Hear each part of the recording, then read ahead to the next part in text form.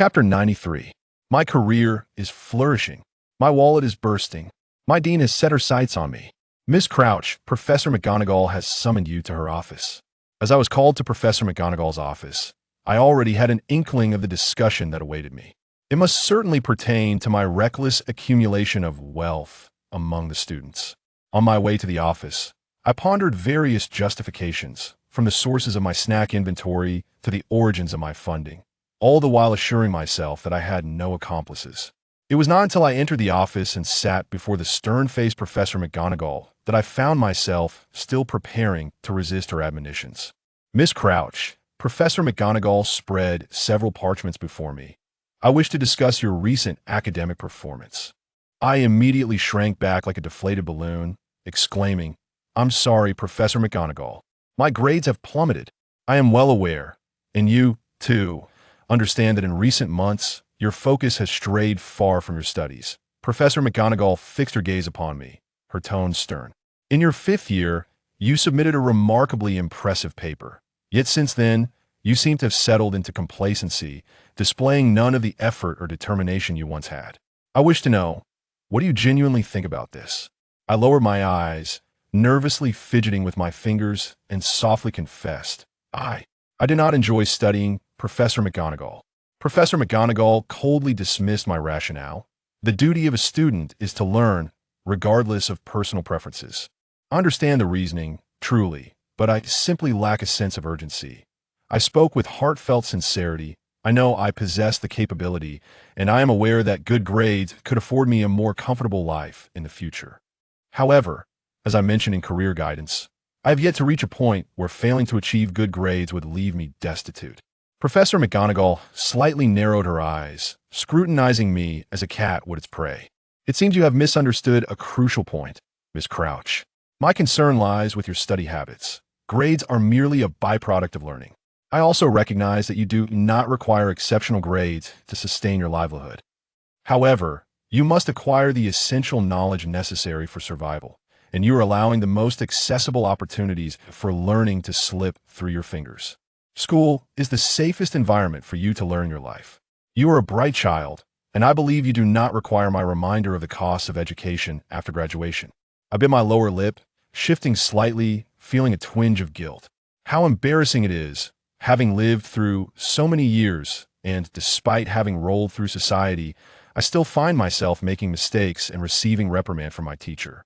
The reasoning is so simple. I certainly do not need grades. But in the current circumstances, amidst the murky shadows of the late 1970s, knowledge is my most reliable armor. Quite a Ravenclaw sentiment, is it not? In fact, more than one person has remarked that I am well suited for Ravenclaw, though I perceive this as merely a default consensus of another culture embedded within my psyche. In the eyes of that nation, knowledge signifies not just information. It represents a fair pathway, a beacon of hope for ascension, the singular ladder that elevates children into a luminous world. Therefore, I rightly prioritize knowledge and am willing to exert extraordinary effort to acquire it. I understand, Professor McGonagall. I lowered my head, conveying my apology in this manner. I will strive for my future. Professor McGonagall gazed intently at me, and after a brief pause, she stated, "I look forward to your performance." "Very well, you may leave now, Miss Crouch." I rose to my feet, slightly swaying, and departed from the office. As I closed the door behind me, I pondered, is it true that Hogwarts turns a blind eye to its students engaging in petty commerce? Well, it seems that Madame Pomfrey has not informed the professors about the adverse effects of students excessively consuming carbonated beverages during their developmental years. Thus, the soft drinks I'm peddling remain unprohibited. My income has already reached the threshold for personal income tax without arousing any suspicion, and of course, no professor has approached me to inquire about the continuous supply of ice-cold cola I managed to produce. James, however, did inquire. He was quite curious about the means by which I transported such a vast quantity of cola from the Muggle world to Hogwarts. I must admit, he is rather perceptive, firmly believing that I possess knowledge of a hidden passage and is determined to extract that information from me. Naturally, I cannot divulge that to him. That would be absurd. It is a closely guarded commercial secret. Do you understand, my friend? As the weather warmed, the sales of cola surged, while my energy devoted to the business dwindled. With the impending NEWTS exams looming, I had little time to spare. I did not wish to seclude myself in a small room for a month, frantically cramming like I did in the last month of 5th year. Merely recalling the mental and physical torment of that period makes me feel somewhat nauseous. I endeavored to balance my studies with a semblance of normal life, focusing my efforts on the subjects of defense against the dark arts, transfiguration, and potions. I was uncertain of the grades I would achieve in the final examinations. To be honest, I did not care excessively. After all, I was aware that my future endeavors would not require a transcript, having chosen to carve my own path, rendering the old standards meaningless. What does it matter if my grades are poor? Even dropouts can embark on entrepreneurial ventures. Just look at Grindelwald. Dumbledore. It appears you are quite disinclined to continue your education. Professor McGonagall's reminder yanked me back from the precipice of neglecting my studies. I began to approach my learning with renewed seriousness, at least dedicating more energy and effort to my academic pursuits. Soon, half a month after I passed the apparition exam, indeed, I finally succeeded. Alongside 6th-year students, the NEWTS examinations arrived unimpeded on the calendar, confronting all examinees. The sequence and procedures of the NEWTS examinations mirrored those of the OWLS exams, thankfully not introducing any unnecessary complications, which provided some comfort to the candidates. Prior to registration, I hesitated over whether to continue enrolling in Muggle studies. I felt that obtaining a passing grade in Muggle studies would be effortless for me, yet sacrificing an afternoon of study time for it seemed rather unworthy. After all, I would likely have no opportunity to utilize a diploma in Muggle studies.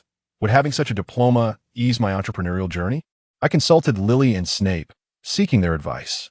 Lily recommended taking the exam, asserting that having additional qualifications is never a burden, while Snape advised against it, as he traditionally disapproves of engaging in futile endeavors.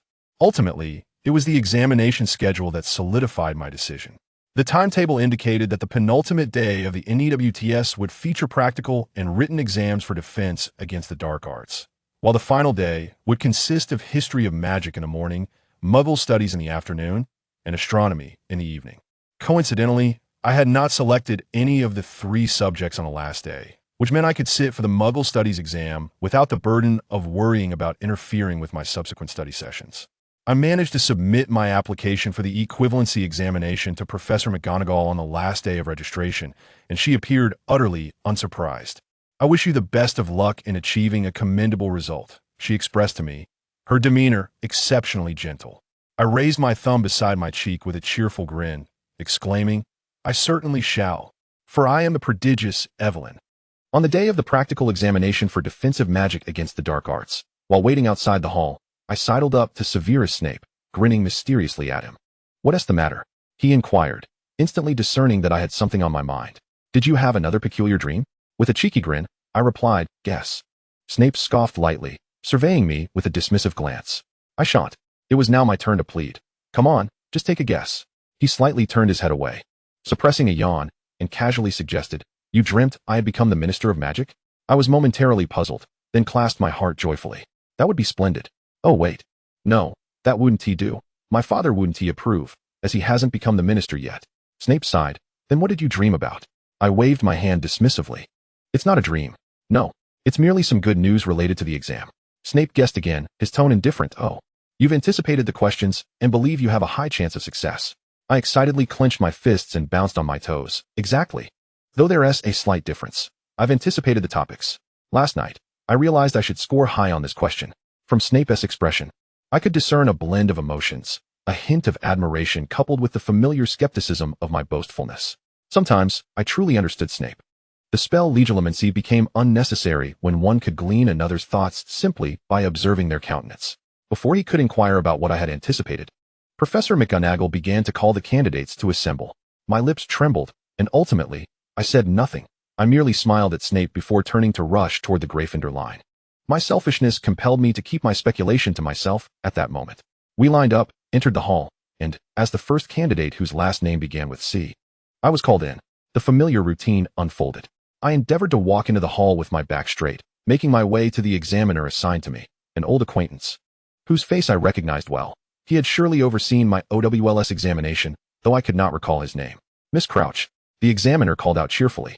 "Good to see you again." I am delighted to hear you achieved 10 outstanding grades in your OWLS. For a moment, I was taken aback.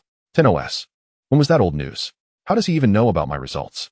Oh, wait, I realized. It was my father, who had tirelessly boasted about it over the past 2 years. I could only feign a pleased smile and modestly respond, "Thank you. But that is all in the past. I must focus on this examination now." The examiner seemed satisfied with my demeanor, and without further pleasantries, he commenced the exam. The challenge of the Newts lay in the nonverbal spells. In truth, I had mastered most of the spells long before my 7th year. At its core, nonverbal spells were akin to apparition, something I categorized similarly to whistling. Once one practiced countless times until reaching that epiphanic moment, the path ahead became effortless. This final practical examination represented the culmination of my efforts. In accordance with the examiner's requirements, I executed spell after spell, all of them nonverbal. Even until the end, I bit down on my lips, physically compelling myself to silence. "Very well, your performance remains exemplary as always, Miss Crouch," the examiner praised after 10 minutes. "That concludes all the standard assessments." Finally releasing my lips from the grip of my teeth, I eagerly inquired, "Are there any unconventional assessments?" "Indeed," he replied. "If you are willing to demonstrate some unconventional abilities in defense against the dark arts, I would be pleased to award you some extra points." I refrained from asking whether this unconventional assessment was available to everyone. I understood there was no need to inquire. The Crouch name had already provided me with advantages before, and it certainly would not be the last time. I had no reason to reject this singular opportunity. "I do have a spell I wish to demonstrate," I stated. Adjusting my stance and facing the relatively empty hall, I raised my arms, gripping my wand tightly, and took a deep breath. I allowed my thoughts to wander freely. I did not strive to concentrate on anything specific, aware that this conflicted with the typical rules of spellcasting. Yet, I knew that something intriguing and unexpected would leap into the forefront of my mind, serving as the key to my success. Since I possessed no particularly joyful memories, every moment in the present was a source of happiness for me. To be alive was the greatest joy. In that moment, a thought surged forth. I should prepare a dazzling incantation for my ultimate spell. What would this splendid phrase be? One that would etch my name in the annals of Hogwarts history? I almost instantly had the answer. I truly am a bit mad. I laughed, joy radiating through every fiber of my being. This simple and easily accessible happiness fueled my magic. At that moment, I needed to do nothing but softly utter, "Expecto Patronum." Luminous mist erupted from the tip of my wand, gushing forth like blood from a severed artery, cascading down the long hall, sprouting fluffy fur in midair, and gracefully trailing a breathtaking, shimmering rainbow. From the mist, my patroness leapt forth, a proud, silver border collie, patrolling with the vigor of a champion dog racing across the arena. It gallantly dashed past all the candidates and examiners, brushing against the smiling hem of Professor McGonagall's robes as it bounded out of the hall, embodying my pride. Amidst the gasps of astonishment, I lowered my arms, slowly turning to face the astonished examiner. "Please grant me full marks at once. Thank you." Volume 2, The Briefcase and the Vanishing Cabinet. Chapter 94. Unable to sleep, I pondered whether I could practice the patroness charm. I sat up, leaning against the headboard. Neither fully awake nor entirely drowsy, in a state of relaxed bewilderment, I casually murmured, "Expecto Patronum." In the dormitory, everyone was busily packing, with open suitcases strewn across the floor. They were frantically rummaging through corners, exchanging items accumulated over 7 years, or opting to discard them. Oh, if only there were more time, I would love to organize a Hogwarts flea market, allowing graduates to sell the items they didn't wish to take with them. Alas, it seems there aren't many with a business acumen at Hogwarts. Lily and I sat cross-legged on the carpet beside our beds, folding our clothes and stuffing them into our suitcases. I didn't expect the requirement for casting the patroness charm to be divergent thinking. "It seems everyone has a different definition of happiness," Lily remarked as she paired her socks and rolled them into balls. "Did any other students attempt the patroness charm for extra points after you?" I expressed some regret. No, at least I haven't heard of anyone doing so. Snape had not produced his patroness either. Although we had discussed the patroness topic for 2 years, Snape had never explicitly stated whether he had succeeded in practicing it, nor had he mentioned what his patroness resembled. Due to unspoken subtleties, I hesitated to press him further, only able to casually touch upon the subject when it arose. "Let us not dwell on those matters," Lily giggled. "After graduation, are you planning to start a business with Severus?" I nodded vigorously, yes. "I've saved up 2,000 galleons already. The startup capital is plentiful." Lily raised her fist and cheered. "If there's anything I can help with, just let me know." "All right, no problem." After meticulously packing my suitcase, I glanced at the clock. There remained an hour before curfew. Pondering briefly, I hoisted my carry-on, resolved to step outside briefly. With a fair amount of soda still left, I decided to donate it all to the kitchen, so the house elves could serve it to everyone at tomorrow's graduation ceremony. Carrying my suitcase out of the common room, I descended the stairs leisurely. Making my way toward the kitchen, the house elves harbored no qualms about accepting beverage donations. They gratefully received the boxes of soda. According to them, a few Hogwarts professors had even purchased my sodas to sneak drinks in secret. Silently, I prayed those elderly professors wouldn't suffer from osteoporosis. Upon leaving, I casually grabbed some chocolate biscuits from the kitchen. The house elves enthusiastically pressed other snacks into my hands, planning to share these with my other roommates later. I tucked the treats into my pockets and ambled back upstairs toward the dormitory. Evelyn, a sudden shiver ran through me. I nearly dropped the biscuits. I turned in disbelief to glare at the figure standing in the Hogwarts entrance hall below the stairs. Dad, my father, Evelyn Crouch, dressed impeccably in formal attire, looking as if he had just come in from outside. He quickened his pace, removed his brimmed bowler hat, and scrutinized me with a furrowed brow. Curfew is near. What are you doing out here? Hurriedly wiping crumbs from my mouth, I stammered. I was going to the kitchen, sneaking snacks in the dead of night again. When I get home tomorrow, I'm telling Shiny you're not to have any midnight snacks. My father habitually scolded me. Now, get back to your dorm. By the way, what's in that suitcase? I quickened my steps, ascending the stairs alongside him, and casually lifted the yellow duck-locked suitcase to show him. Snacks. Packed up to eat on the train tomorrow. He didn't doubt me. Why isn't your animagus a pig, then? I retorted. Wouldn't that imply you have some achievements in animal husbandry? We exchanged a few playful jabs as we reached the third floor. Then he explained. I'm heading to the headmaster's office. Albus is waiting for me. You should return to your dorm. Surprised, I asked. Oh, you have a meeting with Dumbledore? He seemed reluctant to elaborate. Yes. Don't ask. I'm off. I pouted. So mysterious. All right, see you tomorrow. Don't forget to meet me at the station to bring me home. He nodded hurriedly and strode toward the headmaster's office. Watching his retreating figure, I felt a twinge of unease. At this hour, in this place, my father and Dumbledore shared something in common. The heavy burden of adult secrets that children must not know. Whatever resolutions they made, no one else was to utter a word. Their clandestine meetings only fueled curiosity. Could it be that my father was finally to become Minister for Magic? That would be splendid, my life of leisure. Oh wait, I must start a business. I cannot simply idle away. Graduation evoked mixed emotions, but for me, melancholy outweighed joy. After all, I was bidding farewell not to some wretched place that had tormented me, but to the Hogwarts that had captivated my soul for 2 lifetimes. Fortunately, I was only leaving school life behind. I would still see my friends on campus. After disembarking, I embraced Lily on the platform. She told me she planned to vacation in Italy with her parents over the summer. I begged her to bring me a souvenir, to which she readily agreed. Ah, how I longed to travel abroad. Snape had already vanished into the crowd upon arrival. I hopped about the platform, searching eagerly for my parents, soon spotting them approaching. I dashed forward and threw myself into my mother's arms, careful not to knock her over. Then, clinging tightly to my father's neck, I giggled. Yay, I graduated. Time to relax at home. My father struggled to pry me off, taking my suitcase with a grave expression. You cannot relax. Tomorrow morning, you come with me to the Ministry of Magic. I've arranged an internship for you. My smile faltered, stunned for a moment. What? Me? An internship at the ministry? He gave me a stern look. Yes. Go to bed early tonight. Tomorrow at 9. We'll handle the formalities. Maria, find Evelyn a proper outfit. She can't show up a mess. Anxiously, I grabbed his arm, urging him for an explanation. Why the sudden internship? I don't need the money or the experience. I studied hard this term. My NEWT results won't be bad. I can find a job without your help. He sighed, lifting his arm to free himself from my grasp, resolute. You must go. I looked to my mother for support. She frowned, seeming conflicted, but ultimately sided with my father. At least see what it's about, Evelyn. This is an opportunity your father has thoughtfully arranged. I opened my mouth, overwhelmed by confusion. Why was he so eager to thrust me into the ministry? Since childhood, he had never expressed any desire for me to work there. He and my mother had long agreed that my temperament was ill-suited for politics. I was transparent, lacking guile or cunning. Though the ministry might offer security through his influence, I lacked the ambition to climb its ranks. Why the sudden change? At home, I pressed my mother for details, but she knew little.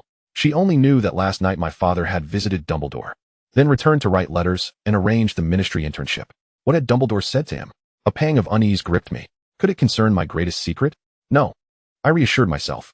If Dumbledore truly sought to expose what I knew, he would not involve my father. He had countless chances to trap me at Hogwarts. He wouldn't orchestrate this on my final student day. Yet this only deepened the mystery. Why the ministry? Dumbledore, my father, and the ministry. What connection existed? I could not fathom it, but I had an external brain. After my mother found me a proper suit and reminded me to rise promptly tomorrow, I shut my door and swiftly penned a note to Snape. Last night at Hogwarts, I ran into Dad. He said he went to see Dumbledore. Today, after the train, Dad told me he arranged a ministry internship starting tomorrow. SOS, I don't understand. Just as I was about to fall asleep, I received his reply. Snape, which department? That question truly stumped me. Of course, what department and position had my father secured?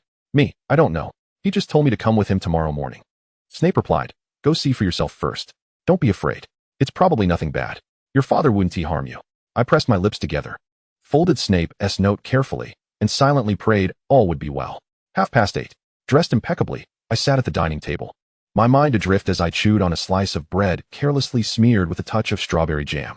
My father occupied the opposite end of the table, one hand gripping a newspaper while the other tilted a coffee cup towards his lips. Stealing a glance at him, I marveled at how he managed not to spill coffee onto his beard. My furtive observation was soon detected. My father wiped his mouth with a napkin and, with a stern expression, inquired, have you finished? I crammed the bread into my mouth, mumbling indistinctly, almost. Mind your appearance, he reminded, Sean. Fetch Evelyn a mirror so she can tidy herself up. I accepted the mirror from Sean, who was shorter than the table, glanced at my face, and wiped the crumbs from the corners of my mouth with my fingers, which prompted a disapproving frown from my father. In front of your new colleagues. I interrupted him with mild impatience. I won't embarrass you, don't worry. He huffed, let us hope so. Rising first, he strode toward the fireplace, and I reluctantly followed in his wake. From a box above the mantel, he grabbed a handful of shimmering powder, instructing, the address is Department of Magical Law Enforcement. Speak clearly, and do not mispronounce. Got it. I elongated the last word, law enforcement. Just before my father stepped into the fireplace, a thought struck me, and I quickly called out, will I need to address you differently at the department? What shall I call you? Director? Mr. Crouch? Sir? My father turned his head sharply, veins standing out on his forehead. Just call me normally. Everyone knows you are my daughter. I questioned, really? What if they talk behind my back about nepotism? My father gritted his teeth. You are indeed benefiting from nepotism. I make no attempt to conceal that. His response left me momentarily flabbergasted, and I scratched my face, awkwardly saying, that wouldn't reflect well on your reputation. Listen, Evelyn, my father pivoted to face me, speaking rapidly. Your internship is entirely legitimate. Your OWL's results qualify you for this opportunity. I merely expedited the application process using my position. Just perform normally, and no one will question your capability. I nodded, somewhat dazed. Once you enter the department, there's no need to hide our relationship. Let those around you know you are my daughter. What I need is for them to fear you, to curry favor with you, and to refrain from bullying you. Do you understand? If you encounter any issues, regardless of who tries to trip you up or speak ill of you, or if you sense anything amiss, inform me immediately. He added, once you arrive at the department, you will know how to contact me. He tossed the flue powder into the fireplace, and as the flames turned a vibrant green, he shouted, Department of Magical Law Enforcement. I too took a handful of flue powder, with a faint sense of understanding, following suit and stepping into the flames. The Ministry of Magic was not the celestial ladder he had prepared for me. Rather, it was, in truth, the safest of cages he had constructed for me. Chapter 95. My father's office was located on the second basement level of the Department of Magical Law Enforcement. I emerged from the fireplace behind him and, upon steadying myself, realized I was in a bustling, crowded open workspace. The area was partitioned into cubicles, each housing a workspace, and the witches and wizards here appeared rather disheveled, reminiscent of an emergency room. Upon my father's arrival, a brief hush fell over the chaos. Curiously peering from behind him, I quickly became the focus of many inquisitive gazes. Good morning, Director. Good morning, Mr. Crouch. They greeted in a chorus, recognizing him as their superior. My father acknowledged them with a nod before introducing me. This is the Auror Command. Excitedly, I began to survey the room. Are they all Aurors? Indeed, my father confirmed. And I believe it is necessary for them to familiarize themselves with your face. One moment, I need to find someone, Alastair. From within a cubicle, a head with deep gray hair slowly rose, responding with little enthusiasm. Here. I had barely settled in, not even having taken a sip of my drink. My father led me briskly towards the cubicle, my heart racing. The walls were adorned with various wanted posters and scribbled notes, each poster marked with corrections. The desk was cluttered with potion bottles and peculiar magical devices, while a corner was haphazardly piled with documents and a fresh ball of crumpled paper. The cubicle's occupant, a battle-scarred old Auror, scrutinized me with one dark eye and one blue glass eye. Just back from the field? My father inquired. The old Auror nodded irritably, yes. Apprehended one, but merely a low-tier underling. The dark wizard fled upon receiving word of our approach. They've been growing bolder lately, Their master likely intends to initiate some scheme. My father offered no further comment, merely instructing, assign more personnel to monitor the Malfoy in Lestrange households. Assess the situation, and if anything seems amiss, apprehend them immediately. I will send you the approval documents today. Be vigilant and ensure they do not exploit any procedural loopholes. The old Auror seemed unsurprised by the mention of those names. Frowning as he asked, how did the paperwork get approved this time? I thought anyone involved with the Malfoys would face obstruction from those in the department who have been compromised by their illicit funds. My father, maintaining a stern countenance, replied, procedural matters are not your concern. Furthermore, I've stated that the unforgivable curses may be employed when necessary to enhance efficiency. Alaster. I sensed a lingering dissatisfaction on the old Auror's face. His blue eye had scanned me several times, and at last, the conversation turned to me. And who is this? He inquired, nodding in my direction. My father introduced, this is my daughter, Evelyn. Evelyn, this is Alaster Moody from the Auror office. I had already surmised much from that magical eye, yet I felt nervous upon the actual introduction. I quickly performed a slight bow towards Moody, greeting, hello? I am Evelyn Crouch. Moody extended his hand, and I instinctively reached out to shake it. Fortunately, he did not grasp too firmly before retracting his hand. I know you. You received 10 OS on your owls, he remarked. I replied, that S because of my father. How exactly did you promote me? She graduated this year? Moody turned to my father, and is here for an internship? My father affirmed, yes, just graduated, but she needs to intern first. He nodded at Moody once more and started to walk away, while I turned to Moody with a smile and hurried to catch up with my father. Following him through the corridor, we arrived at a spacious, well-lit office. A large wooden door bore a plaque that read, Director of the Department of Magical Law Enforcement. Evelyn Crouch. This is your office, my father said. If you need anything, you can come directly to me or send a letter to my office. I stepped inside behind him. The office was quite ordinary in layout, featuring a desk, bookshelves, and a corner with a sofa for meetings. The walls displayed various news clippings and accolades, along with, a banner. I suddenly recognized a large red origami banner on the wall, that one. I made that for you, I exclaimed, rushing over to inspect it, standing on tiptoes to get a better look. It was a paper banner, painted bright red with ink, adorned with little tassels, inscribed in golden letters. Thank you, Daddy, for the alarm clock. Evelyn. I had crafted it during my second year while practicing to become an animagus. To ensure I would wake up on time to cast my spells at sunrise, you gifted me an alarm clock, prompting me to create and send you this banner, requesting that you hang it in your office. I stood with a beaming smile, hands on my hips, admiring my handiwork. I merely mentioned it in passing, never anticipating that you would actually hang it up. Did your colleagues see it? Did they say anything? My father settled into his chair behind the desk, beginning to organize the papers cluttering its surface, not bothering to look up. What could they possibly say? Upon seeing my daughter present me with something, they can only envy me for signing a few documents. Just sit on the couch for a few minutes. I will accompany you downstairs shortly. I sidled up to my father's desk, tilting my head to peek at the papers in his hands. What is this? The application for tomorrow's Wisengamot meeting. I need to verify it all. My father stated as he signed, if you are truly at loose ends, brew me a pot of tea. I clicked my tongue. Oh dear, already putting the interns to work. Truly fitting for a high-ranking official. Where are the tea leaves and kettle? Following my father's indicated direction, I unearthed the kettle, tea leaves, along with sugar packets and milk. With a sense of self-satisfaction, I commenced brewing the tea, humming a tune as I swiftly presented my father with a steaming cup of black tea. Here you are, sir. Please enjoy, I proclaimed loudly, with milk but no sugar. Perfectly balanced. My father tossed a signed document to the far end of the desk, glanced at me, accepted the teacup, blew gently on the steam, and cautiously took a sip. Not bad, he remarked. Did you brew this for yourself? I replied, no, I dared not drink water. I didn't want to dash to the restroom as soon as I arrived. My father regarded me with an expression that clearly conveyed, look at your lack of ambition. He quickly finished the tea, then produced his wand, tapping the signed documents.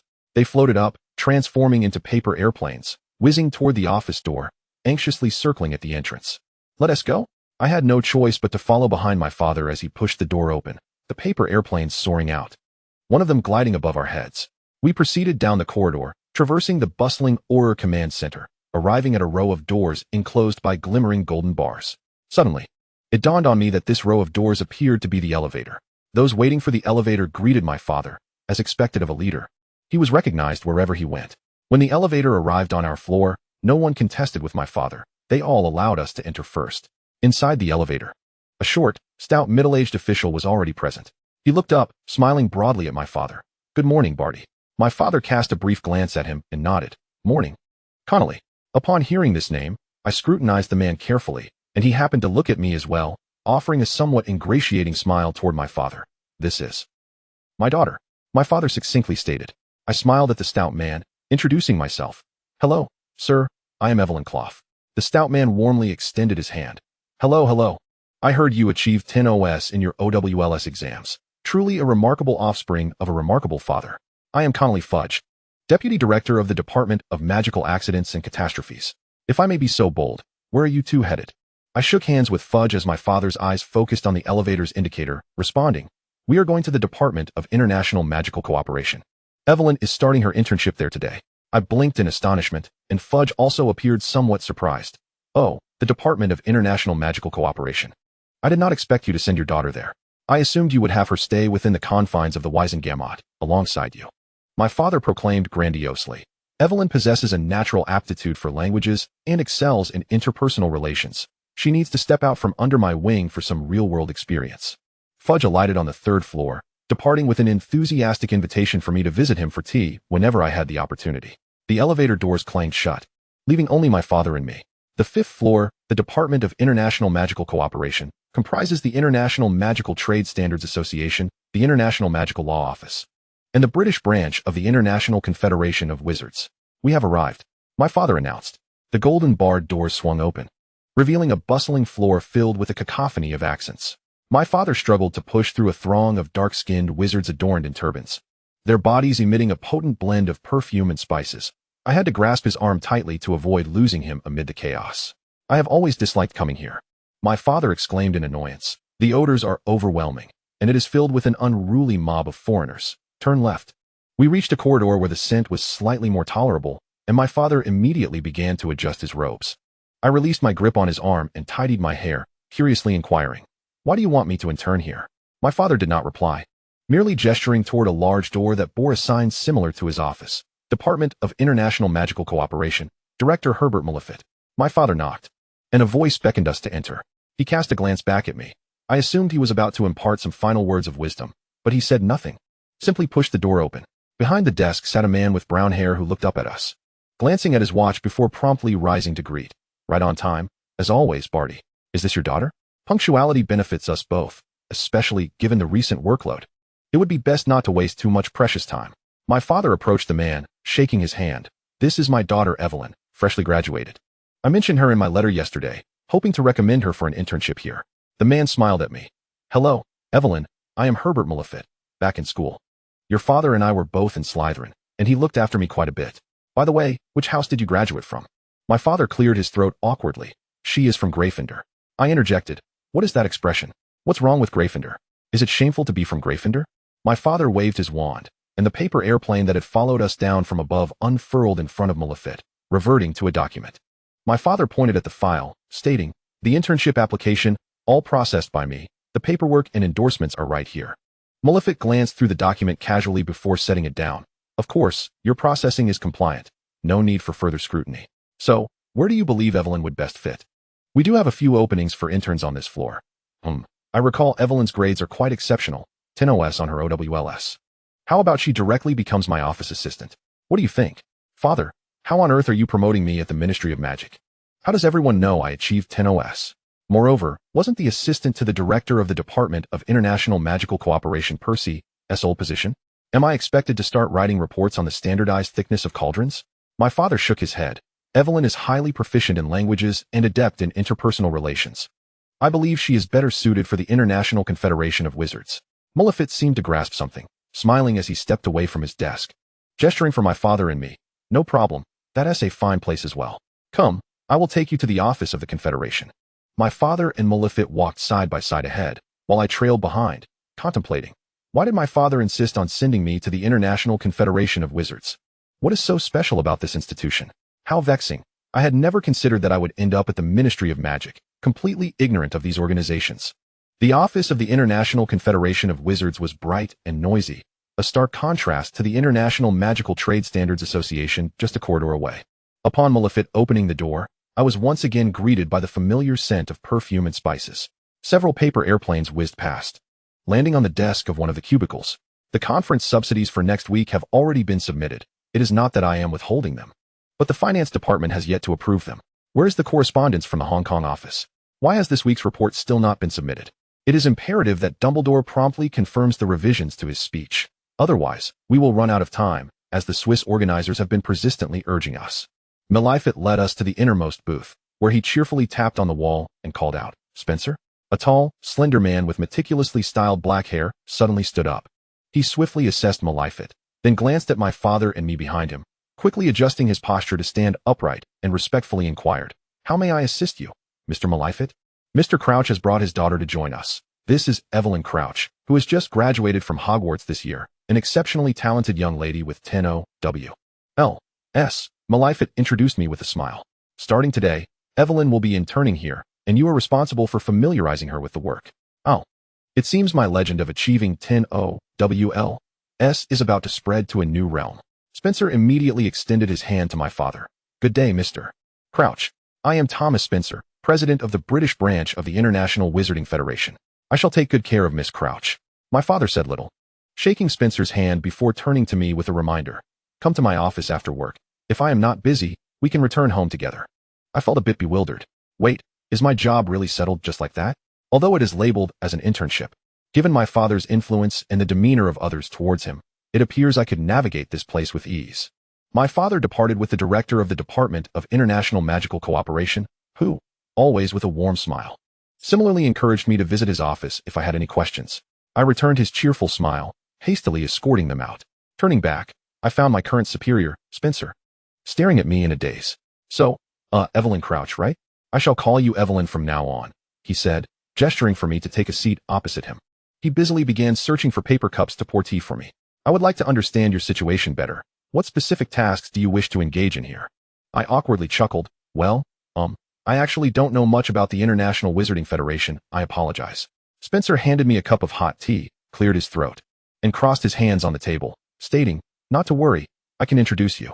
Our work isn't particularly complex. The International Wizarding Federation is akin to the United Nations, and the British branch serves as its representative office here, primarily overseeing the implementation of the British Statute of Secrecy and maintaining communication with the Federation, assisting British representatives at conferences. Presently, we also have an office in Hong Kong, where a team of 10 operates." I displayed a slightly shocked expression, prompting Spencer to quickly clarify. "Oh, right, sorry, I forgot you were pure blood. I used many Muggle terms to explain, actually." "It's quite all right, I understand. My Muggle studies also earned me an O." I quickly waved my hands. "I think I got it.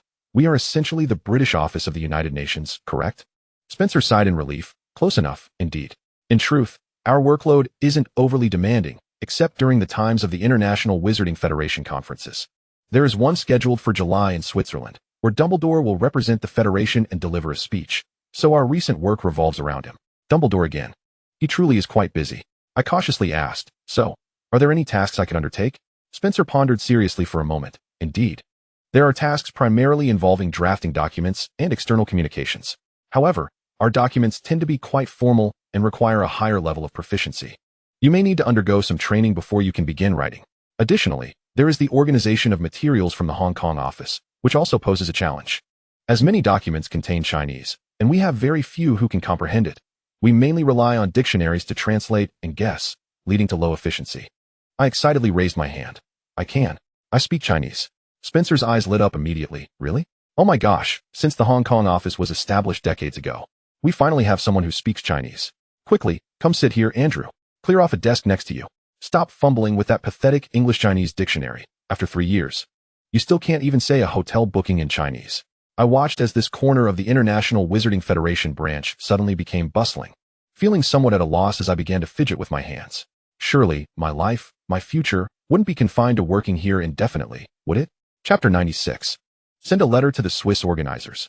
Our delegation size has been finalized at 12, and we must mail the letter before noon, or those Swiss folks will start complaining about our delays. Evelyn, gather your things and bring the materials. Today you will accompany me on an external assignment. I paused my writing, straightened up from my workstation, and leaned over to ask Spencer, "Where are we going?" "Hogwarts. I've made prior arrangements with Dumbledore. He is our nominal head of delegation for this conference." Spencer grabbed a document from his desk, flicked his wand at it, and then tossed it my way. The document soared through the air, transforming into a paper airplane that landed smoothly on my desk. I picked it up, unfolded it, and began to read carefully.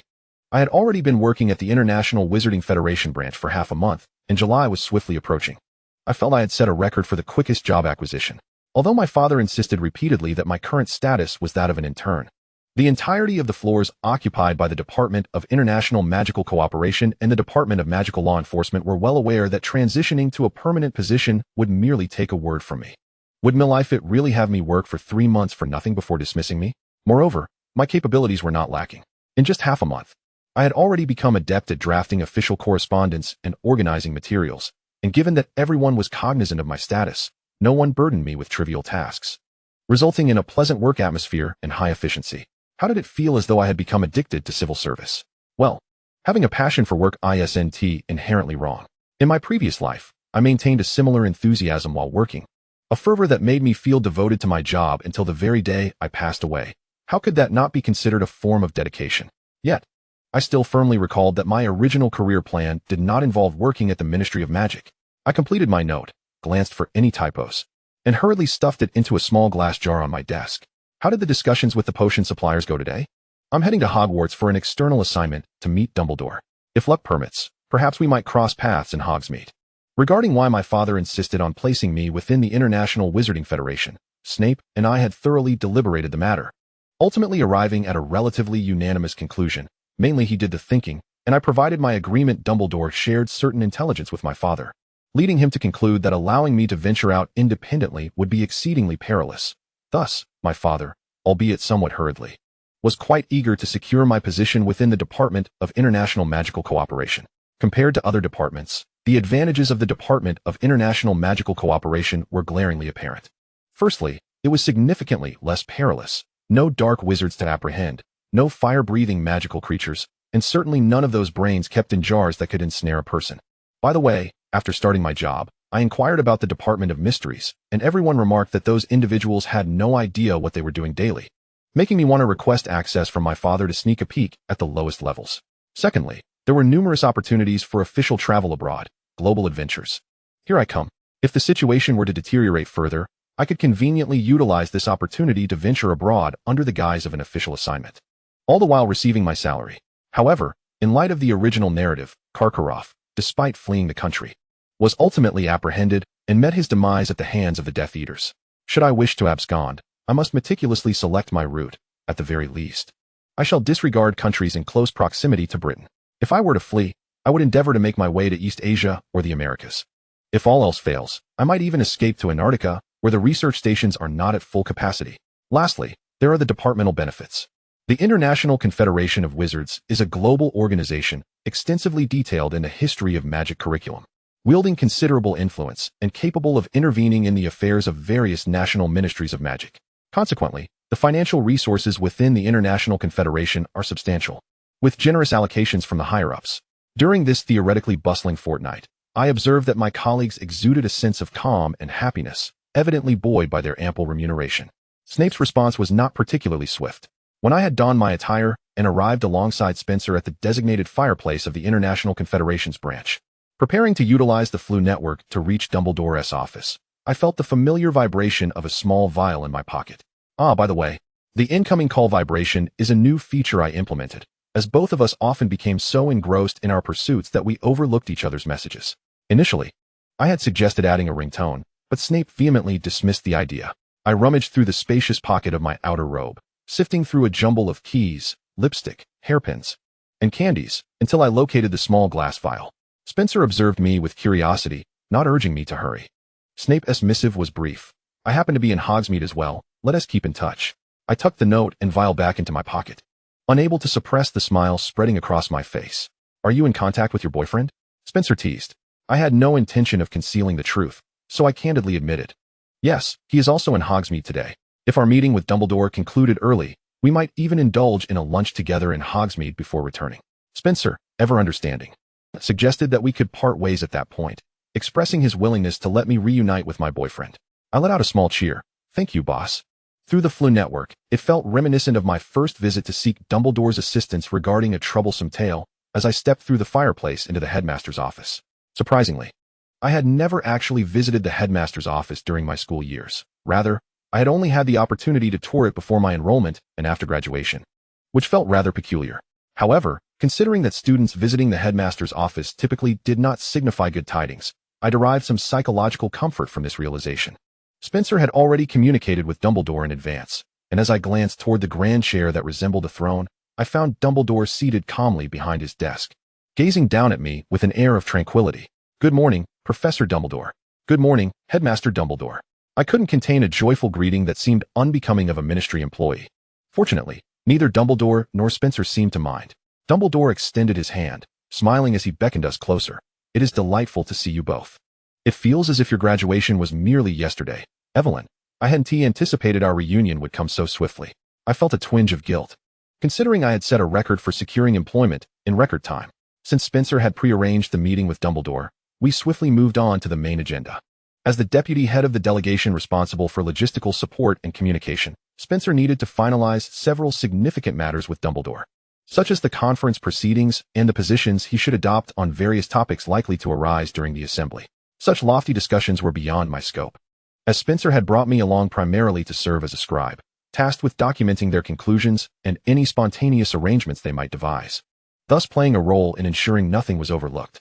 As they engaged in conversation, I diligently took notes while occasionally glancing up to observe the portraits of former headmasters adorning the walls, my mind wandering to ponder where the portraits of Galahad and myself might currently reside.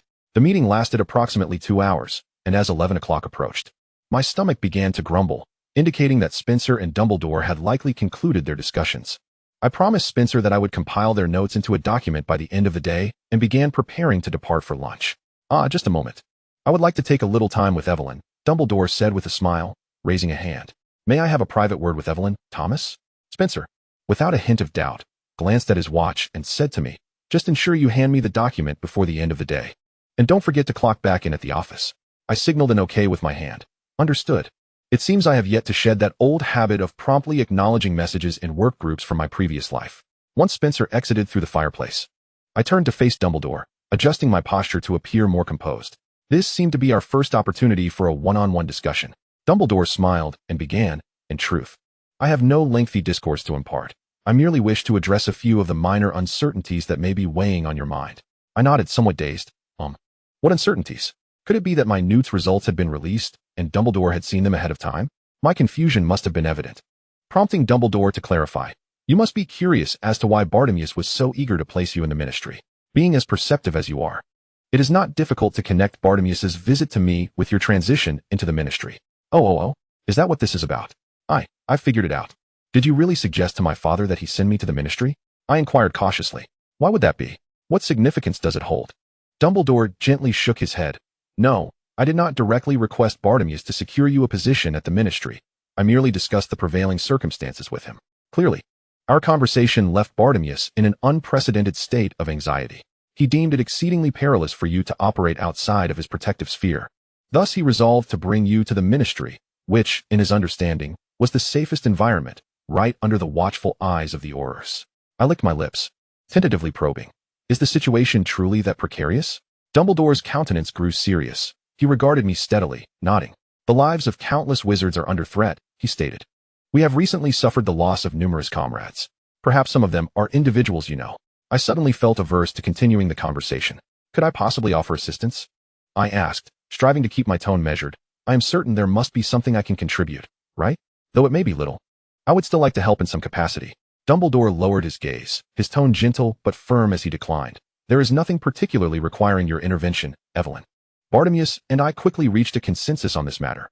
Your primary focus should be on living well." It seems my capabilities are still insufficient for entry into the Order of the Phoenix." I felt a bit deflated, though I couldn't quite articulate what I was disappointed about. Soon, I forced myself to regain my composure and posed another question that piqued my curiosity. After your discussion, my father suddenly instructed the Auror office to intensify surveillance on Malfoy and Lestrange, even approving an arrest application despite the resistance from the Malfoy family regarding financial support. Is that connected to your conversation? Dumbledore lightly brushed off my inquiry. Bartemius seems to have had his sights set on Malfoy and Lestrange for quite some time. I suspect he did not come to this decision overnight, but rather found the resolve to act recently. Surely your presence must have catalyzed the decision? I pressed. When it comes to Malfoy and Lestrange, I can't help but think of Horcruxes, which only reinforces my belief that Dumbledore must have conveyed something to my father. After all, Aside from the unguarded diadem and the resurrection stone, the cup and the diary are entrusted to the most loyal confidants of these two families, making them quite difficult to acquire. Noticing Dumbledore's silence, I decided to humor him, remarking, "Indeed, it is only natural for Malfoy, and less strange to attract attention, being Death Eaters." Suddenly, Dumbledore inquired, "How can you be so certain that the Malfoy family and the Lestranges are Death Eaters?" Taken aback, I replied, "Aren't they?" Dumbledore explained, "Precisely because there is no evidence to prove their status as Death Eaters, the Aurors have been unable to apprehend them." Wait a moment. This is disastrous. I had completely overlooked the most crucial detail. In this era, the identities of Death Eaters are concealed. Lucius was only confirmed as a Death Eater during Harry Potter's 5th year when he appeared in the Ministry of Magic to seize the Prophecy Ball. And the Lestranges were captured after torturing the Longbottoms following Voldemort's first downfall. Typically, Death Eaters are elusive, donning masks or hoods when venturing out, making their identification nearly impossible. Which is why they remain at large. How could I have made such an error? It's simply because they don't strike me as good people, I explained. My forehead slick with sweat. They seemed far from virtuous. Just look at the Lestrange family. Those individuals are no saints. And Malfoy, he's downright menacing. He terrified me back in my 1st year. Who would have the heart to intimidate a charming 11-year-old like me? He must be a Death Eater. Dumbledore chuckled. Your method of assessing character is rather simplistic. It's no wonder Barty is so anxious. You truly are a remarkably innocent child. I pouted defiantly, muttering, I'm not foolish. I received 10 OS on my owls. Dumbledore replied, I never suggested you were unintelligent. I merely remarked upon your inherent kindness and purity. Fine. Let us consider that a compliment. He had no more words to share, and with a sense of relief, I bid him farewell. Exiting through the grand doors of the headmaster's office, descending the spiral staircase, intending to walk out of Hogwarts and make my way to Hogsmeade. Alas, how one can speak too freely. Fortunately, Dumbledore did not pry further. Otherwise, my greatest secret would have been exposed. Reflecting on this, since both Dumbledore and my father have begun to focus on Malfoy and Lestrange, it indicates that Dumbledore is indeed diligently working to eliminate Horcruxes based on the information I previously provided, correct? Keep it up, Dumbledore. You must swiftly vanquish Voldemort. I long to attend university in Cambridge. I meandered down the deserted corridor, momentarily feeling as if I were still a student. Yet, I was acutely aware that I had already graduated and could no longer return carefree as a student. I must begin to shoulder the responsibilities of adulthood, planning for my future and providing protection for those around me. Upon reaching the 2nd floor and traversing the corridor, I caught sight of a familiar tall, dark cabinet against the wall. A fleeting thought crossed my mind. Should I move this vanishing cabinet as well? After all, its twin resides in my bedroom. And I wouldn't want some mischievous child at Hogwarts to discover its secret, akin to my escapades selling cola during my 7th year, and unwittingly end up at my home. I hesitated for a moment before stepping forward and casting 2 locking charms on the cabinet. No one is permitted to use it. Indeed, that is my decree. Ah, Evelyn. Long time no see. A cheerful voice emanated from the portrait on the adjacent wall as I busied myself with the cabinet door. I looked up in surprise, joyfully bouncing at the sight of Galahad. It has been ages. The red-haired knight stood abruptly in someone else's portrait, pushing aside the original occupant. Unfazed, he began to engage me in conversation with his vividly abstract face. It's summer. What brings you back? I thought you were graduating this year. I recounted my recent visit to the Ministry of Magic and my discussions with Dumbledore regarding employment. Galahad nodded thoughtfully, saying, No wonder he mentioned having an old friend visiting today. It was you. I inquired, he? Who is he? Galahad chuckled. Why, that would be me. My mouth fell slightly agape as I stood in silence for 10 seconds. Finally realizing my folly, I slowly crouched down. Forgive me. I truly am naive, I murmured. My eyes vacant. I had been overly innocent, underestimating Dumbledore's intelligence. I should have known that Galahad could not possibly keep secrets from Dumbledore. Eventually, Dumbledore would find out that I had sent the portrait to inform him about the Horcruxes. It seemed he allowed me to remain blissfully ignorant at Hogwarts, perceiving me as a simple, joyful fool, harmless enough to warrant his indulgence. This understanding provided ample justification for Dumbledore to meet with my father before my graduation, emphasizing the necessity of safeguarding me from falling into Voldemort's and the Death Eater's clutches. Otherwise, Voldemort would undoubtedly alter his Horcrux strategy, making him even more challenging to defeat. If viewed from this perspective, my father arranging for me to work at the International Confederation of Wizards was also Dumbledore's deliberate guidance, as this role would afford numerous opportunities for contact with Dumbledore, enabling him to continue monitoring and protecting me while allowing me to easily escape abroad, regardless of the situation. Thus, when Dumbledore questioned me about why I suspected Malfoy and Lestrange were Death Eaters, he was merely teasing. eager to observe my flustered reactions and my clumsy attempts to fabricate excuses. Oh, how utterly mortifying. I felt as though I could die from embarrassment. It dawned on me that Dumbledore had been keeping an eye on me since the day I met Galahad. He certainly knew about my frantic reviews in the room of requirement following my argument with Snape. He must have been aware of my dealings with the Vanishing Cabinet to sell cola. Wait, did he truly know about those last two incidents? Feeling down? Galahad leaned slightly forward, trying to see the crouching me from the canvas. I did not disclose your information to him. He deduced your identity on his own, and I had no means to intervene. Later, I observed that he bore you no ill will. So I chose to overlook the matter and refrain from using it to trouble you. I shut my eyes in anguish. No, it's not your fault. It's just the haunting memories that assail me. Galahad inquired. Haunting memories? Have you died? Startled, I opened my eyes and quickly stood up to deny. No. It's merely a figure of speech, a fixed expression. It means the memories of the forgotten that suddenly make me uncomfortable, not that I have actually died. Although, in truth, I had indeed died. So, how is his progress in eliminating the Horcruxes? I asked in a hushed tone. Galahad replied, I am uncertain. He typically does not converse with me. I lowered my head. That's all right. Dumbledore is not one to slack off. He's not like me. I trust him. Galahad chuckled and asked, what are your plans now? All right. I nearly forgot. I hurriedly pulled out a glass vial from my pocket, hastily scribbled a note, and stuffed it inside, announcing, I'll be in Hogsmeade in 15 minutes, send. Galahad speculated, are you going to meet Severus in Hogsmeade? I brightened at once, nodding vigorously yes. Have a wonderful time. Galahad smiled, offering his blessings. And I believe he is not overly concerned about your relocation of the Vanishing Cabinet. Perhaps you can find an opportunity in the future to remove this unstable element from Hogwarts. I paused, realizing that Galahad was suggesting Dumbledore would not mind if I took the Vanishing Cabinet home. All right, I shall do so. What I meant to say is that, this is to preclude the possibility of anyone bringing Death Eaters into Hogwarts in the future. In any case, I will seize the opportunity. I waved vigorously at Galahad, bidding him farewell. Goodbye. I hope you can come over to my house to play sometime. Oh, it seems you can't come since there's no portrait of you at my home, so I shall frequently visit Hogwarts to see you. Galahad also waved back at me, saying, farewell, Evelyn. I wish you happiness every day, just like now. Of course I will. Chapter 97.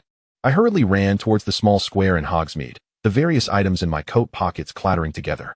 From a distance, I spotted a figure in a black robe waiting by the street, and as he lifted his head, I recognized his face. Oh, quicken my pace. Snape's eyes widened in astonishment as he realized I had no intention of slowing down. He instinctively opened his arms slightly, and with a thud, I crashed into his embrace, causing him to stagger. Ouch! Severus! I clung to him tightly, joyfully exclaiming, love you. Snape emitted a sound that was a peculiar mix of a sigh and a cough, gently pinching my arm as he complained, do not rush towards me like that again. It is dangerous. I took half a step back, feigning innocence. Oh? Is it because you cannot handle it? Severus, are you already having back issues at just 18? Snape revealed a fierce expression, significantly dulled by restraint. Please, for the love of Merlin, close your mouth. I mischievously continued to tease him. Wow. You still remember to say please. How very polite, truly delightful. Since our graduation, we had not seen each other. However, we had been in contact through small vials, keeping each other informed of our circumstances. I had been working continuously, although I could leave work promptly at 5 and enjoyed restful weekends. The toll of work was quite exhausting, leaving me with little energy to venture outside. As for Snape, he had taken on the entrepreneurial endeavor alone, diligently preparing his potion products. He had visited numerous apothecaries, scouting the demands of wizards for potions in Diagon Alley and Hogsmeade, and even made a trip to St. Mungo's to compile a list of the most sought-after functional and therapeutic potions by British wizards.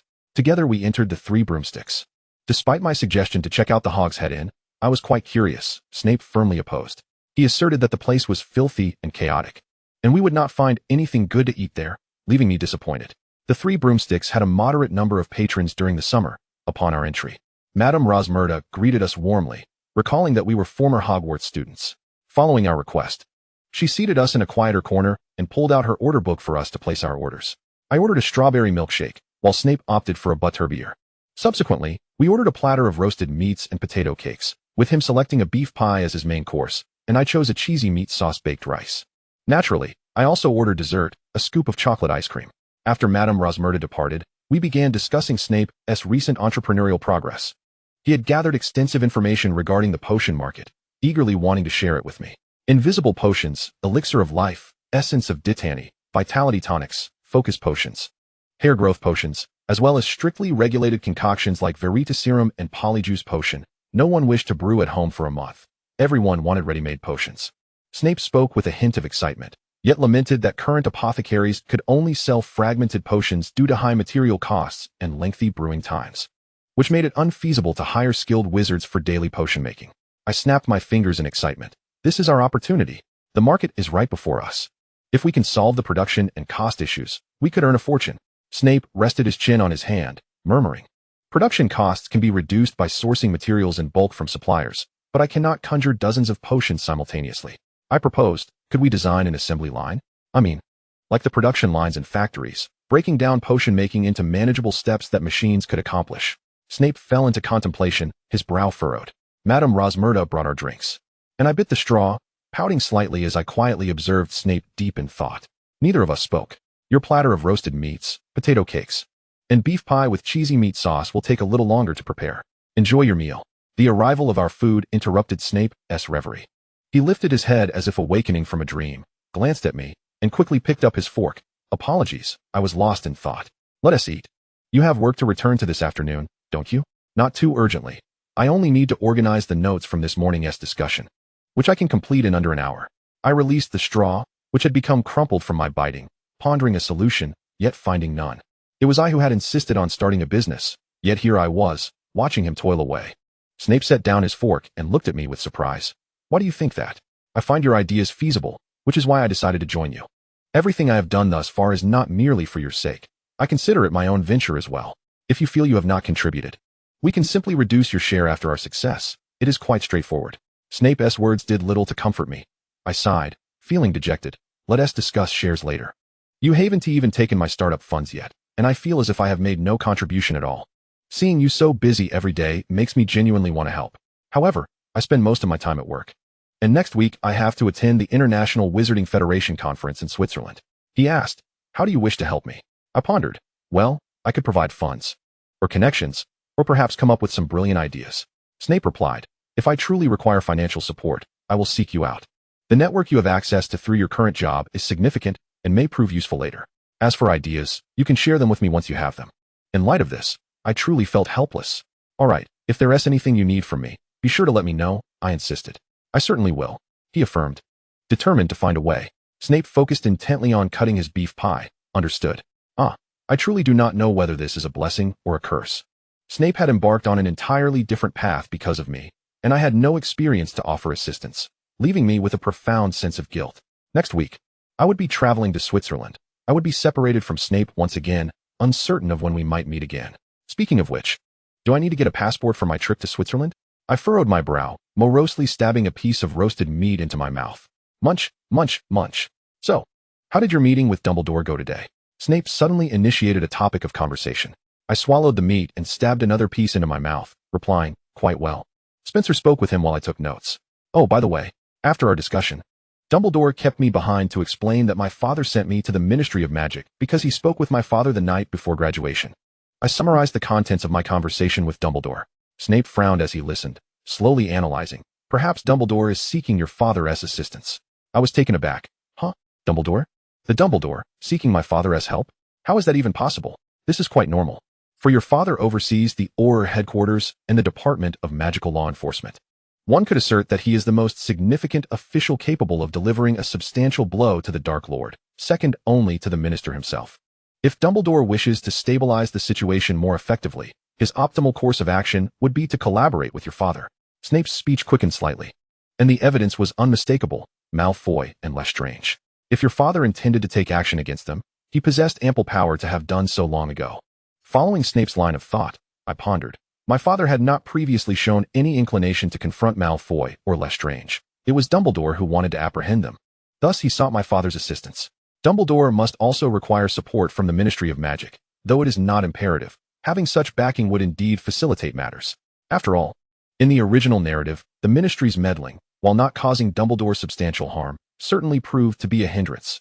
Wasn't my father previously in a collaborative relationship with Dumbledore? I found myself puzzled, as I had thought their relationship was amicable. I even recalled him having shown me his tale when I was a child, with Dumbledore's help. Snape shook his head. I am not certain about that. However, if I were Dumbledore, I would not see the merit in proactively cooperating with the ministry, as there would be no necessity. Dumbledore's current willingness to engage indicates that he is indeed facing some formidable dilemma. Of course, this is a horcrux. The issue is monumental. The cheesy meat sauce baked rice arrived, and I scooped a generous spoonful, laden with gooey cheese and savory sauce, blowing on it vigorously before shoving it into my mouth. However, there remained another question. After swallowing the delectable baked rice, I remarked, collaboration necessitates a mutually beneficial outcome. Dumbledore sought my father's assistance. But what advantage did my father gain? Snape glanced at me, his expression one of incredulity. You, he said. Do you not realize why you have emerged from the ministry to find yourself here? Your father undoubtedly received a promise of protection for you from Dumbledore. I bit my lip, my eyes widening in sudden realization. Wait a moment. Dumbledore himself also requires to protect me adequately, should I be captured by Voldemort. It would spell disaster for him as well. Why does this conversation with my father render my protection a matter he undertakes for my father's sake? What cunning this old man possesses. The latter part of the meal turned to lighter topics. I excitedly shared with Snape about my current work, briefly outlining my responsibilities while recounting amusing incidents, including the Auror headquarters. Since I typically accompanied my father to work, I had to traverse the Auror headquarters daily to access the elevators. I had already become acquainted with several Aurors. Do you know Moody, Mad-Eye Moody? He is an exceedingly significant figure. Please remember him. He possesses a magical eye that can see through anything. I rambled on, also mentioning our old classmate. One day, I encountered Sirius. He was there for an interview.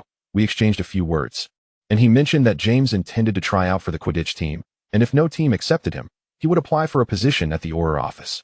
Snape scoffed. What team would want him? I lifted my spoon, feigning a reporter's inquiry.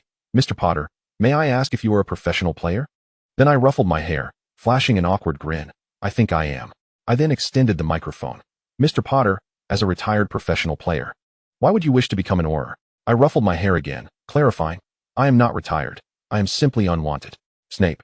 He suddenly broke into a hearty laugh, his mirth both liberating and joyous. I held my spoon, sharing in Snape's laughter, feeling a sense of satisfaction in bringing a little happiness to those around me. Thank you to the popular internet memes I encountered in a past life. I am grateful. As for the tease, James, my apologies. If you truly do apply to the Auror office, I shall ascend to treat you to a meal, I promise. Chapter 98. Upon returning from the International Wizarding Federation conference in Switzerland, I was almost immediately confirmed by the Ministry of Magic. No one was surprised. It seemed entirely reasonable that I would obtain this position, just as it was entirely justifiable for me, as an intern, to attend the conference in Switzerland. I found this arrangement quite agreeable, despite the certainty that some would whisper behind my back, claiming I had ascended through nepotism. However, I did not engage in such self-doubt nor entertain notions of needing to prove myself. Prove what? As my father remarked, yes, I was indeed parachuted in through connections. They should have the capability to bring me in. My life settled into a stable rhythm, working alongside my father during weekdays, occasionally wandering up to the Department of Magical Law Enforcement to familiarize myself with the Aurors. The Aurors were often busy, frequently seen rushing out on sudden missions or furrowing their brows at their desks, diligently writing reports. Moody was known for his notoriously irritable demeanor. Whenever I greeted him, he would merely respond with a curt acknowledgement, rarely initiating conversation, and sometimes even feigning ignorance when he spotted me. Unexpectedly, I also became acquainted with Arthur Weasley. His office was on the same floor as my father's, and I had encountered him several times when he came to seek my father's signature. Perhaps the Gryffindor trait of being overly familiar was firmly embedded in my nature, coupled with my own tendency to strike up conversation even with the most mundane of creatures. Thus, we developed a rapport, chatting whenever we crossed paths in the elevator. Autumn had arrived, bringing a chill to the air, yet the ministry had yet to turn on the heating. I discreetly added a sweater to my attire, tucking my hands into the sleeves while rummaging through my desk for hidden snacks, all the while eyeing the small clock on my desk, counting down the minutes until the end of the workday. 5 o'clock. Time to clock out and flee. I leapt in place, joining my colleagues in a rush toward the office door. Spencer called out weakly from behind us. Don't forget there's an early meeting on Monday. An early meeting. Don't be late. Today was Friday, and to celebrate the weekend, the ministry employees hastened to make their escape. I arrived at the elevator, glancing at the increasingly crowded entrance, decisively opting to take the stairs. Thank goodness the ministry was designed with staircases, otherwise, in the event of a fire, escape would be impossible. Wait a moment, don't wizards not perish in flames? I recalled learning a fire protection charm in my 3rd year. As I pondered, I ascended the stairs, swiftly reaching the floor housing the Department of Magical Law Enforcement. Exiting the stairwell, I navigated through the Auror headquarters, intending to find my father and head home together. Today, the Auror headquarters was eerily empty. Could it be that they were allowed to leave early on Fridays? I gazed around in astonishment, somewhat incredulous at the prospect of such leniency. The silence was almost unsettling. I pressed my lips together, feeling a twinge of apprehension, and instinctively quickened my pace, nearly fleeing toward my father's office. Yet, he was not in his office either. This was peculiar. He had not mentioned this morning that I should not wait for him to return home. What could have transpired? I slipped into the office, taking a quick look around for any clues, but finding none, I stepped back out into the hallway, aimlessly wandering in search of someone who could elucidate the situation. Just then, a slightly balding red-haired man appeared at the end of the corridor, casting a somewhat surprised glance in my direction. Mr. Weasley. Arthur Weasley jogged a few steps closer, empty-handed, looking as though he were not preparing to leave. I approached Arthur, who appeared somewhat anxious, yet still managed to smile. Are you looking for Mr. Crouch? I'm not quite sure why, but he and all the Aurors seem to have vanished. What is going on? Arthur licked his lips, his tone slightly evasive. Oh, I'm not entirely certain. It seems they all just disappeared suddenly. I suspect there might be some urgent field mission underway. Brother, as a member of the Phoenix Society, how could you be unaware of the Aurors embarking on an urgent task? Are you trying to deceive me? I smirked slightly, but chose not to pursue the matter further. Very well, I shall make my way home alone. Arthur seemed to breathe a sigh of relief, his tone becoming notably more enthusiastic. All right, be cautious on your way back. Take care when using flu powder, and be careful when passing through the fireplace. Farewell, Evelyn. I turned and slipped back into my father's office, growing increasingly uneasy. The Aurors were mobilizing, and my father was mysteriously absent while Arthur Weasley was loitering at the office during closing hours. Surely, the Death Eaters must not be orchestrating some grand scheme. I felt restless. I wanted to go home but was far too anxious, so I nestled in my father's office, brewing myself a cup of milk tea, intending to wait for half an hour before making any decisions. Buzz. My outer robe pocket vibrated, and I quickly reached in to retrieve a small vial, discovering a new note inside. Snape had sent me a message. With eager anticipation, I extracted the note, which was hastily written and fluttering as if infused with his excitement. The experiment was a success. I have found a stable and efficient method for mass-producing potions. Have you finished work? Come to this address. I shall demonstrate it to you. It worked. He succeeded. I immediately rolled over on the sofa in my father's office. Hurrah! We shall soon become the owners of a pharmaceutical empire. Oh, but I got stuck halfway through the roll. The sofa was not long enough. So, I placed the vial on the coffee table and squatted on the floor, aiming for a clear space, preparing to roll again. Back in my school days, I was quite the expert at forward rolls, known as the White Tornado. Well, White Tornado was a name I bestowed upon myself. Ahem, my actual nickname was Mei Chow Foam. Watch me roll. Ah, the floor is so hard. I successfully executed a forward roll on the floor of my father's office, the price paid being a pain from the back of my head down to my tailbone. All right, no more rolling for me. I shall roll on a carpet next time. I stood up, grimacing as I patted my back, then pilfered a quill from my father's desk, plopping down in his chair to contemplate how best to respond to Snape. Should I head over now? But given the ministry's peculiar circumstances at the moment, the Wisengamot must be convened immediately. All procedures must be completed tonight. I want them to be dining in Azkaban by tomorrow. Also, summon Arthur Weasley back from home. He should bring people to search their house thoroughly. I want to ensure he retrieves every single traitor. He hasn't finished work? I suppose that shows his diligence. So what are we waiting for? Tell him to go at once. Evelyn, what are you doing in my office? I jumped in fright as my father pushed open the ajar office door, looking utterly astonished at the sight of me occupying his chair. My father blinked, glancing at his watch and relaxing slightly. Oh, right. It's already after hours. You should head home first. Tell Maria I won't be home for dinner tonight, nor will I be sleeping at home. I stood up, feeling a bit lost. Huh? You're going home now? My father approached me, waving his hand in a dismissive manner, asking what I had been doing. I hurriedly shoved the vial back into my pocket, smiling awkwardly. Just borrowing your pen. My father cast a glance at the quill in my hand. Unfazed. If you like it, take it. I gave him a thumbs up. Dad, if you were a doctor, you'd be the greatest philanthropist. Willing to part with your own pen. However, I prefer fountain pens. I'll return this one to you, and I'm off. Do you need me to send you dinner via Shiny? My father walked past me and sat down in his office chair. Several paper airplanes flying in through the gap in the door, unfolding before him. He dragged a file toward him, frowning as he began to read. No need. The department has food. I'll eat with the Aurors. You should hurry along. I shrugged and left his office. The Auror command center was suddenly filled with people, in a state of chaos. I curiously wove through the flushed-faced wizards, quickly spotting a familiar face. Frank. I greeted a round-faced young man with a smile. Where have you just returned from? Frank Longbottom was leaning against the partition, chatting with someone seated on the other side. And upon approaching, I realized that the person was Kingsley Shacklebolt, so I waved at him cheerfully. Kingsley. Hello, Evelyn. Kingsley smiled back at me. Frank waved casually, a hint of pride on his face. We just raided a den of Death Eaters. A whole nest of them was about to commit misdeeds, and we captured them all. I was thrilled to hear this news. Really? Oh, that is wonderful. So impressive. However, the cost was heavy. That lunatic from the Lestrange family nearly hit me. I dodged. But the others weren't so lucky. Several of them were hit with the Cruciatus curse and have now gone to St. Mungo's. Frank sighed. Thankfully, the intelligence was accurate. And we sent enough people. Otherwise, we wouldn't have managed to capture them all. I blinked, hesitating to repeat. Lestrange? Frank paused, looking at Kingsley, who calmly replied, they have all been detained and are about to face trial. This isn't a secret. It wouldn't hurt to inform her, as it might very well be the headline of tomorrow's Daily Prophet. Oh right, the Lestranges, 3 of them. Frank sighed with relief. The Lestrange brothers and Bellatrix Lestrange, who are said to be close associates of the Dark Lord. With this, we have dealt a significant blow to their forces, hopefully. They will provide a list of Death Eaters, which would make things easier for us. I inhaled sharply, swallowing in disbelief. Bellatrix has been captured? Is that true? Captured? Well, although there might be a hint of boasting, I did hit her. It was I who struck her down. Frank grinned. How about it, Kingsley? Can you vouch for me? You witnessed it, didn't you? Kingsley nodded with a smile. Of course, Frank, it's a matter of public record.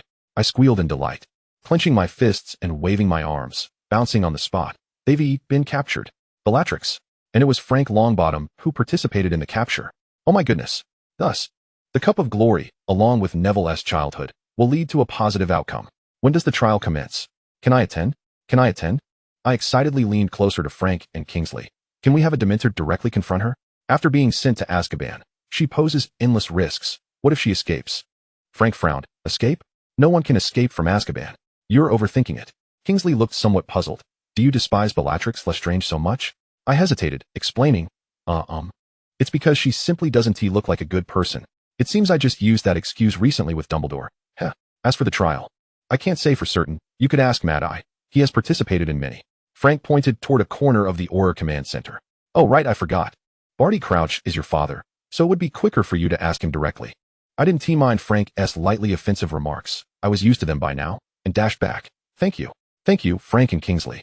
You've all worked hard. Hurrah. I quickly returned to my father's office, almost colliding with Arthur, who was donning his outer robe in preparation for field work. After apologizing, I hurriedly flung open my father's office door. Dad. My father jumped, startled, as a silver patroness facing him turned its head towards me. Could you not knock before entering? My father bellowed. I'm sorry, I'll be sure to next time. I replied dismissively. Oh, Dumbledore. If I am not mistaken, you must be Dumbledore, for I am unfamiliar with the Phoenix. During my previous 2 visits to your office, I did not encounter the Phoenix. Greetings. The silvery patroness unfurled a wing towards me. Indeed, I am Dumbledore. Hello, Evelyn. My father, visibly agitated, inquired, what do you intend to do? Did I not instruct you to return home? I shot him a glare. Why are you being so harsh? Are you truly going to act that way in front of my headmaster? Just because you've attained a high position, you think you can intimidate me? Let me remind you, I am not your subordinate. If you continue to be so aggressive, I shall file a complaint against you for workplace bullying. Bullying a newcomer to the Ministry of Magic. My father's blood pressure seemed on the verge of spiking to 180, and I hastily shifted the conversation back to the matter at hand. I wish to attend the trial of Lestrange. My father immediately exclaimed, absolutely not. I placed my hands on my hips. On what grounds? I do not agree with your refusal, Evelyn.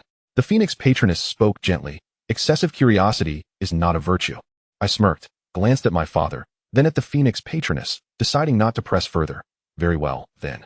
Make sure to rest early tonight. At your age, you should not think you can stay up late. And remember to have dinner. Goodbye, Dumbledore. The Phoenix patroness raised a wing again. Farewell, Evelyn. My father interjected. What about me? I waved dismissively. Oh, goodbye.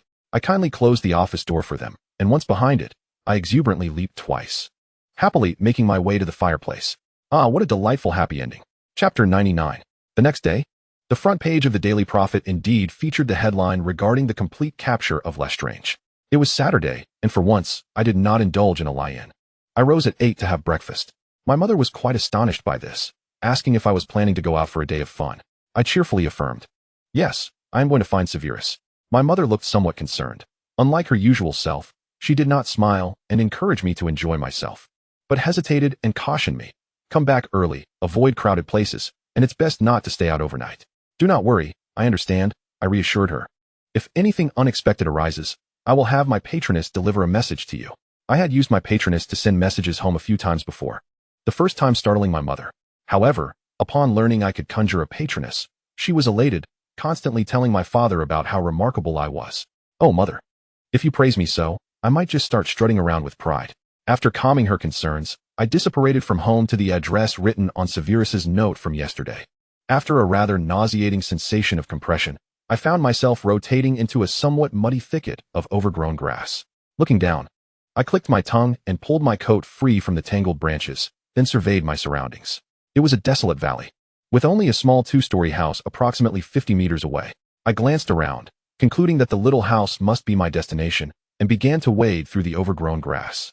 Regretting my choice of attire, as my new leather shoes were now sullied by the muck. As I approached the fence of the house's front yard, ready to push the gate open, a shadow composed of gray mist suddenly rose from the ground, forming a familiar figure that hovered before me, startling me. State your purpose. I gasped slightly, pointing at the apparition, stuttering. No, you are not me. The figure unmistakably bore my likeness. The gray mist fell silent for 2 seconds before bursting apart. At that moment, the door of the small house swung open, and Severus hurried out. Evelyn. He smiled at me. Come in. I hesitated, looking at the gate. Am I allowed to enter? Just now there was. Me? Severus paused, as if recalling something, and a hint of embarrassment crossed his face. That is a security measure I set up to prevent unauthorized individuals from entering. I used your likeness for the projection. Since I always apparate directly into the house, it slipped my mind to remind you. You may enter. It will not harm you. Cautiously, I pushed open the gate, which creaked ominously, its wood appearing as though it could decay and collapse at any moment. I closed the gate behind me and took quick steps toward Severus. The entire house seemed neither entirely new nor entirely old. The front yard was desolate, save for a path that had been somewhat cleared. Following him inside, Severus gestured for me to enter. The interior mirrored the exterior, with complete furnishings yet exuding a musty odor, suggesting it had not been used in quite some time. I took a couple of steps forward, and the floor creaked beneath me. Did you acquire this house? I inquired cautiously. Severus chuckled softly, more or less. It belonged to an old muggle who passed away. After his death, his son inherited it but chose to settle in the city and refused to return, so I purchased it at a very low price. Oh, a second-hand home, I nodded in realization. You bought it to use as a studio? Severus gestured for me to follow him. Yes, come this way. We traversed the dilapidated living room and descended the stairs to the basement. Upon opening the door, I was met with an overwhelming scent of herbs, reminiscent of passing by a traditional Chinese medicine clinic in a previous life. The room was exceptionally well lit, with several large lamps hanging from the ceiling, illuminating countless vessels and apparatuses densely packed within. Many of these devices were still operational, emitting gurgling sounds or hissing steam. I have modified certain potion recipes and production processes, ultimately creating this set of production equipment. With some simple preparation of the raw materials and sequential addition, it can reliably produce potions, Severus explained, leading me to the apparatus. He demonstrated by adding a bottle of pre-processed beetle eyes, just like this. The beetle eyes flowed through a glass pipeline into an oval glass container equipped with a valve, akin to a micro-injection pump I had seen before, gradually dispensing a fixed dosage into a large barrel connected to a stirring mechanism. Other pipes fed distilled water and additional ingredients into the barrel, where they combined for brewing and stirring. Eventually, the finished potion dripped from the apparatus into a receiving bottle below, which sealed itself once a certain quantity was reached. Is this not akin to a modern factory assembly line? I turned to Severus, excitement bubbling within me. Under optimal conditions, how many potions can this studio produce in a day? Severus responded promptly. The yield varies by potion. This setup currently produces essence of Ditani, yielding 20 liters per day. I bit my lip, pondering, and asked, what other potions can you mass produce? Only those with relatively uncomplicated processes. Essence of Ditani is the most intricate of my improved potions. Hence I chose it as the inaugural test for this production line, Severus explained. I am still researching methods to enhance more complex potions. I eagerly interjected, then, what about potions like cold remedy, bone replenishing potion, or hiccup potion? Severus frowned. Those are certainly within reach. With a radiant smile, I snapped my fingers. Then, let us proceed to create production lines for those potions as well. Severus appeared somewhat reluctant. Those potions can be made by third-year students at Hogwarts. Why would I bother with that? I shook my head. Do not assume everyone is like you, Severus. You are a potion genius. But the rest of the world consists of ordinary individuals, just like me, lacking potion talent, clumsy, and lazy. Severus quietly countered, "You are not clumsy." I wore a joyful expression, a hint of pride in my tone as I declared, "I merely stated that I lack talent in potion making. In other respects, I am certainly not dull. The focus should not be on me. What I mean to say is that even if one can cook at home, everyone still prefers takeout. Moreover, our factory possesses distinct advantages over other apothecaries, particularly in terms of inventory and pricing." Severus Snape interjected, "And quality." I nodded vigorously. "Indeed, quality as well." Snape smirked slightly before asking directly, "So, what new ideas have you conceived?" I chuckled and replied, "You handle production. Allow me to take charge of marketing. I plan to launch a family pack of potions, as these are the most in demand for households. Bundling essential potions such as cold remedies, anti-burp solutions, and bone-strengthening elixirs. We can advertise in the Daily Prophet, offering free samples initially, followed by home delivery via mail order. We shall first establish our brand and capture the market before advancing to more complex, higher-profit potions. Furthermore, I contemplated employing some clever tactics, leveraging my father's connections to collaborate with the Ministry of Magic, thereby becoming their designated potion supplier for concoctions like Veritaserum, Wolfsbane, and Joyous Draughts. Oh, the future truly seems bright. Snape, however, was not as optimistic as I. He questioned, "Do you have the time to manage all this? Aren't you still working?" "Our workplace is not particularly busy. My neighbor, for instance, knits sweaters as soon as she arrives, completing one a week." I retorted, "This is a grand venture that I must support, even if it takes the entirety of my year's worth of cola sales. Rest assured, I shall devote myself wholeheartedly."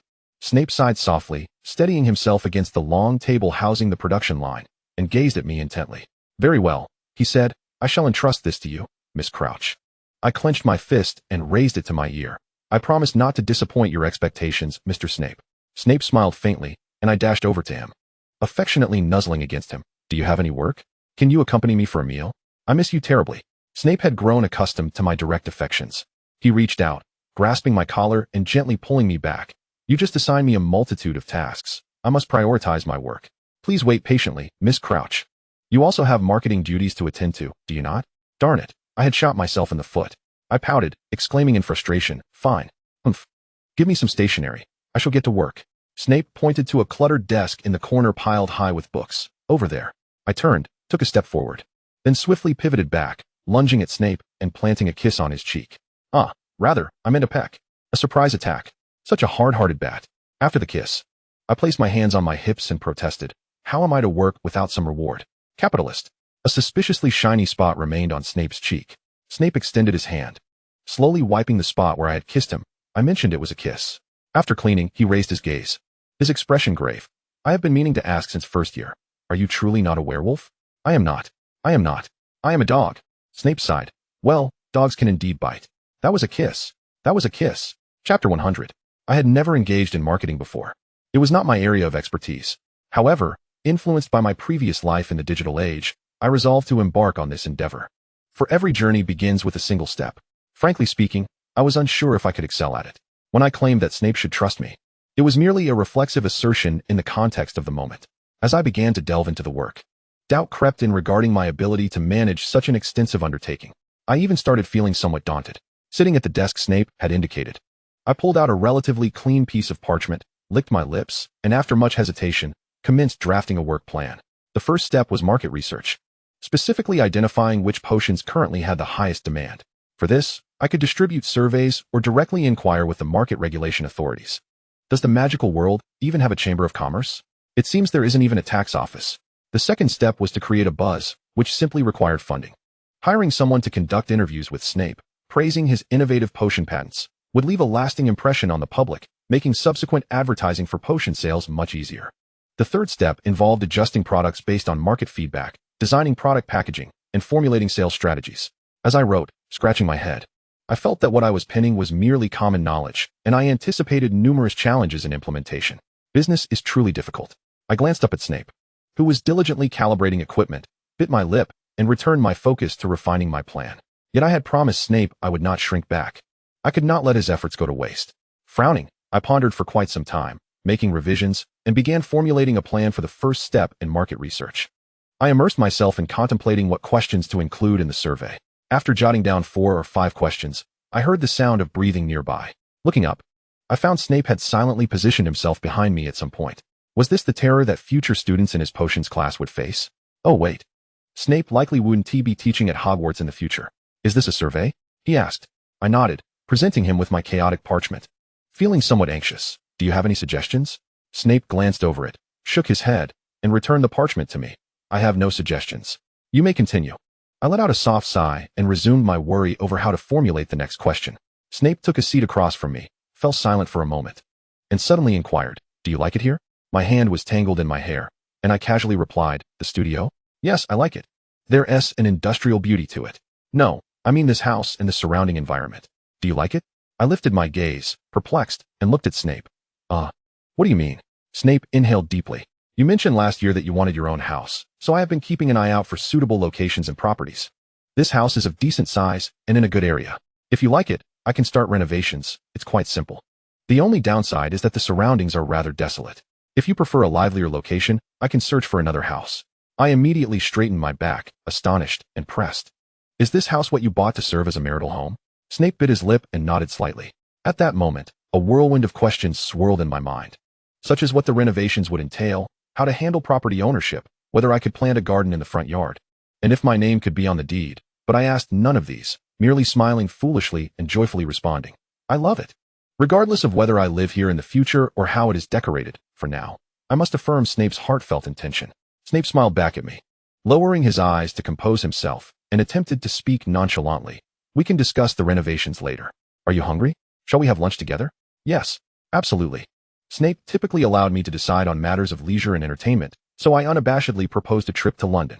We would first stop at the Leaky Cauldron for a meal, then head to Diagon Alley for ice cream, and finally investigate the apothecary. And so, I meticulously planned our itinerary. Snape appeared unfazed, donning his outer robe, adjusting the equipment, and preparing to apparate with me. Crack. Today, the Leaky Cauldron was as lively as ever. Upon our approach to the bar, the ever-attentive Tom greeted us promptly. What can I get for you, sir and madam? Today's special is kidney pie. After placing our orders at the bar, we sought a place to sit. Naturally, I refrained from ordering the kidney pie. Why indulge in that when I could savor the delightful huasheo instead? Alas, it seems I have not enjoyed huasheo in 18 long years. The mere mention of it evokes a sense of nostalgia, as if the words suddenly sprang into my mind. As I began to reminisce, my thoughts drifted to sweet sesame huasheo, beef pies, sticky rice dumplings, and delectable meat wontons. Even the beef pie prepared by the Hogwarts house elves pales in comparison to the one sold at the restaurant near my childhood home. The beef pies there boasted a delicate, thin crust, and with each bite, one would encounter an explosion of juicy, tender meat enveloped in rich beef fat, enhanced by fragrant bits of onion, all complemented by the crispy pastry. I could devour 3 of those in a single sitting. After my demise, would my parents be able to conjure some beef pies for me? Would I receive them here in England? Lost in these thoughts, I rested my chin on my hand. And Snape did not call me back to reality. When I finally returned to the present, eager to discuss pies with him, I noticed Snape was furrowing his brow, listening intently to the conversation at the adjacent table. Why do you enjoy eavesdropping in bars so much? I remained silent, straining to listen alongside him. Humans are inherently drawn to gossip. Even primitive man would gather around the fire to chat after a hunt. It's in our nature. I certainly didn't anticipate that they would actually capture anyone. I assumed the ministry's inept officials would continue to muddle through. Although, calling them inept isn't entirely accurate. Have you heard about Crouch from the Department of Magical Law Enforcement? He permitted Aurors to use the unforgivable curses while enforcing the law. Has he lost his mind? Is he truly willing to compromise his integrity for the sake of becoming minister? It's all about achieving results. Without them, who would support him? And look, he has indeed delivered results, capturing 3 individuals in a single sweep, 2 Lestranges and a black. I know there are 3 Lestranges, but that woman was a black previously. Are they truly Death Eaters? Surely, they wouldn't be captured merely for the sake of appearances? How would I know? I'm not Crouch. I rolled my eyes dramatically. I am Crouch, and I can attest that all 3 are bona fide Death Eaters. Snape turned to me, catching my eye roll just in time. His brow furrowed deeply as he asked, Rodolphus, Robistan, and Bellatrix have been captured? When did this occur? I replied, yesterday. The Aurors nearly mobilized their entire force. It was in this morning's Daily Prophet as well. Did you not see it? No. I spent the entire morning calibrating equipment. Snape appeared somewhat perturbed. And I thought we should return after our meal, Evelyn. I was taken aback. What is it? Listen to me, Snape urged, lowering his voice and leaning in, his tone urgent. Among them, Bellatrix holds a significant position. They will not simply let this go. Given his nature, He will undoubtedly seek revenge. Revenge against whom? I inquired. Snape's complexion turned ashen. Anyone could be a target. The Ministry, the Aurors, random attacks, or perhaps the one who orchestrated the capture, like your father. After uttering the last phrase, Snape opened his mouth again, but ultimately refrained from voicing another possibility. I understood his implication. I had deduced it. As a family member, I would undoubtedly be on that list for retaliation. I fell silent for 2 seconds, wrestling internally. Then let us go? In truth, there was little to deliberate. Snape was right. Voldemort would not remain indifferent to Bellatrix's capture, and Death Eaters have a penchant for revenge. As long as these individuals continued to operate in unison, I could not consider myself truly safe. I rose, my expression still brooding. Perhaps my demeanor appeared excessively grim, as Snape took my hand, offering a word of comfort. As long as we remain vigilant, there is still a chance for us to emerge together. I managed a strained smile and attempted a jest. Indeed, I could employ transfiguration to alter my appearance, adopting a myriad of aliases. Today, I might be Kasha, tomorrow Jinx. And the day after, Akalai. Snape followed my lead with a question. Weren't you originally called Slytherin? I scoffed. There's an ancient adage. A cunning rabbit has 3 burrows, while a clever dog has 300 names. Slytherin is but a relic of the past. Today, I am Lux, and you shall be Ezreal. Snape. His expression oscillated between amusement and restraint, ultimately saying little more than giving my hand a gentle tug. Let us be off, swiftly. What is wrong with these names? They are classic. Besides, Ezreal is quite the handsome fellow. There's fortune in carrying such a name. I approached Tom to inform him of our departure, releasing Snape's hand. I needed to ensure he canceled our order. It would be rude to leave without notice. When I reached the bar, Tom looked up, donning a business smile. I apologize. We have an urgent matter to attend to regarding our order. The faint sound of apparition was drowned out by the raucous noise within the tavern, and initially, no one noticed the few individuals entering through the door. It was not until Snape's shout erupted from behind me. Evelyn, get down. I turned in shock. A red spell whizzing past me, and a distorted scream erupted from behind the bar. Trembling, I glanced back to see Tom staggering backward, veins bulging on his face and neck, his eyes wide with terror, as if enduring an unimaginable agony. Several masked figures brandished their wands, advancing into the tavern, cackling maniacally as they unleashed dark curses. A tearing pain shot through my left shoulder. I raised my wand, attempting to target the assailants, but a hand reached out from the side, forcefully gripping me and dragging me backwards, pulling me into a chaotic staircase. Hold on to me, Snape shouted in my ear. Hold on. Screams, overturned tables and chairs, and even the acrid scent of smoke filled the air. I wrapped my still-functioning right arm around Snape's waist as he began to spin, and the cacophony of laughter drew ever closer. In the tumult of my racing heart, we vanished from the leaky cauldron. The retaliation had commenced. Chapter 101. The sensation of apparition-esque constriction dissipated in an instant, leaving me collapsed on the ground. My heart racing as if I had just experienced an adrenaline rush. My palms were damp, and my hands trembled uncontrollably. Suddenly, the surroundings fell into a profound silence. Gasping for breath, I surveyed my new environment, and Snape extended a hand, gently nudging me. Evelyn, where are we? I asked. Snape rose to his feet, bending down to assist me, my home. He helped me onto a tattered sofa that emitted a precarious creak as I sank into its cushions. My heartbeat gradually returning to a normal rhythm. Though my vision still flickered in and out of darkness, an odd sensation of weightlessness enveloping me. Strange images began to flash through my mind. I squeezed my eyes shut, attempting to redirect my focus, and turned my gaze to observe my surroundings. Spinner's End had changed somewhat since my last visit years ago. The furnishings in the living room were noticeably sparser. I recalled an armchair being present. Yet now it was absent, leaving only the old sofa beneath me. Snape stood up, intending to move toward the back of the stairs, and I instinctively grasped his arm, pulling him back with urgency. He turned to look at me, and I furrowed my brow, gazing at him pleadingly. Do not be afraid. Snape turned back and sat beside me, asserting that they might not be targeting me specifically. The Leaky Cauldron and Diagon Alley are among the most renowned gathering places for wizards, so it is hardly surprising that they would choose to attack there. I remained silent, tightly clutching his arm with my still-functioning right hand, holding him close to my chest. It's all right. It's safe here. They won't find us. Snape awkwardly reassured me, stroking the top and back of my head. What happened to your left hand? He inquired. Naturally, my left hand was immobile. I leaned against him in silence, momentarily wishing to do nothing but empty my mind, battling the incessant flashbacks and overwhelming fear. Snape began to examine my left arm, seemingly suspecting that it had been injured during the incident at the Leaky Cauldron. I allowed him to remove one sleeve of my coat as he carefully inspected my arm, employing several diagnostic spells. There was no issue, of course. My left hand was entirely intact, not even a single nerve damaged.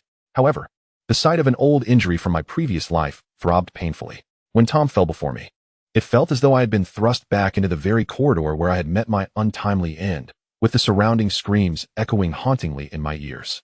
Once again, I was forced to witness an attack on the innocent from such proximity, rendered utterly powerless. No, I was not entirely powerless. I struggled to dispel that bleak emotion, loudly reminding myself, I am trying to fight back. And yet, what was the outcome?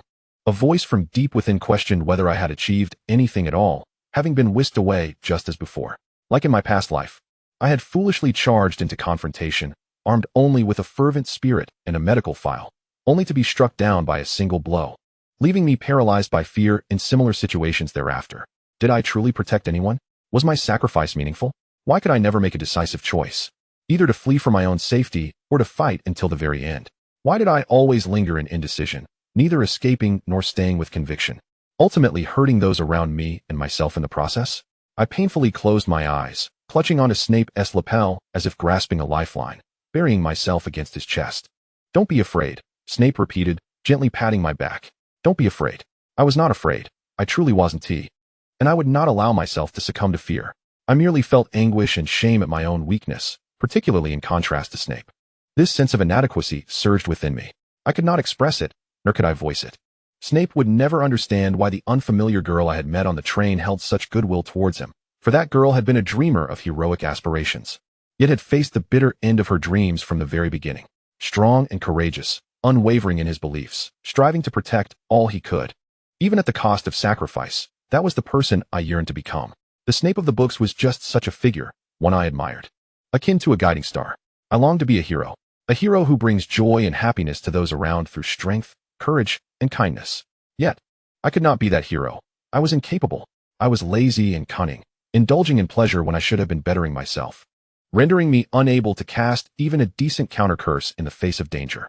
I possessed some empathy, but not much, standing up for a select few while remaining indifferent to matters outside my sphere of compassion.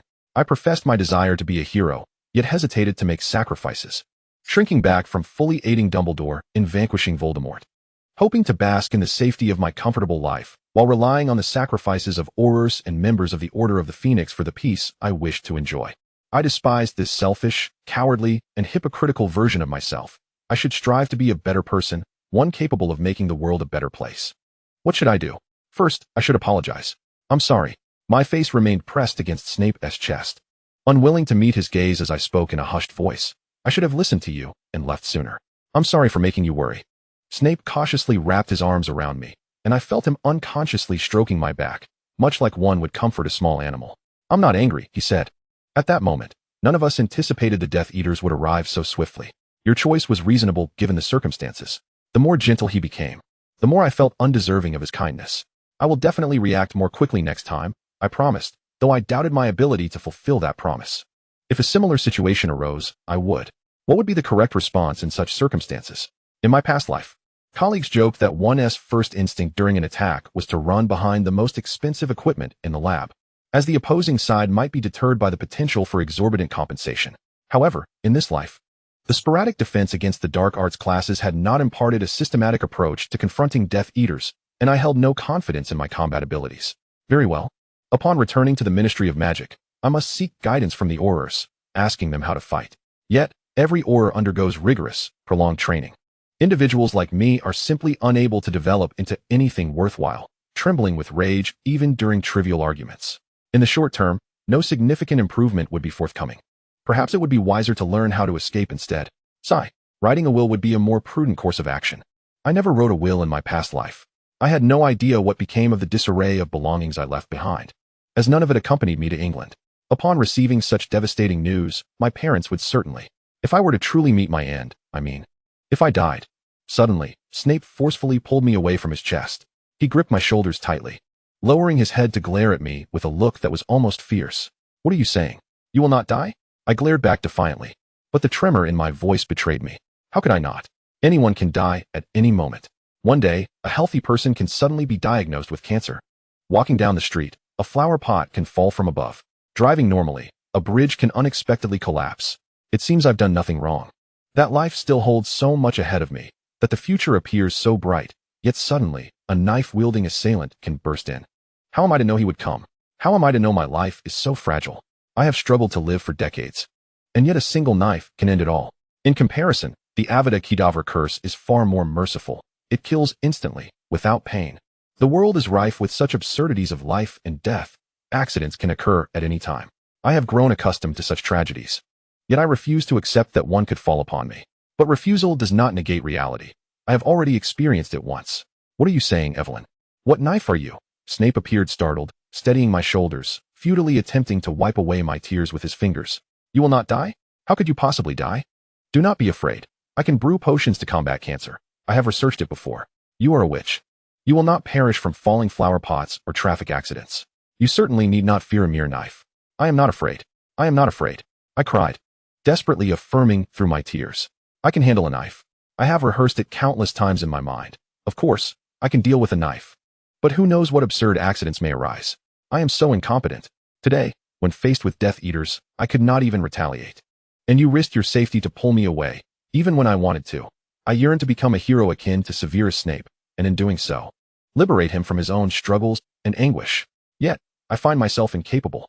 I am truly inept. Now, Snape has realized it. He sees my shortcomings. With a furrowed brow, he gazes at me, his expression frozen and stern. After my emotional outburst, I shamefully averted my gaze, hastily wiping my face with my sleeve, followed by a loud sniffle. How infuriating. Had I known I would cry, I wouldn't have let the tears flow. Can your left hand move? Snape suddenly inquired. I stifled a sob and glanced at my left hand, which had also been wiped clean, mumbling in response, it can move. He inhaled deeply, exhaling a long sigh. In your first year, there was a day when Potter and Black ambushed me at the library entrance. Do you recall that incident? I lowered my head. Unable to meet Snape's gaze, sniffling again, I think I remember. It was the time I got into a fight? Indeed, Snape replied coldly. You assaulted both of them and even bit Potter. I shrank further in shame. That was when your left arm became immobilized, Snape recalled with clarity.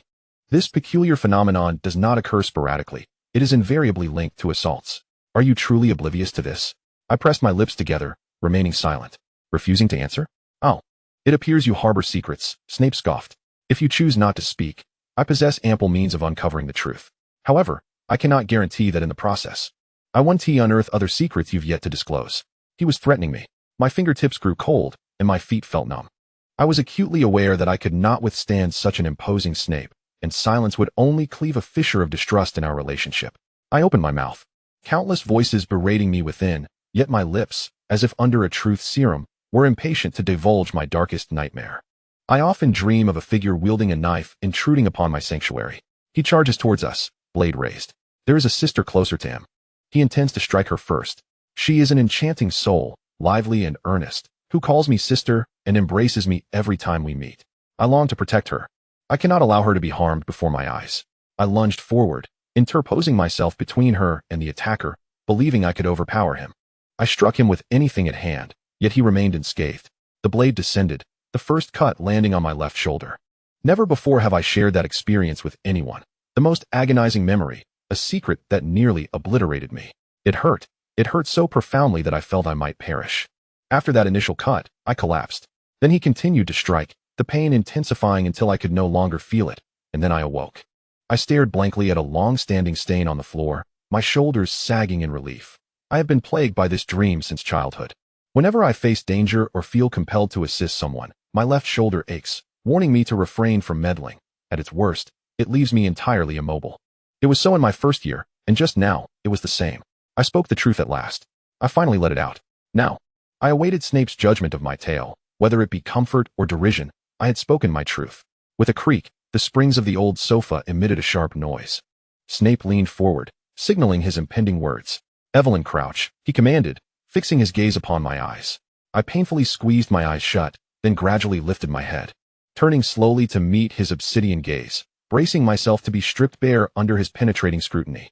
There are matters I must disclose to you, he stated flatly.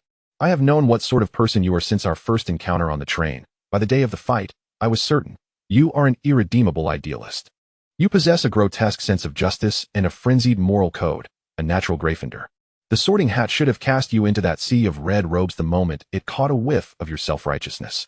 I had taken an immediate disliking to you, for I regarded you as a fool, a naive creature, overly sheltered by family, believing the world to be a bastion of goodness.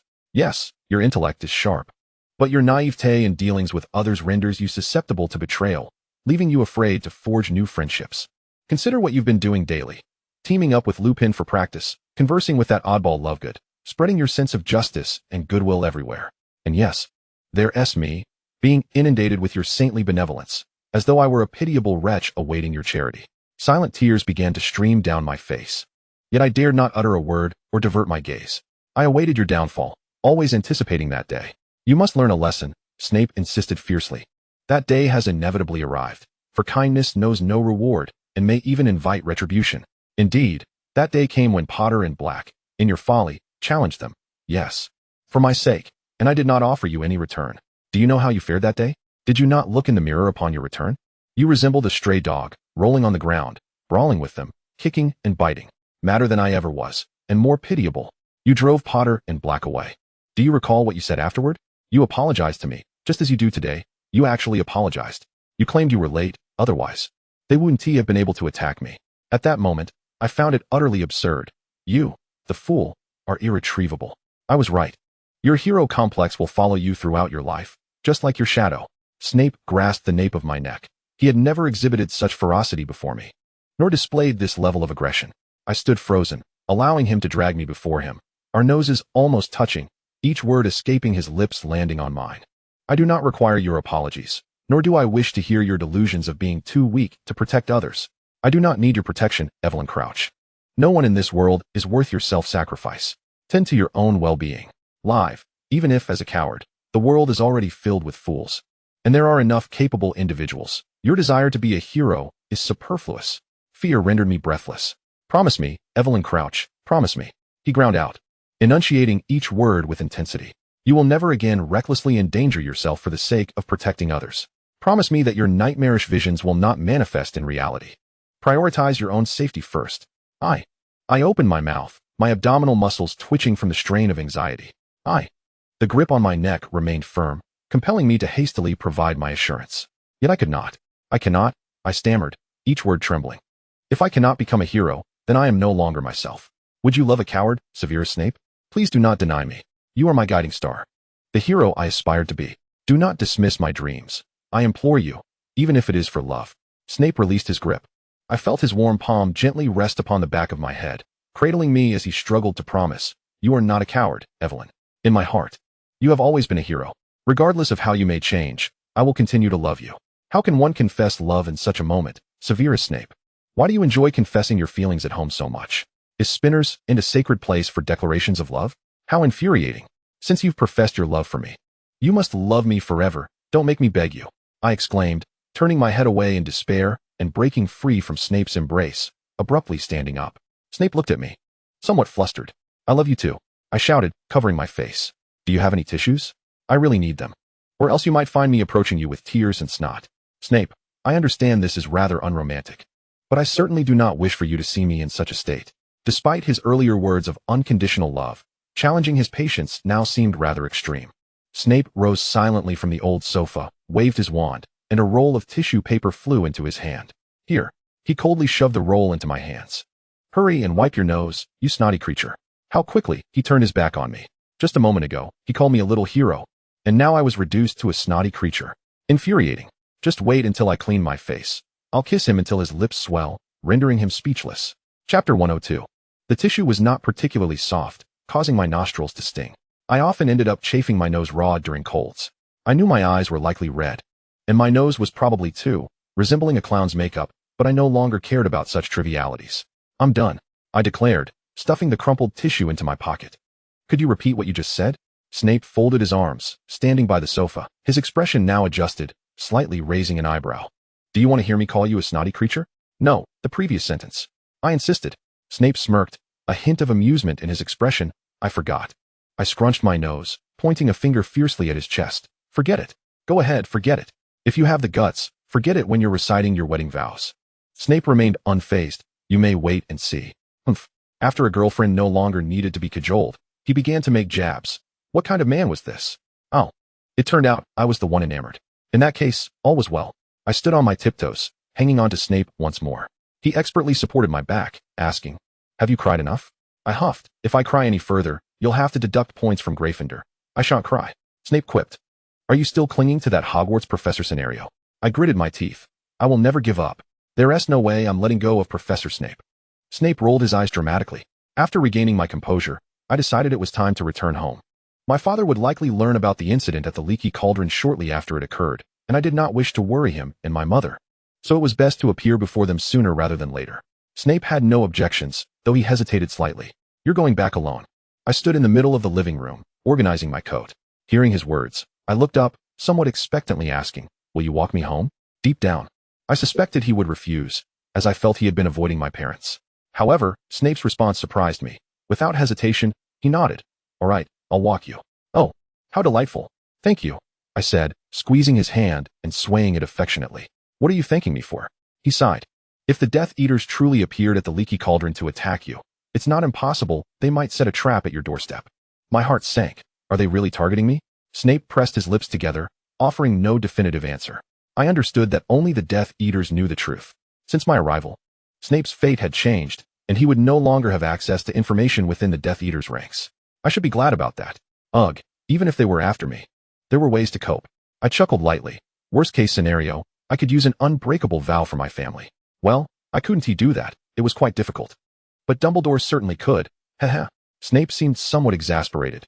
You speak as if Dumbledore would do anything for your family. Is your father quite close with him?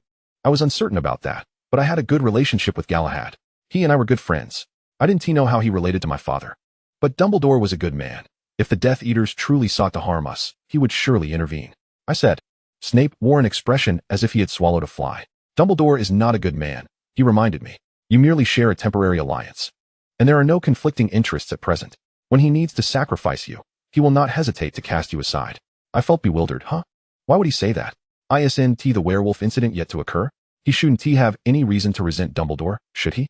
Grasping Snape's hand, I began to spin in place, concentrating on the image of my home, preparing to disapparate.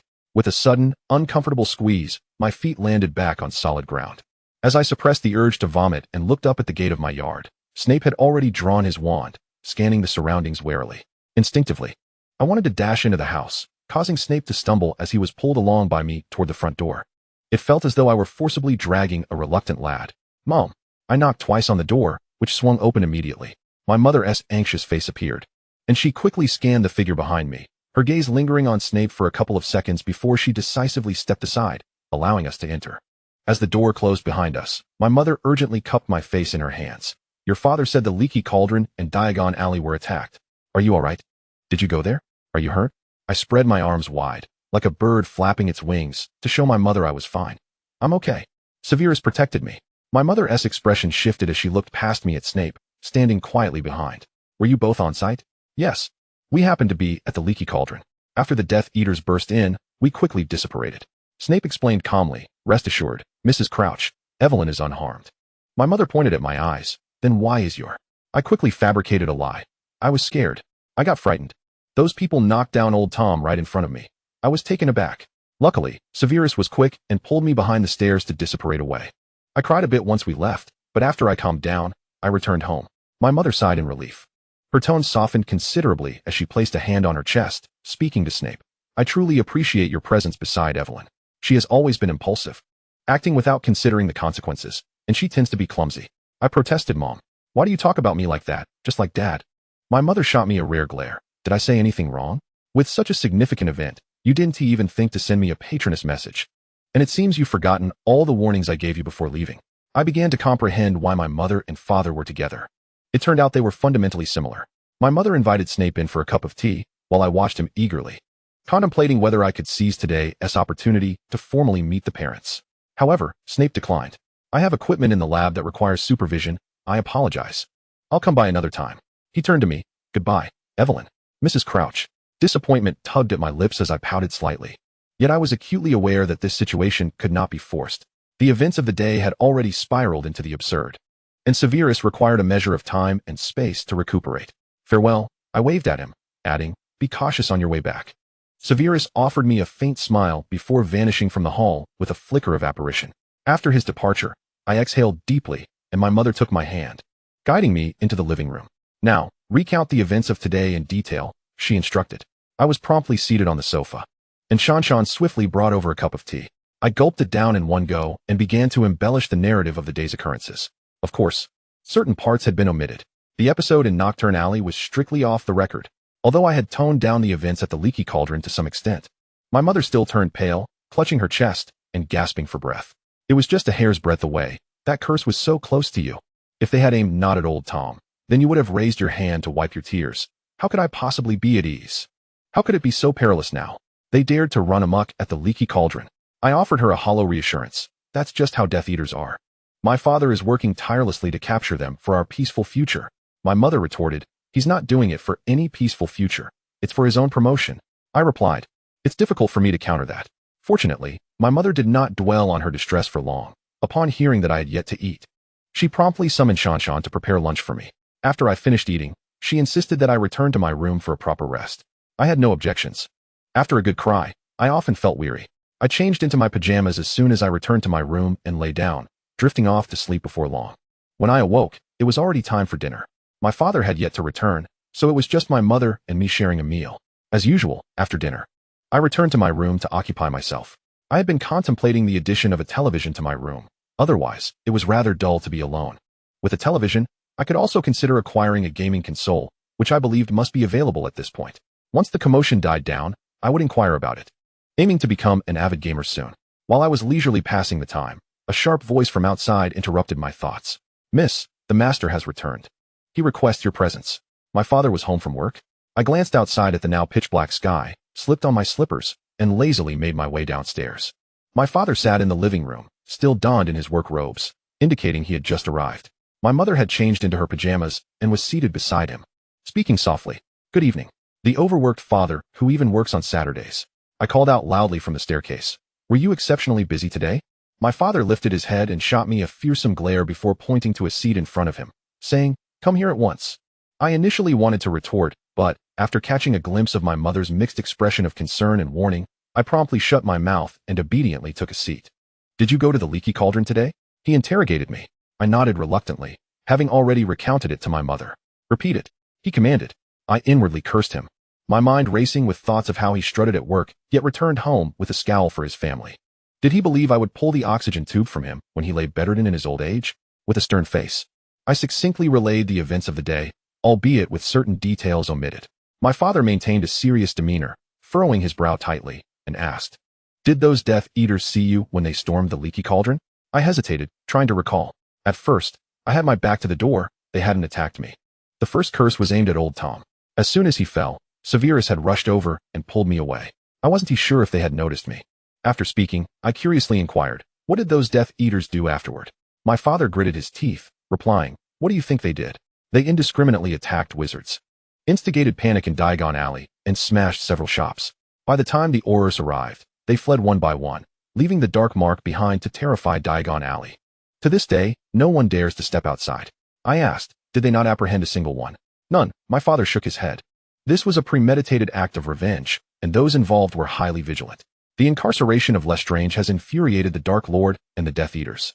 Indeed, Severus had been right. This was the Death Eaters' retribution. But would their vengeance be limited to this? I wondered if Voldemort would resort to even more extreme measures upon discovering that capturing Lestrange was in pursuit of the cup. My father waved his hand, revealing a hint of the fatigue appropriate for his age. Enough. You should return to sleep. Do not venture outside tomorrow. Stay at home. I mumbled. You should also get some rest. As I approached the stairs, my father suddenly called out from behind. Would you be willing to stay abroad for a while? Chapter 103. Abroad? Had the situation deteriorated to the point of necessitating my departure? I turned to face my father, fixing him with a stare. Is this a question or a notification? He replied, his tone grave. It is a suggestion. Will fleeing abroad ensure safety? I inquired. Safer than staying here, he remarked, his brow furrowed tightly. You can never know what Death Eaters might do next. They possess no boundaries, and I cannot gamble with your life. And what of you and mother if I flee? I will find you a place that is absolutely secure. Do not worry about me and your mother. As long as I hold my position in the Auror office, we shall remain safe. A question mark appeared above my head. What place could possibly be deemed absolutely safe? The headmaster's office at Hogwarts? Nimingard? A bomb shelter? Antarctica? My father fell silent, and then, in a fit of exasperation, he sent me away. Go back to sleep. This is not something you need to contemplate. Before heading back to my room, I tossed over my shoulder, Let me know once you decide on a place. I refuse to accept Nurmengard. Nurmengard? I would visit it in 40 years, a winter wonderland with barbecues, ma dear ice cream, and grand ice slides awaiting me. Though I tried to console myself with thoughts of traveling to Harbin, I had discerned my parents' resolve from their demeanor. When they formally presented a possibility to me, they had likely already reached a consensus and meticulously planned the entire scheme. All that remained was for me to acquiesce.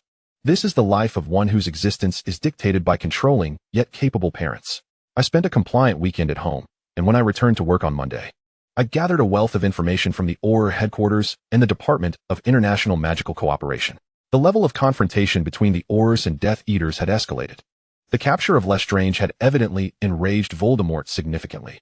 Reports even emerged of Voldemort's sightings, and another wizarding family had been annihilated, an act personally executed by Voldemort, resulting in the destruction of a large portion of a village, with casualties including Muggles. My work was consequently affected. Domestic events in the UK had begun to attract the attention of the International Confederation of Wizards, and letters from abroad flooded our office, demanding reports on the situation within the UK. Spencer appeared quite flustered, spending an entire day running around the ministry, seeking the opinions of various leaders, all to carefully consider the wording of the report, ensuring that the current state of affairs in Britain was not portrayed as too dire, thereby avoiding the appearance of incompetence among the leaders. Bureaucracy.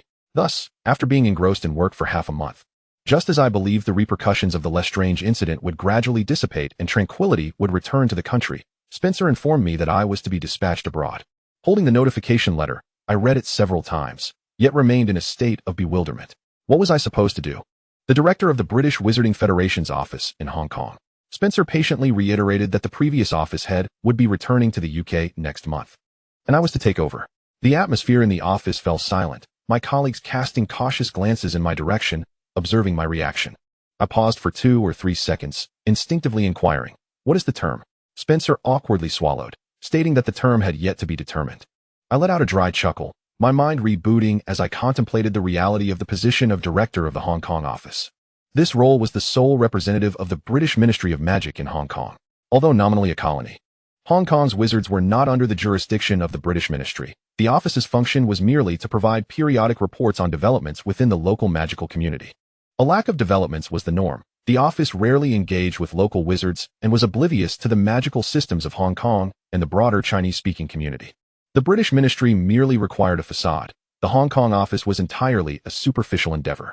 Therefore, despite the title of director of the Hong Kong office sounding prestigious, for someone like me, who had been employed for less than 6 months, it represented an astonishingly rapid ascent. However, anyone aspiring to make a career within the ministry would shun an assignment to Hong Kong. In the eyes of ministry employees, going to Hong Kong was akin to being sent to a place of exile, far removed from the political sphere of the UK, with no possibility of achieving any significant accomplishments, merely a waste of one's political life.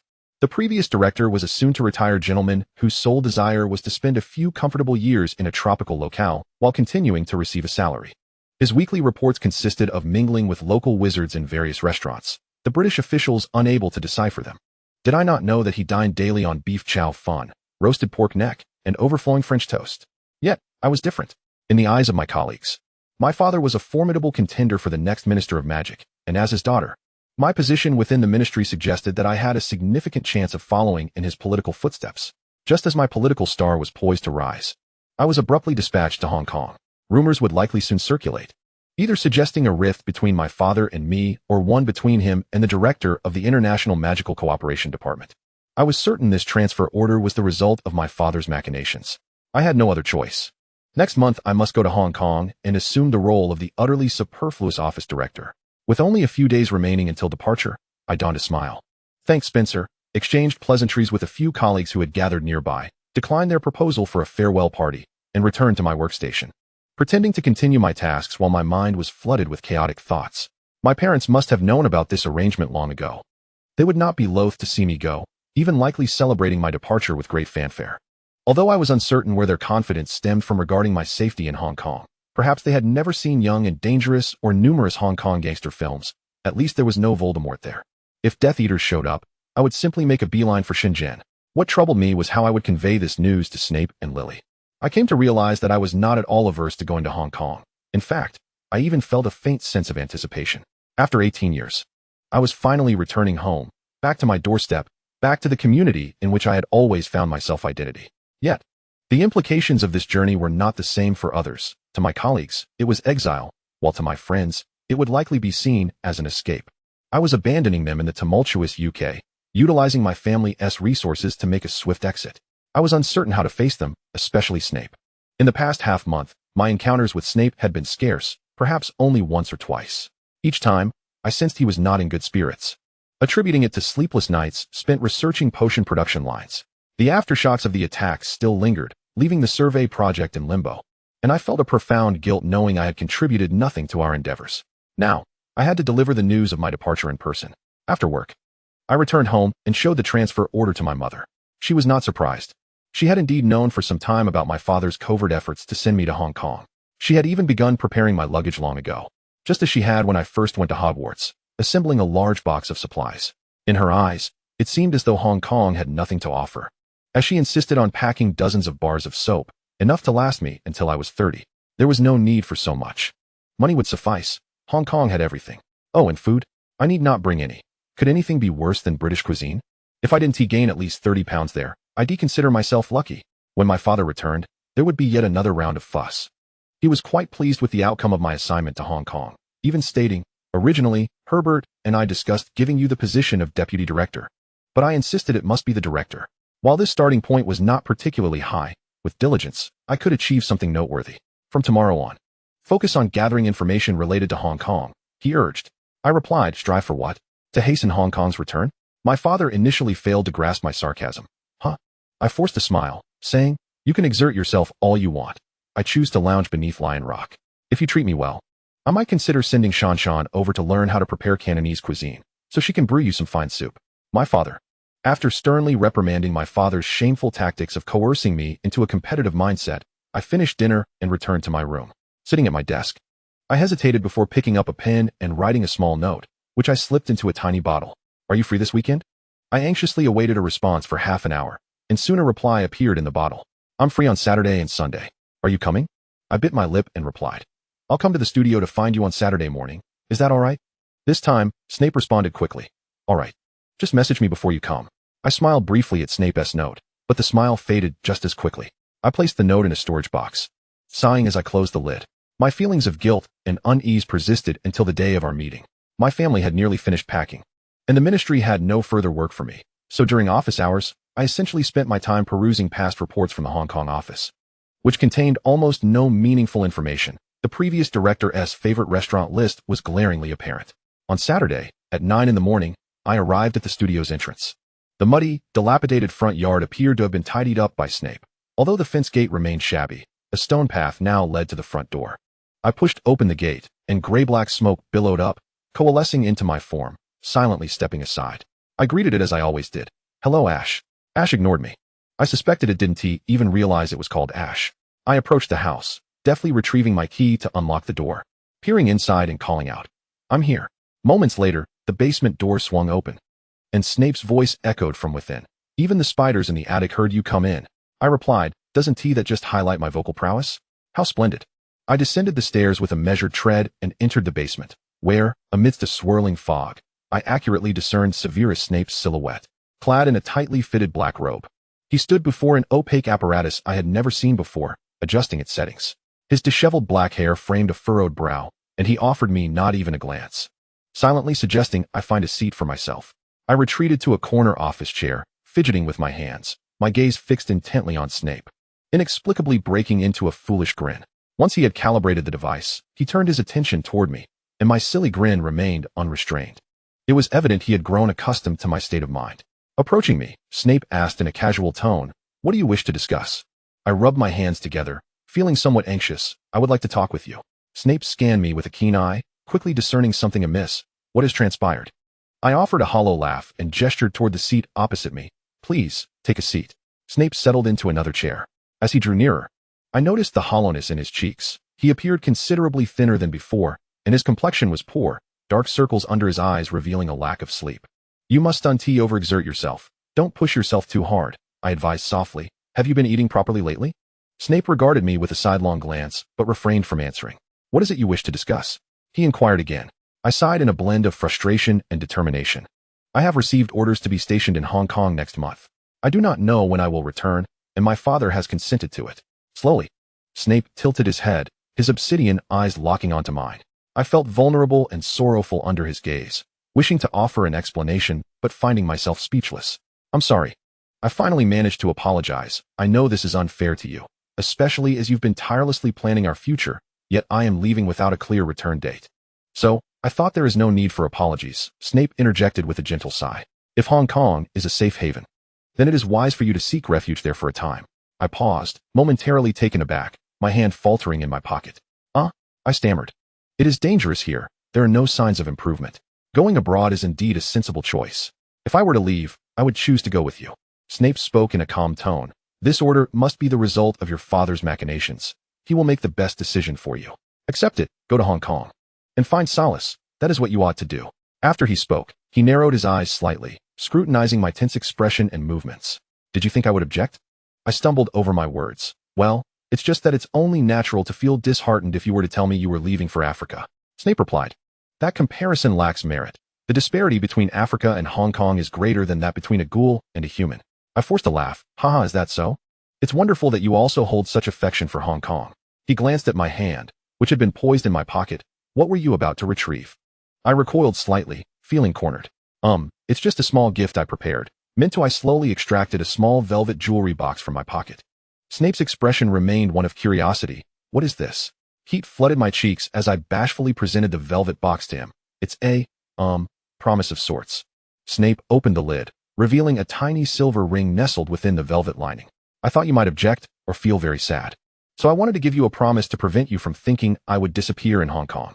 I nearly buried my head beneath the table, so I thought I would propose an engagement, verbally, and if you require a more ceremonial gesture, I can arrange that for next week. Silence enveloped us. I cautiously lifted my gaze to study him.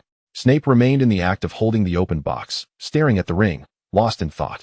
I purchased this with my salary, I quietly added. I initially wanted to buy a ring with colorful gemstones, but I felt you wouldn't prefer that. So I opted for a simple silver band. However, I had it engraved. Yours has the shape of an S snake, and the inner circle bears our initials. Snape remained unresponsive. My anxiety heightened. Do you not like it? The truth is, I haven't saved much money lately. I spent it all on a game console and a television, and alas, after purchasing them, I can't even use them in England. I'll save up more and buy a new model later. Oh wait, did I forget? Is a proposal and an engagement the same? Should I also kneel? In a flurry, I stood up, attempting to retrieve the ring from Snape's hand. Yet, he instinctively withdrew, cradling the jewelry box protectively in his palm, eyeing me warily. What are you doing? I felt awkward. To simply hand you the ring lacks any sense of ceremony. I was foolish. One cannot engage so casually, can they? I merely thought that if you were to decline, I could prepare a proper proposal, find a lovely spot, and incorporate some surprises. That would be more fitting. Snape rose to his feet as well. He surveyed the fog-laden workspace, his lips trembling, a blend of confusion and anger directed at me. It should have been I proposing to you, he stated. I opened my mouth slightly, then hastily produced another small jewelry box from my pocket. Then, let us do this. You put it on me, and we shall consider ourselves engaged, shall we? Snape inhaled deeply, closing his eyes tightly, appearing even more irate. Why was he angered by our proposal? Our engagement should not be so casual. He opened his eyes, gritting his teeth, even if time is of the essence. You cannot treat a proposal with such flippancy. You are belittling yourself. I protested, feeling wronged. I did not intend to belittle myself. Perhaps my approach was a bit too casual. I apologize. Can we redo it another day? Snape's anger intensified. How can such an important matter be redone? What then? Are we to forego the proposal entirely? Shall we remain as mere friends for life? Snape pressed his lips together, abruptly stepping back and kneeling before me. I stared at him in astonishment as he opened the jewelry box, revealing the glimmering silver ring atop the velvet lining. Evelyn Crouch, Snape declared, gazing intently at me.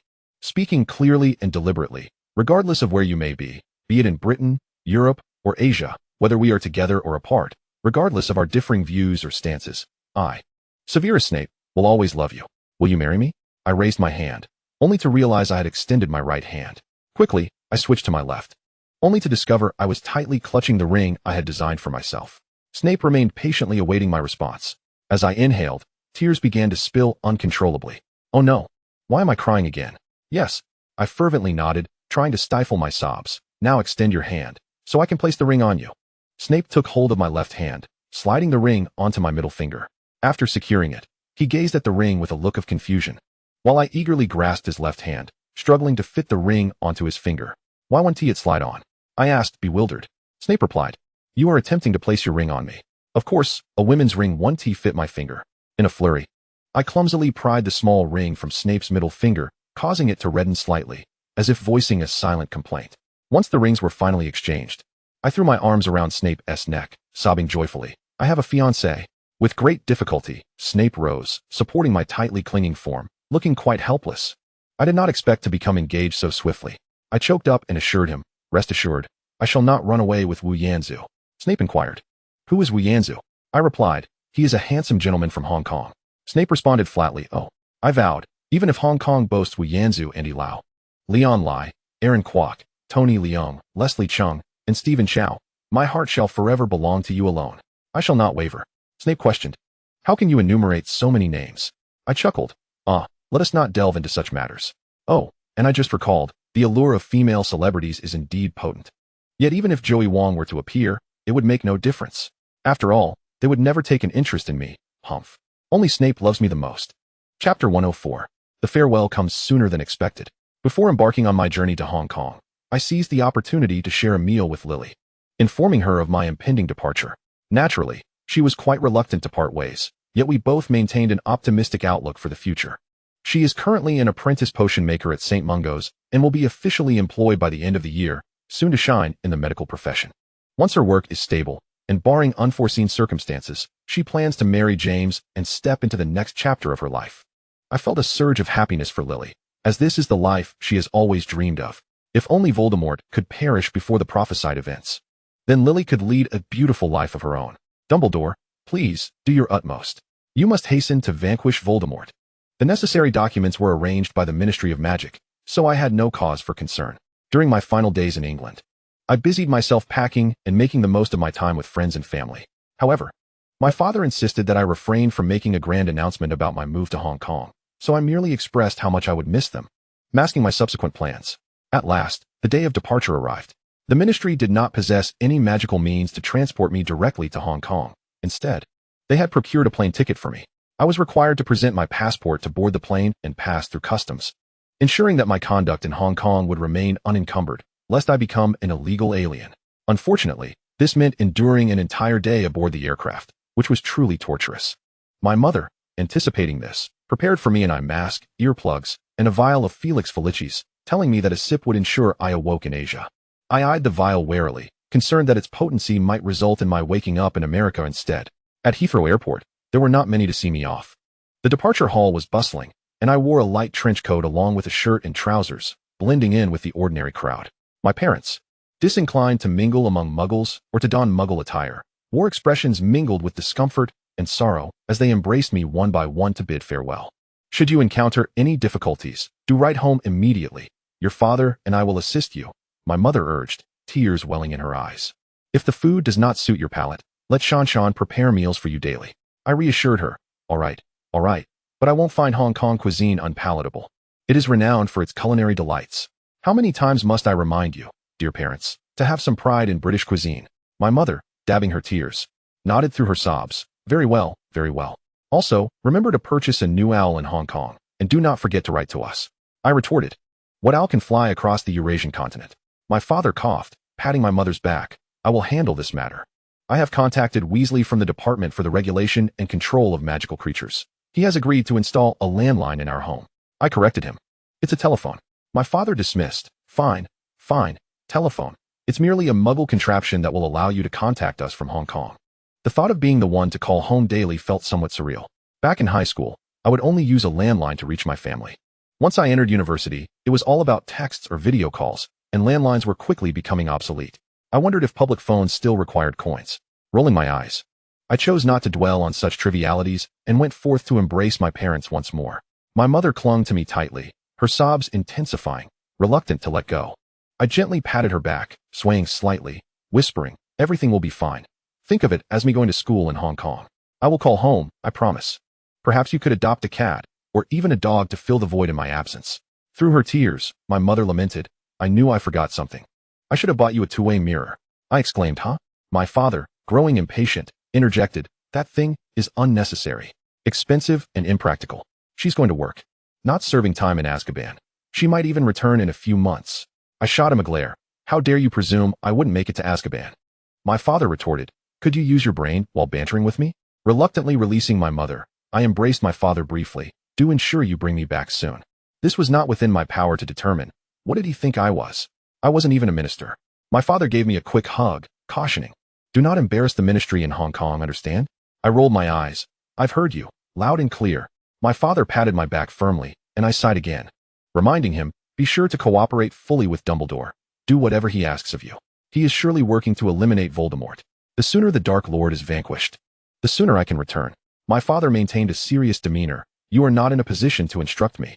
Frustrated, I noted how adept he was at reminding me of his cantankerous nature at precisely the wrong moment. Gripping the handle of my suitcase, I contemplated turning and heading straight to security, wishing to avoid prolonging this farewell. I had little tolerance for such poignant moments and longed to escape without witnessing any more of my mother's tears. Yet, I had not yet seen the person I yearned to see. I lingered, racking my brain for any words left unspoken. My mother, unwilling to let me depart so easily, appeared equally hesitant, while my father seemed increasingly restless. He too was prone to emotional sensitivity. Once the emotional atmosphere heightened, he would exhibit a series of physical symptoms, including breathlessness. All right, let us hurry inside. I have heard Muggle flights involve numerous procedures before boarding, and we cannot afford to delay," my father urged, tugging at his tie as he pressed for our departure. The throng of Muggles around us felt suffocating. I had intended to make a quip about ties, but as I caught sight of a figure behind them, I bit my lip and dashed forward. Severus Snape stood at the entrance to the departure hall, scanning the crowd with a rare expression of confusion and anxiety, clearly unaccustomed to such a bustling Muggle environment. Amidst the hurried Muggles, he could not locate me. Yet, I could see him. As I sprinted within 5 meters of Snape, he suddenly registered my presence. He looked at me with a hint of surprise, instinctively opening his arms, allowing me to leap into his embrace, causing him to stumble back a step. It was not easy to articulate my feelings in that moment, but as he held me, I felt a sense of relief. I hadn't arrived late, had I? "No, I'm not late. I thought you wouldn't come," I replied, my feet barely touching the ground as I clung to him.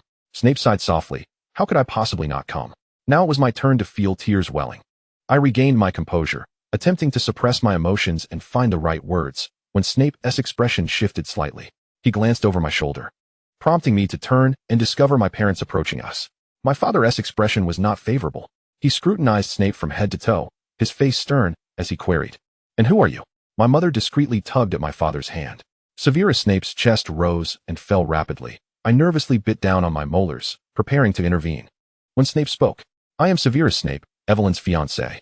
His expression was grave, his gaze sweeping slowly over my mother before settling on my father's face. My father's complexion paled slightly, while my mother forced a smile, greeting him warmly. "Are you here to see Evelyn off too? You two should have a good chat, as it may be a long time before you see each other again." "You are engaged?" my father suddenly inquired. The atmosphere grew tense. I met my father's gaze and raised my left hand to reveal the ring. "Yes, you saw it last week, remember? I mentioned it that day." My father gritted his teeth, retorting, "Be quiet. I want to hear him speak." "Yes, we are engaged," Snape replied, his voice unwavering and composed. "When Evelyn returns, I wish to marry her." My father locked eyes with Snape, his tone dangerously sharp. "Why aren't you going with her to Hong Kong?" Unfazed, Snape replied, "Because I intend to remain in England to develop our careers. I promised her I would achieve something significant for both of us." A current of tension surged through the air. I yearned to intervene, but realized that I must refrain from stepping in. This was Snape's battle to fight alone, a moment for him to prove himself to my parents. He could no longer remain in the shadows of our love. He needed to hold my hand and boldly step into the light, proclaiming our love to the world and seeking the blessings of those we cherish. My father took a deep breath, slightly turning his face away. Though he still bore no smile, I sensed that he no longer intended to press further. "You two can talk for a bit longer," my father said, "but don't dawdle, we can't miss the flight." My mother covered her face, unsure whether she was crying or laughing, and quickly pulled my father aside. I turned to Snape, unable to suppress a silly grin. He looked down at me with a hint of exasperation and asked, "Is there anything else you wish to say?" I sniffed. "There is much to discuss, but let us save it for the plane. After all, we have our little bottle. There will be signal even in the air." The expression on Snape's face softened considerably. He leaned closer, pressing a dry kiss on my forehead.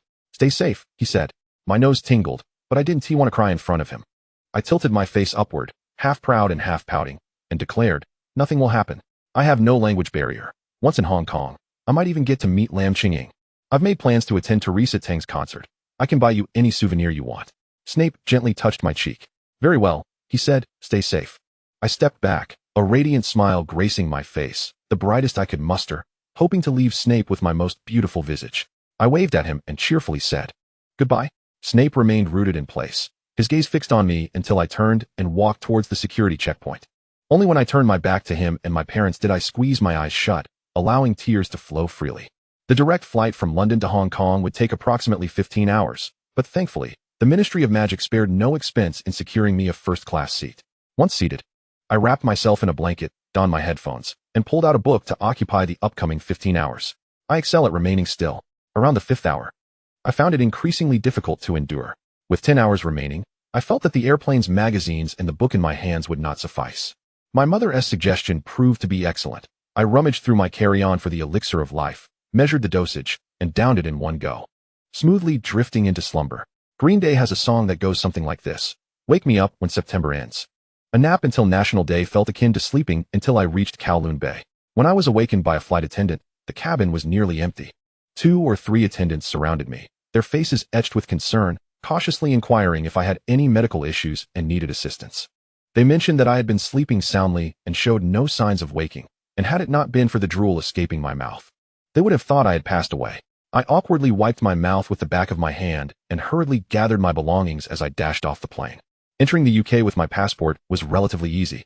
As I waited in line, my emotions were mixed. The customs officer, an individual with East Asian features, greeted me with a fluent smile, intensifying my feelings further. Hong Kong International Airport was not as crowded as Heathrow, allowing me to push my suitcase and arrive at the exit with relative ease. The occasional snippets of conversation floated to my ears, while I struggled to comprehend Cantonese. It felt like the sound of home, compelling me to quicken my pace as I made my way to the pickup point. According to the Ministry of Magic, someone would be there to receive me. "Miss Crouch, Miss Crouch." I turned in response to the voice, spotting a young woman with black hair elbowing her way to the front of the crowd, holding a sign and calling out, "Miss Crouch."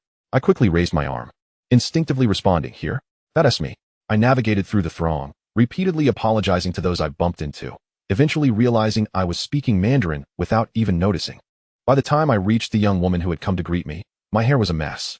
She greeted me with a polite smile and extended her hand, introducing herself in fluent English. "Hello, are you Miss Evelyn Crouch? I am Emily Lee, a regular officer at the International Confederation of Wizards Hong Kong office." I quickly reciprocated her handshake and switched to Mandarin. "Hello, I am Evelyn Crouch. I haven't chosen a Chinese name yet, but you can call me Kuyufu." The young woman looked momentarily bewildered. I blinked, hesitating before reverting to English. Was my Mandarin not standard?" Emily Lee quickly responded, No.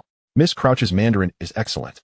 It's just that I don't speak Mandarin. I only speak English and Cantonese. I can barely understand Mandarin, but cannot speak it." I awkwardly chuckled. "Oh, I see. My apologies. Let us stick to English, then, huh?" Emily led me to her car, which she drove herself. Both Hong Kong and the UK have right-hand drive vehicles. She enthusiastically offered to help with my luggage, but I promptly declined, flexing my non-existent muscles and managing to lift my suitcase into the trunk before sliding into the passenger seat. Asking about home, hoping all is well. Emily started the engine. I fastened my seatbelt and rolled down a small section of the window, captivated by the view outside. Warm breezes wafted in, and I squinted as Emily tuned the radio, the sweet and light melody of Teresa Tang's voice filling the air. I recognized the song. It was Love in the Village. I began to hum along, albeit somewhat clumsily. "I often think of you. I wish to return to your side." Emily, intrigued, asked, "Miss Crouch, your Mandarin is truly impressive. Did you teach yourself?" I smiled, jokingly replying, "I was born with it." Emily paused. "Really?" I laughed. "My father has a talent for languages. He speaks many, so I must have inherited it from him." I deflected. "Is Emily a local?" "I thought everyone in Hong Kong could understand Mandarin." Putonghua." Emily remarked, "My grandmother hails from the mainland. When I was a child, I conversed with her in Mandarin.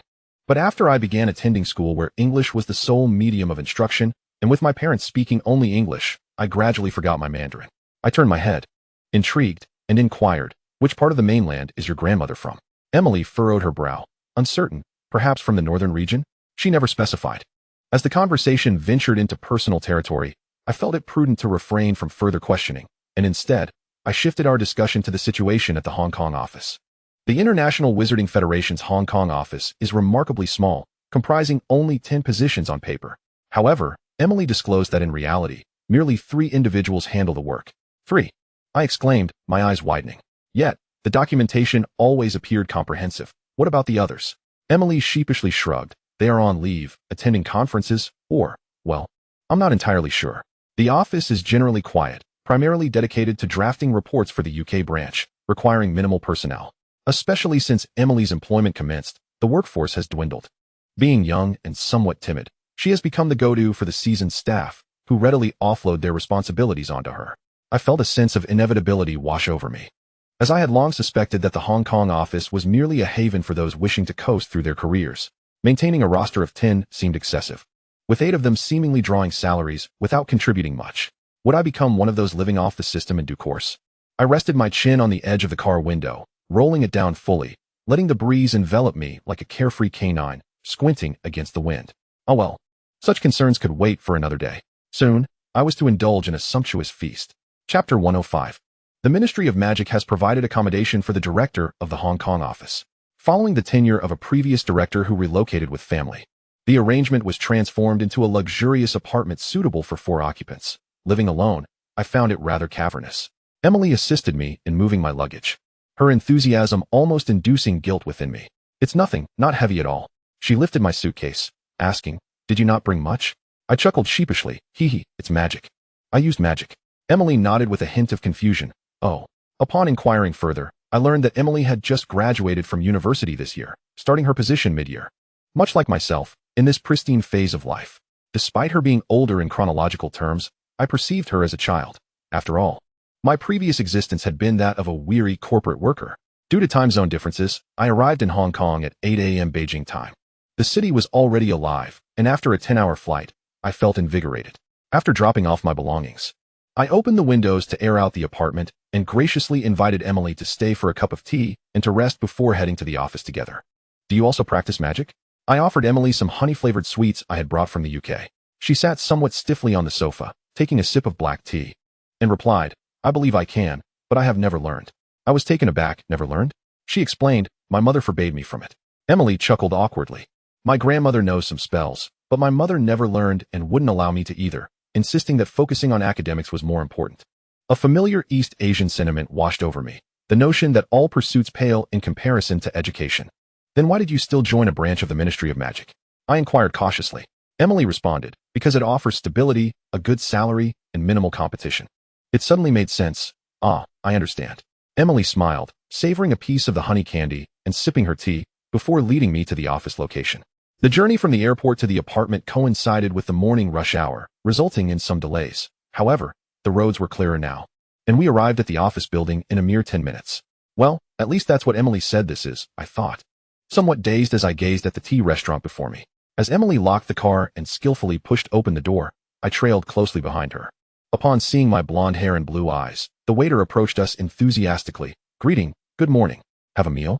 I pointed discreetly to Emily and whispered in Mandarin. I came with her. Emily approached the counter where a middle-aged woman with her hair tied back was engrossed in her calculator, murmuring to herself. Emily tapped the counter and began speaking in Cantonese. The woman lifted her gaze, squinting at me before exchanging a few words with Emily. I comprehended not a single word. This is Boss Yi, our landlord. Emily introduced me in English. Our office is on the 2nd floor of their restaurant, and we usually dine here, billing it to the company each month. Boss Yi stood up, scrutinizing me with a critical eye. I mustered a smile, and in stilted Cantonese, greeted her, Lai ho. Gong hei fat choi. Emily bit her lip, stifling a laugh, while Boss Yi chuckled at my attempt. She extended her hand, patting my arm, and asked, how old are you? I replied. Emily quietly translated, she is asking how old you are. I quickly gestured with one hand to indicate 1 and the other to indicate 8, responding in Mandarin, 18. Boss Yi raised her eyebrows in astonishment, 18. So young. Emily rushed to explain in Cantonese, in England, one is considered an adult at 17. However, Boss Yi remained incredulous, 18 is old enough to be a director? Emily tugged at her sleeve, signaling that this was not a topic for further discussion. I continued to smile vacantly, pretending not to understand. But wait, how did I comprehend their previous conversation? The wonders of adaptive Cantonese. Boss Yi smiled at me, offering a reluctant compliment. You speak quite good Mandarin. Do come by more often for meals. I nodded eagerly. Certainly, certainly. Emily led me up to the second floor, where the dimly lit corridor felt rather cramped. She opened a type of iron gate door that I had often seen in older residential complexes, gesturing for me to enter first. Inside lay a surprising haven. The office bore a striking resemblance to the Ministry of Magic's decor, spanning approximately 100 square meters, with wooden floors and a predominant brown-yellow palette. Desks and chairs were arranged neatly, yet an eerie silence pervaded the space. Once Emily closed the door behind me, I realized there was not a soul in sight. Everyone hasn't arrived at work yet, Emily remarked nonchalantly. I glanced at the wall clock, reading 10:30. Isn't it past the start time for work? I asked incredulously. Emily nodded with a smile. Indeed, as there is no defined working hour here. You come when you want and complete the tasks as needed. I pointed to myself. But today is my first day as the new director. Emily swallowed nervously, hesitating. If I see you, it's as if everyone has seen you? That makes no sense. I pouted, exhaling a sigh, realizing I could hardly place blame. The Hong Kong office was evidently a place for leisurely retirement. Devoid of work or advancement opportunities, it was only natural that the staff lacked ambition. Moreover, with me being the new leader at merely 18 years of age, a clear relationship-based appointment, it was evident they had assigned the young Emily to placate me. I had not come to Hong Kong to accumulate achievements or make a name for myself. I was here to escape disaster. There was no need for arduous tasks like restructuring the workplace or reforming the office. Thus, I would simply turn a blind eye. Very well. I moved forward, questioning where my workspace was and what tasks remained in the office. The director had a private space, a small room of about 10 square meters. When the previous director departed, they left behind a plethora of items, with various odds and ends cluttering the desk. It seems the others exhibited little willingness to assist in the tidying up. The documents for the Hong Kong office are stored separately in the archives, which are secured by a lock that is, in essence, ineffective. Anyone can access them, yet no one seems inclined to peruse the files. My current task is to send a report of appointment to the UK, and Emily suggested merely copying one. The archives contain reports from previous directors, and I could replicate any of them. As I delved into the archives, I let out a roar. These reports from my predecessors are all identical. Each one is merely a copy of another, with only the names and dates altered. How utterly lazy. I spent 10 minutes decluttering the office, discarding unnecessary items left by the previous director. Another 15 minutes were devoted to hand-copying the appointment report, noting that the former director had taken the typewriter. I added this detail into the report, firmly requesting funding from the higher-ups for a new typewriter. After completing my tasks, I placed the documents into the file box in front of the fireplace, awaiting transport on Friday. All right, you can clock out now. Emily smiled at me. I responded, Is this job a bit too simple? No wonder no one comes to work. Had I known such a position existed, I wouldn't have bothered with medical studies in my past life. Feeling somewhat dazed, Emily kindly suggested we go downstairs for lunch. We locked up the office and made our way to the tea restaurant below. Boss Yi, unfazed, handed me a menu, and we settled by the window, with Emily sitting beside me, explaining each item on the menu. Oh, no need for that. I can read traditional characters. I waved my hand dismissively. I gazed at the plethora of delectable dishes, feeling as if I had stumbled into a treasure trove, unaware of how unappetizing British cuisine could be. I'll have the roasted goose rice, milk tea, and a pineapple bun. With no waiter approaching our table, I craned my neck, retrieved an order pad from a small box on the table, and began jotting down my selections, asking Emily, what will you have? Emily opted for char siu rice, foregoing a beverage, stating that the tea provided by the restaurant sufficed. Once I completed my order, I pushed the pad over to Emily for her approval. She glanced at it and exclaimed, Your handwriting is truly beautiful. I humbly replied, Oh, it's nothing special. A doctor praised for their handwriting. Haha, I'm quite impressive. Emily flagged down the waiter and handed her our order. As the waiter recited our selections, I quietly mimicked the pronunciation. And soon both the waitress and Emily were smiling at me, prompting me to chuckle in return. Miss Crouch, what prompted your desire to come to Hong Kong? After the waiter departed, Emily inquired with curiosity as she seated herself across from me. Habitually, I wore a smile while pondering my response, primarily because I was instructed to come here. After all, one cannot oppose their superiors. Additionally, I genuinely hold a deep affection for this land. Emily's expression shifted to realization. Oh, out of interest. That makes sense. Especially since you've self-taught Mandarin and Chinese characters to a remarkably high standard. No, it's not just interest, I thought, but refrained from correcting her, cheerfully imploring Emily to teach me Cantonese. Emily taught me numerous common phrases in Cantonese, such as what to say when shopping, asking for directions, and how to respond when someone insults me. This is crucial. One must be prepared to react. I repeated after her, and as she listened, she would chuckle, commenting on my peculiar accent. I retorted, So what if my Cantonese has an accent QAQ? I can sing Cantonese songs. Feeling somewhat indignant, I sang, the heart's pulse. I want to take thunder back to the bar at midnight. Who cares if it's a root or not? Emily collapsed in laughter. What song is that? It's Wild Wolf Disco. Though it may be out of style, for Emily, hearing this song again would have to wait another 40 years, which feels quite safe for me. The waiter brought us our drinks and main dishes. Emily wiped her tears of laughter and picked up her chopsticks. I followed suit, flipping through the roasted goose on my plate, taking a deep breath. I picked up a slice with both skin and a layer of fat and popped it into my mouth. As the aroma of the fat burst in my mouth, I revealed an expression of pure bliss. Finally, I was enjoying something truly exquisite. At that moment, the world faded away. Roasted goose, roasted goose. I must have more roasted goose. Emily seemed to relish watching me eat, resting her chin on her hand and asking, "Do the British enjoy Chinese food?" I shoveled rice, roasted goose, and vegetables into my mouth, chewing thoughtfully before responding. I couldn't say how the British feel, but British cuisine is truly unappetizing. I've suffered greatly. Emily remarked. The previous director was particularly fond of Chinese food. He even wanted to take Boss Yi's entire family with him when he left. I exclaimed, "What?" Emily nodded. The chef at this establishment is Boss Yi's husband. Oh, thank goodness he didn't leave. Thank goodness he didn't leave. The previous director was truly despicable. Not only did he take the typewriter, but he also wanted to poach the master chef from the cafeteria. Such behavior is utterly contemptible. Boss Yi approached us, wiping tables nearby with a cloth. After finishing, she placed her hands on her hips and watched me eat with a smile. I recognized that familiar gaze. I had often seen it in videos of foreign tourists in my homeland, observing their awe and surprise, which mirrored the proud satisfaction I felt. Every Chinese person can relate to the joy of guests enjoying a meal at home. A good meal and good drink. What could be better? But I am not a foreigner. I am a student who has returned home after 18 years of dining in Britain. I drained my milk tea, and Emily had nearly finished her char siu rice. She dabbed her mouth with a napkin and asked, "Are you full?" I rubbed my belly, shoveling the last grains of rice into my mouth, replying, "Almost." Emily reassured me, "No worries. If you're still hungry, we can order more. You're still growing." I looked up in confusion. Huh? Oh, right. Theoretically, I'm 18 now. How did a 22-year-old girl end up treating me like a younger sister? No, Emily. Please don't. I'm your superior. Psychologically, I'm almost 30. My ears turned an embarrassed shade of red. I fidgeted with my fingers, hastily declining. I'm truly full. I'm not just being polite. Emily smiled at me again, and as I gazed at her, I suddenly felt she resembled someone. I recalled that the intern I had saved years ago was about Emily's age. She too had shared that same zest for life, warmth, and consideration, enjoying meals and conversations with me during our breaks. After we had eaten our fill, I leaned back, curiously asking Emily, "Do we often come into contact with local shamans in our office?" Emily's smile faded slightly. She looked at me, pressed her lips together, and said, "Here. We don't really use the term shaman." I pondered for a moment before correcting myself. "You mean Taoist, right?" Emily seemed uncertain. "Perhaps. Well, I'm not entirely clear on these matters.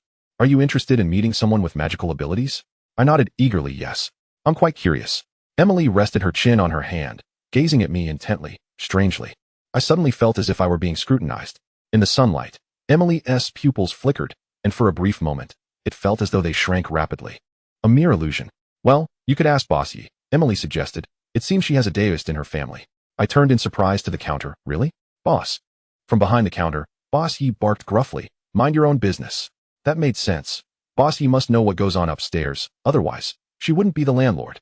I stood up and dashed over to the counter, where Boss Yi impatiently looked up at me and asked, "What do you want?" I chuckled shyly. "It's nothing, really. Just curiosity." Boss Yi waved her hand dismissively, her Mandarin heavily accented as she exclaimed, "Do not be curious. We do not associate with foreigners. You may write your reports as you please. We shall not interfere with you, nor should you meddle in our affairs." Emily approached, speaking softly. "Every director before you has been like this, and all the employees from Britain have acted similarly. We usually keep to ourselves, merely collecting our salaries as if on vacation. As long as we submit some inconsequential reports periodically." I leaned my arms on the counter, gazing at the composed Emily. "Has it always been this way? Am I really prohibited from engaging with local practitioners?" "Yes, it has always been this way." Emily smiled at me, "and it will continue to be so. No one intends to change it, and no one can change it. You would do well not to be the one to attempt change. I dread to think what might happen to you. Although the British Ministry of Magic has established an office in Hong Kong, it has never held jurisdiction here. Nor will it ever." Boss Yi, resting her hand on the table's edge, scrutinized my expression from beneath lowered brows, her lips pressed into a thin line, clearly displeased. Suddenly, I blinked and burst into laughter. Emily and Boss Yi stared at me in silence, the atmosphere growing tense. The previously cheerful gathering now exuded a subtle hostility. My laughter, a mixture of joy and sorrow, tinged with pride, only grew louder. Yes, I nodded vigorously. That's exactly it. So it is. Everything makes sense now. Why until now?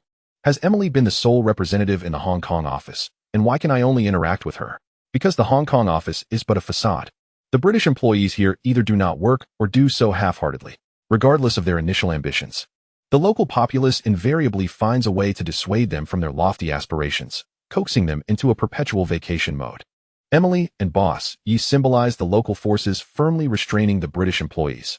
Emily is an undercover agent for the locals embedded in the Hong Kong office. Since my arrival in Hong Kong, I have been monitored and controlled, led by Emily to the places I ought to be, to meet the people I should meet.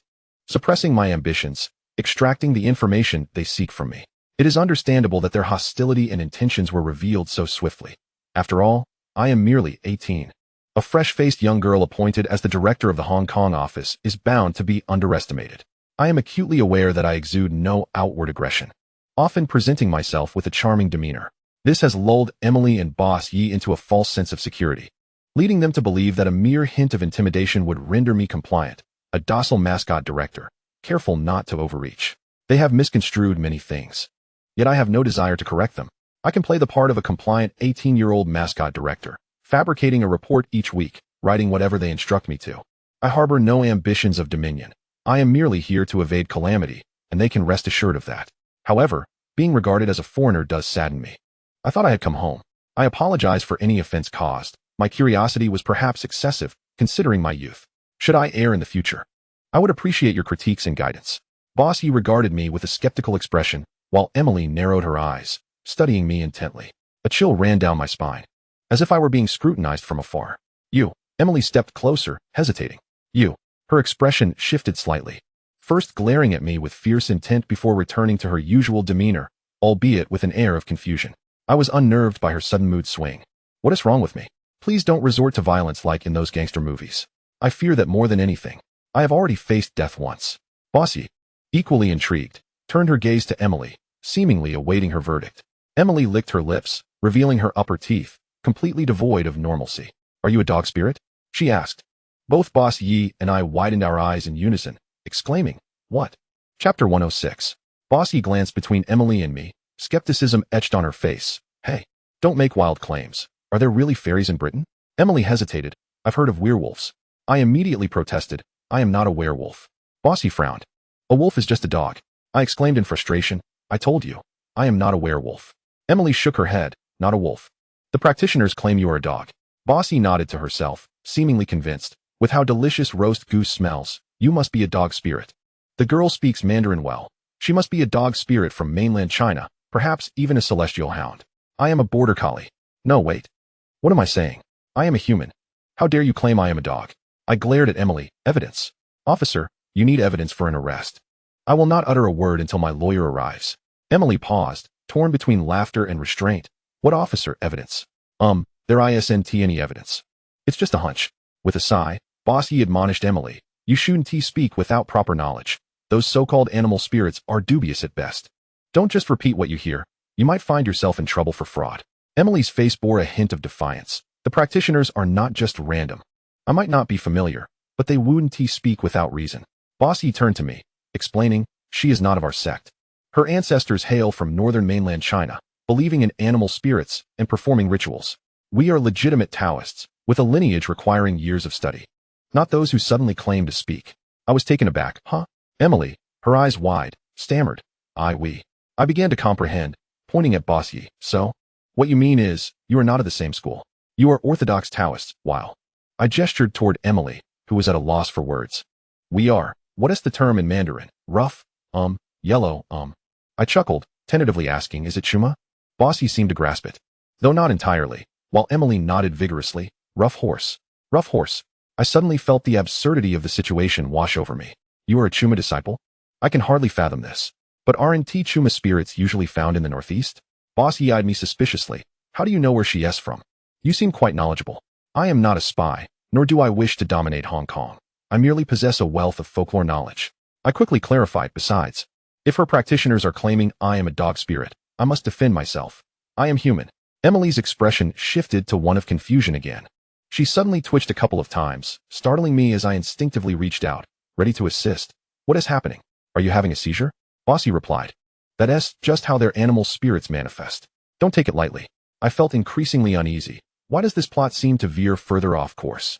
Recovering from her twitching, Emily looked up at me, speaking with a hint of grievance. The spirit just spoke again, but I didn't quite grasp its meaning. I chuckled awkwardly. Well, that's all right.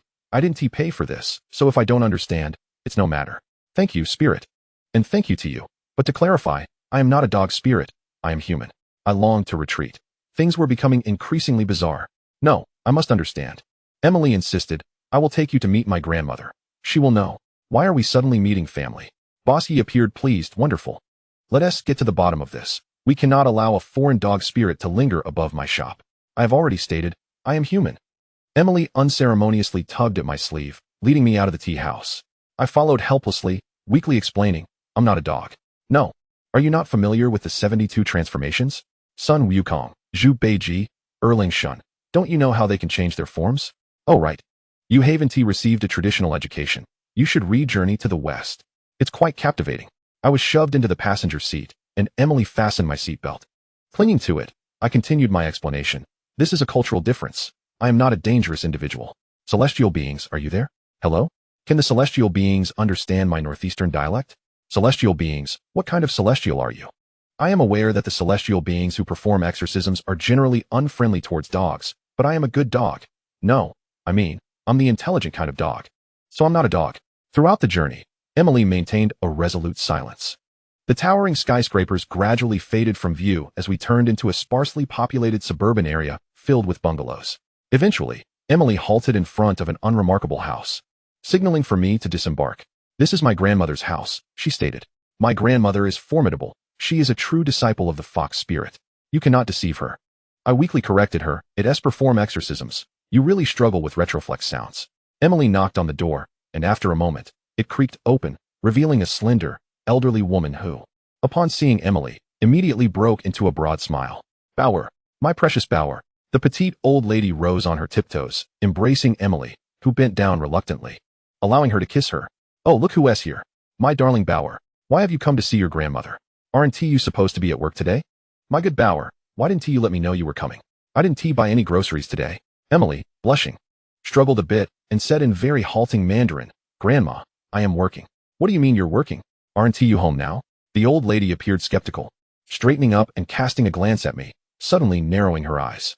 A chill ran down my spine, more pronounced than when Emily had stared at me. The old lady released Emily and scrutinized me for a long while, causing a few beads of cold sweat to form on my back. Her pupils were slitted. After a moment, she suddenly burst into laughter, turning towards me and slowly uttering, In this lifetime, you are a dog? Her voice had changed, no longer resembling the warm, affectionate tone she had used with Emily. It was now sharp and high-pitched, as if she were deliberately straining her voice, yet no human would speak like that. My breathing quickened, but I still insisted, I am a person.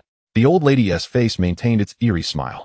She squinted her eyes, fixated on me, and began to recount. When you were born, you had a dog's tail. That is because I am an incomplete anima magus. Fear gripped me, as if she could see straight through me. I am human. I am not a monster. No need to be anxious. I merely wish to converse with you. The old lady's smile widened. In this lifetime, you are indeed human. In your previous life, you were also human. But in the life before that, my lips trembled slightly. The old lady suddenly sighed, still smiling, exhaling a sound reminiscent of a baby's cry. You have returned to find your kin. You have returned to find your kin. What a coincidence to meet a fellow countryman here. He. Splendid, splendid. Everyone wishes to return, and they all will. You wish to go home, don't you? But you can no longer go home. So you have returned here. Don't you want to go home, little dog? Emily looked pale with fright, breathing rapidly as she quietly called, Grandma, please. Quiet, don't interrupt. I'm speaking with the little dog. The old lady suddenly snapped. Little dog, you died an untimely death in your last life, didn't you? Instinctively, I responded, yes. An untimely death.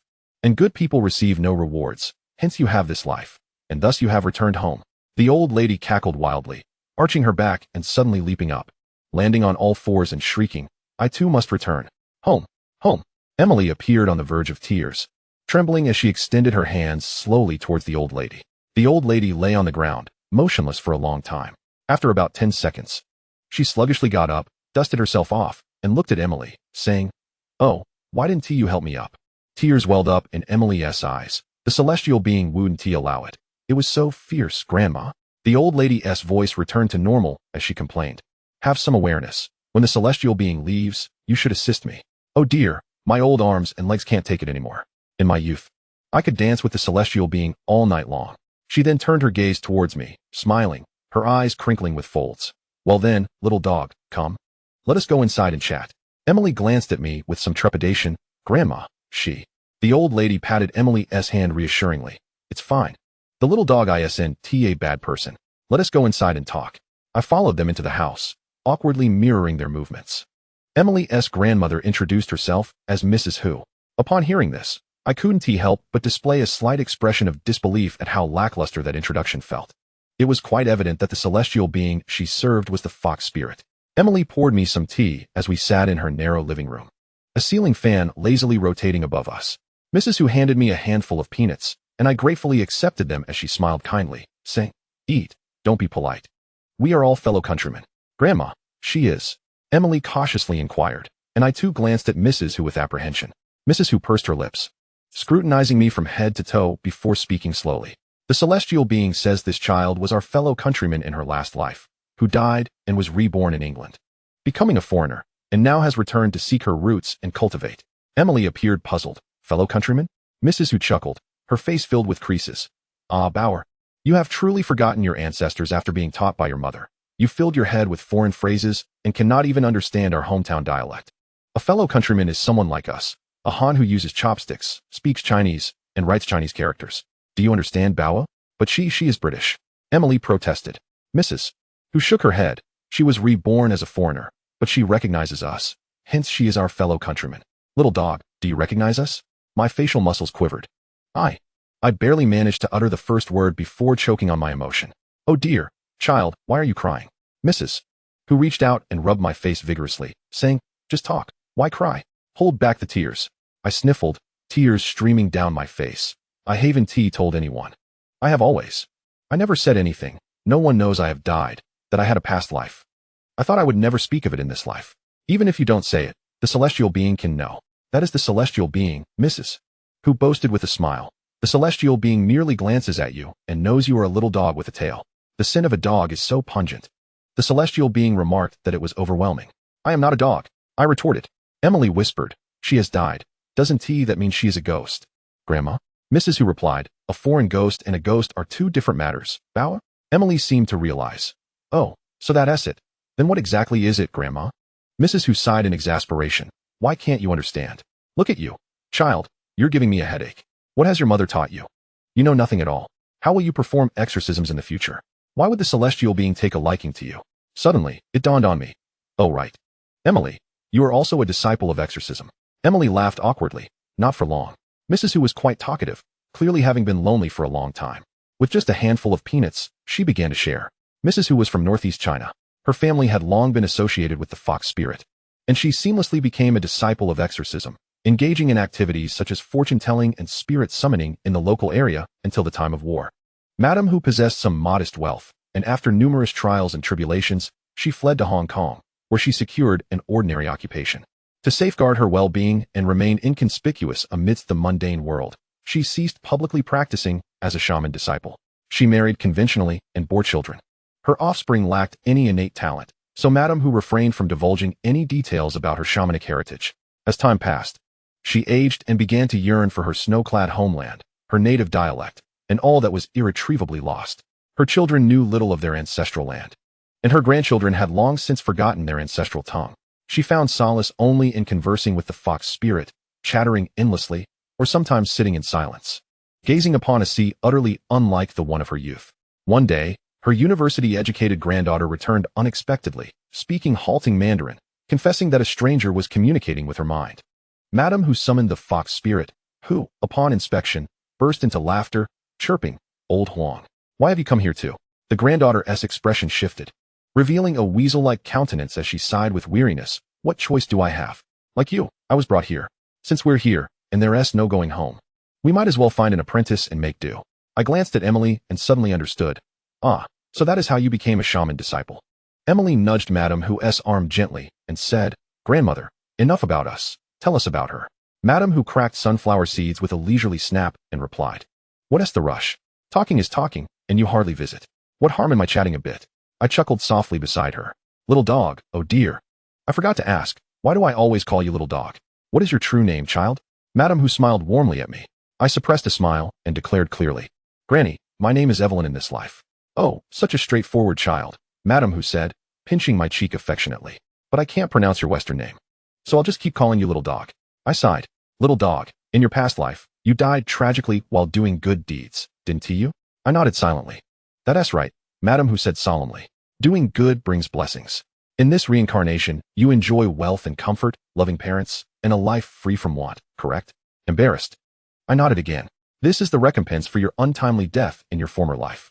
Her eyes narrowed, and her voice took on a sharp, ethereal tone, but it is not over. Your cultivation is unfinished. You are still walking the same path. Doing good is the cultivation you chose, and you must continue on it. The journey will be fraught with trials and tribulations, even tests of life and death. Surpass them, and you shall ascend to immortality. Fail, and you will return to the beastly realm, your past merits vanishing like smoke. A chill ran through me as I heard the fox spirit speak through Madame Who. Your tail is your cultivation, a thread of your life. Losing your tail to survive preserves your life, but your cultivation must start anew. You have met many benefactors this life. Hiding your tail is their protection. Cherish their guidance. But when the time comes, do not squander your past cultivation or forget the path you chose. Trembling, I asked, ascend to immortality? But in my past life, I never knew of cultivation. I was a scientist, a student of the sciences. The fox spirit laughed in a shrill tone. How mundane, little dog. How many of those zealous Taoist adepts ever truly ascend? Those who do are everyday people who cultivate well and naturally become immortals. Bewildered, I confessed. I don't really wish to become immortal. Indeed, you have seen through it. What's the allure of immortality? The fox spirit murmured. Immortality, immortality, I no longer desire it. It added, turning its gaze to the window. Its slit pupils caught the sunlight, gleaming brilliantly. I want to go home. Chapter 107. The shaman disciples are a folk belief concentrated in northeastern China. I confess I am not well versed, having only encountered it in literature. In brief, it involves animals who have attained enlightenment possessing human disciples to perform superstitious rites. These enlightened animals are generally the 5 great immortal beasts: foxes, weasels, snakes, hedgehogs, and rats. Madame Who's fox spirit is a family heirloom with profound power, perfectly attuned to her, able to speak and act through her at any moment. When Madame Who's voice sharpens and becomes ethereal, the fox spirit has taken possession. Bring 3 roast chickens, Madame Who instructed. Yes, my granddaughter has returned. Bringing friends to dine. Of course, we must buy more, she added. By the way, how much for your sausages? Emily and I followed Madame Who to the market, where the butcher, clearly acquainted with her, swiftly packed the chickens and generously included a small bag of sausages as a gift. Madame Who lingered, chatting amicably with the vendor. I took the plastic bags from her hands, carrying the chickens, while Emily fixed her green eyes on the roast poultry. Do you really want to eat it? I asked tentatively. Emily swallowed hard and said with difficulty, It's not me, it's the spirit. The spirit loves chicken. Since arriving at Madame Who's home, Emily has been speaking Mandarin, albeit poorly and with a comical accent. I refrained from laughing, knowing my Cantonese was equally poor. What can shaman disciples do? I inquired curiously. Emily considered and replied, Many things: healing, exorcisms, rituals, fortune-telling, and much more. But I'm still learning. I lowered my voice and asked, What do these spirits look like? Emily hesitated, as if listening to voices. After a moment, she said, The spirit just said it didn't he understand. Maybe you asked too many questions. I stifled a laugh. Imagining Emily mimicking the spirit's northeastern accent, it was quite amusing. Imagining the weasel spirit scolding in that dialect magnified the humor. Yet, not wanting to anger the spirit, I controlled myself and pressed on. How does one become a shaman disciple? Little dog wants to become a disciple too? Madame Who smiled, patting my arm with the back of her hand. You and the spirits are of the same generation. When your cultivation matures, you'll find disciples yourself. I was stunned. Me? Impossible. I know nothing. I don't even understand cultivation. You cultivate in the Western way, don't you? I see your skills. You can transform and perform 72 magical arts. You're far superior to many Taoists here. Madame Who strode ahead, scrutinizing the vegetable stalls, inspecting produce with a self-reliance born of experience. Hey boss, how much for these chives? I pursed my lips, feeling a pang of disappointment. I'd quite like to invite a fox spirit to feel the softness of its magnificent tail. No, you have a magnificent tail yourself, Madam Who continued, her voice trailing off into an explanation. Inviting a spirit is no trivial matter. You must establish a ritual hall. For someone like you, even lighting incense 1 attract a spirit. You smell too much like a dog. Foxes, weasels, snakes, hedgehogs, rats, none like dogs. I puckered my face in protest. That's unfair. Emily nodded vigorously beside me, affirming Madam Who's words. The spirits say dogs are bad. Madam Who glanced at Emily, then suddenly emitted the fox spirit's shrill voice. Old Huang, aren't you ashamed? At your age, still afraid of dogs? Emily suddenly twitched twice, her expression shifting as she retorted with indignation. Who eats 3 chickens a day like you? You're so fat you could chase a pig. With a backside like yours, you could break a dog's tail, so of course you're not afraid of dogs. The fox spirit chuckled softly, choosing to remain silent. I glanced at Mrs. Who, then at Emily, and finally at the 3 roasted chickens I held in my hands. The subtle discomfort I had felt moments earlier was swiftly overshadowed by the lively banter reminiscent of a Northeast comedic skit. Mrs. Who purchased a bunch of chives, announcing her intention to make chive pockets for us. Having gathered enough ingredients, we strolled back home against the backdrop of the setting sun, Mrs. Who animatedly recounting tales of the spirit mediums to Emily and me. Logically speaking, Emily should not have become a disciple of the spirit medium. As Mrs. Who's beloved granddaughter, Emily fell within the realm of potential disciples for the fox spirit. Moreover, the invocation of a spirit necessitates a series of rituals. After all, spirits are not stray cats or dogs that can just follow anyone home without consequence. What would happen to the spirit's dignity? I curiously inquired about how Emily had managed to invoke the spirit. Mrs. Who huffed, revealing the fox spirit's demeanor. Old Huang is quite unprincipled. Huang, originally a weasel who had cultivated for many years in northeast China, had followed his disciple south during times of strife, eventually settling in Hong Kong. As the years passed, Huang's disciples aged, and before any of them passed away, he needed to find a new disciple. However, Hong Kong lacked a cultural foundation for the practices of spirit mediums. As the owner of a tea restaurant remarked, local Taoists viewed spirit mediums as mere charlatans. In desperation, Huang took it upon himself to find a gifted disciple, forcibly attaching himself to Emily. Upon reflection, I discerned a contradiction. The fox spirit had been a family heirloom of Mrs. Who's. Logically, when she passed on, the spirit should have been inherited by Emily. Yet, with Huang's premature intervention, what would become of the fox spirit? I refrained from asking, sensing the sensitivity of the topic. Upon returning to Mrs. Who's home, she energetically made her way to the kitchen, beginning to prepare the dough for the chive pockets. Emily and I washed our hands and joined her in kneading the dough. We both attempted to roll out the dough, but what emerged was an assortment of irregular shapes and varying thicknesses. Mrs. Who tossed us a lump of dough to play with. I fashioned a bald little figure, while Emily created a 4-legged creature. We engaged in a playful skirmish with our dough creations, chanting our roles. Hee hee, I am the evil Voldemort, and I shall devour all the roasted chickens in the world. Emily countered with her 4-legged creature, declaring, not so. I am Huang, and I shall protect the roasted chickens. Biu biu biu. Mid-battle, the head of my bald figure rolled away, prompting me to declare, Huang wins. Emily triumphantly circled the table, celebrating her victory. I won. Mrs. Who collected our dough figures and continued rolling out the dough. As Emily and I went to wash our hands, I turned to observe my bald little figure gradually transforming into an oval shape under the rolling pin, when suddenly an idea struck me. Emily, can spirits cast spells? I want to curse someone to die quickly. Oh, I even know that person's birth date. Emily's expression turned to one of shock as she stammered, no, that's not allowed. Spirits and their disciples cannot commit acts of cruelty. I whispered in protest, but that person is truly malevolent, a mass murderer, deserving of death. Even so, that's not permissible. Emily firmly explained. Evildoers will face their own retribution. We cannot take the initiative to harm others. Otherwise, it will harm our own merits. Mrs. Who interjected, echoing Emily's sentiments. Disheartened, I lowered my head. Oh, I thought you might have a way. Emily, curious, asked, what kind of bad person? Someone who harmed you in your past life. No, I don't even remember who killed me in my past life. I've forgotten what they looked like. The person I'm speaking of is British, a nefarious scoundrel. I began to recount Voldemort's history and his misdeeds. Mrs. Who listened attentively, occasionally clicking her tongue. And after I finished, she sighed. Well, I was wondering how formidable a British fellow could be, but it turns out the one practicing magic is utterly inept. Such a character couldn't handle a mere situation. In northeast China, we'd be done with such a person in a decade. I sighed in agreement, indeed. A bunch of useless individuals. Mrs. Who shook her head. It's one thing not to treat the common folk well, but he is also unkind to his subordinates.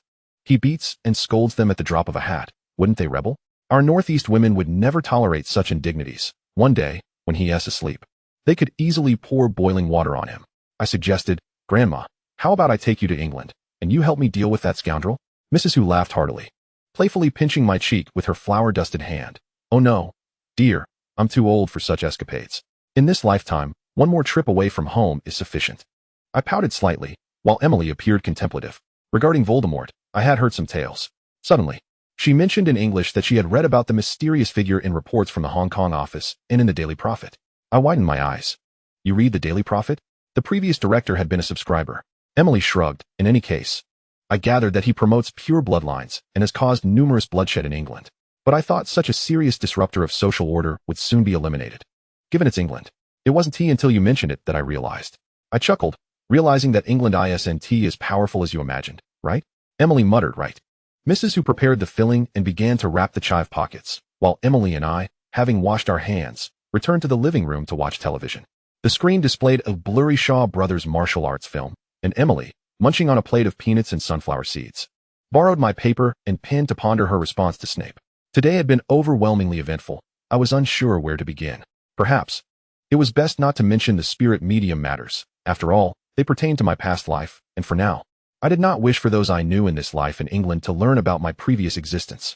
As I contemplated and wrote, I briefly recounted my experiences upon arriving in Hong Kong, focusing on the cuisine at the tea restaurant and the desolation of the office, while glossing over Emily's situation. Beside me, Emily's sound of cracking seeds gradually diminished. I glanced up to see her sitting up straight, feigning disinterest in what I was writing. If you want to watch, just watch, I said unabashedly. I'm writing a letter to my boyfriend. Emily, with a half-eaten sunflower seed in her mouth, suddenly radiated that familiar glimmer of curiosity. You have a boyfriend? Indeed. I raised my left hand, showcasing my engagement ring. We're both engaged. Emily gasped, a mixture of envy and amazement in her voice. Oh wow, you're only 18, but already. Oh wait, you're living your second life now. So you're practically an ancestor. I retorted, not at all. I didn't even reach 30 in my last life. But you're still older than me, Emily muttered. My mom keeps urging me to find a boyfriend in college, but I tell her there's no suitable one, and she just picks on my flaws. Now that the spirit has arrived, I feel like I'll never find a boyfriend. After saying this, Emily suddenly twitched again, and as expected, Huang was dissatisfied with her remark. I returned to my letter, while Emily, with a sunflower seed still in her mouth, leaned closer and asked, How old is your boyfriend this year? Same age as me, I casually replied. Emily gasped, 30 years old? 18.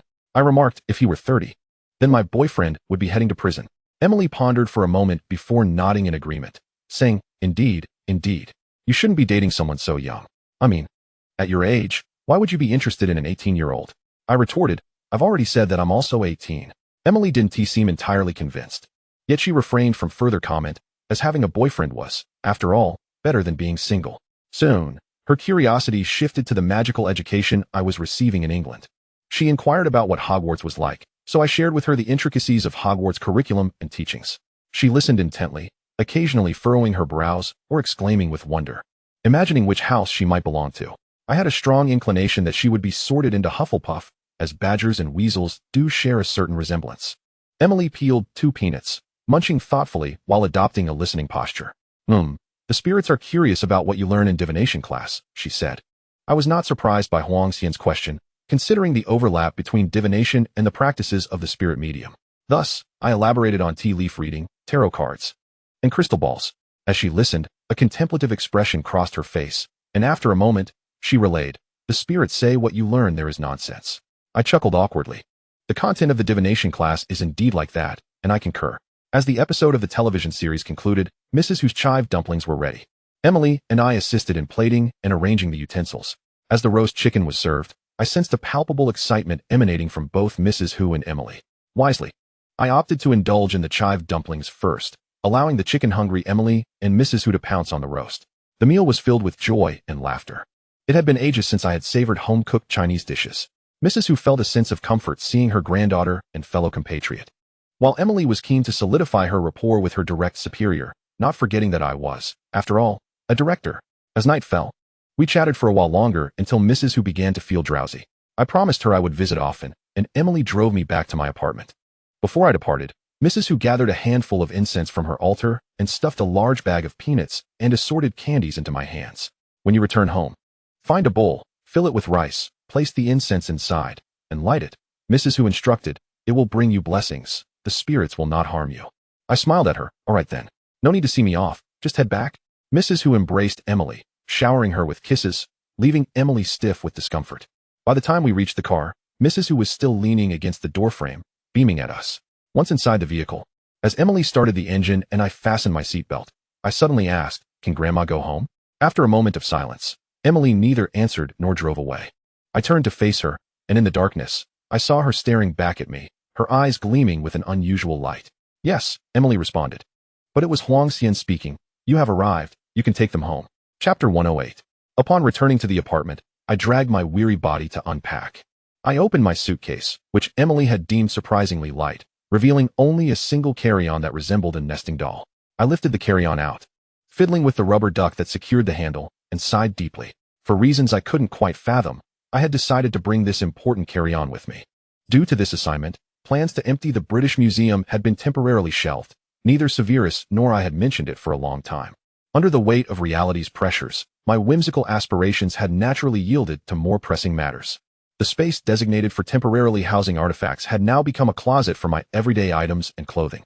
I unloaded the contents of the carry-on, arranging my belongings around the apartment. After tidying up, I went to freshen up, casually placing the incense given by Mrs. Who in the corner of the bedroom and lighting it. Severus had yet to respond to my letter. The time difference between England and Hong Kong was significant. Approaching the window, I grasped the curtain, preparing to draw it closed, as fatigue had begun to cloud my thoughts. The crescent moon hung over the harbor, the night deep and illuminated by twinkling lights. Gazing out at the dazzling nightscape, I hummed a tune softly, and it took a couple of seconds for me to realize why this song, so out of place in this era, had suddenly come to mind. Pearl of the Orient. Sleepless through the night, guarding the promise that the tides of time shall never change. My reflection appeared on the darkened window, on my first night in Hong Kong. I pressed my lips together and smiled faintly. I was home again, and someday, everyone would be able to return home. "Hey, wake up, dog." I uncomfortably exhaled through my nostrils, scratching my face with my hind paw before burying my head beneath my tail once more. "Why won't you wake up? I'm talking to you, dog." A sharp pain jolted through my tail, and I opened my eyes wide, leaping up with a startled yelp. Woof!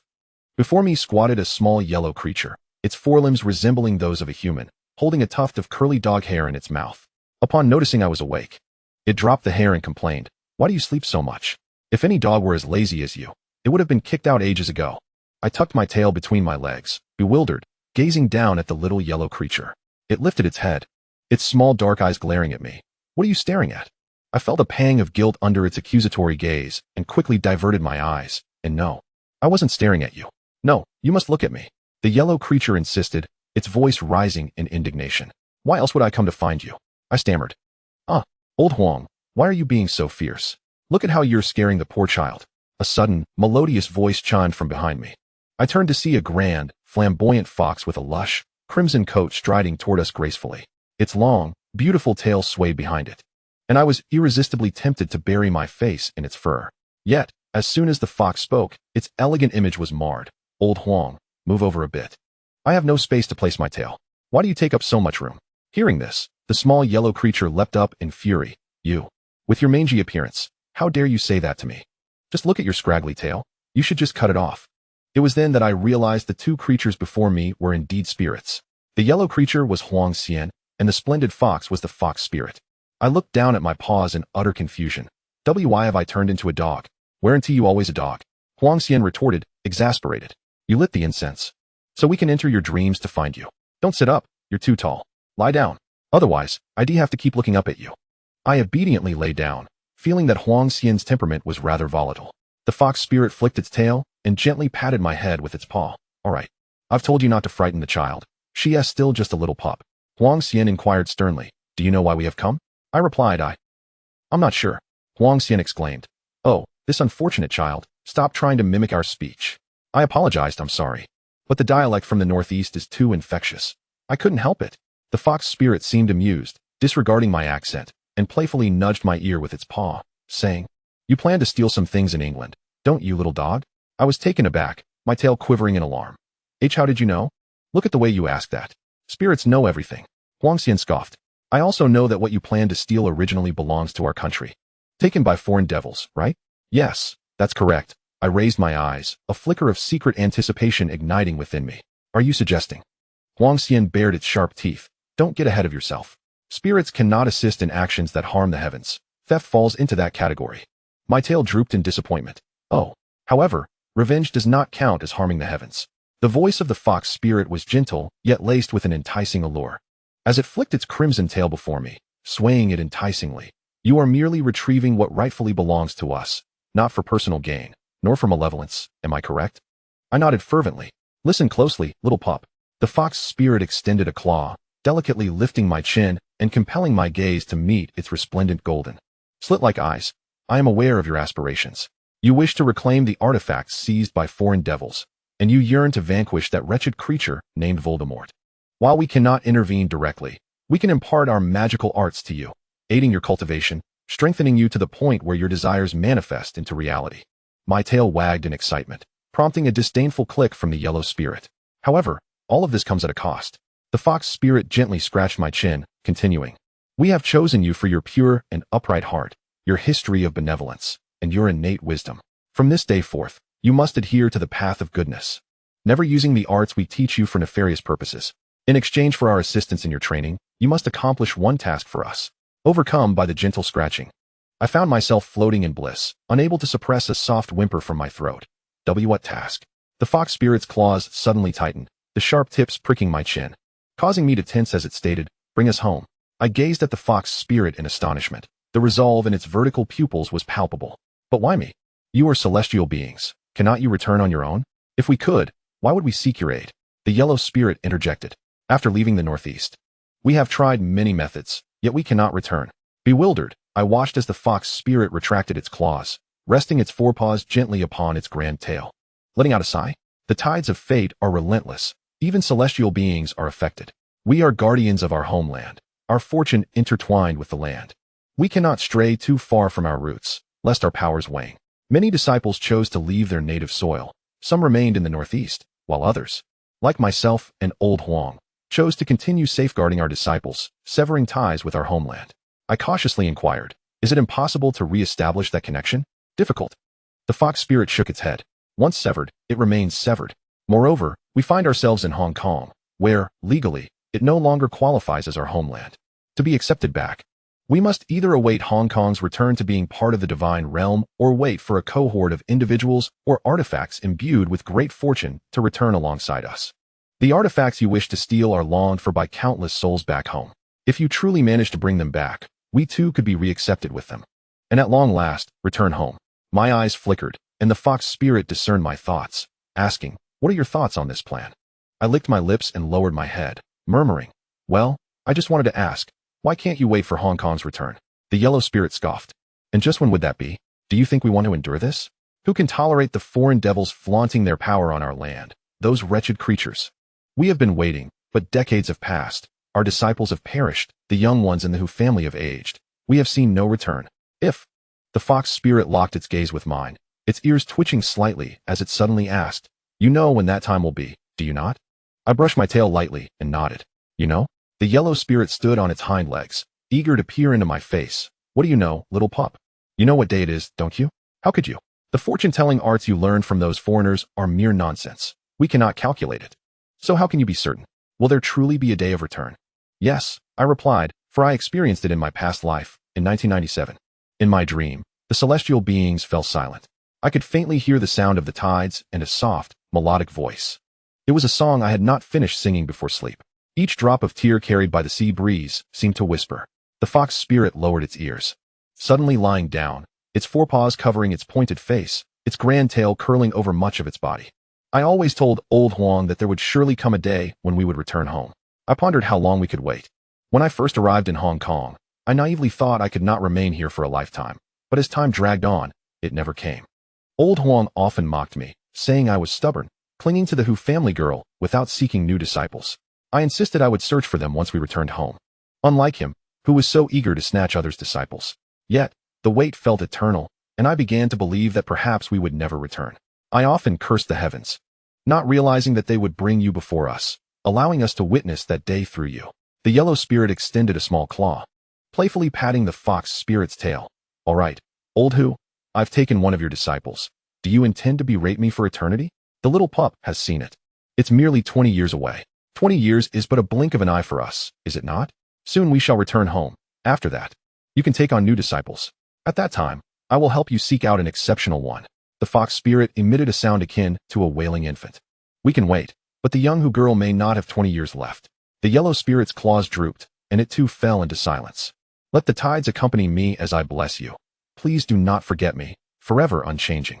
I must devote myself to rigorous training. Suddenly, I barked loudly, startling both the fox spirit and the yellow spirit. From this day forth, I shall train daily. I shall strive to become as formidable as Dumbledore, the most magnificent dog beneath heaven and earth.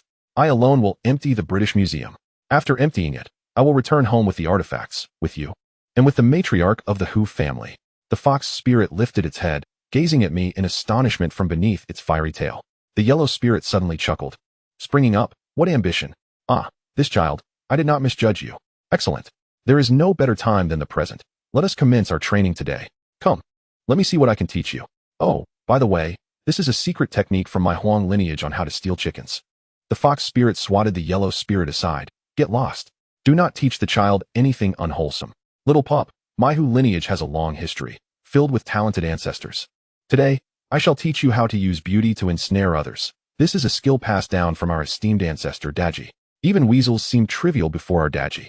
The yellow spirit retorted indignantly. Your Daji was executed by Jiang Zia thousands of years ago. She is a pure example of failure. What of stealing chickens? Stealing artifacts and stealing chickens are both theft, are they not? There is indeed a craft to stealing chickens. The fox spirit scoffed. Lack of ambition.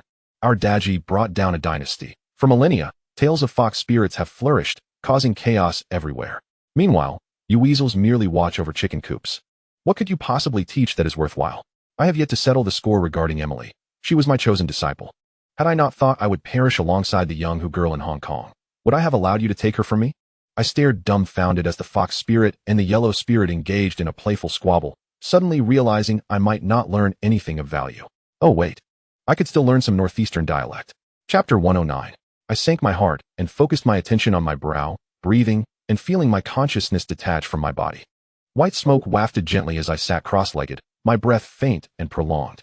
My scalp tingled slightly, a peculiar sensation of buoyancy emerging at the crown of my head. As if I were floating, gazing down upon myself and the entire office before slowly immersing myself into another slightly chilly realm. My consciousness became hazy, and a myriad of chaotic thoughts bubbled up like bubbles. I patiently awaited their natural dissolution, my mind undistracted, continuing to embrace that chilly expanse. I beheld an unbroken expanse of darkness. Upon venturing into that unfamiliar realm, an oppressive weight swiftly descended upon me, resisting me in layers, repelling me with relentless force. The solid, translucent barrier denied me entry. I struck the curtain wall, shouted aloud, yet all was in vain. After repeated attempts failed, my spiritual awareness receded back into my body. I opened my eyes, my shoulders sagging heavily. Still, it was no use. I exhaled deeply. His cerebral defense technique was akin to an impenetrable firewall. No matter what I tried, I could not breach it. On the second floor of the tea restaurant, in the director's office, I had arranged a corner with tatami mats, soft cushions, and an incense altar, creating a private sanctuary for my cultivation. Aside from the essential desk and sofa, the most conspicuous feature of the office was the staggered placement of a cat climbing frame and nest woven from bamboo baskets. A plump, fiery red fox reclined atop the climbing frame. Its luxuriant tail flicked lazily as it spoke in a human tongue. Your skills are still wanting. Keep practicing. I pouted dejectedly and whispered, all right then. In a willow-woven basket lined with soft cushions and pillows, a weasel poked its head out. Its tiny paws grasping the rim as it chirped. That pup is quite formidable. We've been training her for over a year, so theoretically, she should be able to project dreams by now. Why is it that he remains impervious? I sought to defend myself and explained to Snape. He had mastered a spell known as the cerebral defense technique, capable of resisting intrusions into his spiritual consciousness. His proficiency was extraordinarily formidable. My failures were, therefore, understandable. Haha, no excuses. The fox spirit admonished. Heaven rewards diligence. Strive for perfection, understand? Back in the day, if any disciple had dared to excuse their failures, I would have dealt a hefty slap. Keep practicing. I shrank my neck and rubbed my stomach. Oh, but I'm hungry. May I have lunch first before continuing? The fox spirit snapped. If you delay any longer, he'll awaken. The weasel intervened to mediate. Oh dear. The pup has been training all morning. How can you deny her food? This teaching approach is flawed. Enough practice, let us eat. As the fox spirit and the weasel appeared on the verge of quarrel, I hastened to lift them both, placing the weasel on my shoulder and cradling the plump fox in my arms. Let us eat. Emily must be hungry too. Let us go. The fox spirit, somewhat displeased, nestled into my embrace and swiped a paw at me. Don't grope me. You child, your hands are always dirty. You have fur yourself. Go touch yourself. I furtively withdrew my hand. It's only because your fur looks so irresistibly soft. The office was, as always, spacious and tranquil. I approached Emily's workstation. She sat cross-legged in her chair, breathing calmly as I had moments before. I waited quietly by her side until she opened her eyes, then called out, "Come on, let us eat." Emily rose, put on her shoes, and respectfully bowed to the furry creatures perched on my shoulder and in my arms. Spirits. The fox spirit raised a paw in greeting, while the weasel inquired earnestly, "Any insights gained?" Emily replied honestly, "No particular revelations, just a profound sense of calm." "That's enough," sighed the weasel. "This desolate place, surrounded by buildings, offers no communion with nature. Cultivation here is exceedingly difficult. Let us just eat." Emily quietly asked, "How is your dream projection going?" "Not bad," I answered. "I can project dreams to my parents, friends, and classmates without issue. But with my boyfriend, I can never get through." Emily looked puzzled. It said that the stronger your longing, the easier the dream projection? You haven't seen your boyfriend for over a year. It should be easy. I smiled awkwardly. Because he also practices the cerebral defense technique. I explained the cerebral defense technique to Emily once more, and she finally understood. Yet I remained somewhat disheartened, unable to convince myself. The stronger the yearning, the easier the dream projection. That was why I effortlessly projected dreams to my parents and Lily, who responded to me by phone. They didn't know about my cultivation. They merely thought they dreamed of me because they missed me so much. Why then could I not project dreams to Snape? Did he not miss me? I had been in Hong Kong for over a year now. During that time, Lily married James. I had intended to return to attend her wedding, but the Ministry of Magic repeatedly denied my application to return home. Lily had to appoint Mary as her bridesmaid instead, which made me both sad and angry. I even projected a dream to intimidate the ministry official blocking my application, but the spirits scolded me, warning that such actions would harm my spiritual merit. A few days ago, Lily called, saying her due date was near. She was restless and anxious. I comforted her, assuring her the delivery would go smoothly and that I would offer incense prayers for her. When Lily asked what incense burning was, I explained it as an Eastern blessing ritual. I had not returned home this entire year. In Hong Kong, I spent Christmas, Lunar New Year, Qingming, and Dragon Boat Festival. Mrs. Hu, Emily, and the spirits had become my new family. Together we cultivated, lived, managed work, enjoyed food and leisure, embracing a life completely different from before. Although the spirits had not formally accepted me as a disciple, their imparting of teachings earned them the title of teachers in my eyes. The fox spirit teacher, who was a slightly plump, fiery red fox. According to Mrs. Hu, to alleviate homesickness upon arriving in Hong Kong, teacher who began binge eating, demanding fresh roast chicken be constantly offered on the incense altar. Because of this, Mrs. Hu had become close friends with the deli owner, securing an annual chicken supply. After beginning training with teacher Hu, I too started buying roast chicken for him, and even tried offering turkey at the altar, but according to teacher Hu's feedback, turkey was utterly unpalatable. The weasel teacher Huang was a small creature with black fur on his face. When I first met him, his temper was noticeably fiery. He would quarrel with teacher Hu at the slightest provocation, and I found him somewhat intimidating at first. But as I grew accustomed, I discovered teacher Huang to be straightforward and open-hearted, quick to anger but equally quick to forgive, and remarkably patient in teaching. As teacher Hu put it, he was the least petty among weasels. I could even joke with teacher Huang without offense, though when annoyed, he would swat me with his claws twice. He taught both Emily and me. Emily learning fundamentals, while I focused on transformation, divination, and geomantic positioning. What touched me deeply was teacher Huang's understanding of the difficulties Emily and I faced in cultivation. His catchphrase was, "Don't overburden the children." We descended to the tea restaurant. Boss Yi sat behind the counter, lifting his eyelids to glance at us, and, without surprise, called out, "Director Dog and Emily have arrived. Serve the dishes." Regarding being called Director Dog by Boss Yi, I had long since ceased resisting. I had no idea how Emily explained it to Boss Yi, but it seemed that overnight, the local Taoist priests in Hong Kong had come to know of the British witch with deep ties to the mainland. The local Taoists were highly wary of foreign witches, and one after another, Taoists clandestinely visited the restaurant to observe me. Some wielded peachwood swords, poking the air behind me. Others sprinkled black dog's blood on the floor, only to be scolded by Boss Yi and forced to clean it up. Some secretly affixed talismans behind the sofa where I ate, muttering incantations. Others claimed they wanted to open their heavenly eye to see my true form, but after struggling, said their eyes were dry and blurry, so they asked Boss Yi for eye drops. After these probes, their speculations varied wildly. Some said I was originally a dog demon from the mainland who reincarnated in Britain.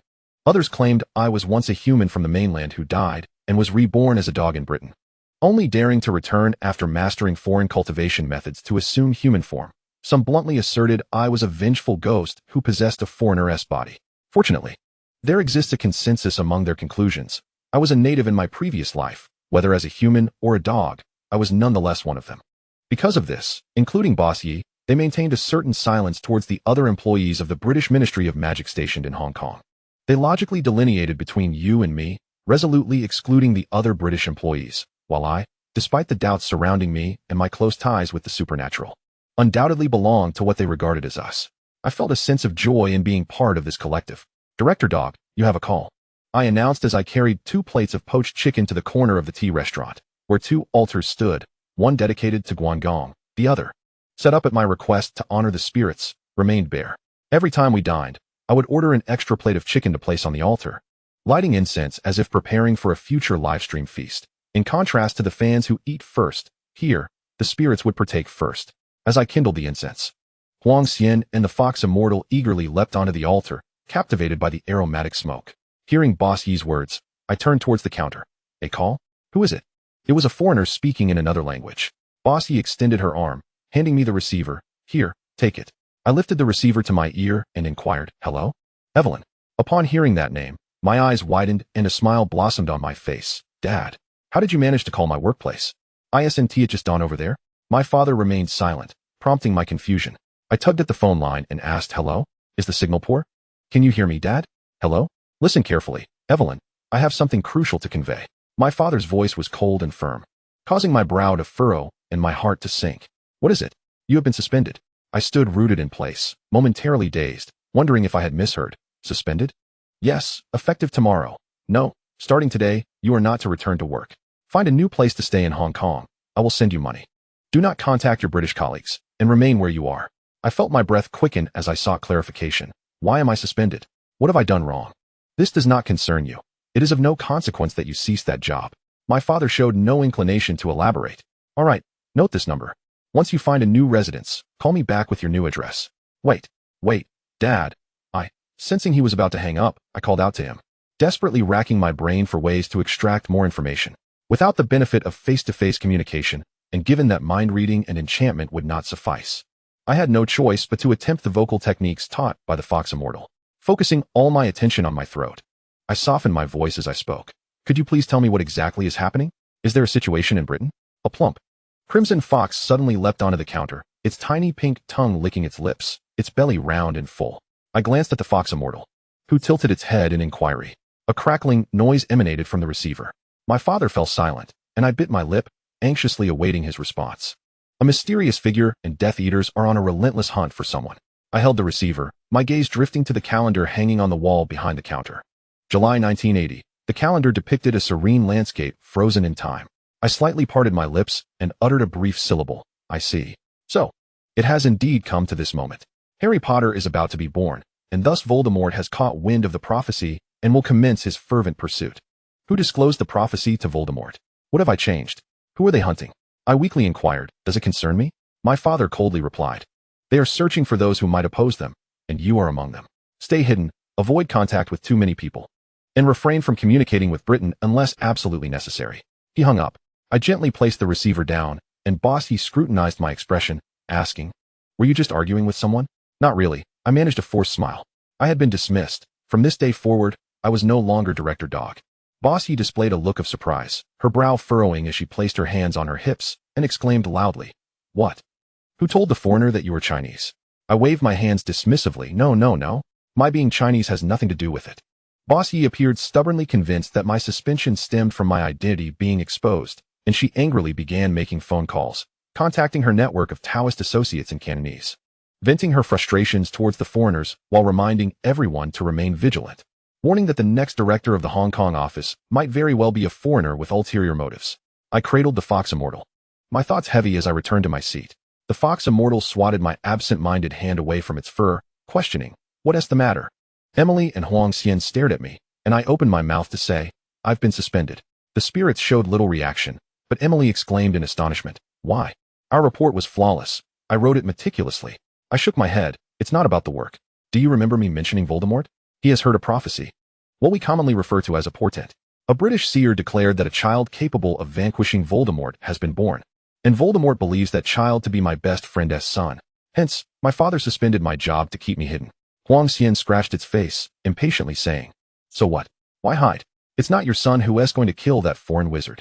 I attempted to clarify the logic. No. It's like this. My best friend's family needs to hide, and they will require a specific spell known as the loyalty charm to designate a confidant who knows their whereabouts. This means that once they conceal themselves, only one person will know where they are. Emily perked up, exclaiming, "I know this. It's what the Heaven Sword and Dragon Saber is about." Zhang Qiushan knows where CS Sun is, so the various sects stormed Yudang Mountain to interrogate Zhang Qiushan. The fox immortal looked perplexed. "What?" Huang Xian laughed proudly. "My child reads more than you do. The Heaven Sword and Dragon Saber. Haven't you read Jin Yong's works? They are quite famous."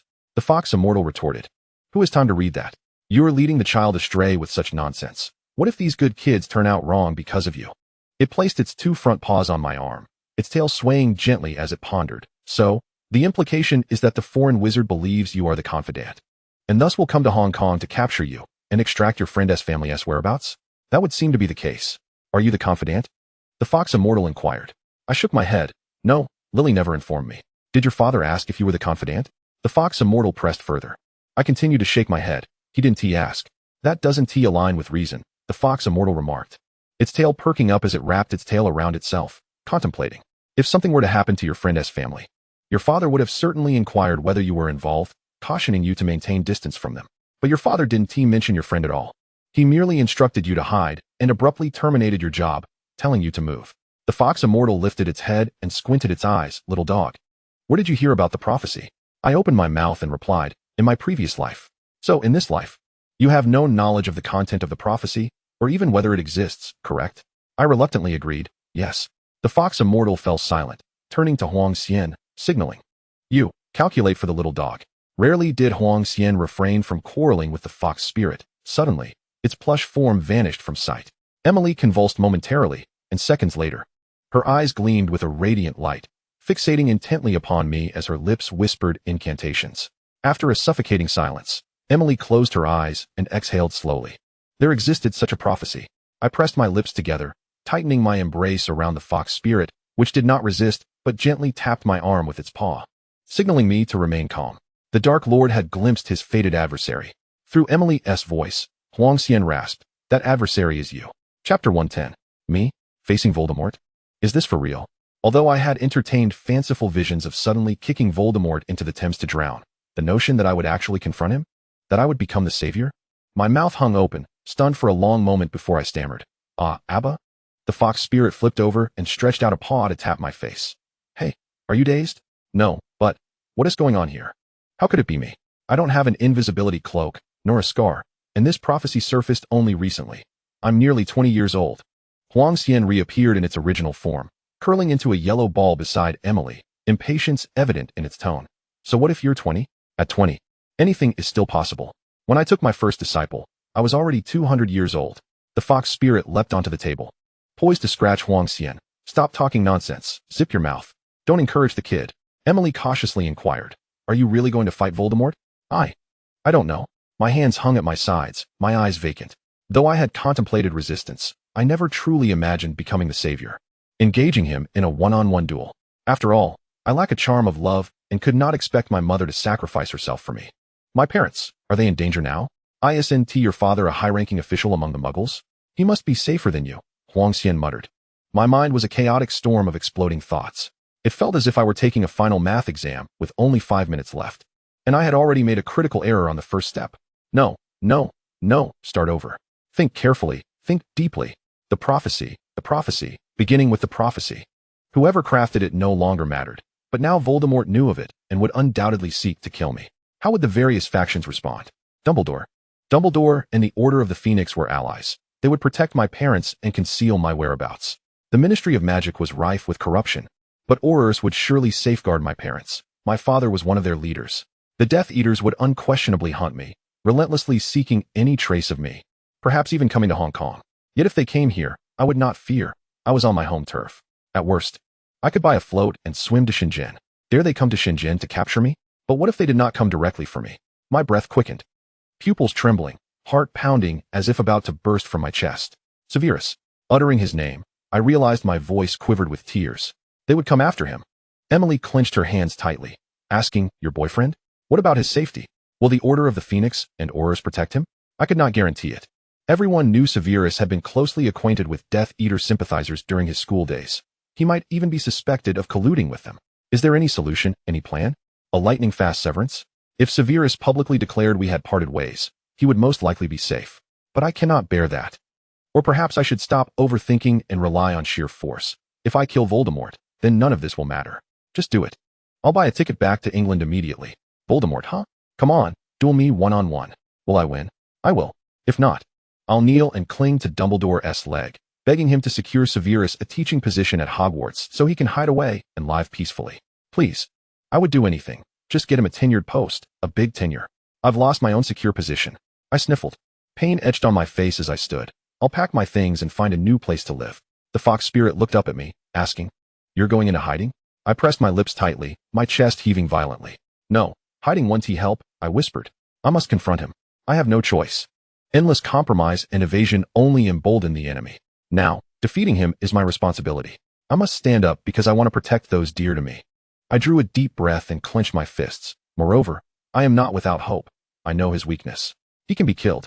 Upon reflection, it was not fate that thrust me into the role of savior. It was my own volition. I still yearned to be a hero. I could not silence the voice within. From the moment I decided to reveal Voldemort's secrets to Dumbledore, I was destined to be the one to end it all. Fear and anticipation intertwined within me. Master Who? The fox spirit lifted its face, its slit pupils gleaming as it looked toward me. Speak, child. How would you have me assist you? My gaze was resolute. I am already the savior, my life hanging by a thread. In light of our shared hometown bond, might I inhale once from within your belly? Or perhaps stroke your tail? The fox spirit, with a paw, it beckoned Huang Xian over. Suck him, you suck him. Huang Xian rolled across the table. Bewildered, why are you hitting me? The child wants to suck you, just let her. Didn't you have fewer people sucking on you when you were young? Isn't that big tail of yours meant for sucking? The fox spirit chattered angrily, its words sounding quite rude. Emily, now accustomed to the skirmishes between these two spirits, pressed on, what are your next plans? My mind raced, and a rough plan began to take shape. I opened my mouth and declared, I am going to university. Emily and the spirits stared at me in stunned silence. What? I said, I will apply right now and send my applications to Beijing. Oh, Shanghai's universities are excellent too. I'm eager. Help me decide whether Tsinghua or Peking University is better. I'm reluctant to give up Jiaotong as well. Huang Xian blinked. Is the child mad? Emily asked, why not come to our University of Hong Kong? The fox spirit said, why not a university in the Northeast? I replied, Northeastern universities lack air conditioning, fans, and private bathrooms. The fox spirit retorted, you're picky about schools? What will you study? Can you even get admitted? Huang Xian roared.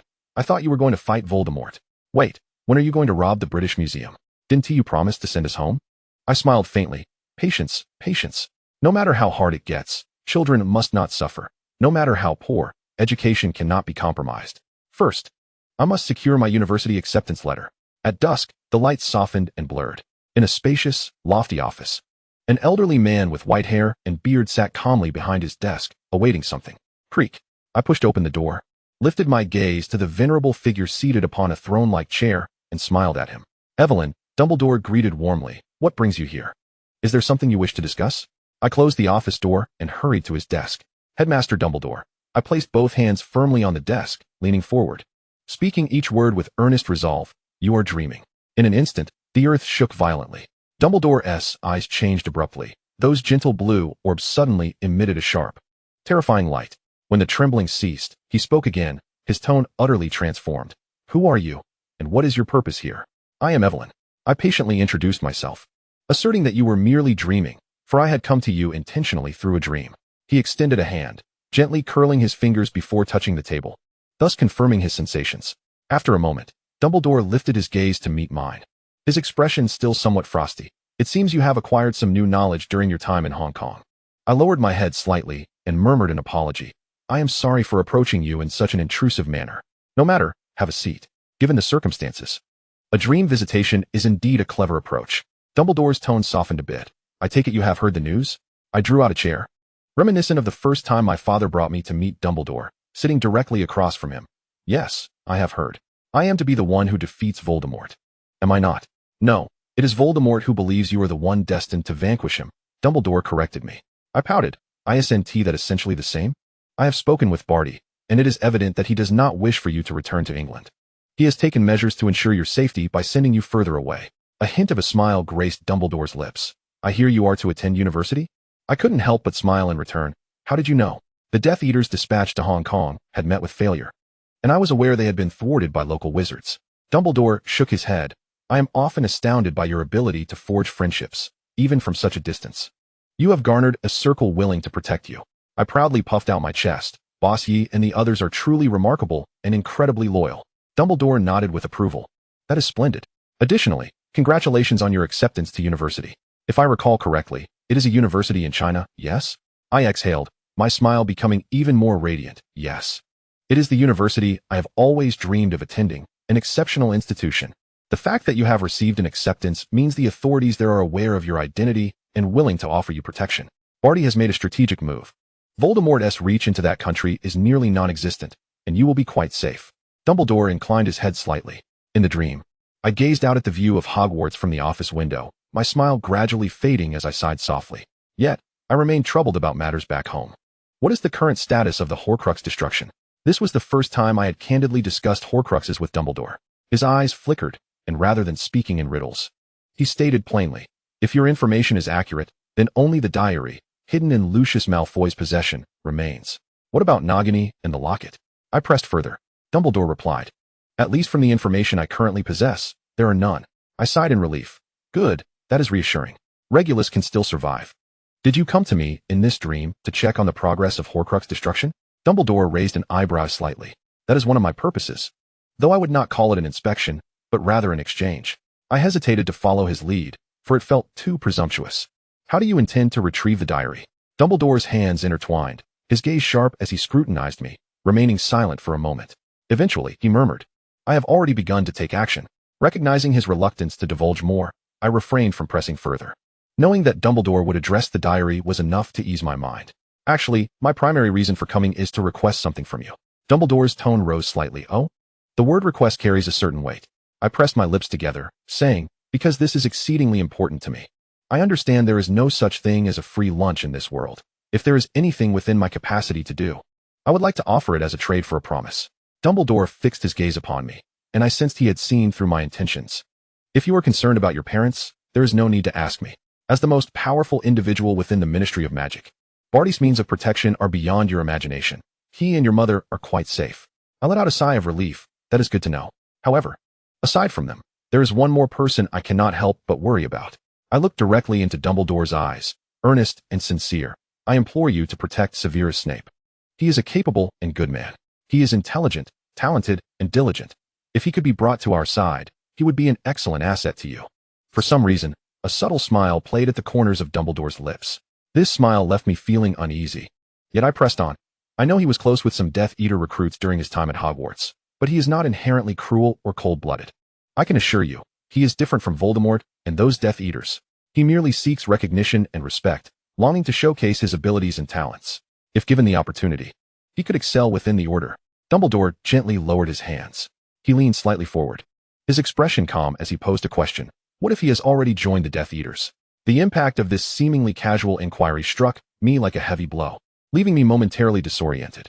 I felt as though I might collapse from my chair, yet my posture remained unchanged, and Dumbledore continued to watch me, awaiting my response. He has joined the Death Eaters? I stammered, my voice trembling. I was merely hypothesizing, Dumbledore replied softly.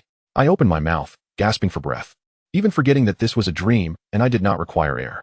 If he has, then. I closed my eyes, painfully envisioning that possibility. Then he still has a chance to turn back. As long as he has not committed an unforgivable act, he should be afforded the opportunity to return. I hunched my back, raising my head to look at Dumbledore. Please grant him this chance. I would be willing to do anything in exchange. Dumbledore regarded me quietly, and after a moment, He gently inquired, "Are you truly in Hong Kong, Evelyn?" My expression remained unchanged. Where else would I be? Since you entered my dream. Everything you have said and done seems to be the final preparation. Dumbledore calmly deduced, "Do not tell me you are actually preparing to confront Voldemort." I did not respond to his question. "What must I do for you to protect Severus?" Dumbledore's fingers lightly tapped the table, and after a long pause, he turned his head, exhaling a deep sigh. "It seems in your eyes, I am indeed a different person from Galahad. After all, among friends, mutual assistance need not be so clearly transactional." I furrowed my brow, and Dumbledore shook his head. "You need not do anything special, Evelyn. I will protect Severus. As you stated, he is an exceptional individual, and I too would not wish to see him led astray. Moreover, rest assured, at least until now, his heart has not succumbed to evil." I finally exhaled in relief. "That is truly wonderful. And take care of yourself as well." Dumbledore looked at me. "Go to university, Evelyn." I blinked slowly, allowing a smile to spread across my face. "Of course," I replied, "I shall attend. After I have defeated Voldemort and emptied the British Museum." Chapter 111, Snape's Perspective 7. "I apologize, but we already have long-term suppliers. However, I noticed that your shop lacks potions such as calming drafts. You might want to take a look at the samples I brought. As I mentioned, we do not lack suppliers." The apothecary's owner emphasized, "Is there anything else?" Severus Snape pressed his lips tightly together, casting a sullen glance around the shop before briefly nodding at the proprietor of the apothecary. "It's nothing, goodbye." He lifted the briefcase containing his potion samples and strode purposefully out of the establishment. Outside, the sunlight poured down abruptly, causing him to squint involuntarily. Something felt amiss. He slowly made his way toward the exit of Diagon Alley, mentally recounting the various apothecaries he had recently visited. According to his plan, he had intended to negotiate supply partnerships with them by offering his own concoctions, yet almost universally, none of the apothecaries were willing to accept his potions. They hadn't even bothered to examine the samples he presented. It was not a matter of quality, Snape surmised. The issue lay with the people involved. Could it be that the recent wave of Death Eater attacks had instilled a heightened sense of caution in the shops, prompting them to avoid new suppliers? That didn't make sense. In the wake of such attacks, the sales of apothecaries should have surged, as the populace, gripped by fear, would naturally seek to bolster their sense of security, and stockpiling potions would be the choice of most wizarding families. Thus, apothecaries would not reject new suppliers. So, what could be the reason for the refusals? "Oh, Severus." His thoughts were abruptly interrupted as he lifted his gaze. Unbeknownst to him, he had wandered close to Nocturne Alley, where the streets were sparsely populated.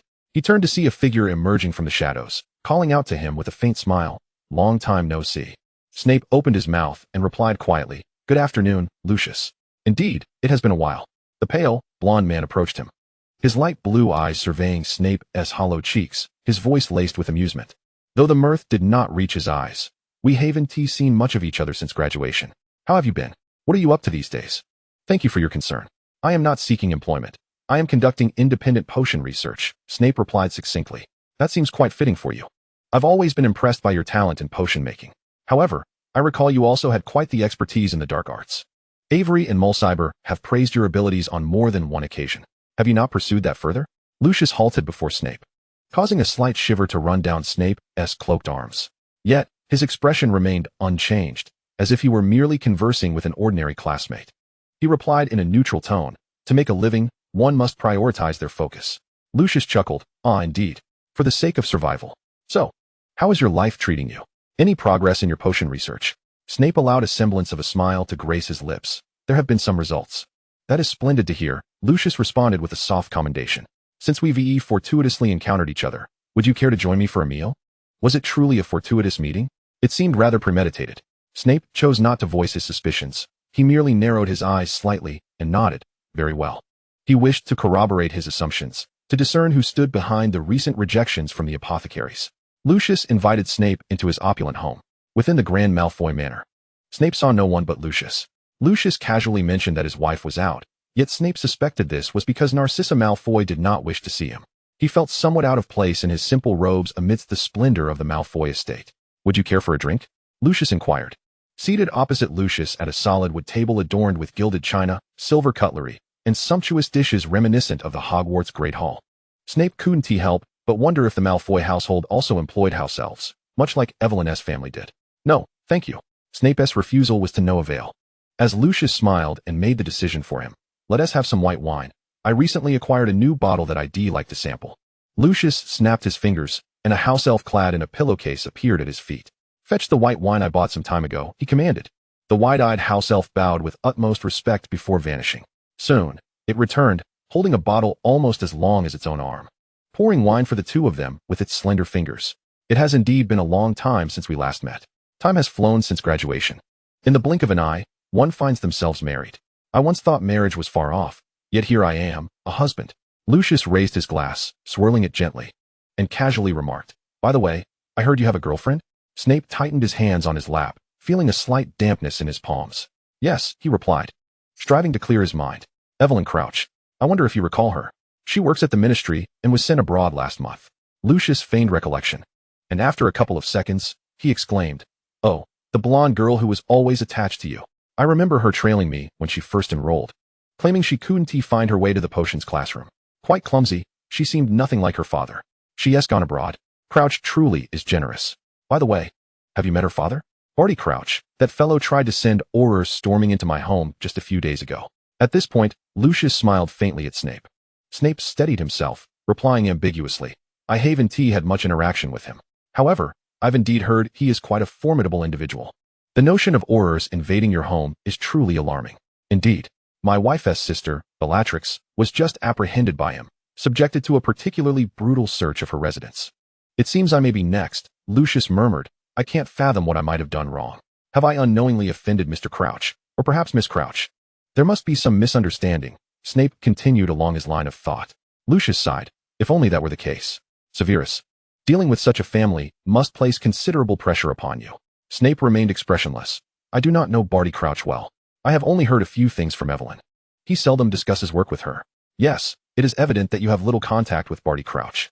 Lucius raised his glass. "Your career has languished for so long. Why hasn't he shown even a semblance of willingness to assist?"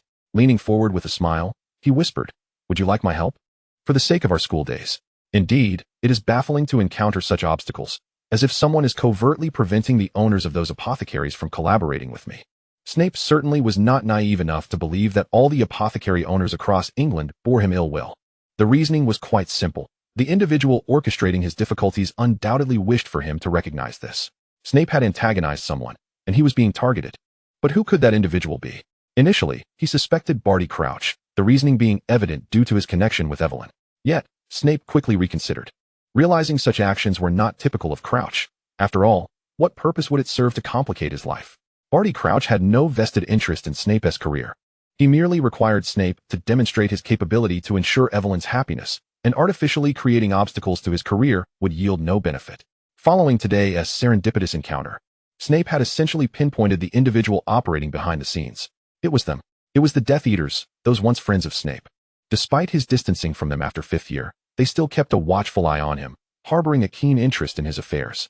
Snape gazed into Lucius's eyes, failing to discern a shred of sincerity. He comprehended the rationale behind Lucius seeking him out today. The entire Lestrange family had been apprehended, and Lucius had previously been compelled to go into hiding. Rumors suggested he had expended a considerable sum to avert disaster, while Barty Crouch's relentless pressure had rendered them breathless. Thus, they required a breakthrough, and he was that very breakthrough.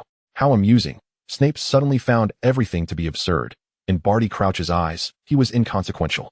What right did the Death Eaters have to believe he could be of any use? No, wait. The Death Eaters were aware that Barty Crouch had little regard for him. They knew, for they had long erected obstacles in Snape's path, yet Barty Crouch had never once aided him. "Thank you for your kindness, but I prefer to try on my own." Snape did not clink glasses with Lucius. If, perchance, there was an opportunity in the future, Lucius was not particularly surprised. Slytherins rarely closed off a conversation at the first instance.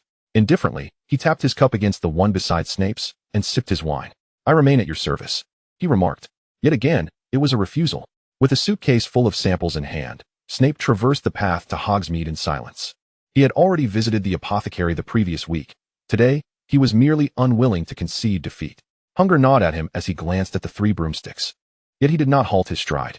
At this moment, he felt a restless desperation akin to grasping at straws. The Hog's Head always had whispers of dubious nature, and he needed information. More information equated to greater possibilities. The Hog's Head was as grimy and dim as ever, and the bearded barkeep merely cast a glance his way from behind the counter, offering no warm greeting. Of course, the Hog's Head was not renowned for its service. Snape approached the counter, ordering only a plate of pasta and a drink. With no income at present, he had to be frugal. After placing his order, he took a seat in a corner. Today, a few furtive individuals were gathered at a table, whispering conspiratorially.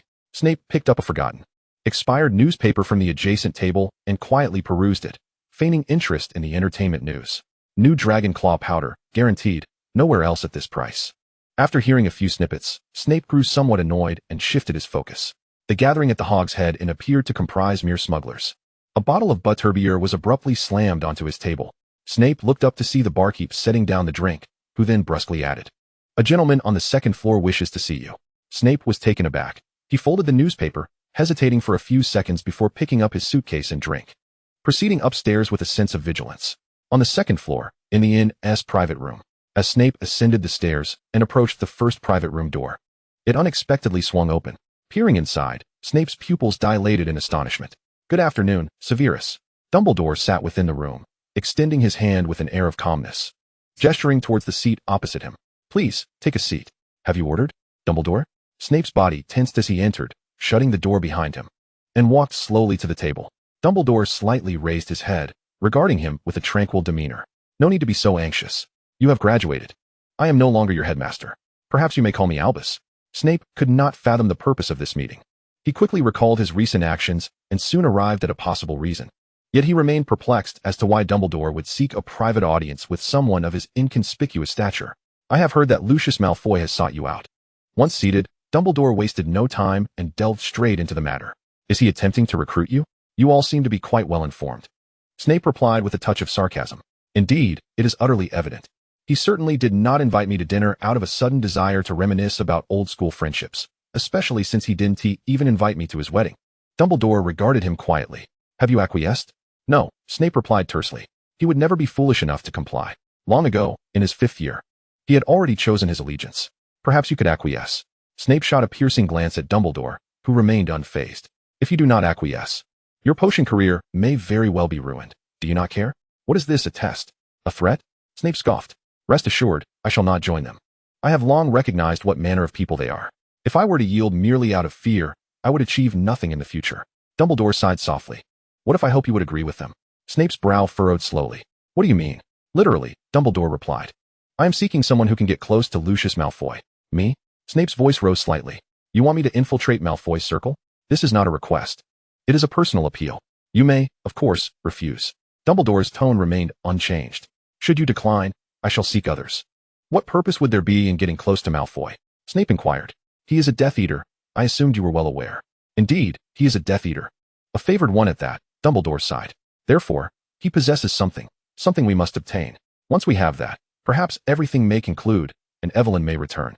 Snape's gaze sharpened. "What does this have to do with her?" "It is undoubtedly related to her, as it is to everyone." Dumbledore rose, stating, "Everyone must make their own choices.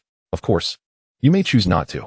However, in this era, sometimes making a choice actively is preferable to being forced into one. I await your answer." Chapter 112. Dear passengers, we have landed at London Heathrow Airport. Today's weather in London is overcast, with an outdoor temperature of. I opened my eyes, breaking free from the realm of dreams. Surrounding passengers had already risen to retrieve their luggage. I stretched languidly, leaning against the cabin window, my heavy eyelids gazing out at the dreary exterior. London's weather was as familiar as ever. University? The academic term commenced in September, and with over a month until then, I had ample time to arrange my affairs as I pleased. My left thumb swiftly calculated little g. Today is propitious for all endeavors. Indeed, the celestial beings had foretold that today was the most suitable day for departure. I retrieved my suitcase from beneath my feet, yawning widely as I navigated against the tide of passengers towards the rear of the cabin. "Excuse me, pardon me, I need to use the restroom." I squeezed through the narrow aisle to the back, patted my crumpled coat, grimacing slightly, then opened the restroom door and slipped inside. Out of basic courtesy, I did not lock the door. Once inside, I checked my reflection in the mirror above the sink. Black hair, dark eyes, shallow eye sockets, and gentle contours.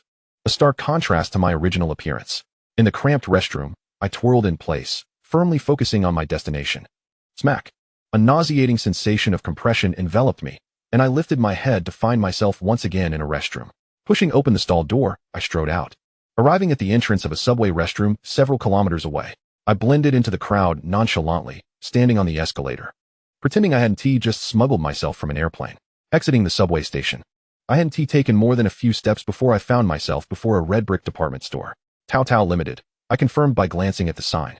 Then softly murmured to the dusty, dilapidated glass display, I have come for a consultation. Inside the display, a plastic mannequin clad in a green nylon skirt waved slightly at me. In the next moment, I stepped forward and collided with the glass, swiftly stepping into St. Mungo's. St. Mungo's Hospital for Magical Maladies and Injuries welcomed me as I entered its outpatient hall. This establishment, in comparison to hospitals back home, is considerably smaller, akin to a district or county hospital. However, given that the population of wizards in Britain roughly parallels that of a county, it is understandable why St. Mungo's has not undergone any expansions. I navigated through the throng of diverse patients in the outpatient hall, paying little heed to the cacophony around me. I squeezed past a wizard adorned with a biting teacup hanging from his ear and approached the reception desk, inquiring nonchalantly to the attending witch, Is Apothecary Lily Potter working today? I have an appointment to collect some potions. The weary witch at the reception cast a cursory glance at me and replied, As luck would have it, she is. However, I suggest you hurry. She is nearing her due date and has been leaving early lately. Thank goodness. I placed my hand over my chest, confirming she was still in her office on the first floor, right? Yes, she replied absently, glancing at the next patient in line. Understanding her state of fatigue, I promptly picked up my briefcase and made my way towards the corridor leading to the Department of Accidental Magical Reversal on the first floor. I had visited St. Mungo's during Lily's internship and was familiar with her office's location. As I passed through the doors of various wards, curiosity compelled me to peer through the glass. For a fleeting moment, I felt as though I were donning a white coat once more, striding down the therapy corridor, medical file in hand, and accompanying a superior on rounds. But those were memories of a past life. Turning into a quieter section of the office area, I paused before a door marked Pharmacist's Office and gently knocked. Excuse me, is Apothecary Lily Potter in? A voice I recognized all too well responded from within. Come in.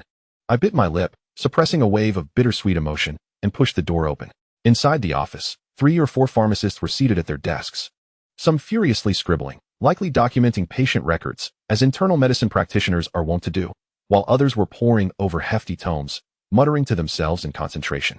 At a desk near the corner, a red-haired witch in a green robe looked up, her expression tinged with confusion as she asked, Are you looking for me?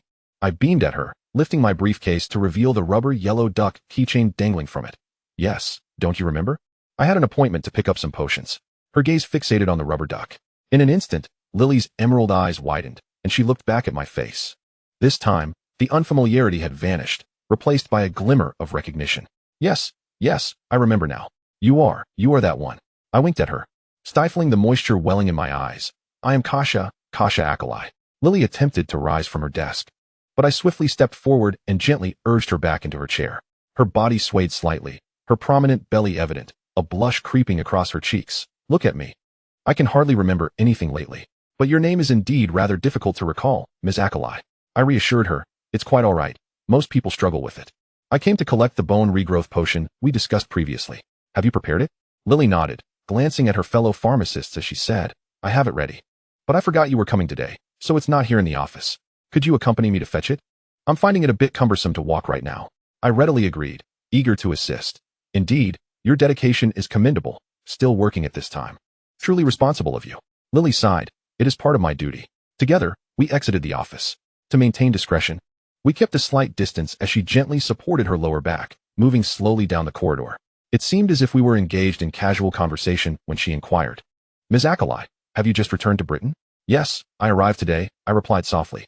Lily's tone became more serious. The situation in the country has been rather perilous of late, with many unexpected incidents. Our ward is completely full, with no beds available. The hospital is rife with emergencies. It's not a favorable place. I believe it would be wise for you to leave quickly. Even with the knowledge that unforeseen events may occur, Quidditch players still soar into the skies. It is simply unavoidable, I responded with a smile. Lily turned to me. Intrigued, oh? What has compelled you to take flight? As we reached a corner, I employed a mufflieto charm, and Lily bent over, feigning nausea. Under the pretense, I whispered, I need to know who the private physician for the Malfoy family is. Lily's eyes widened in surprise, and she repeated urgently, Malfoy? What do you want with them? They are all Death Eaters. I know. Otherwise, why would I be inquiring? I shrugged. Narcissa Malfoy just gave birth to a son earlier this month. She should be out of confinement now. Surely her son requires a doctor as well. Don't ask how I know when she had her baby. Lily took a few breaths, refraining from pressing further. She quietly said, the healer in the Department of Biological Injuries is Gillian Parkinson. I heard he has been taking frequent leaves lately. He is the private physician for many pureblood families from Slytherin, but he's certainly ISN T. Narcissa Malfoy's primary physician. Parkinson knows nothing about obstetrics or pediatrics. I suspect he has an assistant or someone else attending to Narcissa Malfoy. Whoever it is, Parkinson must know something. I nodded in understanding. Please do not mention my inquiry to anyone. You and James must protect yourselves. Don't let me drag you into this. I lifted the mufflieto charm and turned to leave when Lily suddenly grasped my wrist, her grip firm. Evelyn. I halted, remaining silent and motionless. After a moment, Lily's hand slowly released, falling gently. You must take care of yourself. Of course, I replied cheerily. I did earn 10 outstanding grades on my owls, with my intelligence. Nothing untoward will happen. We resumed our usual expressions as I escorted Lily back to her office. After ensuring she was settled, I turned towards the stairs. Heading purposefully to the second floor, the Department of Biological Injuries. Hello, is anyone there? I knocked on the office door, peeking inside. A youthful-looking female therapist looked up from organizing a large bag, holding a metal instrument that felt vaguely familiar to me. Who are you looking for? She inquired. My gaze fixated on the metal instrument she held, and recognition struck me. It was a gynecological examination tool, a piece of Muggle medical equipment. How fortuitous. The stars indeed aligned today. I'm looking for Dr. Parkinson, I replied cheerfully. He is not here. He has already left for the day, the therapist informed me. And there are no doctors here, only therapists. I displayed an apologetic and embarrassed expression. Oh dear, I'm sorry. Don't worry, the therapist's demeanor softened. I used to make the same mistake. Just be careful not to say the wrong thing in front of therapist Parkinson. He has a strong aversion to muggles. I gently closed the office door and took a couple of steps forward. May I ask who you are? Dennis Warren, intern therapist, assistant to therapist Parkinson. She continued organizing her bag, placing folded sterile cloths and a dressing bowl inside. If you're looking for therapist Parkinson, it's best to come back the day after tomorrow. I inquired, but tomorrow is also a working day. Won't he be here? He has other matters to attend to, Dennis Warren replied. I raised an eyebrow. Oh, I see.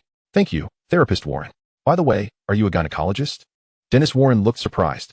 How did you? Oh, you saw the instrument in my hand. Yes, I previously worked as a surgeon in a Muggle hospital, I stated. I thought I wouldn't encounter familiar medical practices here at St. Mungo's. Dennis Warren seemed to grasp something and scrutinized me for a moment before hesitantly asking. Are you the new assistant to therapist Parkinson? Without hesitation, I replied, indeed. To my astonishment, he had sought out Dennis Vallon once again. Well, I had assumed you were a relative of the patient.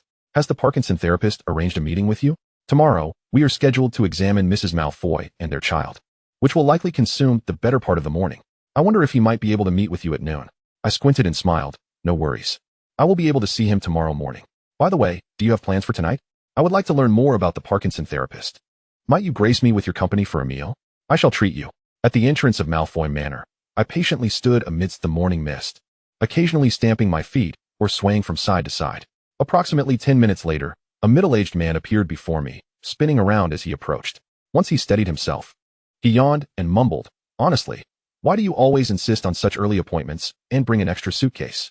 I lifted the large leather bag and smaller briefcase from the ground, responding meekly, you mentioned needing some blood-replenishing potions last time, so I prepared a few extra. Gilbert Parkinson nodded impatiently. Fine, just don't babble. I will warn you once more, if there are any issues, tell me first. Do not speak to anyone from the Malfoy family without my permission, understood? I lowered my gaze and stepped forward. Understood, sir. What a fool. After consuming the compound potion and fully transforming into Dennis Vallon, I followed Gilbert Parkinson into Malfoy Manor with brisk steps. Having perused Dennis Vallon's memories the previous day, I gathered a clearer understanding of Gilbert Parkinson's true nature. This Parkinson is a distant relative of Pansy Parkinson from the original narrative. He is a pureblood healer, yet an utter incompetent. Upon graduation, Gilbert Parkinson secured a position at St. Mungo's through family connections. He lingered in the biological injuries department for over a decade, barely ascending to the role of attending physician through sheer tenure. Later, through the influence of pure blood connections, he began serving as a private physician for wizards of noble lineage. Due to his lack of competence, Gilbert Parkinson resorted to unscrupulous methods. He employed impoverished or connectionless young intern healers, falsely claiming them as his assistants, and had them conduct diagnoses and treatments on his behalf. To conceal the truth of his ineptitude, Gilbert Parkinson forbade his assistants from interacting directly with patients. He would feign consultations, using the pretext of providing opportunities for his assistants to gain experience, allowing them to perform examinations. After the assistants had gathered sufficient information, he would whisk them away for a private discussion, ostensibly to consider treatment methods, but in reality, to have the assistants relay the details to him. before he would ultimately communicate with the patients and their families. Ah, such a familiar routine. I had encountered a superior of this ilk before. We traversed the exquisite gardens of Malfoy Manor, finally arriving at the grand entrance. Gilbert Parkinson knocked on the door with the ease of familiarity, and the door swung open without anyone present. We stepped into the marble-floored hall, and after a brief wait, a house elf appeared at the entrance, squeaking, "Master is awaiting you both in the drawing room." Curiously, I followed Gilbert Parkinson, casting a glance at the house elf. The creature, noticing my gaze, nervously darted its large eyes toward me before vanishing in an instant. In the drawing room, the decor of Malfoy Manor was opulent, with elegant chandeliers hanging from the ceiling and ancestral portraits adorning the walls, presumably of the Malfoy forebears. It struck me as odd, akin to placing one's ancestral tablets in the living room, especially as these ancestors could speak and blink.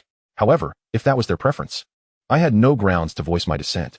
Lucius Malfoy rose from the sofa by the fireplace, greeting us with a slight smile. "Good morning, Gilbert. Narcissa mentioned feeling unwell last night. I truly appreciate your early visit, as I am quite concerned for her health." I quickly scanned the drawing room, careful not to appear too inquisitive lest I attract attention. Yet in that fleeting glance, I seemed to notice another presence in the room besides Lucius. "Not a bother. It is my obligation," Gilbert Parkinson responded earnestly. "Shall I attend to Mrs. Malfoy now?" "Certainly." Lucius nodded. "Additionally, if you do not mind, I have also invited a potions expert to accompany you in examining Narcissa's condition. He is my junior, well-versed in potions. Perhaps he can assist with the challenging blood-replenishing potion you mentioned last time." My heart skipped a beat. I'm very well." Gilbert Parkinson's tone quickly regained its composure. "Of course, that would be splendid. Who is he?" From the sofa, a slender young man with black hair stood, briefly introducing himself, Severus Snape. I slowly lifted my gaze, inch by inch, fixing my eyes upon Snape's face. He, too, was staring at me. "Good morning, Mr. Snape." Gilbert Parkinson stepped forward, shaking Snape's hand. Gilbert Parkinson, attending physician for biological injuries at St. Mungo's, and also the Malfoy family's private physician for many years. "Hello," Snape replied softly. "And who is that young lady behind you?" Gilbert Parkinson glanced back at me, dismissively waving a hand. "Oh, her? She's my assistant." Snape's gaze fell upon the briefcase in my hand. A slight twitch of a smile crossed his lips, resembling a grimace. "A pleasure to meet you." It was over. I managed a stiff smile in his direction, quickly lowering my head, mimicking Dennis Vallen's typical demeanor, pretending to be inconspicuous. A competent subordinate physician embodies such qualities. Chapter 113. Guilty. What do I have to feel guilty about? I have wholly cast aside my original identity. I am no longer a ministry employee or a savior. No, that is not me. I am a legendary spy. Evelyn Crouch. Apologies, comrade. You have mistaken the person. My code name is Ime Mountain. My mind was at peace when distracted. As clear as a mirror. At that moment, flashes of classic scenes from domestic espionage dramas raced through my mind. "Comrade, our base has been compromised by Death Eaters. Shut down the radio. Burn the code book. Hurry, flee. I will cover you. No, I cannot betray the Order of the Phoenix. No matter how you torture me, I shall not divulge any information. I will not betray my comrades. Death Eaters, you shall surely fail. Laura, that lad is exceptionally upright, uninterested in women. There is no such person among the Death Eaters. He must be an undercover agent for the Order. Surprise, Voldemort, your most trusted confidant. Your secretary who has been by your side daily. Even the Death Eater who formulated your intelligence is part of the Order. You are surrounded by the Order. Your work behind enemy lines is arduous, comrade. On behalf of Dumbledore, I extend my heartfelt respect. In the future, take care of yourself, and continue to contribute your strength to the Order in the shadows. Such thoughts should not be pondered deeply. The more I think, the more exhilarated I become. I even felt as if I had styled my hair in a female spy's tinfoil curls, donned bright red lipstick, and was secretly sending telegrams from some hidden corner of Malfoy Manor. Beep, beep, beep. The diary is beeping. Oh, where did I leave the diary? Lucius and Gilbert Parkinson were oblivious to my presence. Lucius led us upstairs, stopping before a heavy wooden door. He knocked gently and cautiously announced, "Narcissa, I have brought Parkinson and Severus." Upon opening the door, the first sound that greeted us was the wailing of an infant. The room felt stifling, the curtains tightly drawn.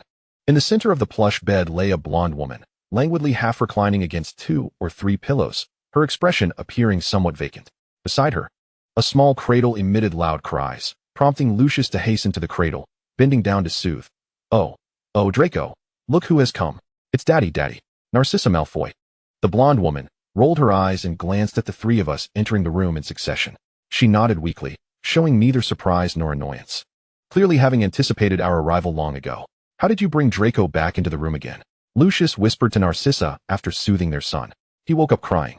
And you haven't been sleeping well for quite some time. Wouldn't it be better to have Dobby watch over Draco at night? I'm not at ease. Narcissa replied blankly. Lucius's expression darkened, his lips pressing together in irritation, yet his tone became more cautious. You said you've been feeling unwell, didn't you? Perhaps you should discuss it with them? Narcissa slowly turned her gaze toward Gilderoy Parkinson and Severus Snape, even casting a glance at me. Lately, I haven't been sleeping well, she began hesitantly. Also, my stomach and legs feel uncomfortable. Gilderoy Parkinson nodded, putting on a feigned, thoughtful expression before saying, Insomnia is quite common when caring for a child. As for your stomach and leg discomfort, those are typical postpartum symptoms. With more rest, you'll gradually recover. Narcissa furrowed her brow slightly and said, I've been bedridden for a month, but there has been no improvement. Recovery takes time, Parkinson insisted. I've seen many postpartum women. Every one of them goes through this. Childbirth is arduous, and this period of discomfort is unavoidable. You just have to endure it. Ignoring Narcissa's objections, Parkinson continued, Mr. Malfoy, I believe your wife requires a longer convalescence. But with such a devoted husband by her side, I'm confident she will soon improve. Narcissa opened her mouth, but uttered no words. Seeing that neither Narcissa nor Lucius objected, Parkinson, as if fearing they might change their minds, hastily added, Very well, I'll prescribe a sedative to help you sleep without dreams, for now. Narcissa pressed her lips together, glanced at Lucius, then at me. Suddenly, I grasped the unspoken meaning behind her look. I had encountered such expressions many times before in hospitals, eyes pleading silently from those whose symptoms were dismissed, whose needs were neglected, whose dignity was overlooked. My stomach hurts. Just eat less cold food, and it'll be fine. This surgery is too expensive. If you hadn't fallen, you wouldn't have to pay. It's all your fault. Can you make him stop dawdling? Who wants to watch you? Hurry up, there are others waiting. Hospitals are battlegrounds of conflict, where the vulnerable can only seek help with their eyes. I have witnessed countless such looks, and not every time did those souls receive aid. But whenever I can, I reach out my hand. I cannot abide such injustice, even if now the vulnerable are the wives of Death Eaters. As a physician, to disregard a patient's genuine suffering, to dismiss their pain as something to simply endure, without thorough understanding or accurate diagnosis, such individuals are unworthy of the title doctor. Before anyone else could react, I stepped forward 2 paces. Amid Parkinson's astonished and slightly irate glare, I approached Narcissa's bedside and softly asked, May I examine the areas where you feel discomfort? Valen. Parkinson warned sharply, Don't offend Mrs. Malfoy. I paid no heed to Parkinson, lowering my gaze to look earnestly at Narcissa. Her face showed no sign of offense. I sensed she lacked the energy for strong emotions. Slowly, she nodded, All right. With her permission, I inquired, Would you like a privacy curtain? How many people would you prefer to remain in the room? I apologize for my assistant's rudeness. I will make her keep quiet, Parkinson hurriedly explained to Lucius. Hey, Valen. You. Lucius cut him off coldly. Quiet, Parkinson. Let Narcissa decide. Just you, Narcissa said. I stood and turned to Parkinson and Snape. Please step outside for a while. Parkinson looked as if he wanted to devour me, while Snape's face remained impassive, only narrowing his eyes slightly before turning away. Once the 3 men had left the room, I leaned in gently and asked in a soft voice, All right, they're gone. Could you tell me which areas have been troubling you recently? Narcissa lifted her weary eyes toward me, her voice faint. If you dare speak of my condition outside, a twitch involuntarily tugged at the corner of my mouth. Rest assured, I am a professional. Your privacy will be respected. I'll make you experience what it means to be worse than dead, she threatened stubbornly. Wow, I'm so scared. I replied with mock sincerity. All right, I promise I won't say a word. Narcissa nodded expressionlessly, then recounted flatly.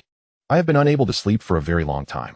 Whenever my son isn't beside me, I worry he might be in danger and have to have the house elf bring him to my side. But he always cries at night, and each time he cries, I can't fall asleep again. I listened attentively, my eyes fixed on her as I nodded. Any other discomfort? How is your appetite? Of course, I have no appetite, she admitted. But for breastfeeding, I force myself to eat. Every meal is torture, and breastfeeding is torture as well. The process of expelling the lochia weighed heavily on her psychologically. She felt utterly filthy and resisted sharing a room with Lucius, sometimes even experiencing olfactory hallucinations. Convinced her body reeked of blood and filth. Pain after pain, the recovery seemed endless. Narcissa was torn by profound conflict. On one hand, she adored her son and feared any harm might befall him. On the other, she was terrified by the changes postpartum, mentally incapable of adjusting or coping. With her consent, I conducted a thorough examination. After careful evaluation, I assured Narcissa that, at least physically, I detected no serious problems. Upon hearing this, A flicker of vitality returned to her expression. How about compared to before I gave birth? She asked, almost pleadingly. Will my belly ever return to how it was? Yes, I said decisively. There are many ways to restore it. And you are still very beautiful. Narcissa fixed her gaze on me. After a moment, she suddenly remarked. Your flattery is awkward and clumsy. I'm just trying to comfort you. I protested. But I think you should ditch Parkinson and work on your own, Narcissa said. You have been the one examining me all along. He hasn't even touched me once. I suspect he simply doesn't know how. I gave a dry smile and said nothing. So, how do you think my problems should be addressed? She asked. I pondered briefly before replying. I will prescribe some medication. As for the rest, I need to speak with your family. Your issues are not yours alone. They require the collective effort of your loved ones. But don't worry. Nothing is too serious. I will do my best. Narcissa looked up at me and suddenly asked, Are you pureblood?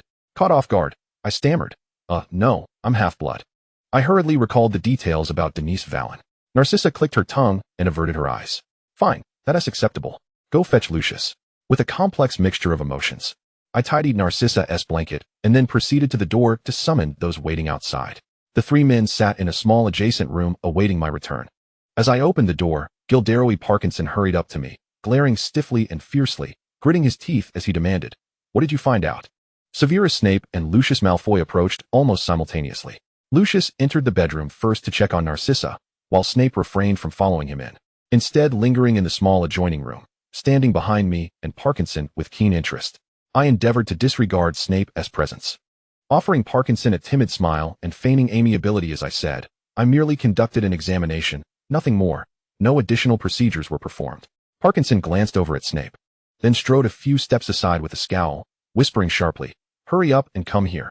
Tell me everything you've discovered. Thinking that Narcissa must have finally seen through Parkinson's true nature, I felt rather pleased and chose to overlook his impotent fury. I spoke candidly. She appears to be suffering from postpartum depression. It is a common condition, triggered by hormonal fluctuations. Parkinson, evidently bewildered, asked, What is that? Some kind of hormone? Alas, the illiteracy.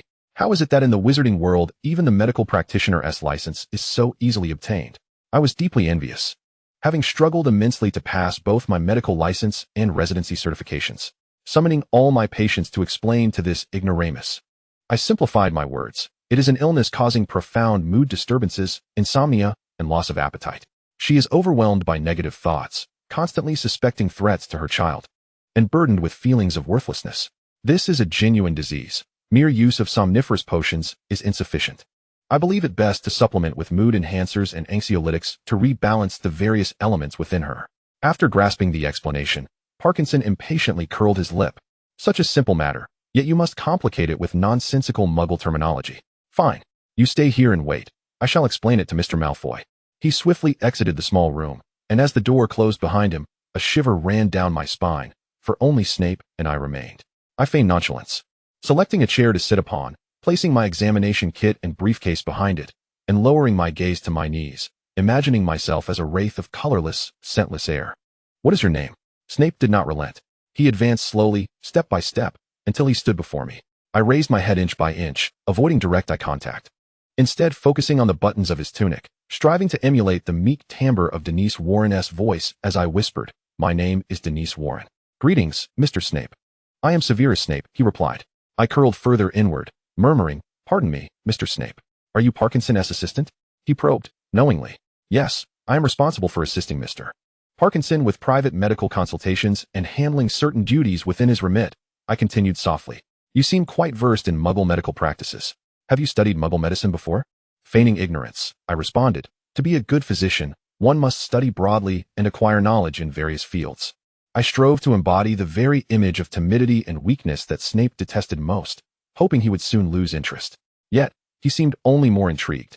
Leaning slightly forward and enunciating deliberately, A good physician? Not merely a good assistant?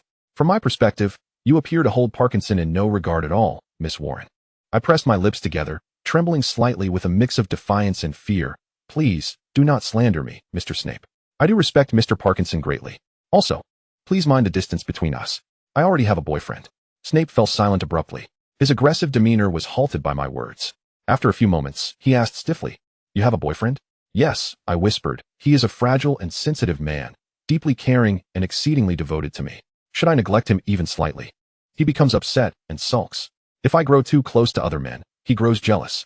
Sometimes, under the guise of doing what is best for me, he distances himself, simultaneously thinking of me while feigning indifference, tormenting himself mercilessly.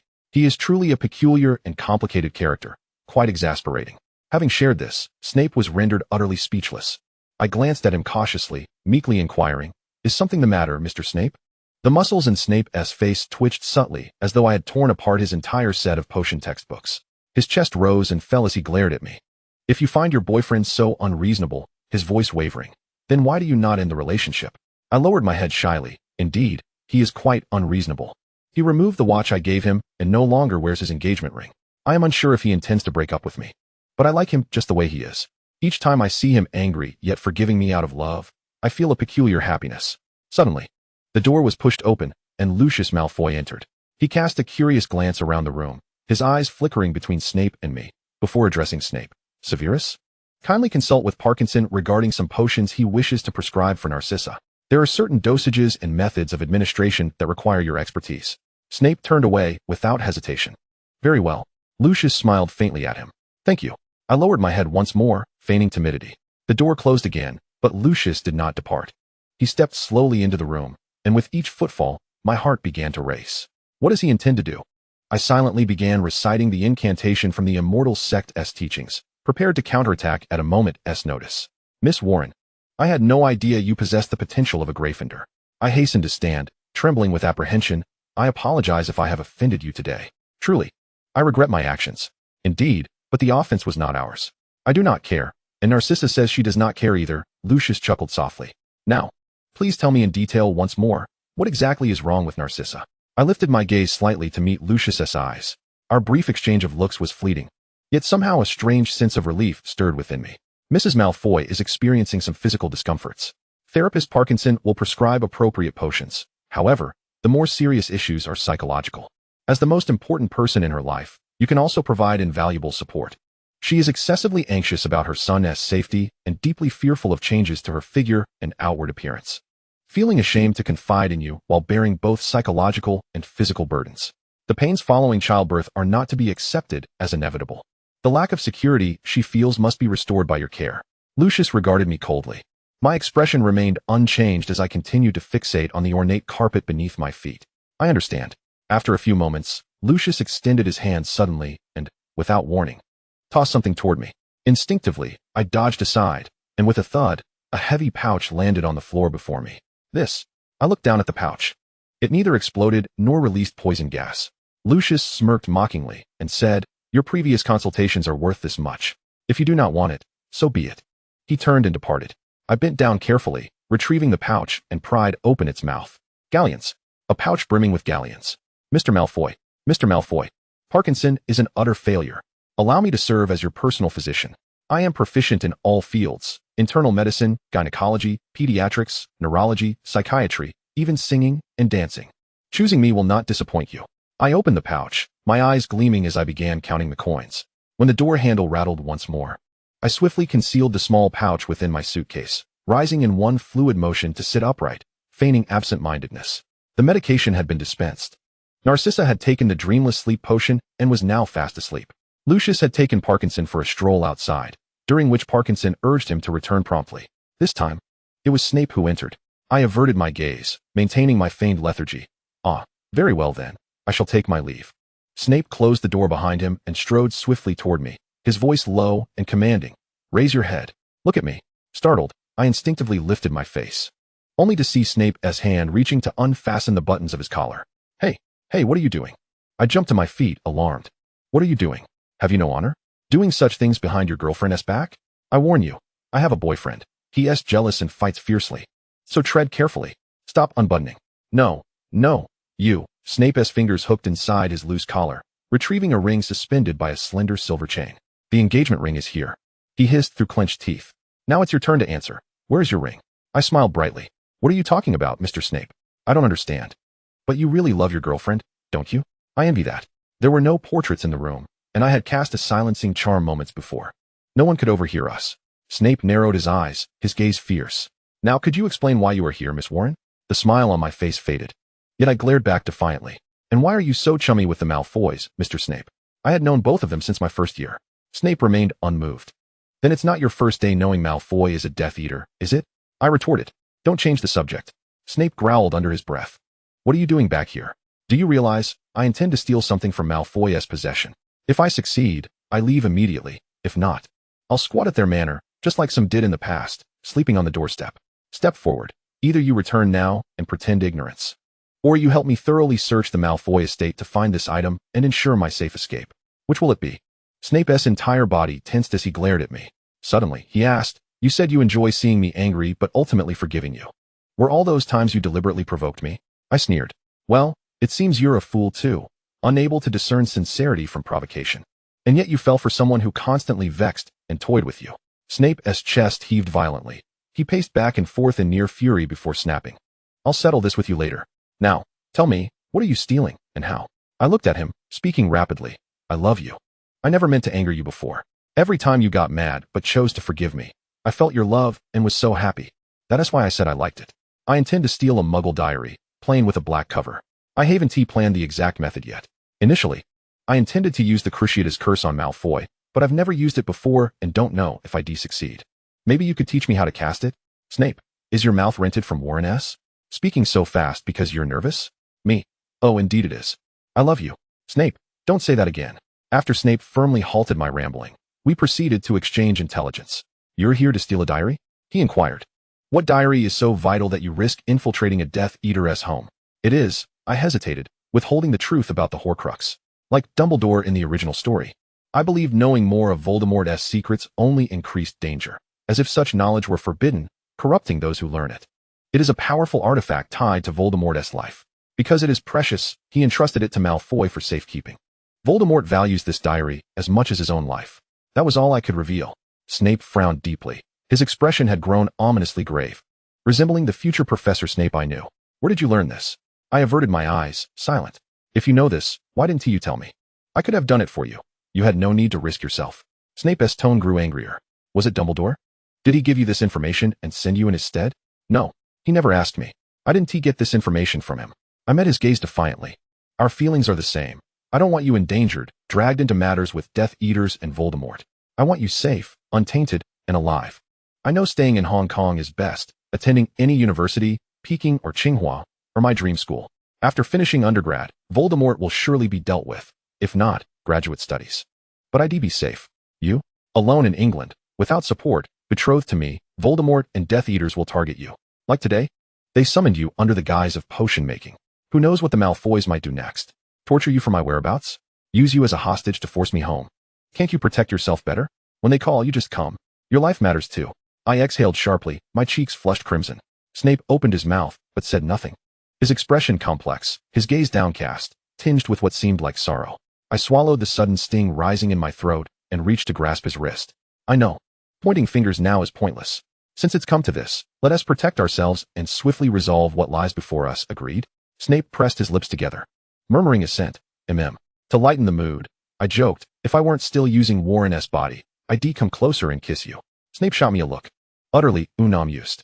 Lucius will be back soon. If he finds us here together, he'll suspect something. Hurry, think about the next step. I quickly said, the Cruciatus curse. Torture him into handing over the diary.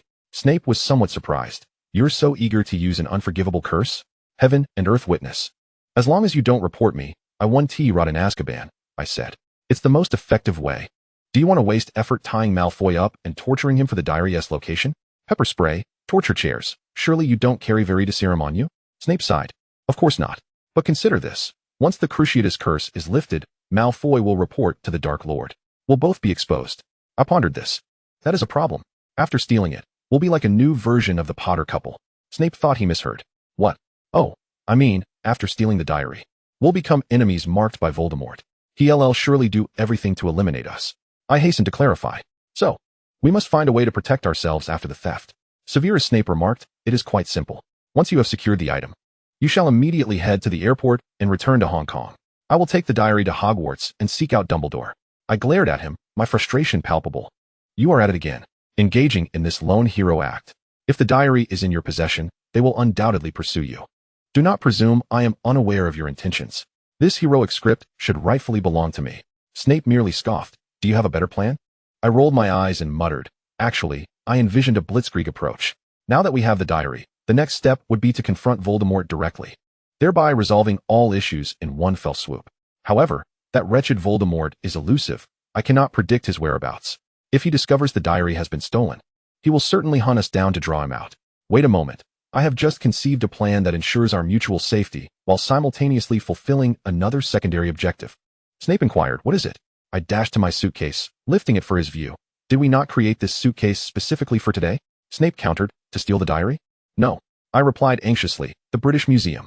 After we acquire the diary from Malfoy, you must immediately contact Dumbledore to come to Malfoy Manor and destroy it. Once it is destroyed, we must hide it swiftly. Then, we can have Malfoy inform Voldemort that I infiltrated the manor to steal the diary and was apprehended by him. Voldemort will undoubtedly rush to Malfoy Manor, allowing Dumbledore to eliminate him once and for all."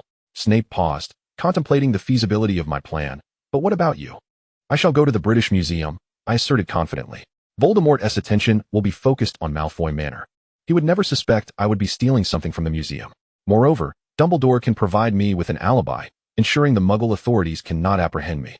Once Dumbledore arrives at Malfoy Manor, you can join me at the museum. Thus, we both secure our safety." Snape, incredulous, replied, "But you have not devised any contingency plans. You are simply going to the British Museum? Fear not. I am far more capable now than before." I beamed at him. "I have undergone a year of intensive training for this very moment. I am now formidable." Snape queried, "What kind of training?" "Oh, that is of no concern to you." I waved my hand dismissively. "Now, let us proceed to steal the diary." Matters regarding my training could wait for another time to divulge to Snape. After all, it pertained to my greatest secret, and I lacked the confidence and courage to share it with him just yet.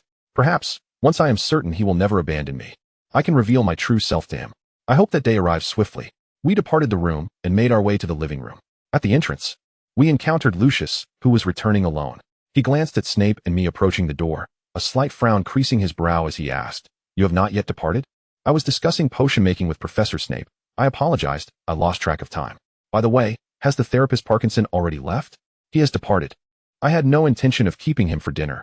"Nor you," Lucius replied bluntly. Considering his impending circumstances, I felt no offense. "Very well, I shall take my leave now." "Mr. Malfoy." Before turning away, I glanced at Snape, who offered me a subtle nod before drawing his wand and swiftly casting Soul Extraction. In an instant, Lucius's expression morphed into a look of confusion. I leaned closer and waved my hand. "Can you hear me? Take us to retrieve the diary that the Dark Lord entrusted to you," Snape commanded directly. Lucius obediently advanced, and Snape and I followed. Though a twinge of guilt and apprehension lingered, would the portraits on the walls betray us? I had never witnessed Lucius conversing with them. They likely did not possess such autonomy. "Unlike certain individuals who have endless chatter for the portraits," Snape remarked. I nudged him with my shoulder. "What is that supposed to mean?" "I merely speak a lot. Do you have an issue with that?" Snape's voice held a hint of amusement. "Very well. I shall refrain from voicing any objections." The earlier tension dissipated somewhat as we approached the dimly lit basement of Malfoy Manor. We passed through a dungeon-like iron door and arrived at what appeared to be an ordinary stone wall. Lucius opened his mouth and uttered, "Draco." To my astonishment, the stone wall trembled and parted, revealing an entrance. Snape seemed unfazed. It appeared the entrance to the Slytherin common room operated similarly. I marveled at Lucius's devotion to his son. Even the passphrase was his son's name. Indeed, Snape acknowledged. Lucius stepped into the secret chamber first, and as the lights illuminated the space, I found ourselves in an exhibition hall of dark artifacts rivaling that of Borgin and Burke's. The cabinets lining the walls were crammed with an array of tomes and dark magical items, and the unmistakable presence of blood-soaked relics and bones was overwhelming. Who would display a row of skulls on their wall? Lucius approached a shelf, rummaging through the books, and after a moment, he produced a black-covered tome, submissively handing it to Snape. Snape pressed his lips tightly together, glancing at me before withdrawing his hand into his sleeve and accepting the diary through the fabric. "Is this it?" he queried. I cautiously leaned closer, whispering, "Open it, and see if there is any information. Normally, this book should be blank. Be exceedingly careful not to spill any liquid on it or write anything within. It is alive." The date on the cover indicated it was a diary from approximately 40 years ago, and on the first page, I held my breath as I beheld a familiar, albeit slightly blurred, handwritten name, Tom Riddle. I let out a fragmented scream. "This is it. This is the one." Snape decisively commanded, "Let us go." We allowed Lucius to lead the way back to the living room. Once there, I remembered something. Wait. Dobby, he should know what we are up to. Snape looked puzzled. "Dobby, he is the Malfoy family's house elf," I explained. "You did not know?" Snape shook his head. I do not usually recall house elf names. But how do you know? Because Dobby is free. I hesitated, smiling sheepishly. Well, he is not free yet. Could you have Malfoy give Dobby a piece of clothing? Snape appeared perplexed. Why? To prevent Dobby from revealing our true intentions to Voldemort. House elves are quite powerful and know everything, I stated. Snape frowned slightly, silent for a moment before waving his wand. Lucius immediately called out, Dobby. With a pop, a house elf appeared, trembling as it surveyed Lucius and us standing behind him, its voice quavering, Master, what is your command? I instructed, find something easily removable, perhaps a scarf will suffice. Lucius removed his scarf and tossed it towards Dobby. Take this. You are free. I elbowed Snape. Do not throw it. Pick it up and hand it to him. Snape grimaced, but complied with a wave of his wand. Lucius bent down, retrieving the scarf he had discarded, meeting Dobby's gaze as he offered it to him. Dobby seemed taken aback, disbelief etched across its features. It lifted its gaze towards us, then glanced at the expressionless Lucius.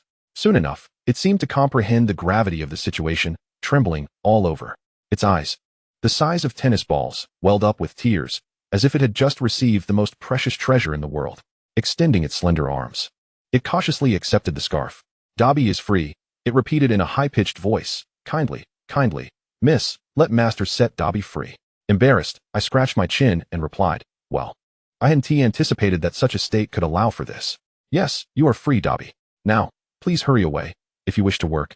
You may go to Hogwarts. I believe Dumbledore would be willing to offer you a position. Oh, and could you assist us with one more favor? Snape warned me. What do you intend to do? You want the Malfoy family house elf to do your bidding? House elves are exceedingly loyal. This is Dobby, I insisted. House elves are unique. And Dobby is Dobby. If my request burdens you, you are free to decline, Dobby, for you are now liberated.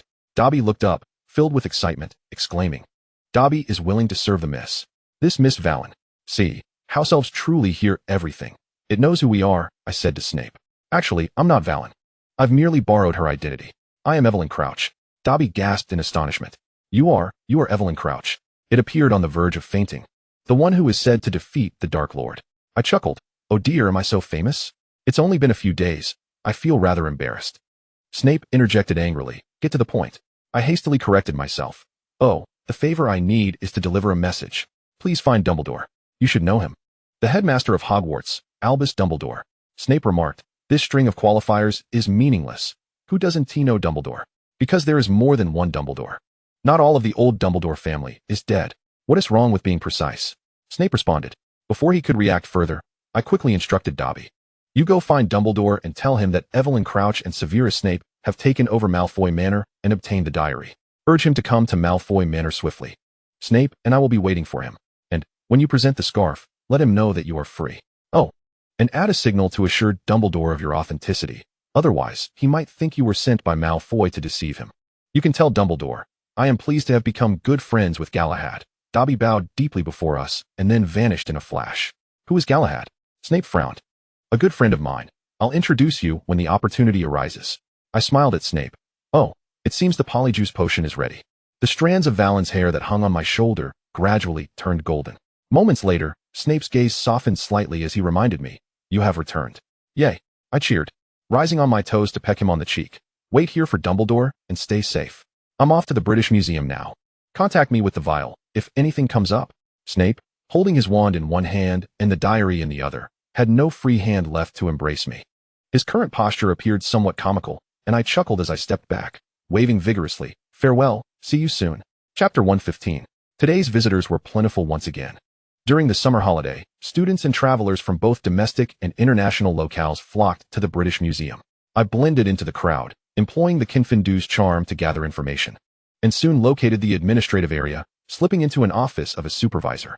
After knocking, I entered promptly upon hearing the invitation from within. Without indulging in any pleasantries, I immediately cast the Gryffindor's charm on the individual seated behind the desk. Following a brief moment of confusion, the supervisor's demeanor relaxed considerably. So you are the new hire, Kasha Akalai. Indeed, I approached him quickly. Could you tell me where the artifact storage rooms are? The supervisor replied. There are 3 storage rooms. Which one are you inquiring about? I had not anticipated such a response. There are 3 storage rooms? Yes. Apart from the underground storage in the main building, we have acquired 2 additional buildings specifically for artifacts, one in the Olympia area and another in East London, he explained. Given the sheer volume of artifacts, the museum lacks the capacity to store them all, What is currently on display is merely a small fraction. I pounded my fist on the desk in frustration, letting out an exasperated sigh. I should have conducted my research beforehand. What's wrong? The supervisor asked, puzzled. Your reaction suggests. I forced a smile and replied, could you share the locations of the other 2 storage rooms? The supervisor, still somewhat bemused and under the effects of the Gryffindor's charm, regarded me as a new employee of the British Museum and did not object to my request. One is in the Bryce building in the Olympia area, and the other is in the Franks building in East London. However, you don't need to visit those locations just yet. There will be a unified arrangement before the exhibition. The situation was not what I had anticipated. Previously, my colleagues and I had been preparing to empty a specific section of the British Museum, employing skills such as controlling staff, moving objects, creating collective illusions in a short time frame, and setting up formations. To be candid, my colleagues were not particularly adept at the art of thievery. As household guardians, they had honed their abilities more towards protection, assisting in fortune and health, rather than executing a heist of this magnitude, even with corresponding spells at our disposal. As an ordinary witch, I would likely struggle to wield them effectively.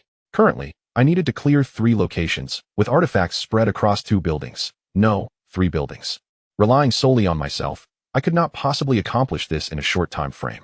Even if I could, it would be impossible to do so discreetly. To empty 3 storage rooms and exhibition halls in the shortest time possible, I would need to employ some advanced spells that I had never practiced, with a high probability of causing significant commotion. I rubbed my face, realizing that the situation had escalated beyond a point where I could simply halt it.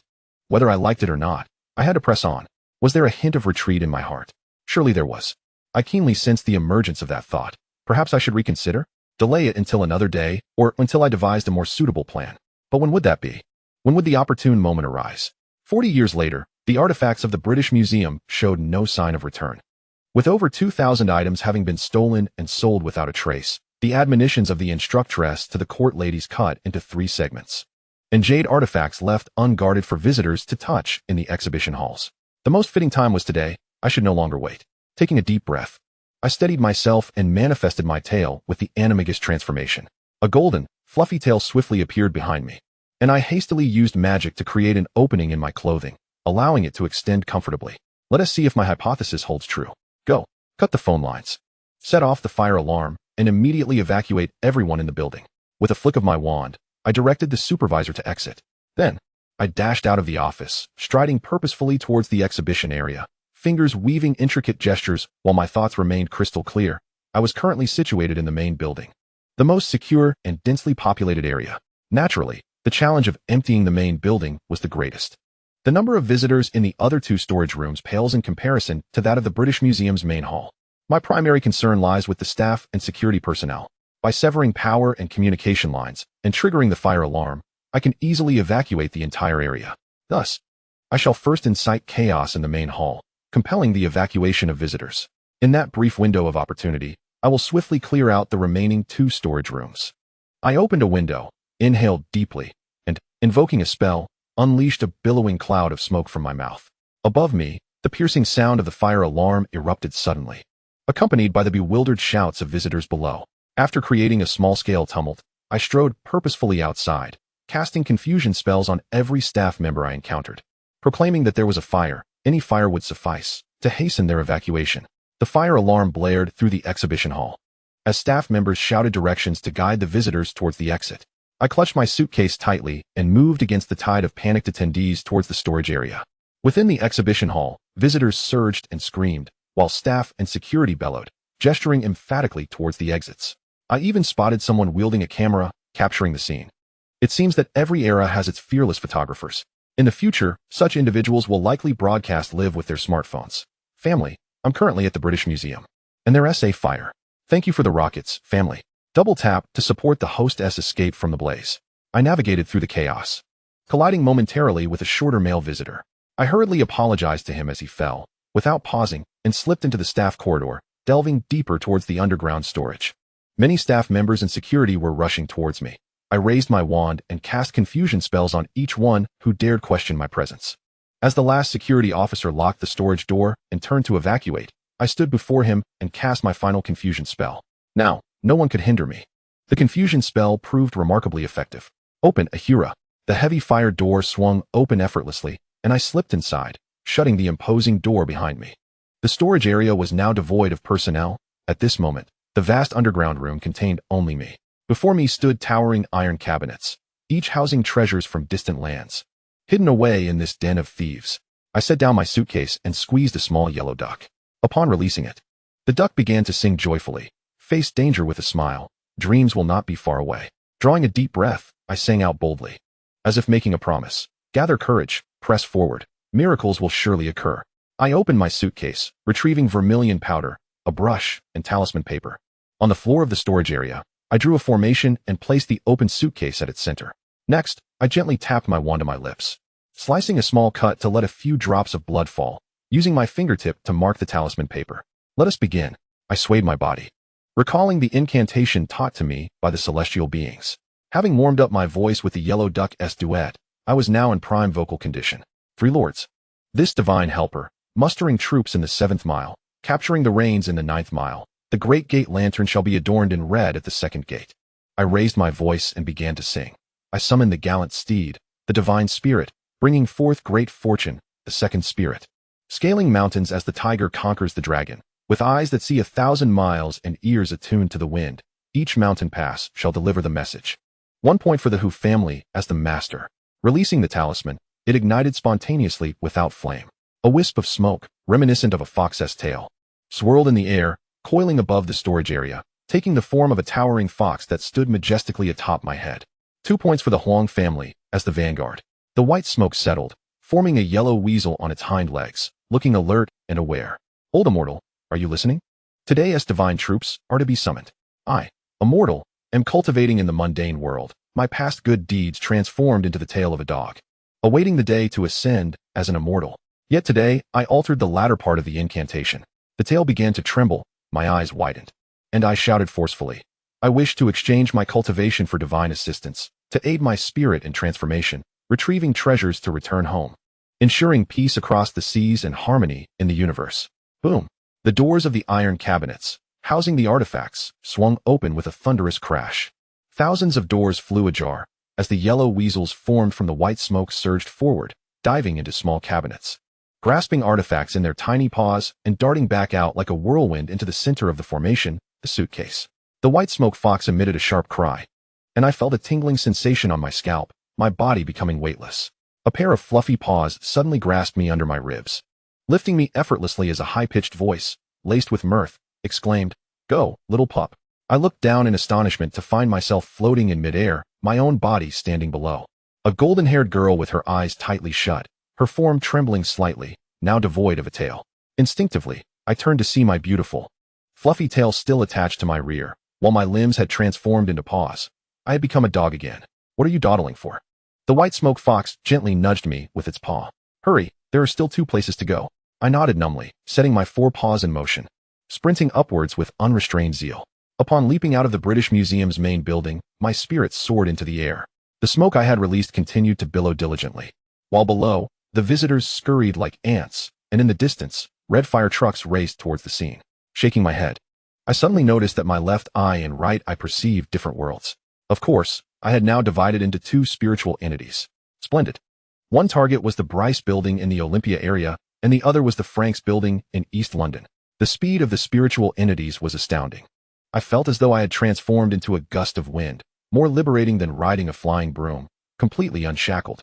As if I had returned to a time long past, feeling like a carefree little dog, wholeheartedly racing towards my destinations.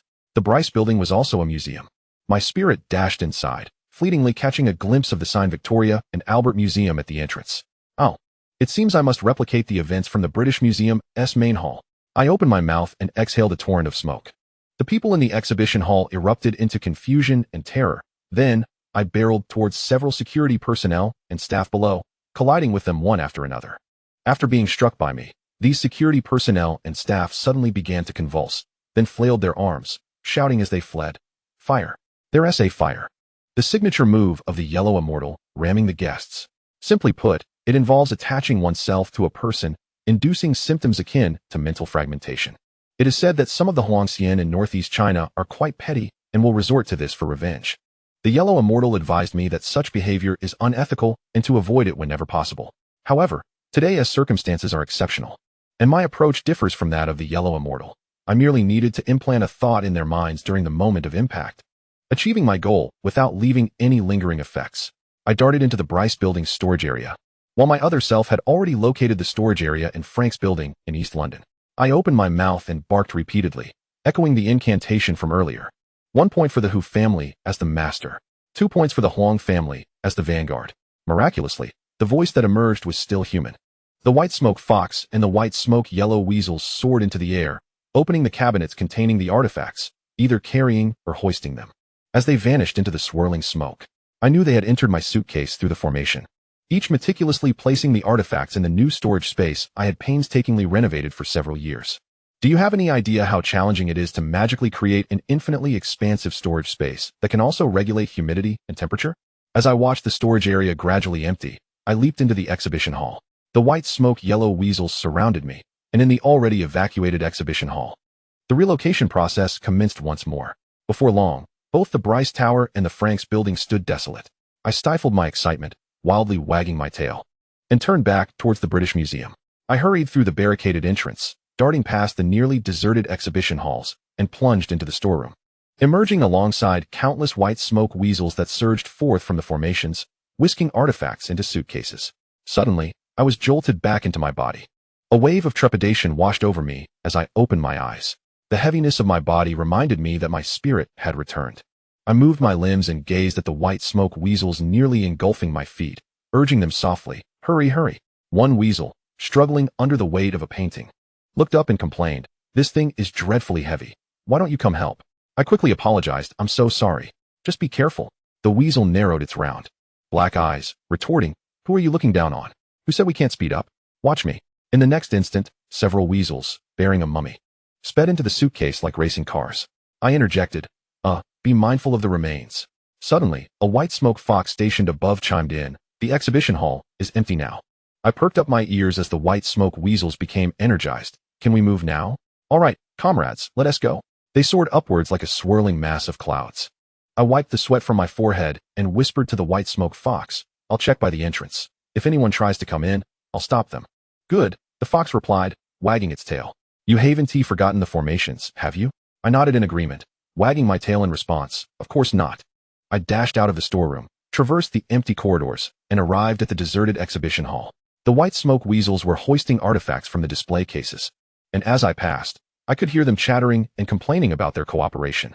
Hey, are they really going to take down that massive celestial temple? What audacity to disturb the resting place of the Egyptians. "Oh, this porcelain is exquisite. Be careful not to break it. Support it from the bottom." Upon reaching the museum's grand atrium, before the circular library, I faintly heard voices, likely firefighters being guided by the staff to enter. I drew my wand and murmured a spell, "Misty Veil." A thick fog instantaneously filled the expansive space.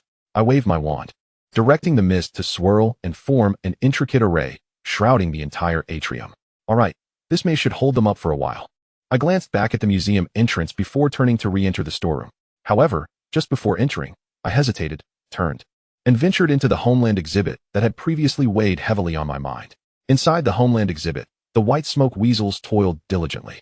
Jade artifacts, porcelain pieces, and murals vanished into thin air, whisked away into suitcases. In a small corner, a cluster of white smoke weasels gathered curiously. I approached, stretching my neck in curiosity. "What is this? Is it something difficult to move?" The weasels silently parted to reveal a path, leading me to a glass display case housing an open book, adorned with a signature and a red clay seal, which at first glance appeared enigmatic. A leading white smoke weasel gently closed the book, leaped down from the pedestal, and gruffly shooed the other weasels, "Get to work. Are you all just standing around? Hurry up and move stuff. There are still several dragon robes to be taken." "What is this?" I inquired. The weasel jumped in surprise, and, before disappearing with the artifact, tossed back the original copy of the Nanjing Treaty. I stood frozen for a few seconds, lost in thought. A sudden vibration from my pocket jolted me back to reality. I swiftly reached in and retrieved the incessantly vibrating vial. Snape had sent a message. I had already explained the situation to Dumbledore and handed over the diary. He remained at Malfoy Manor while I prepared to find you. "Where are you?" Ecstatic, I clutched the note and began searching around. "Is there a pen here?" A white smoke weasel raised a brush. "Do you want a brush used by the Empress?" "Quickly, return the artifacts." "I wouldn't dare use it." I shrieked. "Never mind. There's a pen for drawing formations in the storeroom. I'll go right there." I exited the Homeland exhibit and sprinted back to the storeroom. Upon seeing me, the white smoke fox gracefully descended from midair and spoke softly. We should finish moving in about 5 minutes. I picked up a brush dipped in cinnabar from the ground. While nearby, the white smoke weasels worked together to shove a stone sculpture of the Parthenon into a suitcase, muttering curses at the British robbers for disturbing graves and pilfering statues from temples and academies. I'm almost done too. There's a bookstore across from the British Museum. I'll wait for you there in 10 minutes. I tucked the note into the vial, filled with anticipation as I stored the cinnabar and brush, watching the number of white smoke weasels in the storeroom gradually dwindle. 5 minutes later, the last white smoke weasel, carrying a golden artifact from a certain country, dove into the suitcase.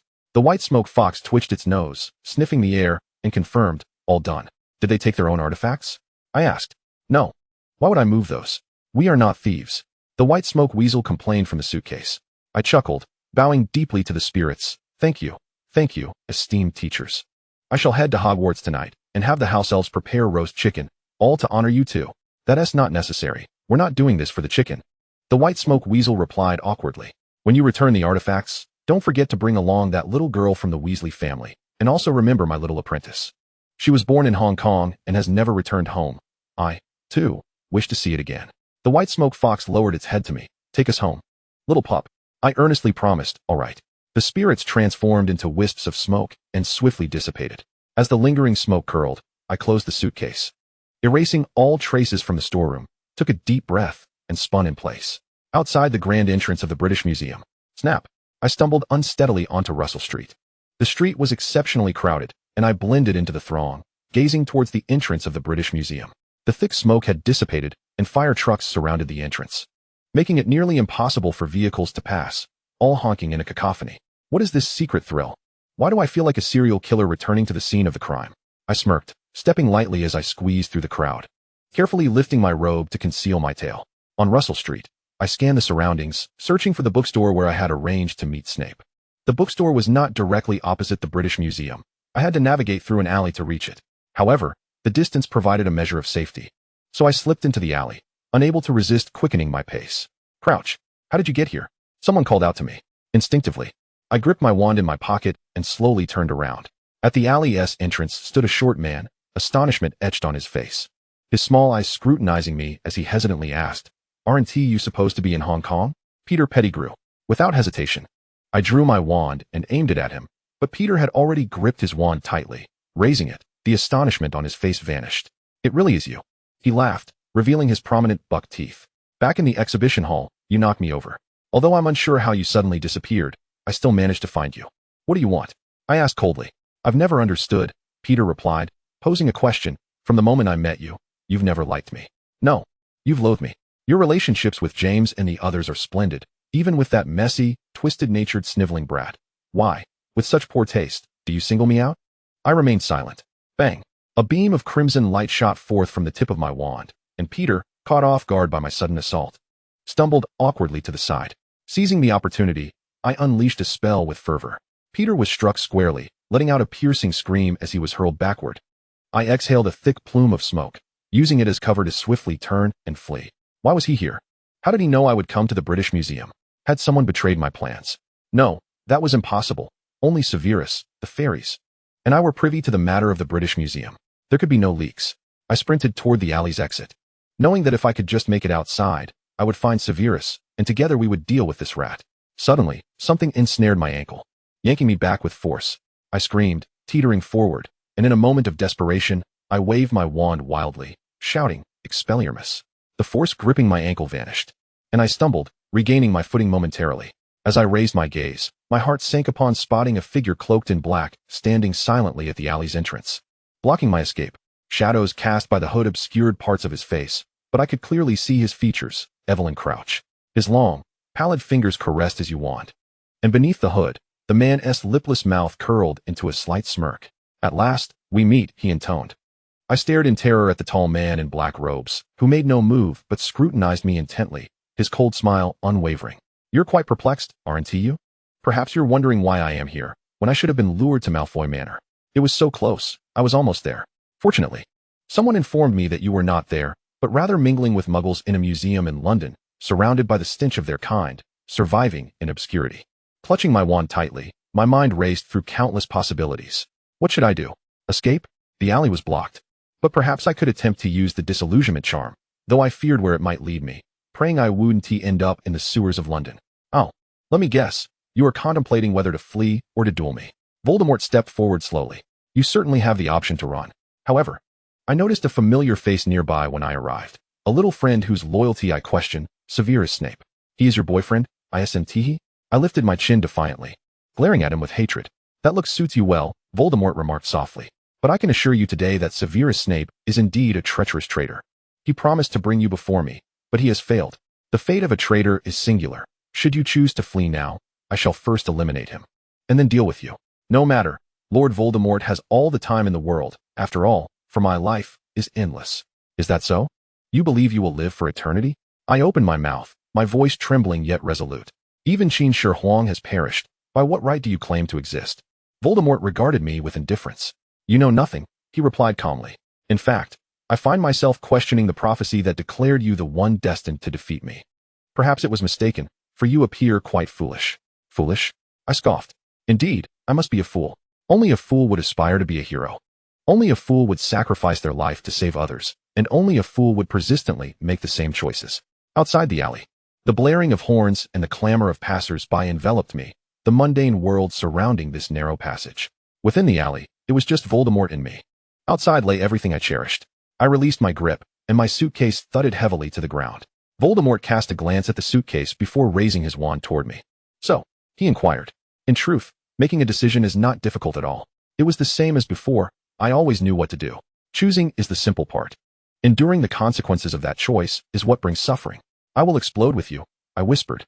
Chapter 116. From Dumbledore's perspective, the sky had turned dark, and Dumbledore glanced at his pocket watch, the 12 stars flickering rhythmically. He effortlessly discerned the time before stepping forward to knock on the door. It swung open promptly, and at first, Dumbledore saw no one until he looked down to discover a house elf barely reaching his knees. The house elf squeaked, inviting him in. Master is awaiting you, Mr. Dumbledore. Please come in. Dumbledore inquired softly. Has he returned home? No sooner had he spoken than hurried, stumbling footsteps echoed from within. Barty Crouch appeared before him, somewhat disheveled. His usually meticulously combed hair tousled, eyes bloodshot, and upon seeing Dumbledore, his expression twisted in anguish. You. He lunged forward, his voice hoarse to the point of breaking. Why did you let him escape? Why? How could he find Evelyn? Tell me. Dumbledore extended his hand, easily grasping Barty Crouch's wrist. The man, despite his initial ferocity, sagged under Dumbledore's grip, the weight of his anguish overwhelming him. Evelyn? Dumbledore asked. In the room, Barty Crouch gasped. She. Let us go, Dumbledore urged, striding forward while firmly pulling Barty Crouch along. Where is your wife? I gave her a potion to make her sleep. Otherwise, I feared she might be in danger too. After hearing the news, they ascended to the second floor, and Dumbledore even wondered if Barty Crouch might collapse under the strain. Barty flung open a door, and Dumbledore caught a strange scent in the air, reminiscent of a dog that had just been bathed. Clearly, this was Evelyn's room. The wallpaper was a soft blue, but the wardrobe had been painted a duck-egg green. All the furniture was elegantly crafted, adorned with small toys. Posters and clippings decorated the walls, alongside her own drawings. At first glance, it lacked the fervor typical of Gryffindor, yet it was evident this was the room of a cherished little girl. Only a large, dark cabinet in the corner appeared out of place. Evelyn lay quietly on the bed, surrounded by a multitude of toys and cushions. A golden plush blanket draped over her abdomen. She lay on her back, her expression serene, as if merely asleep. Dumbledore approached slowly, reaching out to gently lift the golden blanket. Beneath it lay a severed dog tail, laid flat beside her, fluffy and vibrant. She no longer breathes, Dumbledore murmured. She is still alive. Barty Crouch insisted vehemently. I thought you weren't the type to be overwhelmed by emotion, Barty. Dumbledore emphasized his tone slightly. She is alive. Barty Crouch cried out, nearly tearing his heart out. I am her father. I know she is still alive. Her tail, touch it, quickly. Her tail is still warm. It's still warm. Dumbledore silently observed him, the once omnipotent head of the Department of Magical Law Enforcement, now utterly unraveled. He sank onto the edge of the bed, tightly clutching the golden blanket, tears shimmering in his eyes. I dreamed of her this month. She said she was happy in Hong Kong, made good friends, and was planning to attend a concert. I don't understand. I truly don't understand why she was chosen.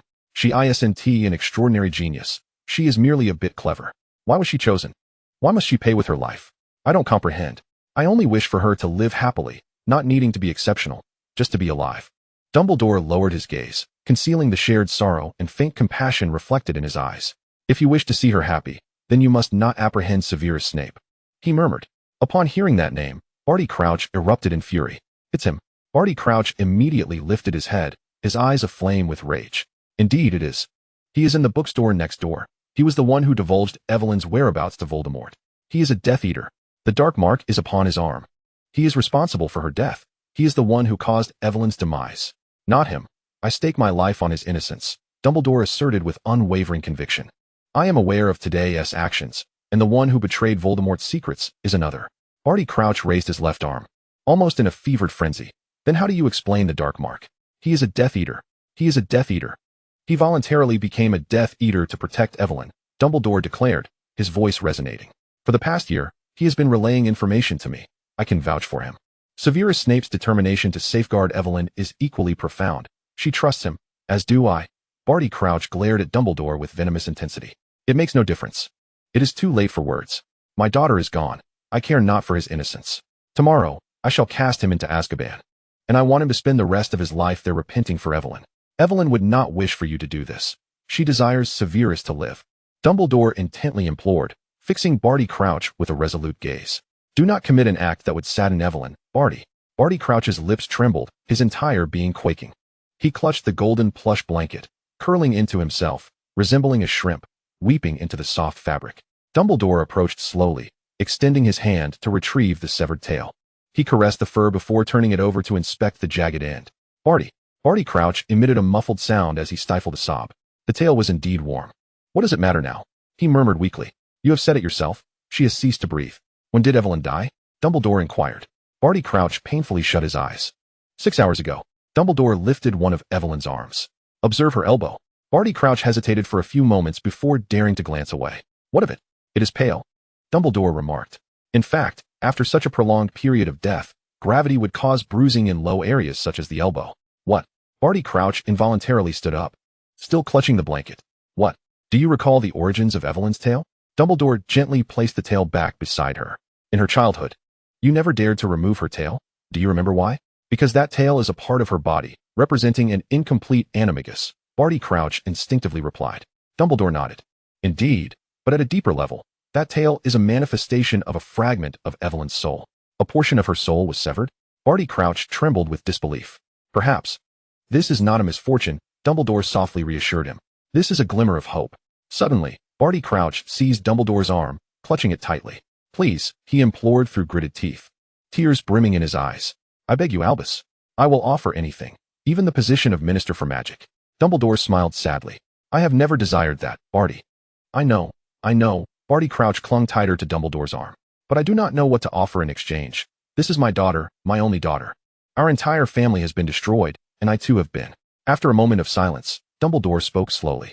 Then, a life for a life, that is fair. Barty Crouch's eyes widened, reddened. My life. I do not require it. Keep your life. Evelyn needs her father. Dumbledore sighed. I demand Severus's life. Release him. Revoke the charges against him. He has endured suffering equivalent to yours and mine. Allow him to live. Barty Crouch stared at Dumbledore, and after a prolonged silence, he gradually loosened his grip. Very well. Then, Evelyn. I shall do my utmost, Dumbledore whispered. Now, there are too many facts from today. I have other matters to discuss with you. You are aware of the incident at the British Museum concerning Muggles, are you not? Within an hour, 3 storerooms were ablaze. And upon inspection, nearly all artifacts have vanished. Barty Crouch narrowed his eyes. What does that concern me? Dumbledore regarded him seriously. Was Evelyn's appearance there merely coincidental? Of course it was a coincidence, Barty Crouch replied coldly. What else? Do you imply that Evelyn stole those artifacts? 3 whole buildings worth of items. Where could she possibly conceal them? Would you have me open the Crouch family vault for the Muggle police to search? Dumbledore reminded him. The theft at the British Museum is a global scandal of immense severity. And what of it? Barty Crouch remained unyielding. Dumbledore sighed once more. Very well, one last matter. Barty Crouch unfurled the golden plush blanket, gently covering Evelyn with it. I know what you are about to say. No one at the scene discovered Voldemort's body. Dumbledore spoke slowly. Perhaps he is not dead.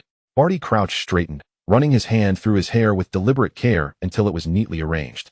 Then I shall kill him once more, he declared emphatically. Voldemort and the remaining Death Eaters shall all perish. As they prepared to leave the room, they cast one final glance back. The chamber was silent. They heard nothing. Volume 3, The Black Panther and the Safe House. Chapter 117. Romain Rolland once proclaimed that recognizing reality and still cherishing life is the only form of heroism in this world. Yet, I believe that my current state is not one of recognizing reality, but rather an acceptance of fate, choosing to lie down. This may not be heroism at all. I have dubbed this mental state of mine laissez-faireism.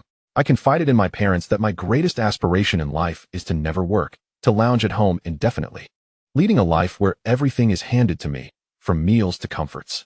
When boredom strikes, I plan to casually select a university to attend, studying whatever I fancy, repeating courses ad infinitum, acquiring dozens of degrees, and living as a carefree scion of privilege. When I voiced this, I expected reprimand, yet to my astonishment, my father agreed, offering his support.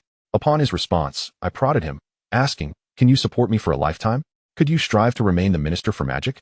My father maintained his stern demeanor, which he seemed to wear perpetually, replying, "I shall endeavor." Emboldened, I continued, "Then, any university will do? Any will suffice, even Cambridge." He replied. I leaped in joy, clambering onto my father's back, showering him with praise. "I wish to attend Cambridge. You are the best, Dad. Allow me to serenade you. There's no one like Daddy in this world." My mother would invariably chuckle during such moments, and I reciprocated, singing "There's no one like Daddy" followed by "There's no one like Mommy," showering kisses upon their heads. I am Evelyn Crouch. If my surname sounds familiar, let me clarify. Yes, it is indeed the Crouch you are thinking of, the one belonging to Barty Crouch. This stern figure, with hair and beard impeccably groomed, yet incredibly gentle and indulgent towards me, is my father. He is the Minister for Magic, quite formidable indeed. In the original tale, Barty Crouch never ascended to the position of minister, enduring a life of misfortune, with his family torn apart, leading a truly tragic existence. However, after my birth, I discovered that my father was nothing like the character depicted in the original narrative. Shortly after my arrival into this world, he ascended to the esteemed position of Minister for Magic, showering me with immense affection and attending to my every whim. Regardless of how busy he was, he would always return home for dinner, indulging my every plea, embracing and kissing me even when it seemed somewhat awkward, and bestowing me with compliments. The enchanting woman who gazes upon my antics with a smile is my mother, Maria Crouch. I believe her to be the most perfect, gentle, and wonderful person in the world, my supermom. Mother's health has never been particularly robust, and I suspect it may be partly due to my existence. As the late-born daughter of my parents, I have witnessed far too many distressing accounts of older mothers during my previous life, which has made me particularly cautious not to burden her, hoping she remains healthy and happy. My parents have expressed that they harbor no extraordinary expectations for me. They do not desire for me to achieve greatness or attain professional success. They only wish for me to grow up safely and joyfully. I adore my parents dearly. Yet, ever since I began to form memories, I have been perplexed. According to my recollections from my previous life, Barty Crouch could not possibly have a daughter, as his career should have been irreparably damaged due to the incident involving young Barty Crouch. How could he continue to ascend the ranks and even become a minister? Eventually, through diligent perusal of the newspapers at home and subtle inquiries to my parents, I gleaned the truth of the matter. It appears I have traversed into a fanfiction. In 1960, instead of giving birth to young Barty Crouch, my parents welcomed a daughter, my biological sister. This sister did not become a Death Eater. She lost her life while bravely resisting Voldemort the same year I was born.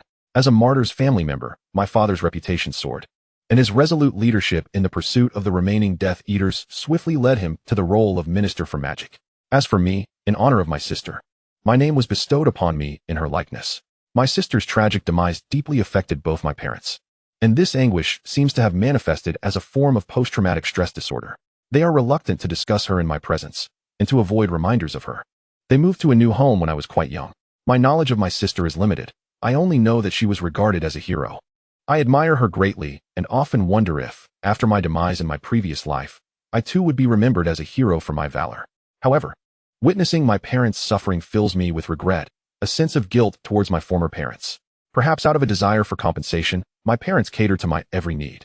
Yet, my father's protectiveness has reached an extreme. Since my birth, I have scarcely ventured outside. He forbids me from playing outside. And on the rare occasions when I have sneaked out, he has erupted in fury upon discovering me. I once protested, saying our home is not Azkaban. Why can't I go out to play? My father would shout, veins bulging on his forehead, claiming that Death Eaters are everywhere, as if they were a breed of cockroaches, proliferating and lurking in every corner. I questioned him, reminding him that he was once tasked with capturing Death Eaters. Did he not succeed in eradicating them? He replied that no one could guarantee that there wouldn't be any remaining. And what if one of them harbored a vendetta against our family? I argued that there is no such thing as a 1,000-day guard against thieves. And being cooped up at home all day is driving me to madness. Surely a stroll in the muggle world wouldn't be harmful. I could disguise myself as a muggle girl with a sip of potion. Who would know? Absolutely not. My father bellowed. I rolled my eyes and muttered, fine, whatever. It seemed my father could use a visit to a psychologist. I glanced at my mother, who sat in silence, thinking she too could benefit from some form of therapy. My parents were deeply affected by my sister's death, and their overwhelming desire to compensate for their loss resulted in an excessive level of protection over me. At times, I felt so bored at home I could almost wither away. Fortunately, they were quite generous with money, purchasing a television and gaming console for me. I could indulge in gaming at home without restrictions, devoid of any adolescent mode, far more liberating than my previous childhood. In my past life, as a muggle girl, I could hardly enjoy my vacations, sneaking to play on the computer and being dragged to tutoring sessions daily. How could I compare that to the joy I experience now? No matter, when I turn 11 and attend Hogwarts, I shall be liberated. I dream of nightly escapades, yearning for Hogwarts, longing to escape to the capital. No, to Hogwarts. Finally, I reached my 11th year. On the day I received my Hogwarts acceptance letter, I performed 7 somersaults on my lawn, brimming with elation. Dad. Upon his return through the fireplace, I launched myself into his arms like a cannonball, brandishing the letter and bouncing with excitement. Hogwarts. Hogwarts. Hogwarts. Hogwarts. My father wrapped one arm around me while the other took the letter from my outstretched hand. An acceptance letter? Yes, I exclaimed joyously, nuzzling against him. I'm going to Hogwarts. Hogwarts. Oh, and Dad, I want to be in Slytherin. I want to be your and Mom's junior. Slytherin. The head of Slytherin must be Snape, right? How thrilling. I had admired him immensely during my previous life. A double agent, a master of potions, a genius in dark arts, so cool. My father glanced at the letter, then quietly pulled away from my embrace, saying, all right, let us go have dinner. At the dinner table, I remained in a state of extreme exhilaration, chattering incessantly about the prospect of buying wands and textbooks in Diagon Alley, perhaps even meeting future classmates. Who will be in my year? Oh, I think I'll be in the same year as Harry Potter. Wow. Does that mean I could be classmates with Draco Malfoy? And Harry, Ron, and Hermione? Life is truly wonderful. Wait, will there still be the story of the Philosopher's Stone? How exhilarating. I actually get to participate in the main storyline. My excitement kept me awake at night, eagerly anticipating my parents taking me to Diagon Alley to shop. However, as the summer passed, despite my daily urging, they showed no inclination to take me out. My mother assured me she would procure my school uniform and necessary supplies. So I need not worry. As for the wand, I could simply use my sister's. Disappointment washed over me. Honestly, who wouldn't desire their own wand? Our family was not impoverished like the Weasleys, who had to share wands because they couldn't afford new ones. Surely my family could manage to buy a wand. Naturally, I couldn't hide my disappointment, and I ended up arguing with my father again. He was unwavering in his insistence that I remain indoors, never yielding. The day after our quarrel, he presented me with a slender box. A wand, he stated sternly. I opened the lid and picked up the meticulously polished wand.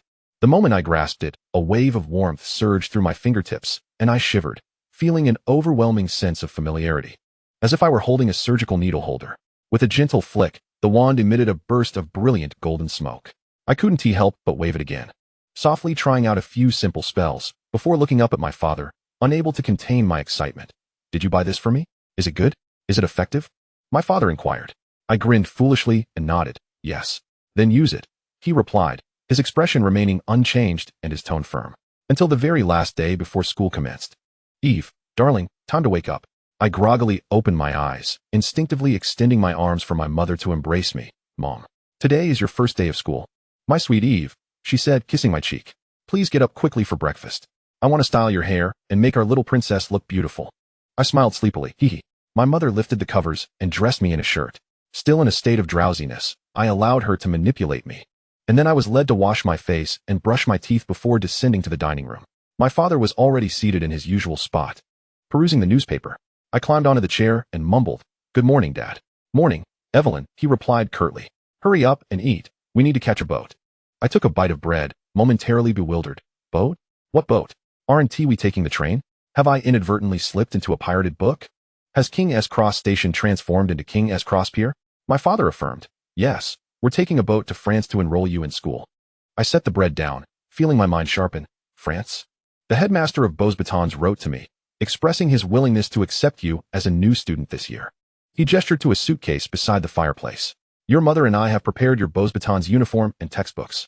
And I've also brought some seasickness medication for you to take before departure. I lowered my hands and fixed my gaze on my father. Why wasn't he consulted? I asked coldly. I spoke with the tone of an adult, unabashed, not pretending to be a child throwing a tantrum or seeking affection. My father set down the newspaper and met my gaze unwaveringly.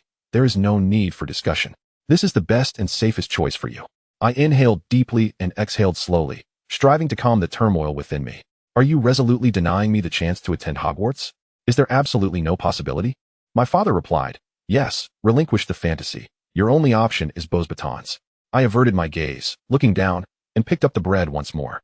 Very well, I said calmly. Out of the corner of my eye, I noticed my father scrutinizing me. He appeared somewhat taken aback by my unusual composure. After a moment, he said, think it over carefully and eat quickly. I've taken the day off to take you to France. He wiped his mouth with a napkin, stood up, and walked toward the study to gather his things. As soon as he disappeared from view, I sprang to my feet and dashed to the fireplace. How infuriating. I had previously thought that such parental tyranny, hiding their child's admission letter to prevent them from attending school, would never happen to me. To my dismay, in this second chance at life, I found myself in such a predicament. I couldn't attend Hogwarts in my previous life, and now, in this life, I was still barred from it. Had I not died in vain?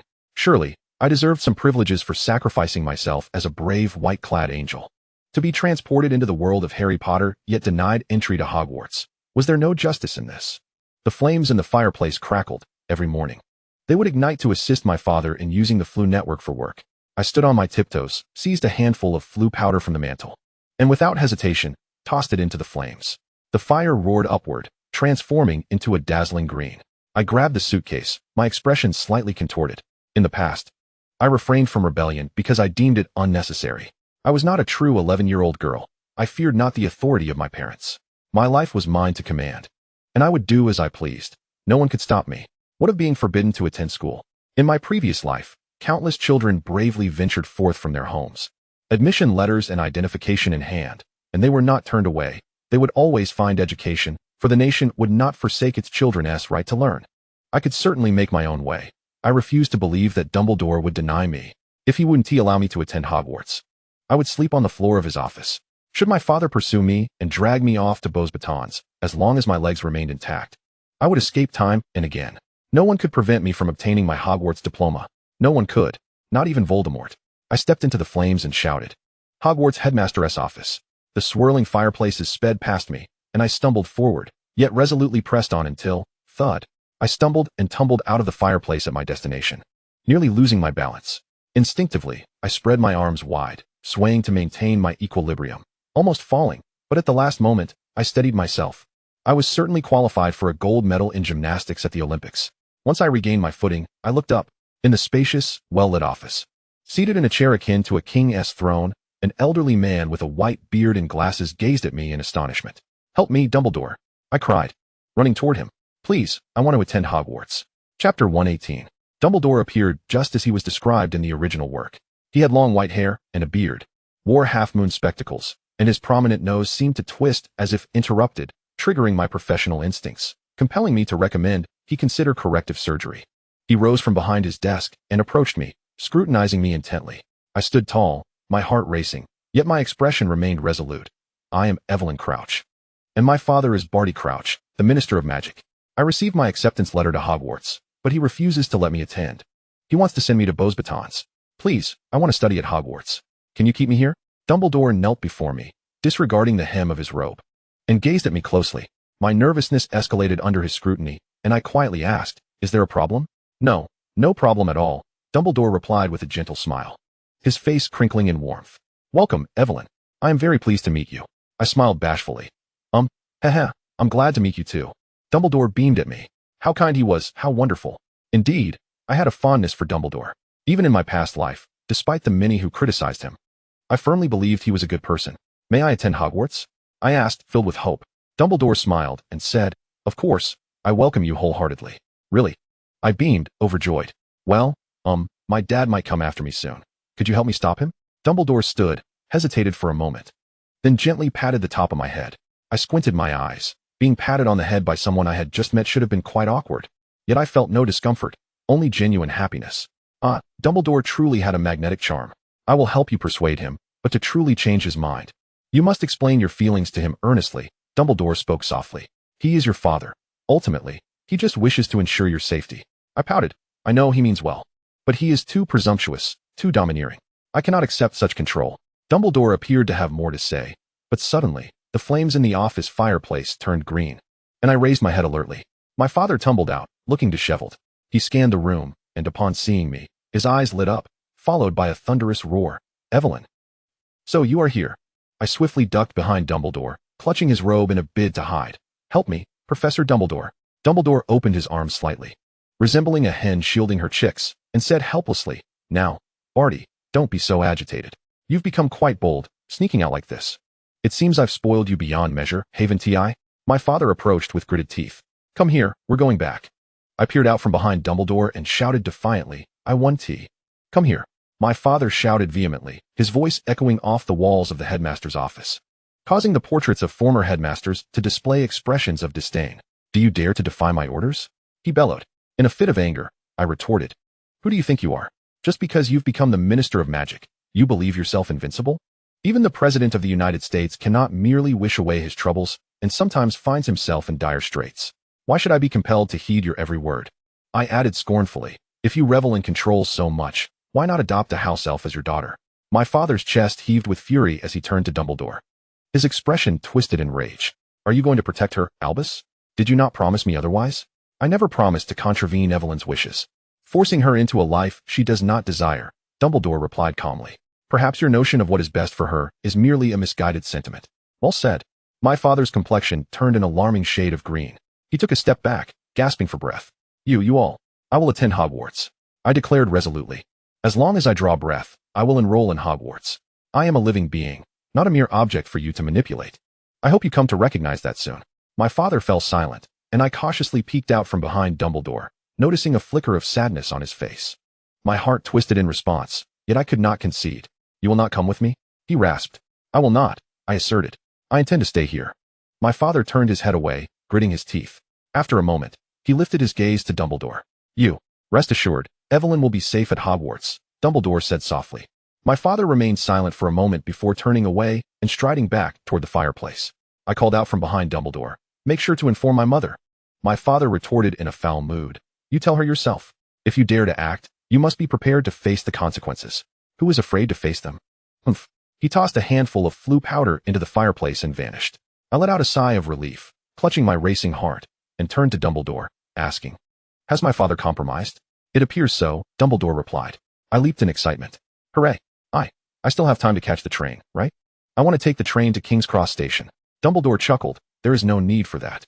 You can explore Hogwarts and join your fellow students for the evening's opening ceremony. I pouted. Well, I suppose I'll miss out on an important experience, but all right. Oh, and there's something else. I set down my suitcase and began rummaging through it. The suitcase had been enchanted with an undetectable extension charm, and it contained about the equivalent of 2 large trunks.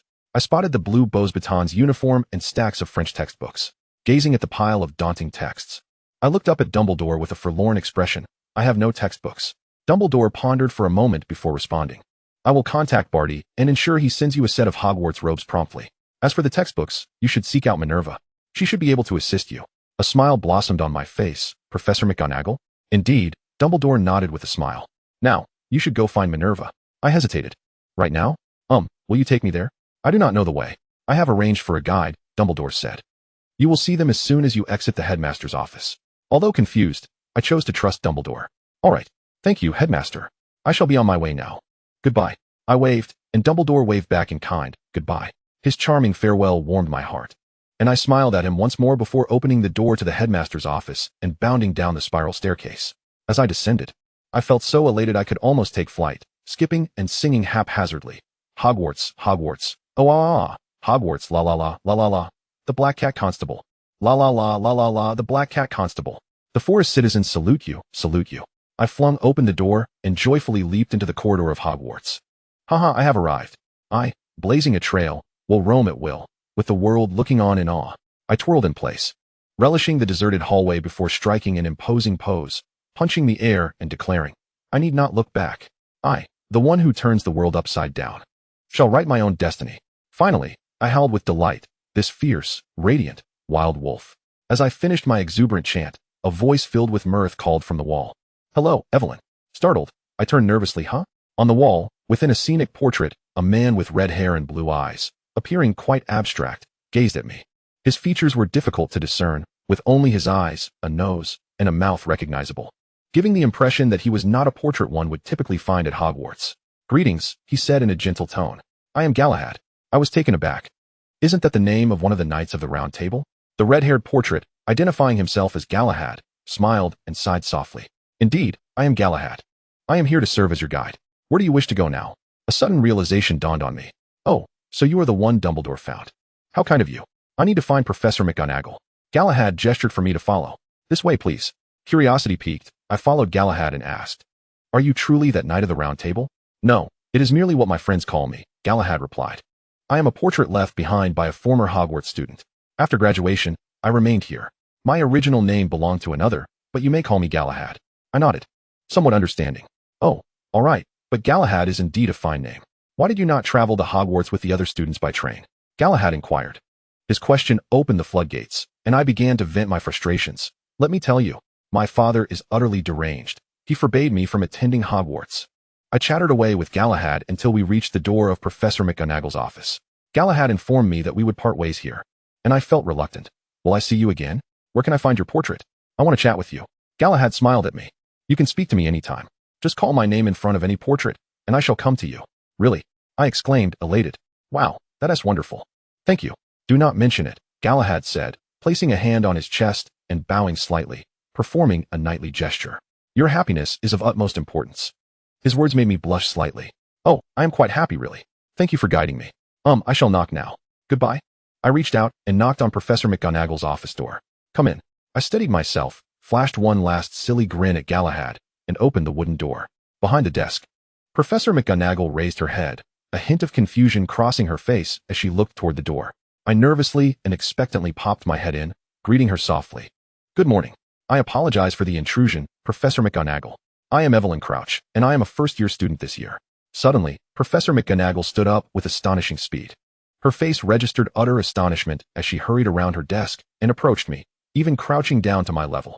I was taken aback by her actions, frozen in place as I watched her tremble while scrutinizing me intently, even reaching out to gently touch my face. "Evelyn," she asked softly. Yes, I am Evelyn Crouch." I replied, mustering my courage. "Is there something wrong, Professor McGonagall?" Professor McGonagall gazed at me in disbelief, and after a moment, she closed her eyes and wiped at the corners of her eyes. "I apologize," she said. "I am sorry. You bear an uncanny resemblance to your sister." I began to grasp certain things and tentatively inquired, "My sister, the one named Evelyn Crouch?" Indeed, Professor McGonagall stood up, offering me a strained smile. "She is my student, and she belongs to Gryffindor. You truly resemble her," she noted, casting a glance over my shoulder. Puzzled, I turned to see nothing behind me. "Albus informed me earlier that a student would be arriving," she continued, returning to her desk, and I obediently followed. "You do not possess any necessary items for enrollment, do you?" I murmured. "No, my parents have only purchased textbooks from Beaux Batons, all in French. However, I believe I can manage with a cauldron and such. Oh, and I also have a wand." Professor McGonagall smiled at me, her gaze momentarily distant. After a brief pause, she refocused and retrieved a blank piece of parchment from her desk, swiftly writing, "This is not a significant issue. I shall provide you with a first-year timetable. You may prepare the textbooks for your first day. I believe Professor Flitwick and the others would be more than willing to lend you some old textbooks. Should you lack the funds to acquire them, you may apply for a school grant."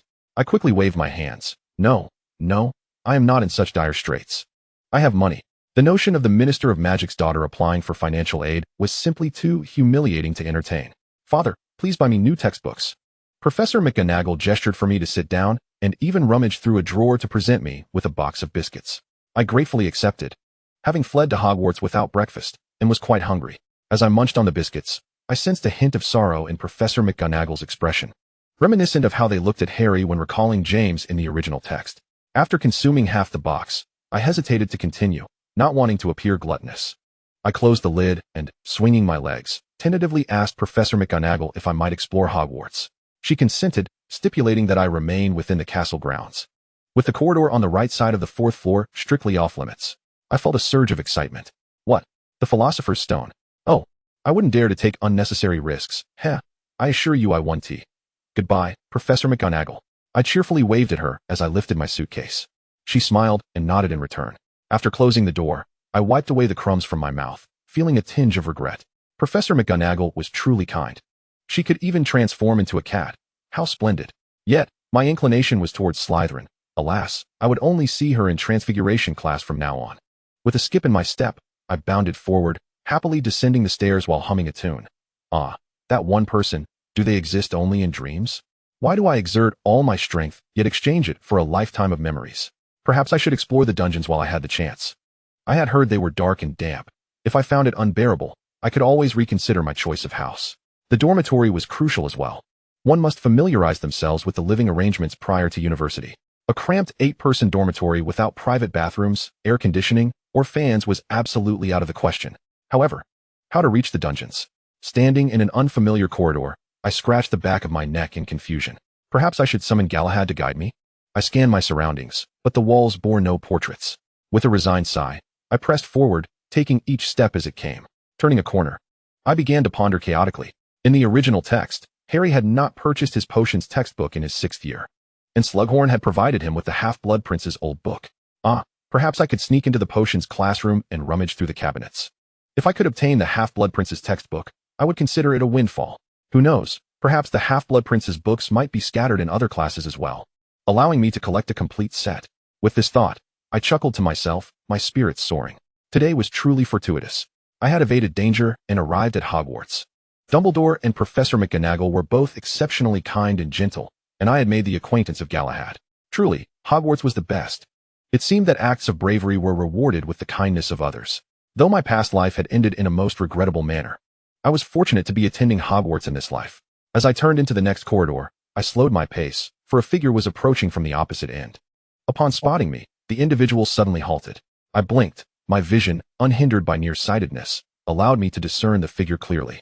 A tall man clad in a tightly fitted black robe stood before me, his shoulder-length black hair slightly wavy, casting shadows across his gaunt face. His nose was prominent, his eyes deeply set, and at that moment, he stared at me with an expression of utter bewilderment. This classic attire, this quintessential appearance. It was as if the universe had conspired to deliver him to me. Excitement coursed through me, raising the hairs on my arms as I dashed toward him. He remained motionless, his gaze fixed on me, until I came to a stop about 2 paces away, struggling to halt my momentum. Hello. I tilted my head back, striving to present him with a radiant smile. I am Evelyn Crouch, a first-year student this year. Due to various circumstances, I did not arrive by train but was permitted by Dumbledore, the headmaster. He is aware of this. He asked me to wait at the school until the term began. Good day, Professor. He remained still, gazing at me as if I were a specter. Do you not recognize me? He suddenly spoke, his voice raspy and low, penetrating my ears like electricity.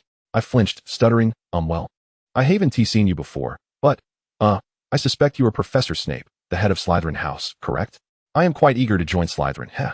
I am Severus Snape, he replied softly. I hastily greeted him. Oh, very well. Good morning, Professor Snape. I am Evelyn Crouch, a first-year student. Have I mentioned that already?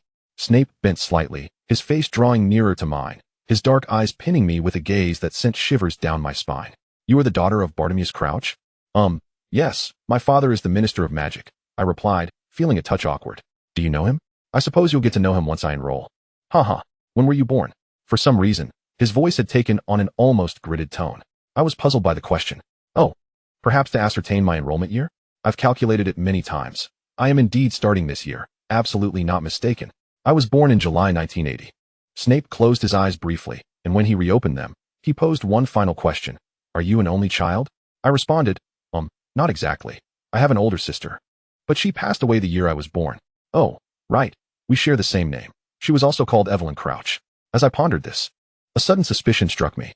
Could it be that my sister knew Snape? After all, their ages would align. My sister was in Gryffindor back in the day. And oh no, she wouldn't have bullied Snape alongside James and his gang, would she? No, that can't be. This is disastrous. They say I bear a resemblance to my sister. So Snape, please don't take your ire out on me. I have never engaged in such acts of schoolyard bullying. Snape fell silent once more, his gaze fixed upon me, saying nothing yet refusing to depart.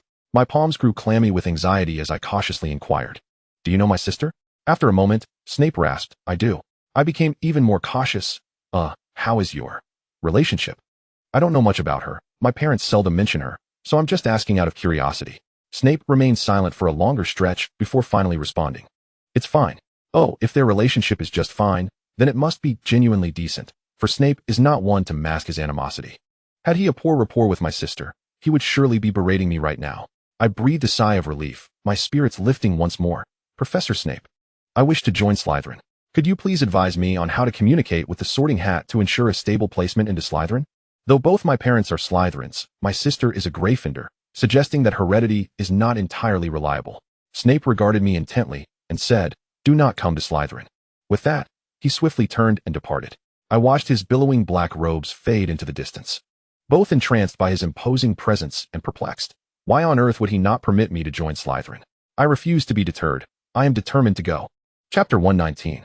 I had my lunch in the Great Hall, where Galahad appeared out of nowhere, urging me to eat there. Upon entering the hall, I first dashed around the empty space, exuberantly sprinting 2 laps, such vitality in a child's body. In my previous life, I had felt utterly exhausted during high school. Then, I noticed a long table laden with a meal and a familiar large trunk. I rushed over to open it, and indeed, it was my luggage.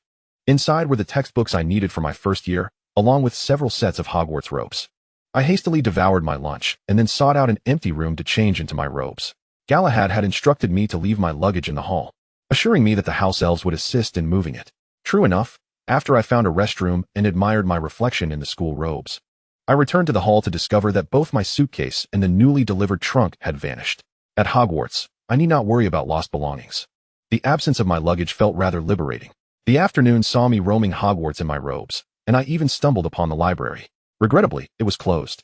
And after a moment of disappointment, I continued to wander aimlessly, occasionally bursting forth in spontaneous sprints down the empty corridors, the hem of my robe billowing in the wind.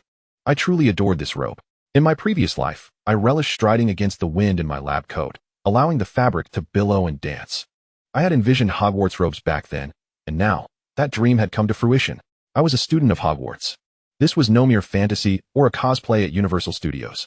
I was genuinely about to attend Hogwarts. Each time this thought crossed my mind, I felt an overwhelming joy that compelled me to sing aloud. The preterm campus had transformed into my playground. I dashed about, and as dusk fell, I even discovered the trophy room. I bounded in, particularly attentive to the medals mentioned in the original text. And indeed, I found the Quidditch Champion medal awarded to James Potter and a special contribution award for Tom Riddle. Stealthily, I glanced around and then punched the golden special contribution medal. Give me back my sister. If my sister were still alive, perhaps my childhood would have been more blissful. My parents would surely have allowed me to venture outside. I could play at home, explore, and visit my sister. Surely, by now, she would have been married. I could have had cousins my age, and they would have to call me Andy. How delightful. Unfortunately, shortly after leaving the trophy room, I encountered Filch. "Who are you?" he demanded, apprehending me and questioning why I was wandering about Hogwarts. I explained that I was a new student, having arrived without the train, and that Dumbledore and Professor McGonagall had permitted me to explore the castle. "Wandering around before term begins is against school rules," he said maliciously. "You come to my office. I will ensure you learn the rules of Hogwarts, which rule states that one cannot explore the campus before school begins." I retorted, "Moreover, I am not yet a formal student. You have no authority to punish me. A mere castle caretaker. Should I fear you? Do you know who I am? Do you know who my father is? I would be far more unruly than Draco Malfoy." Filch's expression soured as I bested him. You insufferable little Barty Crouch. What are you doing here?" Filch's eyes lit up as he looked up, and I turned to see Snape approaching us. Oh no. Please don't let Filch embellish the tale and have Snape punish me. I still wish to join Slytherin, and I cannot afford to leave a poor impression on him now. Sure enough, Filch reported, "Professor Snape, I caught this new student sneaking about the trophy room. I have reason to believe she was up to no good." I discreetly glanced at Snape and whispered, "I wasn't T. I authorized her visit to the trophy room," Snape stated.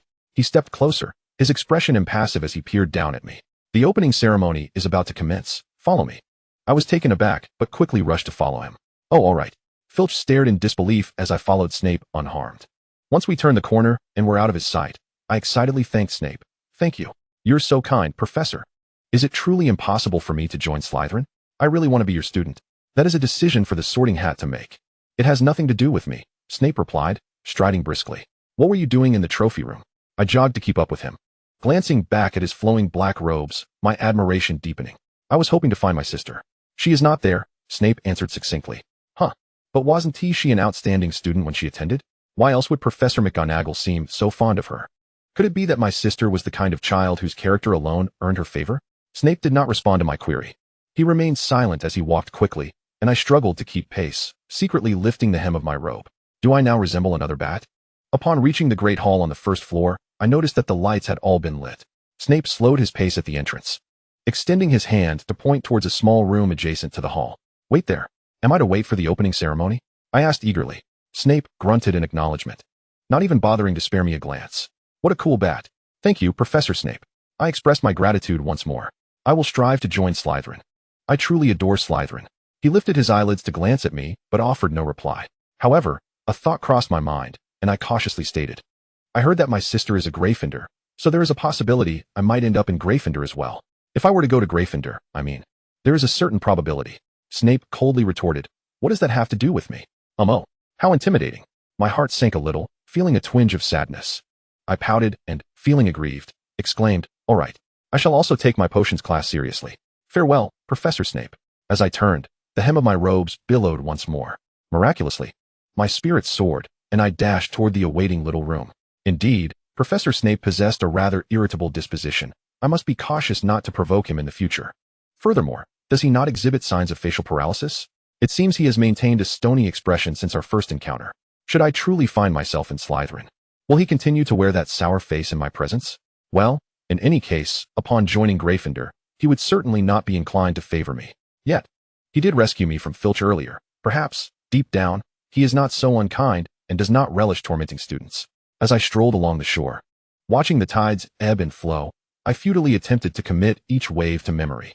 With my wide sleeves fluttering, I ambled along the base of the little room, humming and swaying to my own melody. Oh well, why dwell on him? It is of little consequence. The acoustics in this room are magnificent. The echoes of my singing resonate beautifully. I long to declare my love, but the wind carries my words away. Suddenly turning, I called out, where are you? I leaped a couple of times, raising my voice. If the sea could summon back a bygone love, let me wait a lifetime for it. After singing 3 or 4 songs, I heard the castle doors creak open, and a cacophony of voices flooded in. Stealthily, I crept to the door of the little room, watching as students clad in school uniforms entered the great hall, chattering and laughing. The opening ceremony was about to commence. As the older students filed in, Professor McGonagall descended the staircase and approached the castle entrance. I immediately scampered out, positioning myself behind her, whispering, Professor McGonagall. Ah, Miss Crouch, she replied, turning to see me. I am just about to receive the new students. Wait here with me, and when they arrive, you may join them. I eagerly agreed, of course. While we waited, Professor McGonagall inquired about my activities during the day. I animatedly recounted my adventurous exploration of the castle, mentioning my visits to the library, the Great Hall, and the trophy room, as well as my encounters with Filch and Professor Snape. You met Severus? Professor McGonagall's expression shifted subtly. What did he say to you? I pondered for a moment. Not much, really. He merely asked who I was. I added, Professor Snape is quite amiable, just earlier in the trophy room. When Filch accused me of breaking school rules, Professor Snape came to my rescue and even escorted me to the Great Hall. Professor McGonagall pursed her lips, her expression decidedly intricate. That's good, she finally remarked. What's wrong? Why does your expression change when I praise Professor Snape? Surely he is capable of good deeds? He will become a great hero one day. A knock echoed at the castle door, prompting Professor McGonagall to open it. Outside, a giant, hairy figure raised a lantern, illuminating both me and Professor McGonagall, as well as the shivering group of first-year students behind him. New students, the giant began, his words faltering as he looked down at me, his eyes widening. This is Crouch, also a new student this year. She arrived early. Professor McGonagall made a brief introduction, then gestured for me to take over. I gazed up in awe at Hagrid, noticing his gaze upon me, and I smiled brightly. Hello. Speedily, I lowered my head and squeezed into the line of new students. We followed Professor McGonagall back to the little room where I had been singing, and she instructed us to wait there. The first years whispered nervously among themselves or gazed about in wonder. At that moment, someone quietly poked me and asked, Hey, didn't you arrive by train? I turned to the curious child, who sported a messy mop of brown hair and slightly bucked teeth. My eyes lit up as I cheerfully replied, Yes, I arrived using flue powder. The child blinked, recalling flue powder? It's a mode of transportation used by wizards. You sprinkle it into the fire, step into the fireplace, call out your destination, and you can walk right out from the fireplace at your destination. I explained as succinctly as possible. The child nodded in understanding and then confidently extended her hand. I'm Hermione Granger. What is your name? I know you are Hermione. I am Evelyn Crouch. I exclaimed.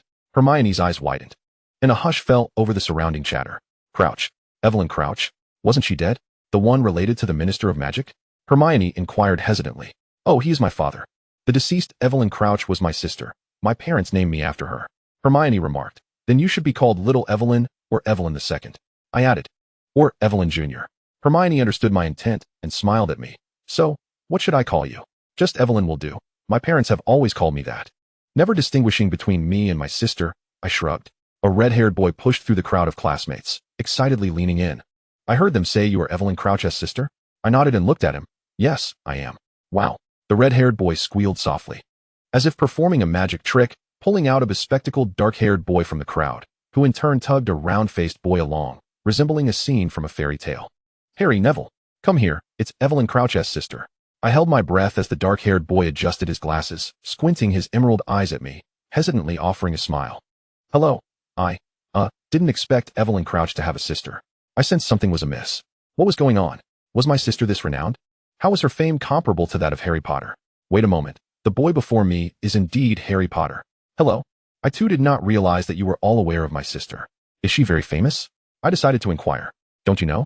You are clearly her sister. The red-haired boy exclaimed. She is Ginny's idol. Ginny constantly talks about Evelyn. Evelyn. Ginny is my sister, I replied, bewildered. What has she done to gain such fame? I inquired, perplexed. Hermione furrowed her brows, staring at me intently. You don't know? I explained. I don't know. My parents rarely mention my sister. They were very saddened after her death. Hermione sighed, then shot a disapproving glance at the red-haired boy. The boy instinctively shrank back, then, upon realizing, defiantly made a face at Hermione before mumbling to me. Sorry, I didn't mean to. I just meant, don't be sad. We all lament your sister's passing. I responded calmly. It's fine, I never met her. So why is she so famous? Evelyn Crouch single-handedly defeated Voldemort 11 years ago, perishing in the process to protect an entire street of muggles. She is hailed as the most gifted and courageous witch in the last 50 years. A hero of the British wizarding world, Hermione recounted. I heard many tales of her after I first encountered magic. I gradually widened my eyes.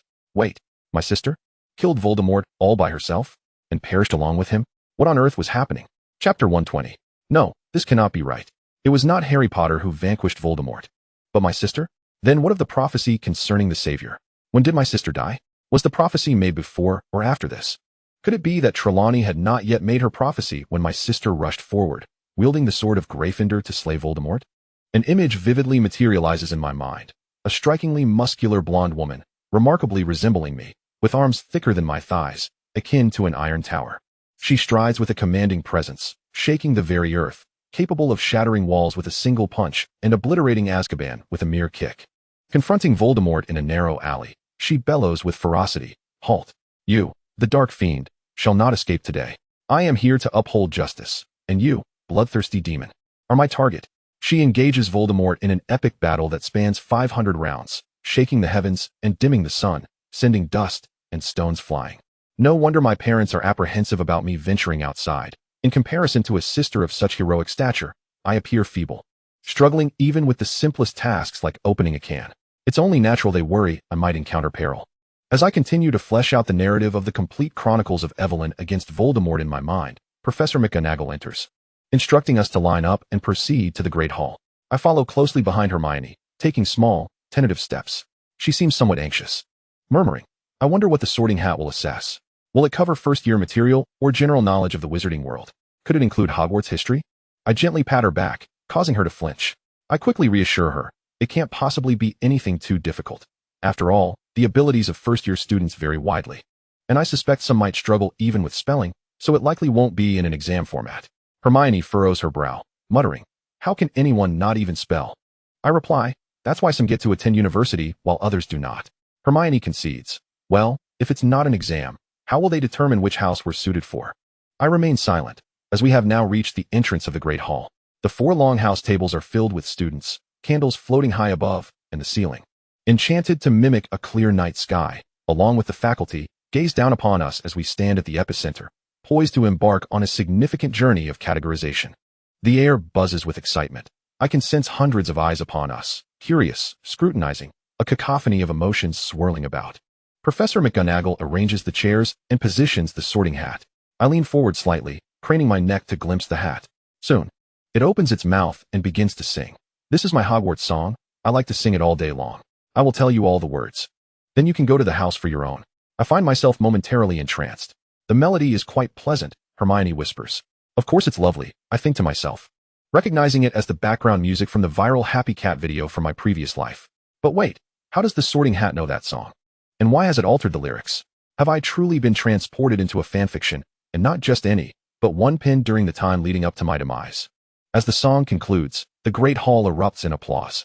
I struggle to suppress my primal urge to leap and dance like that animated feline. Frustration rises within me. I can no longer focus on the sorting. The lyrics echo in my mind. Happy, happy, happy. Happy, happy, happy, happy, happy. What house? Happy, happy, happy. The cat leaps. I vigorously shake my head, attempting to dislodge the infectious tune. If this continues, the Sorting Hat might place me in the remedial class. I must think of something else to counteract it. What to think? Crossing over the lofty mountains, traversing the boundless seas, if hope remains. Spring shall surely awaken the blossoms. Professor McGonagall picks up the list and begins to call names. Those whose names are summoned, please step forward, don the hat, and take your seat. Millicent Bulstrode, a robust girl with an intimidating demeanor, steps out, and upon wearing the hat, it declares, Slytherin. I slightly furrow my brow, instinctively. I feel reluctant to share a class or room with her. Evelyn Crouch. Amidst the hushed whispers of the hall, I advance, feeling a peculiar thrill at the attention. Upon reaching Professor McGonagall, I look up and smile at her. She glances my way and offers a faint smile in return. Oh, how I adore Professor McGonagall. She is truly wonderful. I don the Sorting Hat, brimming with anticipation for its words. Wow, Evelyn. A tiny voice cheerfully greets me. How did I sing? I am taken aback. Is the Sorting Hat so familiar? I think to myself, it was quite good. Thank you, thank you. Those songs were lovely. Now I only need to fill in the lyrics. The little voice continues to chatter excitedly. By the way, what brings you to me? I'm currently sorting the new students. I am astonished. I'm here for the same reason. Sorting? The tiny voice seems puzzled for a moment. Okay. Gryffindor. The hall bursts into enthusiastic applause, and suddenly, clarity returns as Professor McGonagall lifts the Sorting Hat from my head. I stand dazed, glancing back at her. And upon meeting her gaze, she nods in acknowledgement. Gryffindor? How could I possibly belong to Gryffindor when I possess none of its qualities? In games, I shy away from confrontation, disliking combat games, and I would never intervene in a dispute. My demeanor is eccentric, my emotions volatile, and I am reclusive and solitary. I passively confront this reality, my mind muddled as I select a direction to walk, only to be called out from the long table beside me. Hey, not that way. You're going the wrong way. Gryffindor is over here. Blushing, I dart back. Laughter erupts around the table, and a pair of red-haired twins stand to make space for me. Here. I settle down, and a crowd gathers around me, bombarding me with questions. Why are you called Evelyn Crouch? What is your relation to Barty Crouch? Is the Evelyn Crouch who killed the mysterious man your relative?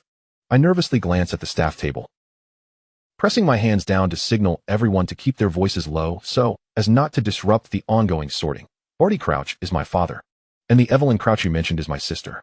Yes, indeed, she is my biological sister. A family that has lost a child needs to have another, yes. My father is quite poor at naming, and it took him quite some effort.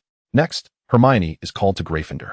I clap enthusiastically, shifting aside to make room, and Hermione, blushing, sits beside me, puffing her chest out and feigning calmness as she says, well, it's not bad. I wrap my arm around her shoulders, affectionately shaking her. Welcome. Hermione struggles slightly and murmurs, I thought it would be much harder. I didn't expect it to just be a matter of wearing the hat. One by one, familiar faces arrive. When Harry Potter's name is announced, I feel a rush of nerves. Yet, the surrounding crowd reacts with indifference. No whispers. No necks craning to scrutinize him. Only I, wide-eyed, meticulously observing the small boy with messy black hair and round glasses. Speaking of which, I have always had a fondness for round glasses. In my previous life, as a nearsighted individual, a consequence of studying medicine, influenced by Harry Potter, I had long desired a pair of round spectacles. After entering university, I found my aspirations fulfilled. However, upon entering the workforce, I realized that my round-framed glasses made me appear rather youthful, leading to a general distrust from patients. Reluctantly, I shed tears as I exchanged them for a pair of rectangular gold-rimmed spectacles to project a more mature image. Alas, round glasses truly do evoke a certain endearing charm. Gryffindor. Harry briskly made his way towards Gryffindor, and I clapped my hands in delight, smiling at him. It was no mere illusion. Upon seeing me, Harry hesitated momentarily before returning my smile and deliberately seated himself across from Hermione and me. The Harry, devoid of his savior persona, was not much different from what I had envisioned, yet he bore a closer resemblance to the cinematic portrayal, less frail, exuding a confident demeanor, with his emerald eyes sparkling with curiosity. "Wonderful, Harry. I knew you would come," Neville called out to him from a few seats away. To which Harry replied with a grin, "Of course, I wouldn't miss Gryffindor." Soon, several young children engaged Harry in conversation, and I watched with keen interest. Clearly, this era diverged significantly from the original narrative. Harry had likely grown up in a more favorable environment. I dared to speculate that the Potters had not perished. Thus, Harry had been exposed to many connections in the magical world from a young age, such as the Weasley and Longbottom families. How then did I come to appear like a Muggle? Oh, right, I am indeed of Muggle descent, pure-blooded Muggle at that. I have visited Universal Studios. Who could be purer than I? What legitimate wizard would visit Universal Studios, anyway? With Ron and Blaise Zabinai's sorting complete, this year's sorting ceremony came to an end. Next was the segment for speeches. Applause. Dumbledore rose, his smile radiant as he opened his arms, commencing his address. "Welcome, welcome, all new and returning students. It fills me with immense joy to see you all once again."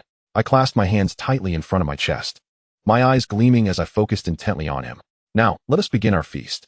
Dumbledore quickly took his seat, and everyone erupted in applause and cheers. I hesitated, joining the applause with a sense of confusion. "Ah, is that it? It seems Dumbledore, our esteemed headmaster, certainly lacks a secretary to pen his speeches. But who cares? I rather enjoy this style of leadership. Dinner is served." I grabbed a fork, then hesitated, casting a bewildered glance down the long table, finding nothing to wipe or wash my hands with. Ultimately, I resorted to rubbing my hands on my shirt, soothing myself with the mantra, "A little dirt never harmed anyone." After drying my hands, I bit my lip and searched through the suddenly abundant food on the golden platter for something edible. Across from me, Harry eagerly inquired, "You've never seen your sister at all?" I spotted a platter of glistening roasted chicken wings and decided to give it a try, spearing one. No, not even a photograph. Evelyn Crouch had very few photographs in existence, as it was said she disliked being photographed.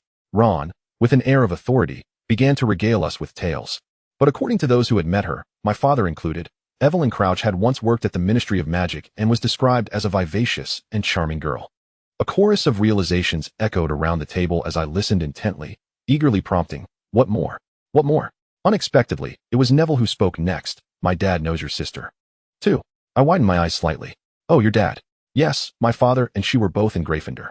He mentioned that Crouch could be a bit careless and clumsy. Whenever I spilled something as a child, he would reassure me, saying that even she was the same. He said she once brought her own cauldron and scales to potions class, lugging a sack with her." Laughter erupted, and I realized that Neville had grown up with his father, sharing in the merriment. Evelyn Crouch had excelled academically, achieving 10 outstanding grades in her owls. Percy chimed in, indicating that her prowess was founded upon exceptional grades and remarkable abilities. I was astonished. 10 OS. My goodness, my sister is truly well-rounded. The Weasley twins began to tease Percy. Yes, Percy dreams of achieving 10 OS as well, yet Evelyn Crouch never held the position of prefect. And Percy flaunted his prefect badge for 2 months. Now he finally has a point of superiority. Wait a moment, could my sister be the next generation's Tom Riddle? Well-liked, kind-natured, academically gifted, and strong enough to take on Voldemort single-handedly. My sister is so exceptional, whereas I, on the other hand, seem to yearn for a life of complacency. Cough. Hermione suddenly coughed, tugging at my sleeve. "Do you want to try the pea shoots?" Following Hermione's gesture, I spotted a plate of precious leafy greens. I interrupted my thoughts and smiled at Hermione. "Sure."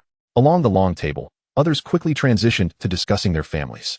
I perked my ears, hearing that Harry's parents knew many of the students' parents present, and the Weasley family, in particular, had shared many childhood visits with Harry and Neville. It sounded so blissful.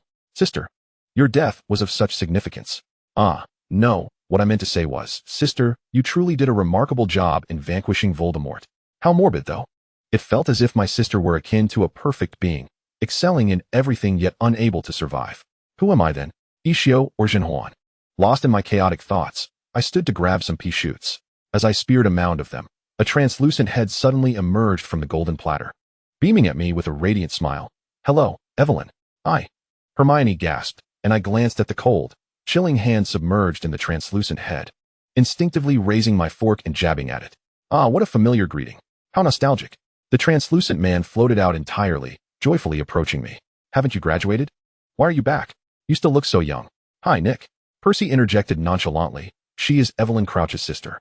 I extended my arm, shielding Hermione behind me. The ghost squinted at me, scrutinizing my features with a hint of confusion. Sister? What are you talking about? This is Evelyn, isn't it? This is nearly headless Nick. Our Gryffindor ghost, Fred introduced. Nick exclaimed, call me Sir Nicholas of my head. Nicholas Jousey, is it? Very well, I shall remember. The first-year students were curious about why Nick was nearly headless, and I joined in watching as the ghost detached his own head. As he did so, Hermione emitted that familiar sound, a mixture of fear and disgust, while I leaned in, intrigued to see what his next cross-section looked like. Apologies. Our surgical practices might appear rather peculiar, I mused. I hope this year's first years will strive to help us win the House Cup. Slytherin has claimed victory for 6 consecutive years, and I truly wish to avoid encountering the Bloody Baron again. He is the Slytherin ghost, and not many care for him. As you can see, following Nick's direction, I noticed a gaunt, listless translucent ghost seated at the Slytherin table, beside whom sat a fidgety blonde boy. I recalled that the Bloody Baron had committed suicide after killing Helena Ravenclaw. How did he end his life? Hadn't he and his ex-girlfriend been ghosts at Hogwarts for 1,000 years? The chatter resumed, with Hermione and Percy finding common ground, and I switched seats to bring her closer to him. The two engaged in discussions about their studies, to the point where those around them wished to shoo them away. Nearly headless Nick floated beside me, staring intently. You are truly not Evelyn? He inquired. I am also named Evelyn, but the one you know is likely my sister. I replied. This is my first time attending Hogwarts. I have never met you. Oh, but when Evelyn first met me, she poked me with a fork as well. Nick adjusted his head. You two are remarkably similar. I turned to look at him. Many people say that. Do we truly resemble each other? Like 2 peas in a pod, Nick remarked, in appearance, character, and accent. I shrugged. We are sisters, so it's only natural we share similarities. Well, that is a good thing.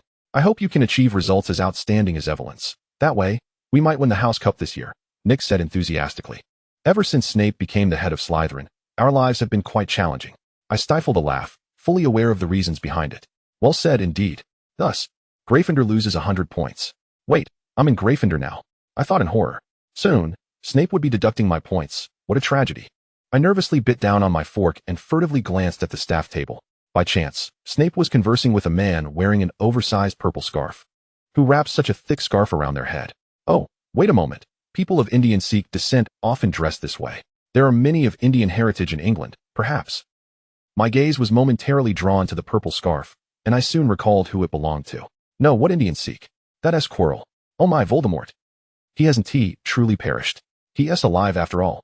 You wretched fiend, return my sister to me. I glared at Quirrell's back with gritted teeth, raising my fists to strike the air in frustration. That wasn't satisfying enough, so I extended my finger, jabbing in his direction, muttering silent curses under my breath. You've crossed paths with misfortune. I shall carry on my sister's unfinished business. And I'll make you experience what it means to face a rebellious British teenager, making you wish to quit teaching. Just as I was reveling in my curses, Snape glanced at me over Quirrell's scarf. Upon seeing my fierce expression and muttering, he narrowed his eyes, revealing a hint of confusion. I froze. Oh, forgive me, Professor Snape. I'm not cursing you. Please believe me, I mean no harm. I'm merely attacking Voldemort in the void. Please don't dislike me and deduct points from Gryffindor. I quickly switched my expression, offering Snape my most sincere, yet feigned smile. Quirrell, following Snape's gaze, looked over at me, puzzled. I maintained my false smile, and silently called him an idiot before turning back to nibble on my pea sprouts. The main course was cleared, replaced by dessert. I dished out a generous portion of ice cream for myself, though I dared not indulge freely, only allowing myself to slurp the spoon. After finishing one scoop, I moved on to the donuts, devouring them one by one, much to the astonishment of Harry and Ron across from me. Then Ron declared he could also eat donuts whole, and we launched into a friendly competition to see who could swallow the larger donut in a single bite. Our cheeks bulged as we chewed vigorously, while the twins, Harry, and Neville cheered us on. Although the main course was mediocre, Hogwarts desserts were undeniably delightful, generously laden with sugar and flavor. Before the desserts were whisked away, I hastily shoved a few mint-hard candies into my mouth. After everyone was sated, Dumbledore rose once more, and as I secretly munched on candy, I listened to his speech. As the new term commences, all first-year students, please be advised that the forest is strictly off-limits. I urge some of the older students to pay special attention to this matter. The Weasley twins stirred, seemingly nudging one another. He then mentioned the prohibition of magic in the corridors, as if we couldn't keep that from Filch. When Quidditch trials would commence, what do I care? I can barely run 400 meters, and the restriction against entering the corridor on the right side of the 4th floor. Harry let out a light laugh, and I glanced at Quirrell, thinking this message was directed at him. Did you hear that, Voldemort? If you dare venture into the fourth-floor corridor, all points for Slytherin will be deducted. I mentally threatened, crunching down on the mint candy. Now for my favorite part. Dumbledore beamed, sing the school song. I smiled broadly, hooray. This was my favorite part when I was little. As the castle greeted the rising sun, the Black Lake glimmered like gold. We emerged from the north of England, Hogwarts, Hogwarts, the cradle of wizards, the hall of knowledge. Chapter 121.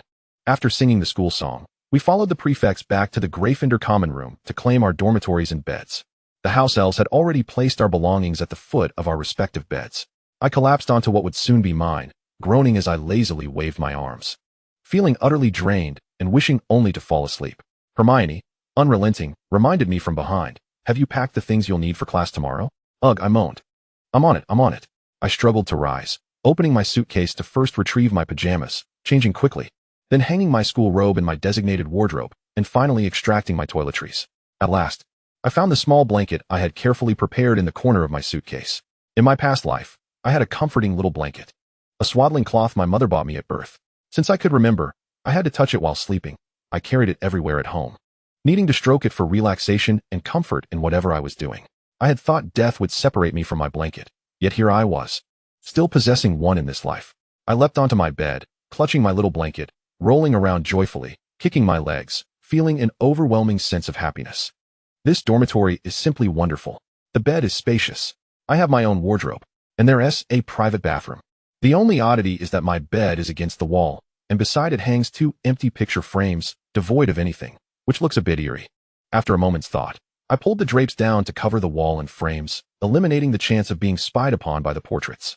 After a brief tidying up, I grabbed my toiletries and headed to the bathroom to wash my face and brush my teeth, preparing for sleep. My 3 roommates were Lavender, Parvati, and Hermione, who all politely greeted me. They seemed to be forming a little clique, but I didn't pay much mind, as they were good friends in the original story. Hermione muttered as she rummaged through her belongings for an alarm clock, winding it up to set her wake-up time. I leaned over, smiling brightly, and asked, "Could you wake me up when you get up tomorrow morning?" Hermione looked at me quizzically. "You can't get up in the morning?" "No." Hermione sighed, but her expression bore no trace of reluctance. "Fine, but I'll only call you once. I want to wait for you to wake up." I beamed at her, nudging her with my arm. "Thank you. You're so kind." Hermione placed the alarm clock on her bedside table, her expression a mix of disdain and delight, her mouth tugging down while her eyes sparkled. I snuggled back into my 4-poster bed, lowering the drapes. All right, time for sleep. Oh, wait a moment.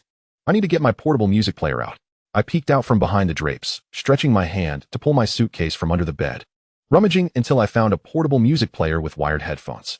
Modern technology, my friend. "Oh, you say Hogwarts doesn't allow electrical appliances?" "Magic modified, my friend.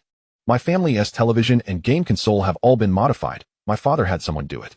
After the modifications, these devices no longer require electricity, but rather are powered by magic." Certainly, I harbor considerable skepticism regarding whether Arthur Weasley was indeed the one responsible for the modifications. In any case, Arthur would undoubtedly be elated to accept such tasks. Ah, the audacity of the privileged offspring, indeed. I donned my headphones, activated my portable cassette player, closed my eyes, and began to listen to the Cantonese Golden Hits tape that I had persuaded my parents to procure for me. In the depths of my reverie, it seemed preordained that one's wealth or poverty is immutable, truth is eternal, while falsehood is forever erroneous. When might I be free to venture out and revel in the world? I yearned to visit Hong Kong, to return home, to explore every corner of the globe. With such aspirations, I gradually succumbed to a profound slumber. My first week at Hogwarts was marked by unparalleled joy, having mentally prepared myself. The early morning schedule posed no significant challenge. After all, in my previous life, I had risen even earlier for work, enduring daily vexations. School was truly a respite in comparison. Each day, I awoke to Hermione's alarm, groggily donned my clothes, and proceeded to wash up, only to be lectured by Hermione on which textbooks to bring for our classes. While I yawned my way downstairs for breakfast. Yes, I was indeed bonded with Hermione. My evident goodwill towards her seemed to pose no objections to her desire to collaborate with me. She often expressed astonishment at my laziness and willingly assumed the role of my mentor, guiding me through classes, meals, and homework, even instructing me not to run in the corridors. I harbored no resentment towards her admonishments or her occasional haughtiness. To me, she was simply an adorably precocious 11-year-old sister, possessing no reason to fret over my affairs. To reject her kindness would be to display a lack of discernment, especially since I was the one benefiting from her attentions. Moreover, I distinctly noted that I appeared to have supplanted Harry's role from the original narrative, becoming the focal point of interest for both students and professors alike. Fellow students seemed eager to glimpse the sister of the legendary hero who single-handedly vanquished Voldemort, while the older professors, having taught my sister, found themselves reminiscent upon seeing my resemblance to her. Once, while traversing the castle hall, I encountered Hagrid, who awkwardly halted me and presented a roughly wrapped parcel. He mentioned that it contained baked treats he had prepared, favored by my sister during her lifetime, and invited me to visit his hut for a chat whenever I wished, warmly welcoming my presence. During the afternoon break, Hermione and I unwrapped the parcel to discover 3 or 4 enormous biscuits, each the size of my face. We struggled to break off a piece to share, only to realize that consuming them rendered us too full for lunch. Consequently, we had to divide the remaining portions among our classmates before our history of magic lesson, ensuring every Gryffindor received a share. Fortunately, Professor Binns was indifferent to students munching during his class, and we managed to snack throughout the entire lesson, despite Hermione's disapproval. "How can you eat during class?" she admonished me, yet it did not hinder my ability to absorb the lesson. I munched and replied, "Did you really listen?" Hermione inquired, to which I merely smiled foolishly in response. The most arduous class was that of Defense Against the Dark Arts. Upon entering the classroom, I was immediately met with a pungent odor of garlic, causing me to grimace in discomfort as I made my way to the window to open it. Quirrell hurriedly intervened, visibly flustered. "What are you doing, Miss Barty Crouch?" he stammered. "Ventilating," I replied, one hand tightly gripping my wand, as the stench permeated the room. Reminiscent of a watermelon sliced with a garlic-coated knife, something had to be done about it. "No, you must untie," Quirrell insisted, placing his hand on the window. "Vampires could attack us at any moment. Those strange beings could be lurking in the crowd. I must ensure we are not ambushed." "Couldn't we just draw back the curtains? Let the sunlight in to expose the vampires?" I suggested. Quirrell shook his head. "It's overcast today."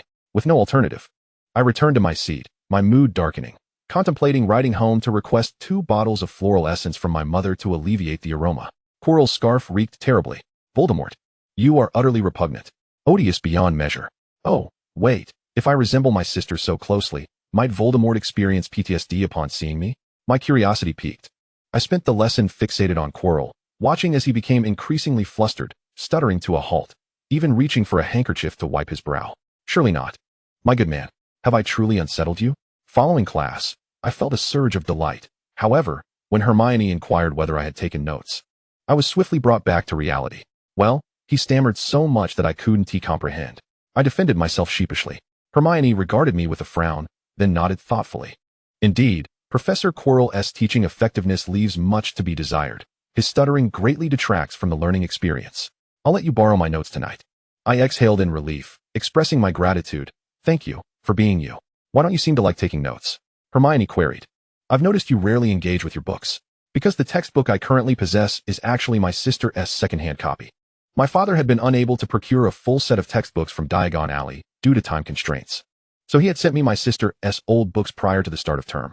Initially, I had not realized these were secondhand, for they appeared quite new, with no markings or signs of wear. It was only upon opening them in class that I discovered underlined key phrases.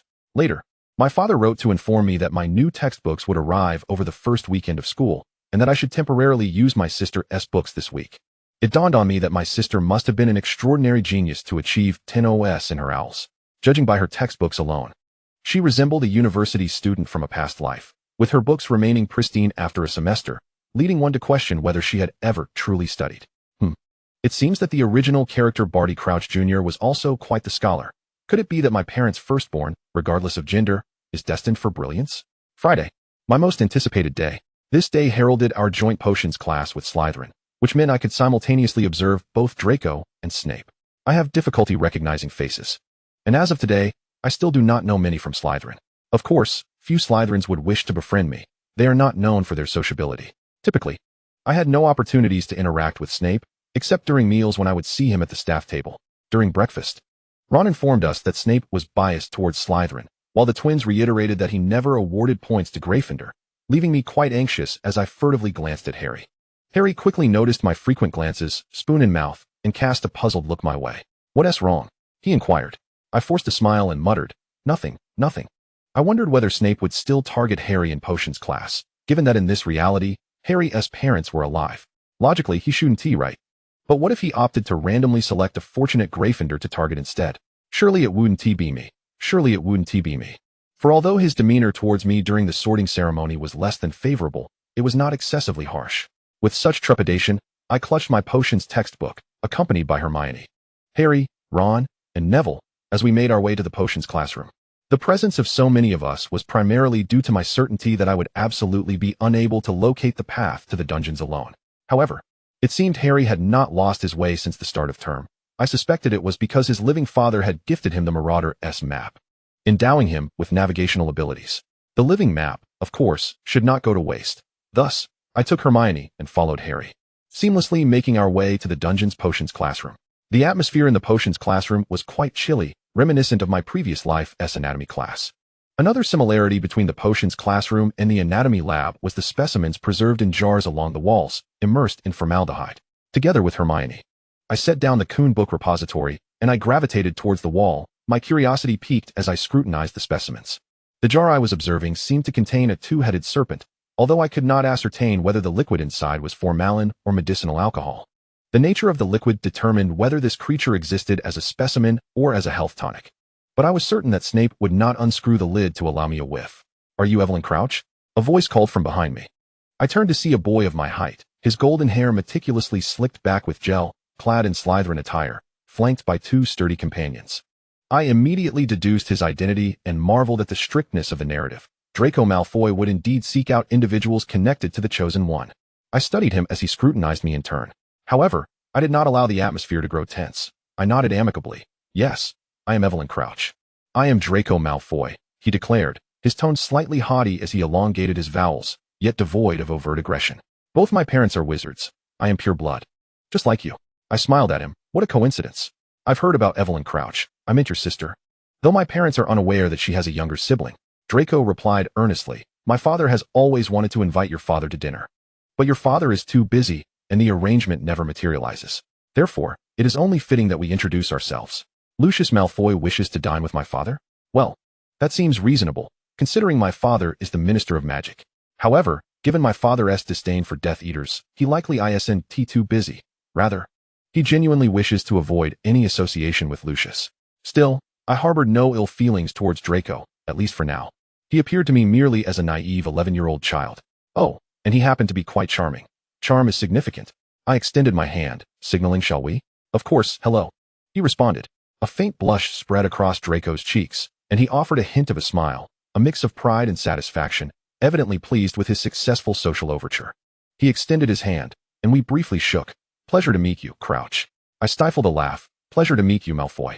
After our handshake, Draco seemed eager to continue our conversation, but at that moment, the door to the potions classroom swung open abruptly. The classroom fell into silence as a tall, slender shadow strode in with purpose, veering towards Draco and me. I lifted my gaze, and Draco, equally taken aback, turned to face the newcomer until Snape stood before us, his dark eyes sweeping across the two of us. Oh no, four of us, as Goyle and Crabbe remained steadfastly in their positions as Draco's loyal companions. "Class is about to commence," he stated smoothly. "What are you two doing here?" I expertly donned a smile for Snape. "Apologies, Professor. I shall return immediately." And with that, I dashed back to my seat, scrambling over a chair and hastily retrieving my textbook from the Coon book repository, placing it on my desk just as Snape glared. Fortunately, he did not seem to hold it against me. He made his way to the podium. Waiting in silence for about 10 seconds, not a soul in the room dared to utter a word, until the bell rang, at which point he lifted his gaze, emotionlessly surveying the classroom. "Now, I will take attendance," he announced. I clasped my hands between my legs, for I felt the chill in the room. Simultaneously, I perked up my ears, listening to how my classmates responded. It had been quite some time since I had signed in, during my university days. Professors utilized electronic check-ins to prevent students from signing in for one another. No one ever truly adhered to the roll call. Evelyn Crouch, Jr. Upon hearing my name, I recognized Snape's distinction from other teachers. He appended Junior to my name, differentiating it from my sister S. "What a meticulous individual." "Present," I exclaimed promptly. Snape did not pause, offering no mockery or additional commentary, and proceeded to call the next name. When he reached Harry's name, all remained normal. He did not trouble anyone, and he completed the attendance for the entire class, signaling the commencement of our first potions lesson. "Before you embark on your first potions class, I must convey a few matters." I straightened, my eyes fixated on Snape. However, he completely disregarded my presence. perhaps having heard from Quirrell that Evelyn Crouch was a peculiar student prone to staring intently at the instructor. His cold, dark eyes merely scanned the other shivering children. You have come here to learn the intricate science and rigorous craft of potion making. Yes, precisely that. I felt a smile uncontrollably tugging at my lips. Despite my efforts to suppress it, the rest of my face betrayed me. Snape's voice was soft, yet no one dared to create a sound that could overshadow it. His words effortlessly seeped into my ears, compelling me to hold my breath, my spirit soaring. As there was no foolish waving of wands in this classroom. Many among you may find it hard to believe this is magic. I do not expect you to truly comprehend the exquisite nature of a cauldron simmering over a gentle flame, emitting fragrant wisps of steam. You will not genuinely grasp the enchanting potency of a liquid coursing through one's veins, stirring hearts and blurring wills. I can teach you how to enhance your reputation, brew glory, and even stave off death. At this juncture, he cast a brief glance in my direction, and I happened to ponder. Can potions indeed prevent death? Snape paused momentarily, adding softly, as long as you are not the fools I frequently encounter. Oh, that's no problem, I thought optimistically. I happen to be quite the fool myself. As long as I didn't lose all my points, that would be a success. Following the opening remarks, Snape refrained from conducting surprise quizzes. Harry would never know what he narrowly escaped, thanks in large part to my sister. Quick, thank you, sister. He instructed us to follow the steps on the blackboard to concoct a potion for scabies, with ingredient kits already placed on our desks. Hermione quickly began kindling a fire beneath the cauldron, seemingly eager to prove she was not the fool Snape had described. Meanwhile I, having already embraced my identity as a fool, was in no such hurry. I glanced up at the blackboard, rummaged through the ingredient kit, mentally reviewed the steps, then picked up the matchbox, leisurely striking a match. Quite delightful. I appreciate laboratories that provide matches. Compared to lighters, I prefer matches, as I often fear lighters might burn my hands. Additionally, striking matches is rather amusing. Each time, I pretend to be the little match girl, performing silently in my mind. Who will buy my matches?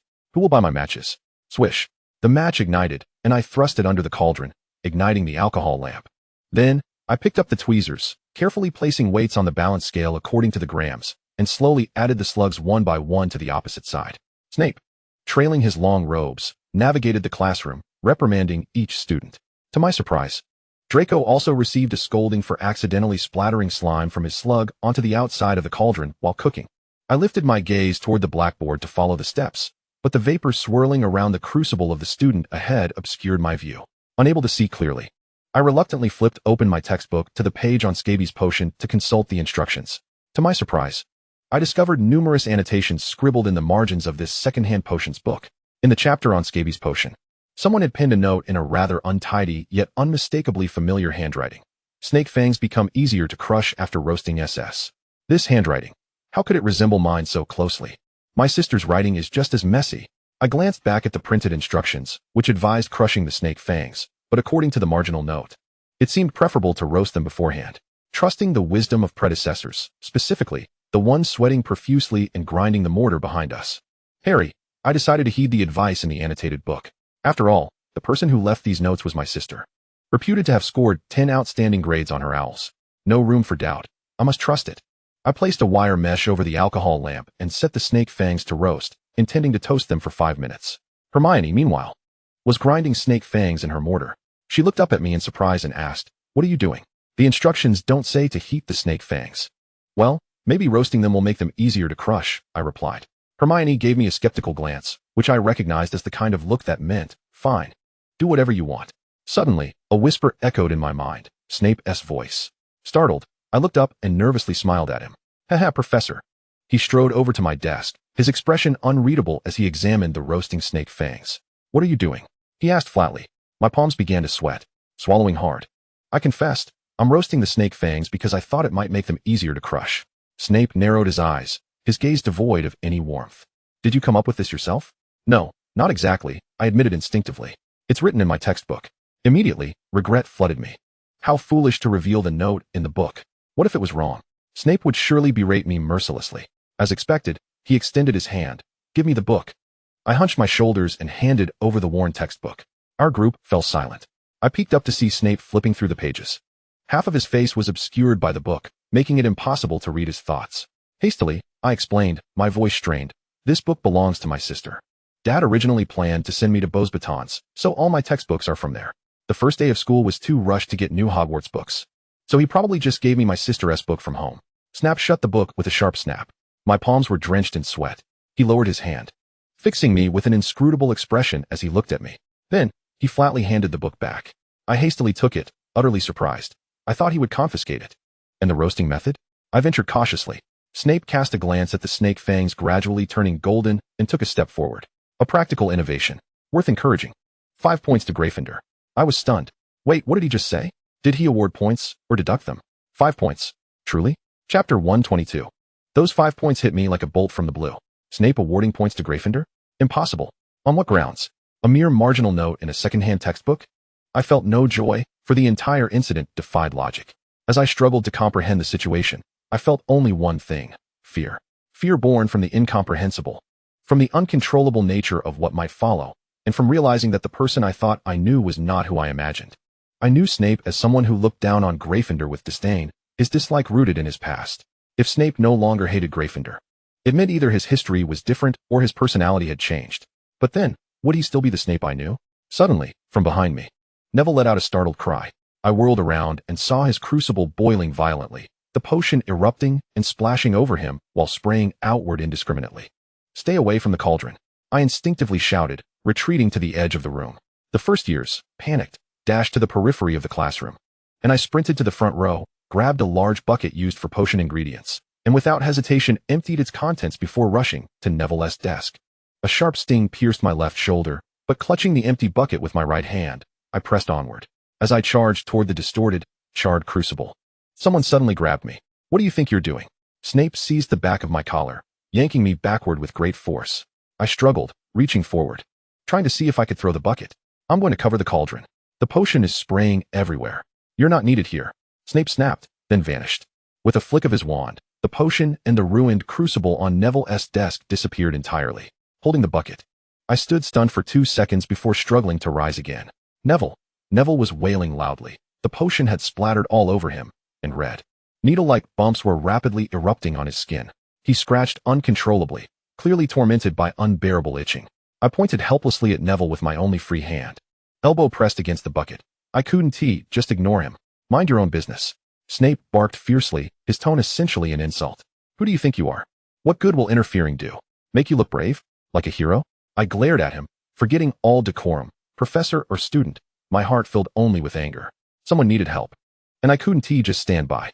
Helping students was clearly his responsibility. Snape sneered coldly. I'm glad you realize that.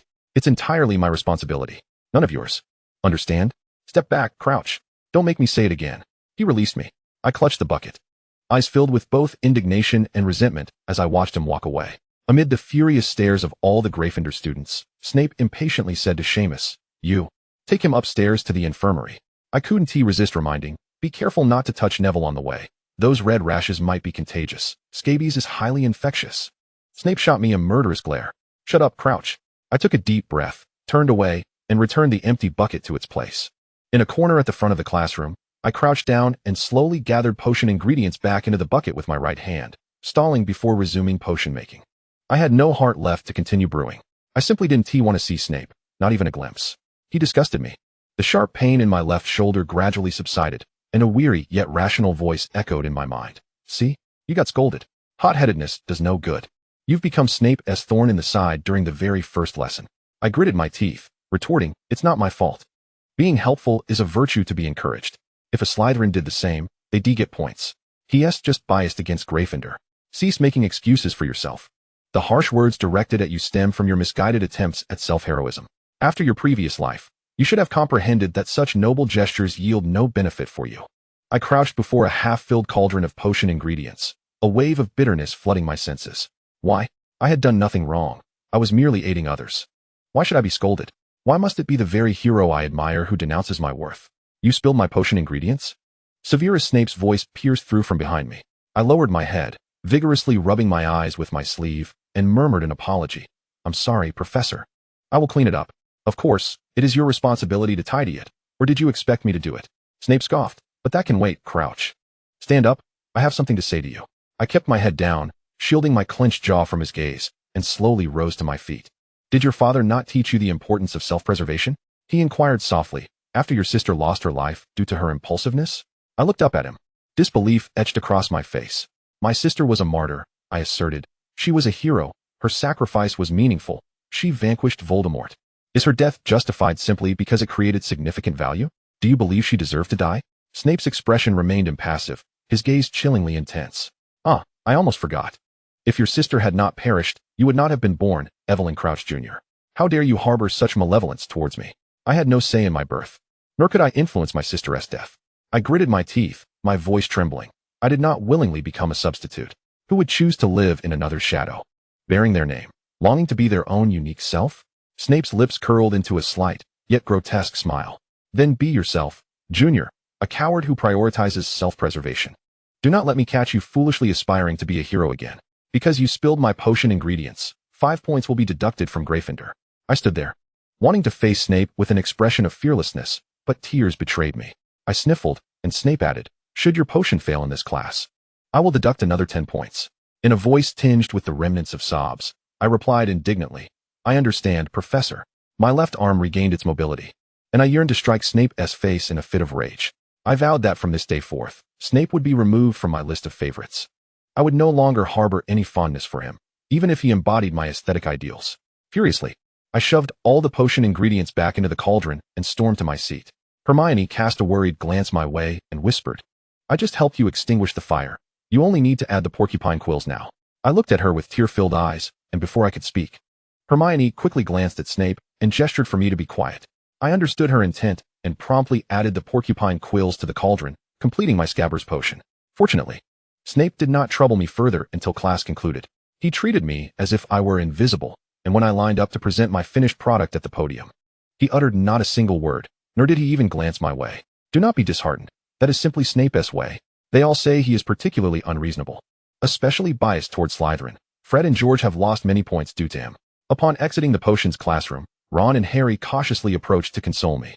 I do not understand, I mumbled. If he despises me, why would he reward me with points? Harry hesitated before asking, you, received points after brewing the potion following your sister's notes, right? I nodded. I know a bit about Snape and your sister, Harry said. Hermione and Ron turned their attention to Harry, and Ron suddenly remembered something, slapping his forehead. Right. Your mother was good friends with Evelyn Crouch. I had never heard of this, astonished. I asked, your mother? My mother, Lily, was friends with my sister? Oh, that makes sense. Logically, it follows.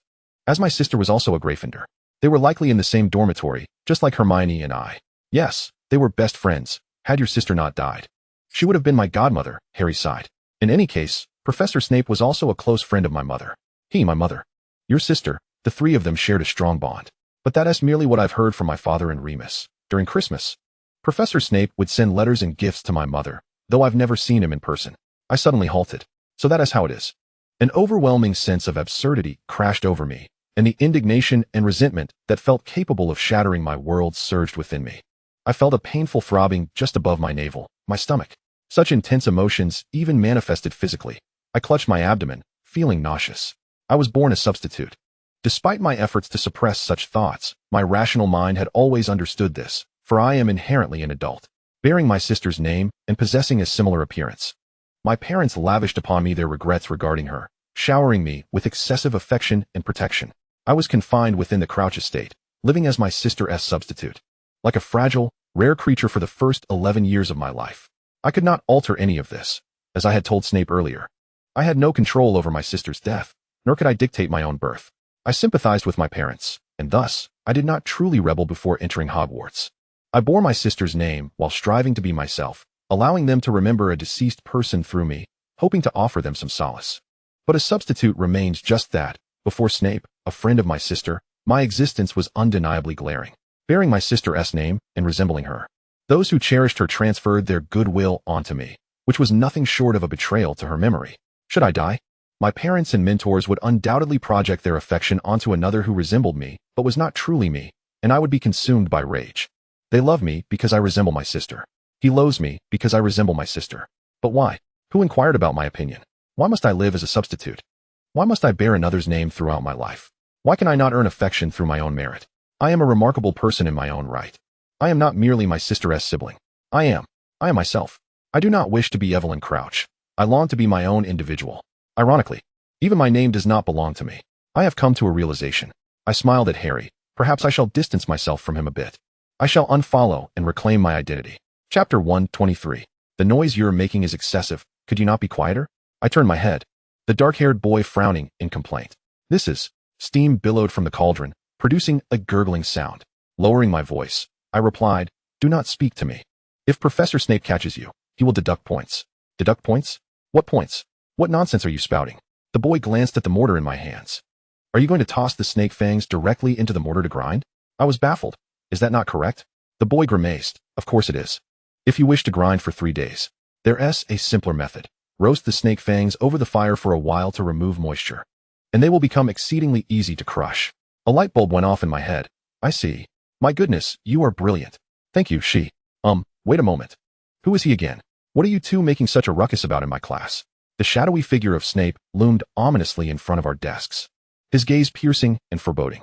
I quickly defended myself. Yes, I was merely seeking assistance. He provided me with a rather useful technique. There was no uproar. Snape narrowed his eyes. Seeking assistance? What is your relationship with him? Classmate? Friend? Stranger? I turned to the boy, who was silently gazing back at me. He belongs to me. I opened my mouth, yet uttered an utterly absurd response. My fiancée. Ivy, this is serious. Hermione exclaimed, pulling back the curtains with a flourish. Clutching my blanket, I squirmed in discomfort. Let me sleep a bit longer. Wait, it's not even dawn yet. Indeed, the dawn had yet to break. But a grave matter was at hand. Hermione climbed into my 4-poster bed, yanked away my covers, and tugged at my arm. Harry and Ron are about to duel with Malfoy. I sat up in a daze, glancing at the starry sky outside the dormitory window, and then at Hermione's bedside clock. 11:30. Oh, 11:30. I scratched my head. Well, in the realm of adulthood, this time was still considered early. What is going on? What duel? Hermione hurriedly recounted the conversation she had overheard that morning. The whole affair stemmed from a conflict during flying class, where Malfoy had thrown Neville's memory ball. Harry had elegantly caught it while riding his broom, prompting Professor McGonagall to make an exception and allow him to join the Quidditch team as a first-year student. Upon learning this news, Malfoy, infuriated, had approached Harry during breakfast to challenge him to a duel. I rubbed my forehead. Why was the incident from flying class still unresolved? The flying lessons from the past few days had been nearly identical to those in the original story, the only significant difference being my sudden realization that I was utterly hopeless at flying, worse than Neville. During the broom calling segment, I had taken 5 minutes, while Madame Hooch stood beside me, patiently instructing me on how to summon my broom with her tone and gestures. Malfoy had not mocked me, although he had worn a rather smug expression. However, out of respect for my father, he had refrained from ridiculing me. He picked on the easy targets, and Neville, despite having both parents, was still inept at flying. Perhaps some things are simply unchangeable in one's nature. Neville, feeling the pressure to prove himself, had ended up taking off too soon and, like in the original tale, broke his ankle. The ensuing events involved Harry and Malfoy chasing after the memory ball Neville had left behind on the pitch, with Harry's remarkable performance catching Professor McGonagall's attention, leading to his exceptional recruitment, much to Malfoy's chagrin. I had just peeked into the common room and saw Harry and Ron preparing for their duel. I couldn't let them go. I had to stop them. Hermione anxiously pulled me along. Come on, Ivy, you have to help me. To be honest, I truly did not wish to involve myself in this matter. I wanted to sleep. I longed to continue the dream where I suddenly possessed a brilliant fiancé who offered me advice during potions class. However, this was Hermione's request. She was my closest friend and one of the few who treated me kindly simply for being me. I did not want to disappoint her. Let me grab a jacket. We arrived at the common room, but Harry and Ron were nowhere to be found. Hermione smacked her forehead in frustration. They must have already gone out. Hurry. We need to catch up with them. This was bad, very bad. I vaguely recalled that the midnight duel in the original story had never ended well. While they had not been caught, it was still quite nerve-wracking. Hermione dashed out of the Gryffindor common room, and I had no choice but to follow her. Once outside, the dimly lit corridor echoed with 2 startled gasps. Someone. Harry and Ron stood in the hallway, Harry abruptly hiding something behind his back, his face a mask of embarrassment. Huh, you really snuck out, Hermione accused, hands on her hips, her tone severe. Have you even thought about what would happen if you got caught? Gryffindor could lose at least 50 points because of you two. You are only thinking of yourselves. Who asked you to meddle? Ron retorted angrily. What is it to you? Just go back.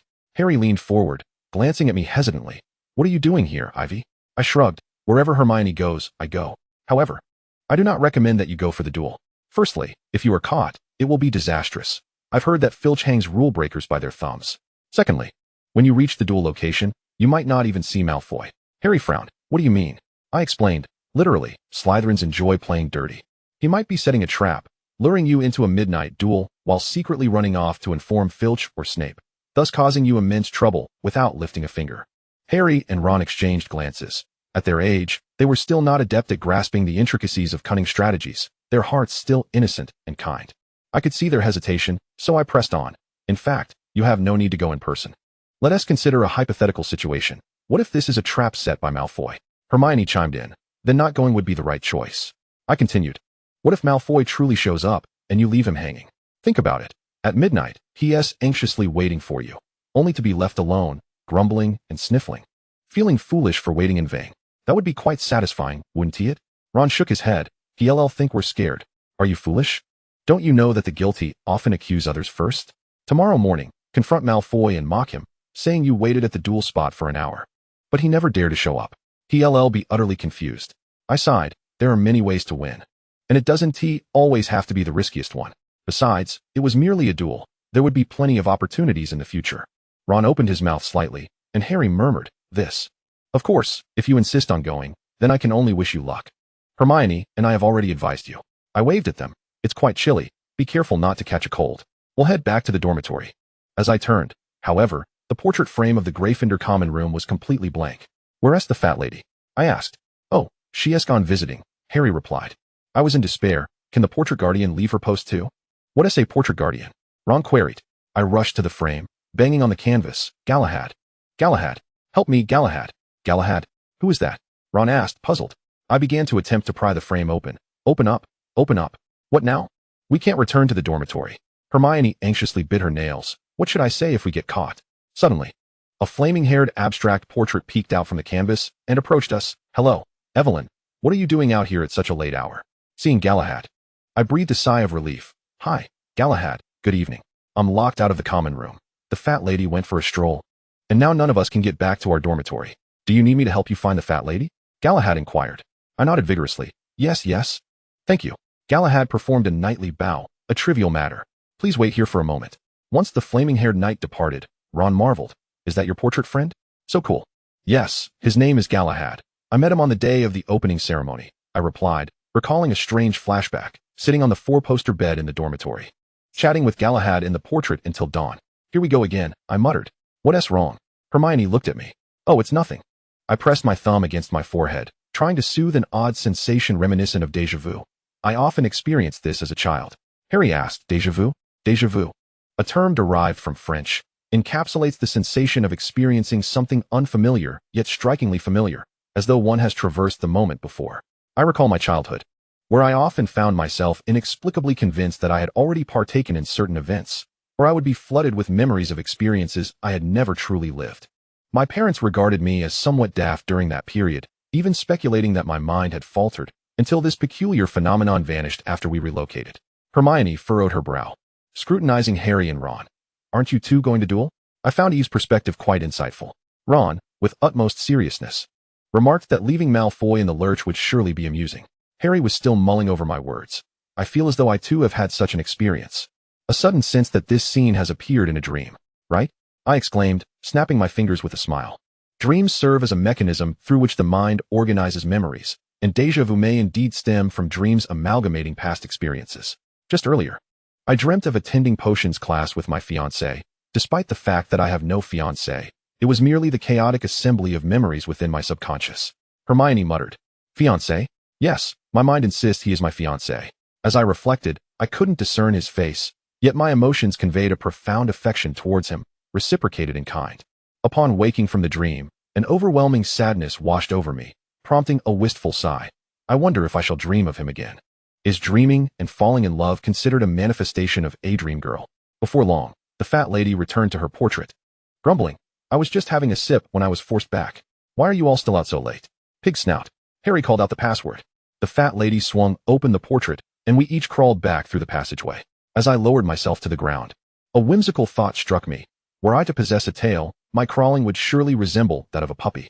Upon returning to the warm common room, I rubbed my arms and let out a small sneeze. October was fast approaching. Chapter 124. The corridor was suffused with the aroma of roasted pumpkin as Hermione and I descended the stairs, our stomachs growling with hunger. I rubbed my belly and suddenly mused. Roasted sweet potatoes might surpass roasted pumpkins. I proposed that for Halloween, everyone should indulge in roasted sweet potatoes. Who's with me? I raised my hand eagerly, anticipating Hermione's reaction. She hesitated before asking, "What are roasted sweet potatoes?" I gestured. "Sweet potatoes. They are about this big, with a color resembling earth on the outside, and a sweet, honey-like orange flesh within." Halloween arrived in the blink of an eye. My presence altered the narrative. Today, Hermione did not quarrel with Ron during Charms class, as I was practicing the levitation charm with her. True to form, Hermione earned points for Gryffindor, teaching me the flick of the wrist that sent my feathers soaring. As we strolled towards the Great Hall for the Halloween feast, I continued to practice the flick and asked Hermione, "Did you ever dress up to go trick-or-treating as a child?" "Oh yes," Hermione replied. "I would go trick-or-treating in our community. My parents would buy my costume ahead of time, and after dinner, they would help me change into it and send me out with a little basket. I usually went with friends from the neighborhood. We took turns knocking on doors and shared the candies we collected. I felt a pang of envy. I wondered if such an experience was possible at Hogwarts, but soon dismissed the thought. Perhaps this was a privilege reserved for children. Once one entered Hogwarts, they could no longer be considered a child. Much like how upper-grade students no longer celebrated Children's Day. The mere thought of mingling among children and acting cute filled me with a sense of absurdity. Ahem. Hermione suddenly coughed, reaching into her robe pocket to produce a chocolate bar, which she handed to me. "Here, candy." I inhaled sharply, a wave of happiness and joy swelling within me, and I threw my arms around Hermione on the staircase, my face contorting in delight. "You are the best." Hey, this is dangerous." Hermione patted my back, urging me to let go. After releasing her, I noticed her cheeks were flushed. She bit her lip and glanced at me with a smirk. "Come on, aren't you hungry? Let's hurry and eat." I linked arms with Hermione, affectionately nudging her. Dinner time. Upon entering the Great Hall, my face morphed into one of disgust and shock. The ceiling was darkened by hundreds of flapping bats, and ominous clouds hovered low over the tables, their purpose unclear. Flickering candles cast a ghostly ambience. I swallowed hard, suddenly disinclined to eat in such an unsettling environment. "Forgive me, I have bat-related PTSD." With hesitation painted across my face, Hermione guided me to the long table where Harry and Ron were already seated, each cradling a pumpkin and scooping out its insides with silver spoons. Good heavens, I would prefer roasted sweet potatoes. I had only encountered pumpkins during weight loss periods. Thankfully, there were other delicacies on the table, such as pumpkin cake. I held no aversion to pumpkin-based treats, merely hoping that if the food were indeed contaminated by bats, the infirmary would identify the pathogens and treat me accordingly, sparing me an untimely demise at Hogwarts. I cautiously slid a plate of pumpkin cake towards me, suddenly reminded of an impending event. If memory serves me correctly, Quirrell would soon burst in, announcing that a troll had entered the dungeon, sending students scurrying back to their dormitories while the food would be sent to the common room. Thus, I had no pressing need to consume these dishes placed beneath the bats. Thank goodness. I am not a person with obsessive cleanliness. I merely possess a background in medicine. I unwrapped the chocolate Hermione had given me, letting it melt in my mouth as I mentally counted down. 5, 4, 3. Bang. Quirrell rushed in, pale and staggering, collapsing against the teacher's desk as he stammered to Dumbledore. "Troll. In the dungeon. I thought you ought to know." With that, his head lolled, and he fainted. As screams erupted from the students, I craned my neck to glimpse Quirrell. However, Dumbledore rose and set off 3 loud fireworks, commanding, "Prefects, take the students back to the common room." Why couldn't we continue eating? Close the Great Hall's doors and let the professors deal with the troll. With the abilities of Professors McGonagall and Flitwick, along with Snape and the others, subduing a troll would be a simple task. At most, it would take half an hour, and they could return for us to resume our feast. With chocolate still in my mouth, I let my imagination wander, getting to my feet alongside the other students. As we moved toward the exit, I took a slightly longer path, positioning myself near where Quirrell lay unconscious, observing him discreetly. He lay face down, and I found myself admiring his sacrifice. At least he had protected Voldemort's head from hitting the ground. However, his arm was propped under his head, indicating he retained consciousness before fainting. In that moment, I wondered if I could stealthily snatch his scarf and perhaps trigger a significant conclusion. I drew my wand and glanced at the teacher's desk. Dumbledore and the 4 house heads were present. Should Voldemort appear, they would surely be able to contain him. Moreover, I had recently learned the levitation charm. With half the chocolate remaining, I savored the sweetness in my mouth, easily making a decision. Let us give it a try. Wingardium Leviosa. As I uttered the incantation, Quirrell stirred. He slowly rose, dusting off his robes, and then turned to face me. Chilo's pallid visage twitched with a few involuntary muscle spasms. I savored the chocolate, maintaining a stoic expression as I returned his gaze, my mind wandering into an abyss of bilingual curses in both English and Chinese. What if this individual were to violate the principles of martial ethics and invade my thoughts? The mere notion of him perceiving the vile sentiments swirling in my mind might incite his ire to dangerous heights. Our fleeting moment of eye contact was abruptly disrupted. The ever-looming figure of Snape, clad perpetually in black, emerged from behind the teacher's desk. He approached Chilo with an icy demeanor and remarked, "Now that you have regained consciousness, it would be prudent to investigate how to resolve the issue with the troll in the underground classroom. As the defense against the dark arts professor, you ought to be acquainted with the methods for dealing with trolls, should you not?" Chilo's face swiftly contorted into a mask of panic, stammering a response. Yes. Of course, I will." Snape did not acknowledge him further. He turned his gaze towards me, narrowing his eyes. "Return to your common room, Junior." Since the onset of the first potions class, I had been trailing Snape like a shadow. During potions, he refrained from causing me any distress. He treated me as if I were invisible, offering neither criticism nor praise. Naturally, I had ceased to follow the textbook notes in my practical application. I nodded and turned, hastily jogging to catch up with the trailing Gryffindor students as we made our exit. "Do not linger on her, Chilo," I heard Snape's voice from behind, tinged with a hint of menace. "Are you hesitant to confront the troll? Perhaps I was being overly sentimental, but I sensed a protective undertone in Snape's demeanor. The tensions of the first potions class stemmed from his desire to keep me out of harm's way. I knew Snape would not harm me. Indeed, my understanding deepened after learning of his friendship with my sister, revealing the anger and anguish concealed within his words during that initial class. Yet, I could not accept the malice that accompanied his intentions. After all, what was my transgression? By what right did he unleash his frustrations upon me, a mere student? I trailed behind the group, moving slowly until I reached the third floor. I turned a corner and paused behind a statue. After a couple of minutes, Snape hurried past me, making his way to the fourth floor without a moment's hesitation. Should I follow? The lingering taste of chocolate remained in my mouth, but it had soured to a point of discomfort. I stood there, my mind somewhat blank, easily hearing that voice berating me. "Have you lost your mind? Do you intend to rescue him? You cannot allow him to be savaged by a dog." In my past life, I witnessed countless victims of dog bites, with nearly 100% infection rate. After the bite, they endured the agony of infection. Could you bear that?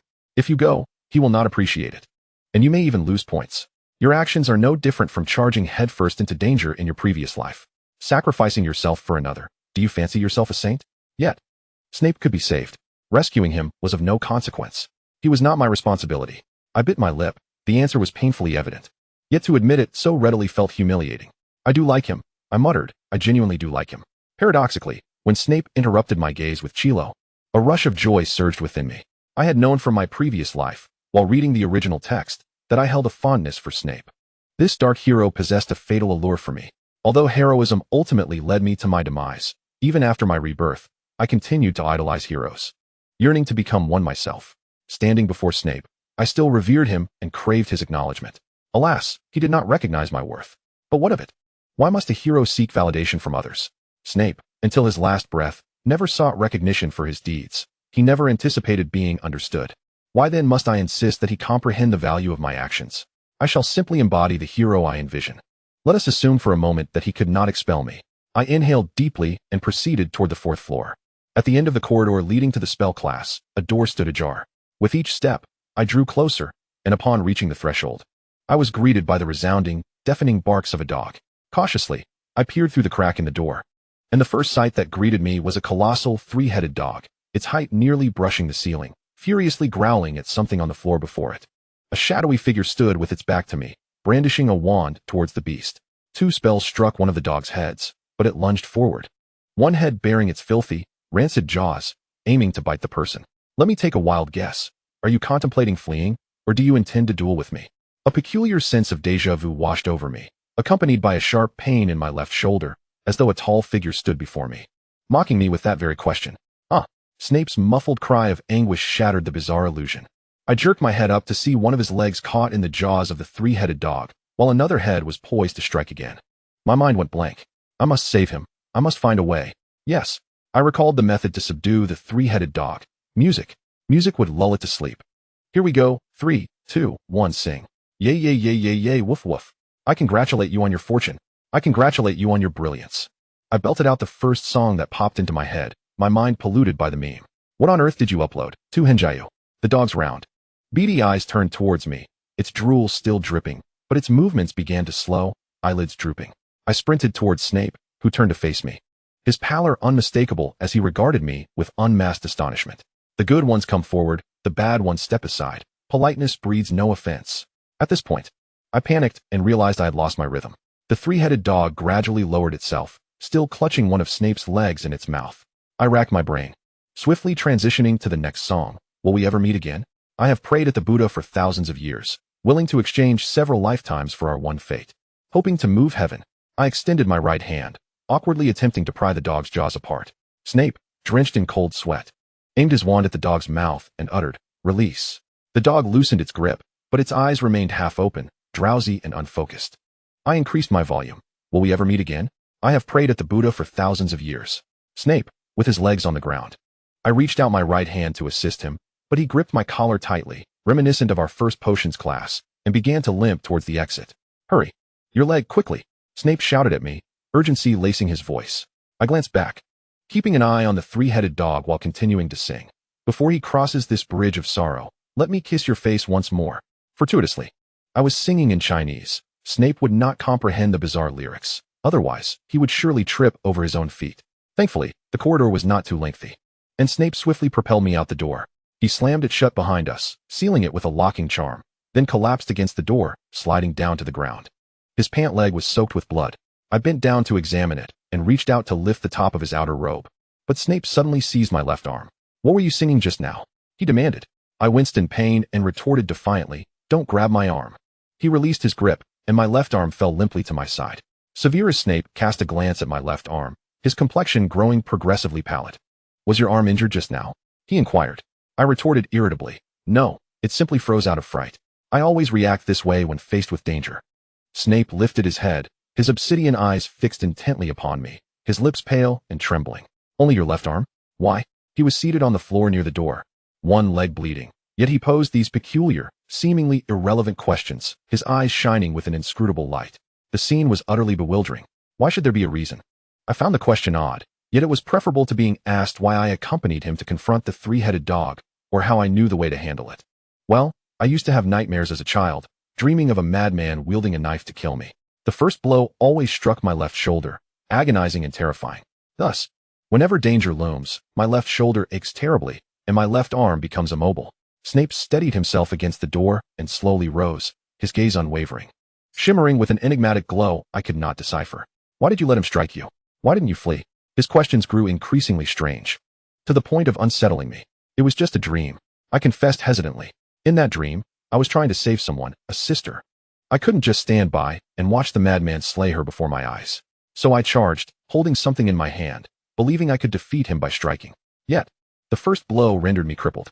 During the initial potions lesson, Snape interrogated me deliberately. When you rushed towards Longbottom's cauldron, did your left shoulder hurt? Yes, I suppose so. I replied, pondering. My memory was hazy. I had a poor recollection. Every time I endeavored to act bravely or confronted peril, the pain emerged. Annoying, indeed. I intended to consult a psychologist after graduation. It was likely treatable and not a grave issue. After speaking, I pressed my lips together and gestured to Snape's leg. You're bleeding profusely. You should tend to that wound. Dog bites are troublesome. If you lose too much blood and go into shock here, I can't carry you back alone. Snape looked down at me. I averted my gaze, anxiety swelling within. After a painfully long silence, I raised my eyes to behold a visage I could never forget. Snape was weeping. Tears silently traced down his pale cheeks, his expression vacant as they cascaded endlessly from his eyes to his jawline. His mouth parted slightly, as if to speak, yet no words emerged. What's wrong? Does it hurt terribly? I panicked. But I don't have anesthesia. Oh wait, it must be due to blood loss, compensatory shock. Oh no, there's a pool of blood beneath your feet. This won't do. I must stop the bleeding immediately. A tourniquet. No, my scarf will suffice. By late October, Hogwarts was bitterly cold. I always wore my scarf outdoors, never anticipating it would serve such a purpose. I removed the Gryffindor scarf from my neck. As I did, I noticed my left hand had regained mobility. Hastily, I lifted Snape's cloak, tore open the already damaged pant leg, and rolled it up to reveal a row of ghastly puncture wounds along his thigh. At the upper thigh, I tightly bound the scarf as a tourniquet. Before tearing more fabric to apply direct pressure, I paused, drawing upon past experience to ask preemptively, may I rip your pants? I hope this won't mean I'll have to compensate for them later. Hospitals are full of such bizarre disputes. A tear fell onto the back of my hand.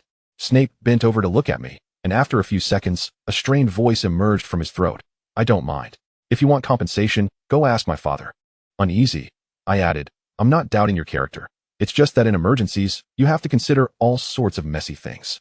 Sometimes, even iodine stains on clothes cause trouble. All right, here goes. To my surprise, I found I possessed enough strength to tear the pant leg open. This small victory delighted me. I then pressed a cloth strip firmly against the wound, tightly binding it, finally tearing a slit in the middle of the strip and tying a secure bow. There. The bleeding has stopped. Surgeons are truly remarkable. I will never regret becoming one. I felt a surge of pride in my handiwork. As I prepared to stand, a hand steadied me gently, helping me upright. Thank you, I murmured shyly to Snape. The bandage looks a bit crude, but at least the bleeding has ceased. And now? He gazed at me silently, his tear-streaked face solemn. I bit my lip, carefully asking, why were you crying just now? Snape's voice was hoarse. Nothing. I licked my lips. Well, do you have any other matters, Professor Snape? It was all so strange, truly strange.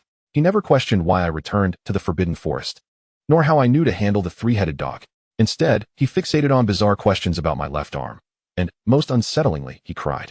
What was wrong with him today? Could it be that Quirrell had cursed him in retaliation? I scrutinized Snape's expression cautiously. He had calmed and spoke softly. I will escort you back to the common room. I can manage on my own, I whispered. Snape stepped forward firmly. I insist on escorting you. Swallowing nervously, I could only follow him hesitantly, striving to walk slowly. I tend to walk fast. If your leg hurts, tell me. Remember to disinfect the wound first. Dog teeth are filthy.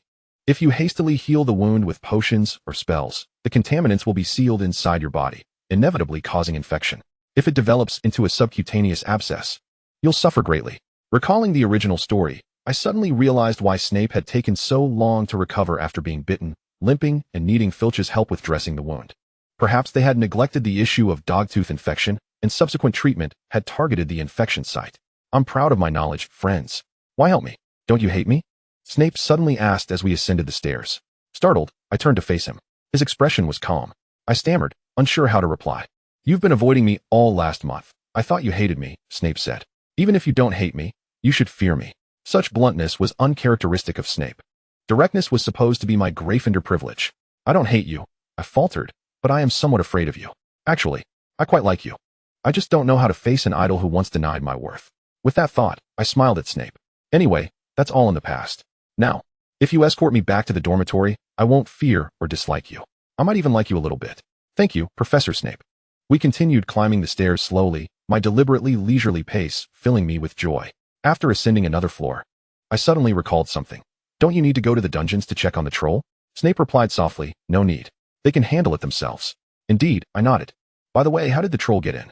Someone let it in, Snape murmured. I hurriedly pressed on. Who do you think it was? Snape remained silent. As we reached the corridor outside the common room, I continued my slow pace. Approaching the portrait of the fat lady, I glanced at Snape once more, concern flickering in my eyes as I surveyed his injured leg. Return to the office promptly, I urged. I shall not disclose the events of this evening to anyone.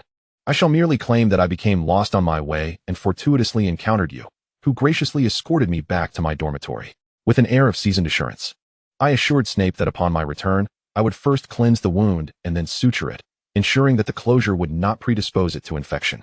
You may find it hard to believe, but I am a medical prodigy. I have been deciphering anatomy textbooks since childhood, regardless of whether you believe it or not.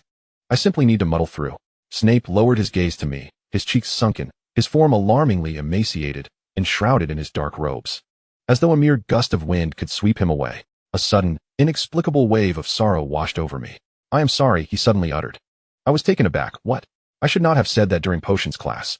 He spoke softly and deliberately. You are not a substitute. You are simply yourself. I was rendered speechless. The apology I should have joyfully accepted felt particularly chilling coming from him. Oh, that. It was nothing, truly. That day was a bit disheartening. But I have not thought about it since. What is past is past. Did someone say something to you? Was it Dumbledore, or did my father compel you to apologize to me? I did not mention this to them, I assure you. The tension in Snape's facial muscles relaxed, and he gazed at me quietly. For some reason, I sensed that he was simultaneously happy and sorrowful. Why was that? I hold no grudges. In fact, I have always rather liked you, Professor.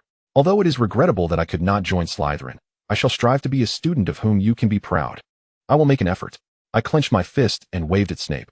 I am off to the common room now. Snape nodded in response. Very well. I beamed at him and waved energetically. Goodbye. Good night, Professor. So this is what it feels like to be the beloved sister of the White Moonlight, Harry. You are unfortunate for not resembling your mother. Chapter 125. Have you seen Hermione? Upon entering the common room, I finally managed to find an empty chair to sit in. But shortly after, I noticed that none of my friends were present. I spotted Seamus by the fireplace, who informed me that he had not seen them. And Harry and Ron were also missing. Oh no, they haven't gone off to battle a troll, have they? I grabbed a few plates laden with food, eating while keeping an eye on the entrance to the common room. When I finally saw Harry's unmistakable bird's nest of hair poke through the door, I sprang up and rushed towards him. Where have you been? Harry looked up at me in surprise, stammering, You're here? We thought. Ron's voice came from behind Harry. Keep moving, mate. Hermione and I are stuck in there. As the three of them emerged, I noticed we were all rather damp, with Ron and Hermione's hair looking no different than Harry's.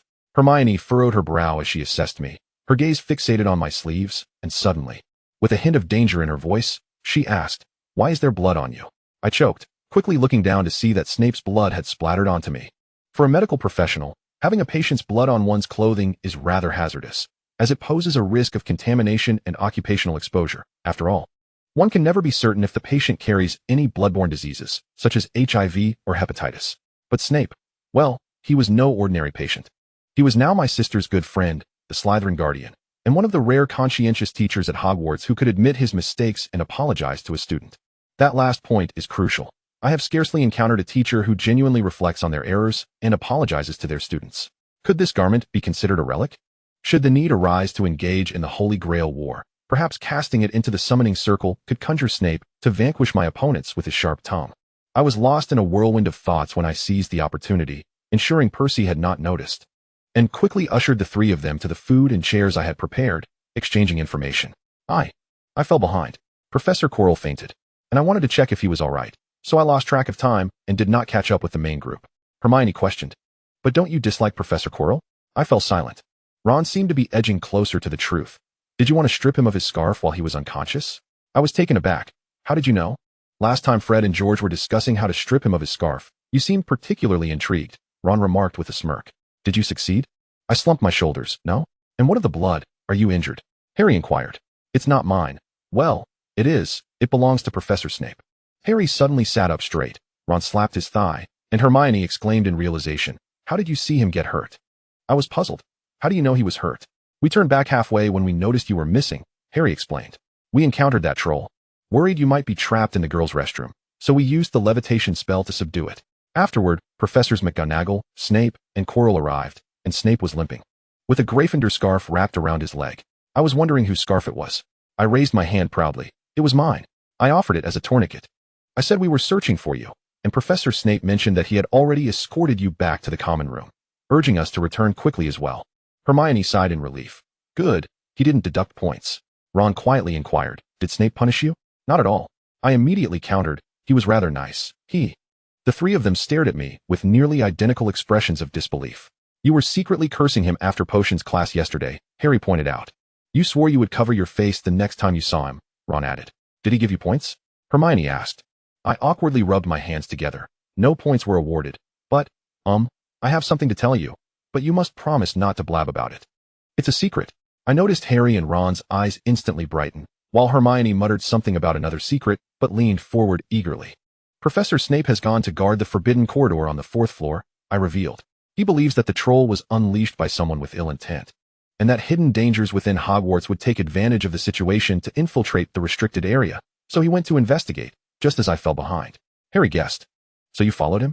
Hermione disapproved. You will definitely lose points. Wait, I know how Snape got hurt. He was bitten by that dog, Ron suddenly exclaimed, clenching his fists in excitement. In the restricted area, there's a 3-headed dog, right? Both Hermione and I widened our eyes in astonishment.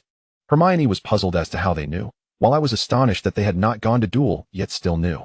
When did you sneak into the restricted area? Hermione regarded Harry and Ron as if meeting them for the first time. You lot. I should have known you couldn't stay out of trouble. Indeed. We Gryffindors are quite the clever ones. After I followed, I saw Professor Snape being bitten by that enormous dog. I helped divert the dog's attention, and after we escaped, I tended to his wound briefly. He did not deduct points from me, and even offered to escort me back to the common room, his demeanor quite pleasant. I explained that, in short, Professor Snape has now become one of my favorite professors, and I claim him as my own. The three of them regarded me with expressions that conveyed their disbelief at my change of heart. What is wrong? I merely revised my opinion of a teacher. It's not as though I'm cheating. We exchanged information, and everyone unanimously agreed that the three-headed dog was placed in the forbidden area for a purpose. It is fortunate that Harry and Snape are not as adversarial as they are in the original narrative. Harry does not perceive Snape as a villain, which spares him from traversing a multitude of missteps on the path to uncovering the true antagonist. How I long to seize Quirrell's scarf. Might I discreetly slip a note beneath the door of Dumbledore's office, stating, "The resurrection stone is concealed beneath Quirrell's scarf," prompting Dumbledore to investigate? Alas, I might first find myself apprehended by Dumbledore. Never mind that. In any case, Quirrell would not dare misbehave at Hogwarts. After dining, it is time to retire. Knock, knock. I reached out to rap on the door, calling out loudly, "Professor Snape, it's Junior. May I come in?" There was no reply from within. Puzzled, I strained to listen, contemplating whether to knock again, when suddenly, the door swung open. Evelyn. Snape loomed over me, and I was taken aback. Hastily lifting the small bag in my hand and smiling up at him. "Good evening. Have you had dinner yet?" "Not yet," Snape replied. "What brings you here?" His tone was not overly harsh, and I scrutinized his expression, glancing down at his leg, which was entirely concealed by his trousers. "I came to check on your injury." "I'm a bit concerned, considering the significant risk of infection," I stammered, feeling somewhat sheepish. "Is that all right? I promise not to take up too much of your time. I've brought saline solution, iodine, cotton balls, tweezers, gauze, and bandages. I don't have any alcohol. It can be quite irritating. And I fear you might deduct points from me for causing you pain." The 1st of November marked the first day following Snape's injury. Logically, this was a day to properly change the dressing and disinfect the wound. Snape pressed his lips together, eyeing the bulging contents of my bag with a look of mild perplexity. "Why?" he inquired. "Why do you wish to examine my wound?" His question left me momentarily flummoxed. "Because today is the first day post-injury, and I'm worried about infection and healing," I replied. Snape leaned against the door frame, his gaze fixed on me, and a prolonged silence ensued. The silence rendered me somewhat awkward, and I stammered to myself for justification. "I've always had a dream of becoming a doctor. I've learned quite a bit about medicine on my own. You needn't worry, I'm rather proficient, especially in surgery. However, my father never allowed me to venture outside, and I've had no opportunities to practice. Could you please let me take a look? Pretty please. Good heavens, how could I utter such a fabrication? I've wanted to be a doctor since childhood. The heavens have struck me down. I shall never become a doctor in this life, or the next." Yet, that was not the true reason. The genuine motivation that compelled me to resort to such a lie, risking divine retribution, was a reason I could never reveal. Fortunately, Snape did not press further. He stepped back and limped into his office. "Remember to close the door behind you," he instructed. I promptly shut the door, carefully following in his wake, observing his slightly hunched figure as he walked. "Does it hurt?" "Not at all," he replied. I wrinkled my nose and muttered, "No infection? Could potions truly be that effective? Then, let me see the wound." Snape fell silent, taking a seat behind his desk, his expression inscrutable as he regarded me. Tentatively, I approached, dragging a chair in front of him to sit down, then extending my hand to touch his injured leg. He wore loose trousers, making it convenient to roll them up above his knee. I bent down, carefully rolling his pant leg upward, revealing a calf tightly bound in gauze. The pristine white bandage was marred by dark red-brown stains, with yellowish exudate surrounding it. I frowned at the bandage. My experience told me that Snape's wound was likely not in great condition. The bandage was not overly tight, clearly applied by an amateur. I untied the knot and began to unwind it. As I bent over, I felt my head begin to throb, prompting me to straighten up momentarily. Then, I devised a lazy solution. I gently grasped Snape's calf to rest his leg on the chair where I was seated. "What are you doing?" Snape recoiled slightly. "I'm just trying to find a comfortable place for your leg. I can sit in another chair," I muttered. "All right, hurry up." I propped Snape's leg onto the chair and fetched another seat for myself, allowing me to avoid hunching over continuously. Protecting my lumbar spine starts from childhood. I noted that no matter what I was doing, Snape's gaze remained fixed on me, as if I were a robot under his scrutiny. As I reached the inner circle of the bandage, I encountered a common difficulty. The bandage had adhered to the wound due to dried blood and exudate. Forcing it off could cause unnecessary harm to the injury. This situation typically necessitated moistening with saline solution, gradually and carefully peeling it away. I retrieved the saline solution from my bag and steadily poured it over the bandage. The clear, sterile saline quickly soaked through, and I worked with both hands. One gently peeling back the bandage while the other pressed down on his leg, cautiously removing the final segment from his wound. "Does it hurt?" I glanced up at Snape. "If it does, please let me know. We can take a break." "I do not feel anything," Snape replied. I pursed my lips, fully aware he was not being truthful. "Professor Snape." I wanted to inquire why his attitude towards me had suddenly shifted, but as I opened my mouth, I ultimately refrained from asking. He had his secrets, and I had mine. If everything were laid bare, perhaps our current harmonious coexistence would not be possible. Were those notes in my sister's potions textbook provided by you?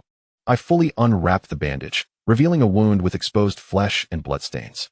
The healing was not progressing well. The area surrounding the wound was significantly swollen, but thankfully, there was no pus. I picked up the tweezers, dipped them in iodine, and gently dabbed the solution onto the wound, expanding the disinfecting area in concentric circles. Snape initially did not respond. When I reached the intact skin surrounding his wound, he finally spoke. Why do you ask? I heard that you were good friends with my sister during her time at school, and she would always draw a line with SS after her notes. Given your high level of potion making, I surmised that perhaps you shared those techniques with her during class. I disinfected the wound once, twice, 3 times, ensuring no area was left untouched. Afterward, I placed gauze beneath his leg and took out a syringe from which I had removed the needle, drawing a bit of iodine to begin rinsing his wound. It was I, Snape admitted. She would often borrow my textbooks to copy notes. Eventually, I gave her my books. I lowered my gaze, unable to suppress the disappointment that crept onto my face. The Half-Blood Prince's textbooks. Do you not know where she left her belongings? Snape inquired. I do not. We moved once when I was young, and my sister's things were likely left in the old house. My parents seldom bring them out. I replied, diligently wiping away the iodine residue with saline solution. I can't even recall where the old house is. A heavy silence enveloped the office once more. I took out the gauze, placing 2 layers on Snape's wound to prevent bleeding and sticking to the bandage, then casually instructed Snape. Please press down on the gauze gently to secure it while I wrap it with the bandage. Snape extended his hand, pressing his fingers onto the gauze. With one hand gripping the roll of bandage, I expertly began to wrap it in circles, occasionally folding it to ensure a snug fit around his leg. Finally, I tore the end of the bandage in half, tying it securely without being too tight, and inserted a finger beneath the bandage to test its snugness. How does that feel? Very well, Snape replied. Thank you. I tilted my face upward and offered him a radiant smile, saying, no need to thank me. He lowered his pant leg, and I glanced at the iodine and saline solution he placed on his desk, tentatively inquiring, Professor Snape, may I leave these in your office? I can check on your wound again tomorrow, so I won't have to carry them back and forth. Snape turned his gaze toward me, his brow furrowing slightly. You intend to come every day? Why? I gave a foolish grin and fabricated an explanation. Because being a doctor is immensely fulfilling. Oh dear, what a ridiculous notion. What I truly wanted to ask was why he was so concerned about my tending to his wound, when he was well aware that he had ample means of treatment at his disposal. Snape fixed his eyes upon mine and stated, I am the professor, and you are the student. You need not exert yourself on my account. And I will not grant you extra credit. Extra credit? Could assisting a professor with his bandages possibly earn me extra points? I was taken aback, completely unprepared for such a novel perspective. Why indeed? He is a professor, the incomparable Severus Snape, renowned for his unparalleled expertise in potions.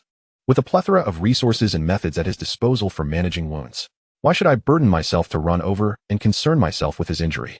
Although I may not be able to offer much, it does not mean I can comfortably choose to do nothing. I fastened my small bag, repositioned the chair to its original place, and stood before Snape's desk with my hands at my sides. I understand that my skills are limited and my strength is modest, so I may not be of much assistance. However, I can disinfect your wound, change the bandages. And that is what I can offer. I wish to alleviate some of your pain and hasten your recovery.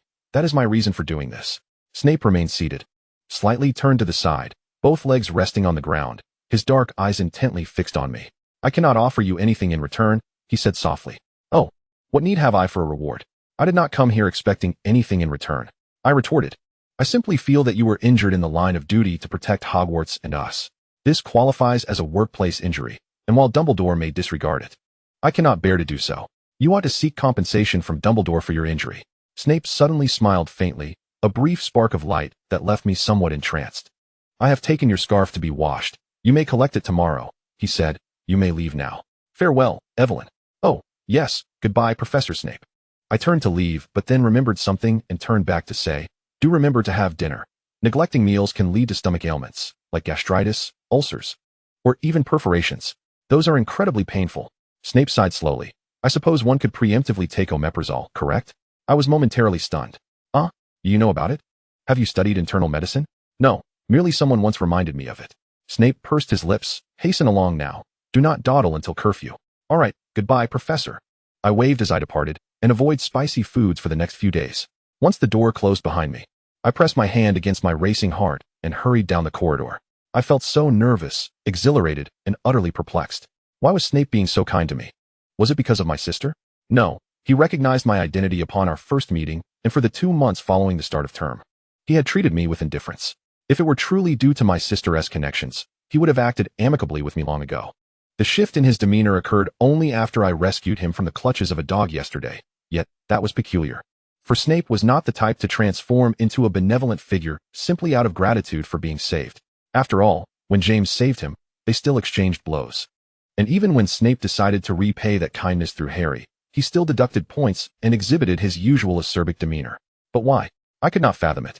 Was it truly my noble actions from yesterday that had touched him? That seemed far-fetched. I had not realized I possessed a Mary Sue-like aura that could win over the most enigmatic and brooding character in the original story with a mere act of emergency first aid. If that were the case, all my classmates should have adored me by now. Or perhaps I suddenly considered an alternative possibility. Could it be that Snape viewed me as a suspect, approaching me while donning the guise of a spy? After all, I had indeed raised suspicions regarding the three-headed dog yesterday. It would be quite normal for him to harbor doubts. Yet Snape was not gentle or kind even to the genuine suspect, Quirrell. He would confront suspects directly, threatening them.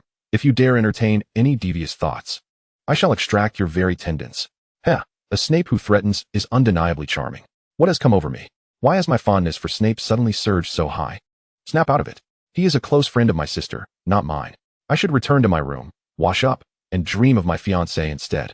The current trajectory of my feelings is far too unsettling.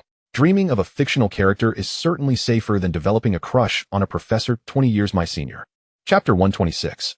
As I anticipated, Snape's leg injury continued to wax and wane. It was not until just before the first Quidditch match between Slytherin and Gryffindor that the infection in his leg was finally brought under control. After my careful observation, I concluded that he could fully heal the wound with either white willow extract or a healing balm. Naturally, to expedite Snape's recovery, I made it a point to visit his office daily during his recuperation. The dungeon was quite a distance from the Gryffindor common room, requiring me to run up and down the stairs each time. As I grew more familiar with Snape, I became increasingly candid, frequently lamenting to him about the lack of elevators in Hogwarts.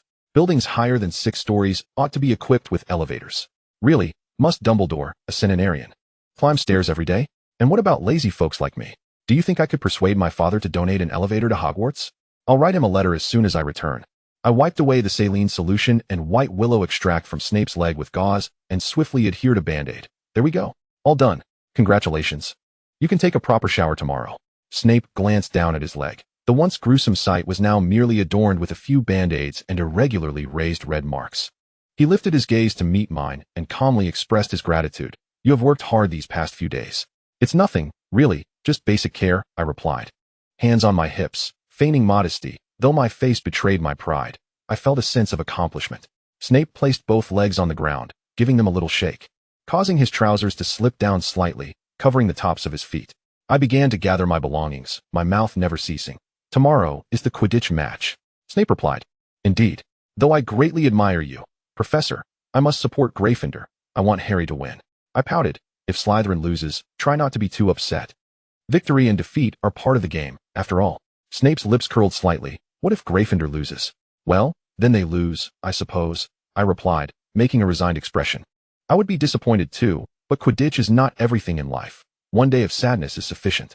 I stuffed my belongings into my bag, zipped it up, and looked at Snape, half-jokingly asking, if I were to be sad, would you comfort me, Professor? Snape, seated in his chair with a more relaxed posture, countered my inquiry. How would you like me to comfort you? He had caught me off guard. I pondered for a moment, stammering before breaking into a silly grin. I would like, well, I don't know.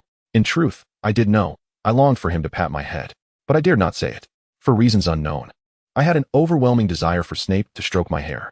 For me, the act of patting someone's head is an intimate and affectionate gesture. It carries an implicit connotation of superiority. Given my pride, I would never permit anyone other than close friends and family to touch my head. Yet, I find immense joy in being patted on the head. It is a tender act that conveys warmth and care, making me feel cherished and safeguarded. Perhaps it is merely my imagination, but recently, Snape's gaze has led me to believe that he might be inclined to pat my head. However, I cannot vocalize this desire, for it is imperative to maintain appropriate boundaries between a male professor and a female student. Although, considering his age, he could easily be my uncle. The act itself would not be inappropriate. Now, think carefully about what you want, Snape remarked. It's getting late. You should hurry back to your dormitory. I waved goodbye to him, saying, farewell, Professor. Alas, if only I were a Slytherin, Their dormitory would undoubtedly be in closer proximity to your office. Behind his desk, Snape offered me a faint smile. Goodbye, Evelyn. The Quidditch match. The clash between Gryffindor and Slytherin is a momentous event, as the atmosphere surrounding both houses has been fervently charged in anticipation. On my way, I encountered Draco, who offered me nothing but disdain, further reinforcing my understanding of the deep-seated rivalry between our houses. I was abruptly roused early, thereby forfeiting a precious opportunity for a weekend lie-in. At breakfast, Harry's demeanor was particularly grim. We took turns attempting to console him, but he merely managed a strained smile, insisting he was fine. Moments before the match, Harry was whisked away by Wood and his team to the changing room for final preparations and tactical discussions, while Hermione, Ron, and I, alongside other students, made our way to the Quidditch pitch. As soon as we stepped out of the castle, I felt a chill in the air.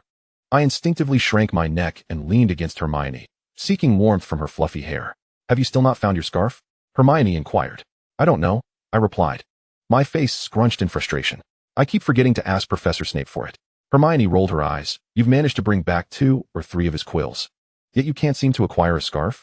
I babbled a nonsensical explanation. Stealing quills is ingrained in my DNA. I must have started stealing quills in a past life. A scarf is too conspicuous. It's not easy to casually clutch it in hand. Next time, I promise. Stealing quills. If a doctor happens to take a pen, can that even be considered theft? The pens in the hospital are no longer mere pens. They are trophies. There. On the stands, Neville was excitedly waving at us, surrounded by a throng of Gryffindor students. We 3 hurried to join the Gryffindor contingent, and once seated, we launched into a spirited discussion about the starting lineup and other details. However, none of us were particularly knowledgeable about Quidditch, so our speculations were little more than wild guesses and half-hearted agreements. Finally, the players took to the field. Amidst the sudden eruption of cheers, the Gryffindor and Slytherin players entered the pitch in 2 lines. Wood and Marcus shook hands, representing their respective houses, and I squinted, effortlessly spotting Harry among the players. As he was the shortest of them all, a commotion arose behind me, and I turned to see several Gryffindor students holding up a banner that read, Gryffindor will prevail. Now, this was the true atmosphere of competition. If only Gryffindor had a cheer to sing, perhaps something like, Weasley is our king, Weasley is our king. Hermione and Ron exchanged puzzled glances, and I innocently met their stares. What's wrong? With a sharp blast of the whistle, both teams soared into the sky. I strained to discern the tiny figures in the air. Thankfully, the match was accompanied by commentary. Lee Jordan, a notably biased commentator, began to narrate the unfolding events on the field, such as which team held the quaffle and who scored. My understanding of Quidditch was limited to recognizing goals, but fortunately, those around me shared my ignorance.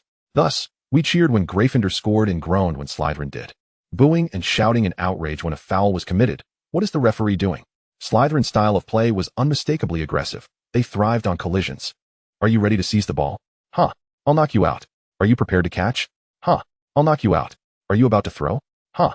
I'll knock you out. Did you spot the golden snitch? Huh. I'll knock you out. In summary, Slytherin clearly discourages running with the ball. I chuckled to myself, even though it was quite inappropriate. At that moment, a wave of tense gasps surged around me as a bludger nearly struck Harry on the head. Fortunately, he skillfully dodged it. Seizing the opportunity, Fred swung his bat and sent a bludger hurtling towards a Slytherin player. The spinning ball narrowly grazed the Slytherin-esque face. But within a few seconds, our section of the stands noticed something amiss. The bludger had no intention of returning to the field and was instead hurtling towards us. Evelyn, watch out. Hermione yanked my sleeve, pulling me aside just as the bludger seemed to target us directly. I stumbled forward, and the bludger, driven by momentum, collided with the chair behind me, causing Seamus to scream. Almost immediately, the bludger twisted back up, aiming for me once again. All right, so I'm the chosen one now. Am I? Ron removed his scarf, attempting to catch the bludger. Yet, the bludger wriggled free from his scarf and accelerated towards me with unrelenting determination. Who did this? I thought frantically, who was responsible for this? The answer was glaringly evident. Such incidents had occurred twice in the original story. Quirrell had cursed the broom, and Dobby had manipulated the bludger. Only this time, it was a combination of Quirrell and the bludger, and the unfortunate victim was me. I never anticipated it would be me fleeing with the ball. Ha! Quirrell, just you wait. I scrambled and dodged between the seats and people, instinctively making my way towards the area where the professors were seated. Snape would surely save me. McGonagall would undoubtedly come to my aid. As long as I could reach them, as long as I could. My left shoulder throbbed painfully. The bludger navigated through the crowd, eliciting screams and cries of pain. Someone was struck by the bludger, and I heard someone loudly reciting a spell, seemingly attempting to halt the rogue ball. From the teacher's section, I caught a glimpse of someone rising to their feet. A fleeting wave of hope surged within me. Perhaps I could be saved. No, wait. I suddenly realized that lingering in the stands, even for a second longer, would endanger everyone around me. I had to reach an open area. I altered my course, struggling to leap over seats until I reached the edge of the stands. I aimed to vault over and land on the pitch, but the edge was dauntingly high, and with only my right arm functioning, it was a formidable task. Summoning all my strength, I barely managed to sit on the edge. But just as I was about to climb over, the bludger shot towards me. I instinctively released my grip, letting gravity take its course, and I fell heavily onto the grass of the pitch. Having evaded the bludger's latest attack, I felt the impact acutely. My vision blurred in and out, and I fancied I could hear something, a high-pitched voice calling my name, mingled with chaotic shouts. Evelyn, duck! Catch me! In my heart, you have already become my hero. No matter how you may change. A whirlwind of memories tumultuously invaded my mind. I struggled to prop myself up with my right hand, drawing my wand and aiming it at the bludger, which had reappeared in the air. Go back, I seethed. Go away. Unintelligible incantations spilled from my lips. And in the next moment, the bludger veered sharply, propelled away at an extraordinary speed, in a peculiar arc that sent it soaring upwards. Immediately, I was enveloped by a cacophony of gasps from the stands, followed by an exceedingly loud thud. Dun. I lay sprawled on the pitch, my left arm languidly dangling, while my right hand propped up my upper body, still maintaining the posture of aiming my wand. I squirmed, suppressing the pain from my earlier fall, yearning to rise and ascertain who had been struck, but my body lacked the strength. Each attempt to lift myself resulted in a weary descent back to the ground. From the turf, I felt a faint tremor, and then a hand lifted me, firmly flipping me over. I found myself locking eyes with Severus Snape. A grin spread across my face as I said, "Did you see that?" I just successfully dribbled past, but he did not allow me to finish. Snape scooped me up, cradling my legs with one arm while the other supported my back, his palm pressing against the back of my head, drawing my face tightly against his chest. "I'm taking you to the infirmary," he declared resolutely.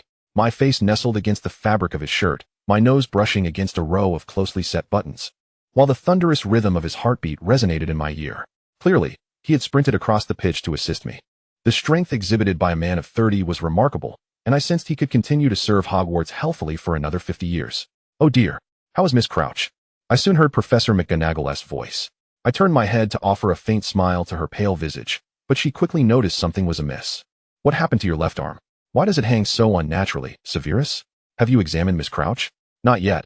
I'm taking her to the infirmary immediately." Snape continued striding forward without pause. She fell from the stands. The atmosphere was tumultuous, with the match seemingly paused, as I observed the players on their brooms returning to the ground. Before long, Snape and I entered the castle, and a serene hush enveloped us. I curled within Snape's embrace. He remained silent, while I struggled to find the right words. After a while, I finally mustered a topic, cautiously asking, "Just now? I think I inadvertently cast some spell, and the bludger flew out. Did it hit someone?" Snape stepped over 2 stairs in one stride, his breathing heavy as he replied, "I don't know." "You don't know?" I felt a twinge of regret. "Well, I'm just afraid I might have seriously hurt someone, and my father would have to compensate their family." "Worry about yourself first." Snape's voice bore a hint of anger. "Why did you leap from the stands?" I mumbled. "It was difficult to perform on the stands. The pitch is more open, and I could retaliate. But you were very conspicuous on the pitch. You became a target. In the future, if you encounter a similar situation, stay hidden in the crowd." His breath was labored, and he gasped sharply after every few words. I extended my right hand to gently pat his chest. "It's all right. Take it easy. I probably didn't sustain serious injuries. No need to rush." Faintly, I seemed to catch a glimpse of something shiny from Snape's collar, resembling a necklace, briefly flashing before my eyes. We arrived at the infirmary. Snape kicked open the infirmary door, rushing inside to find an empty bed while shouting, "A student is injured." Madame Pomfrey hurriedly emerged from her office, casting a concerned glance at my grass-stained self and exhaling a mix of irritation and sympathy. "Goodness, Quidditch. Don't tell me this child jumped down from the stands in excitement." Though there was indeed a fall from the stands, the motivation was rather different, and I awkwardly attempted to clarify. Snape shot me a glare. He stood by the bed, his chest still heaving, the exertion rendering his face flushed, a sheen of sweat clinging several strands of his dark hair to his cheek. I bit my lip, tilting my head as Madame Pomfrey examined my limbs, glancing at Snape, who had lost his usual composed demeanor. "Would you like to sit down for a moment?" I inquired cautiously. After examining my limbs, Madame Pomfrey proceeded to check my chest. Snape averted his gaze, raising his hand to draw the curtain around me. "No need." He separated himself from the curtain's confines, and I gazed at the blurred shadow beyond, biting my lip and sighing in worry. What was this man truly thinking? Poppy, someone is injured. The infirmary door swung open again, and I sat up abruptly, craning my neck to see. Who? Madame Pomfrey hurriedly lifted the curtain to check on the new patient, while Snape glared at me from behind the curtain. Lie down and rest properly. I'm fine.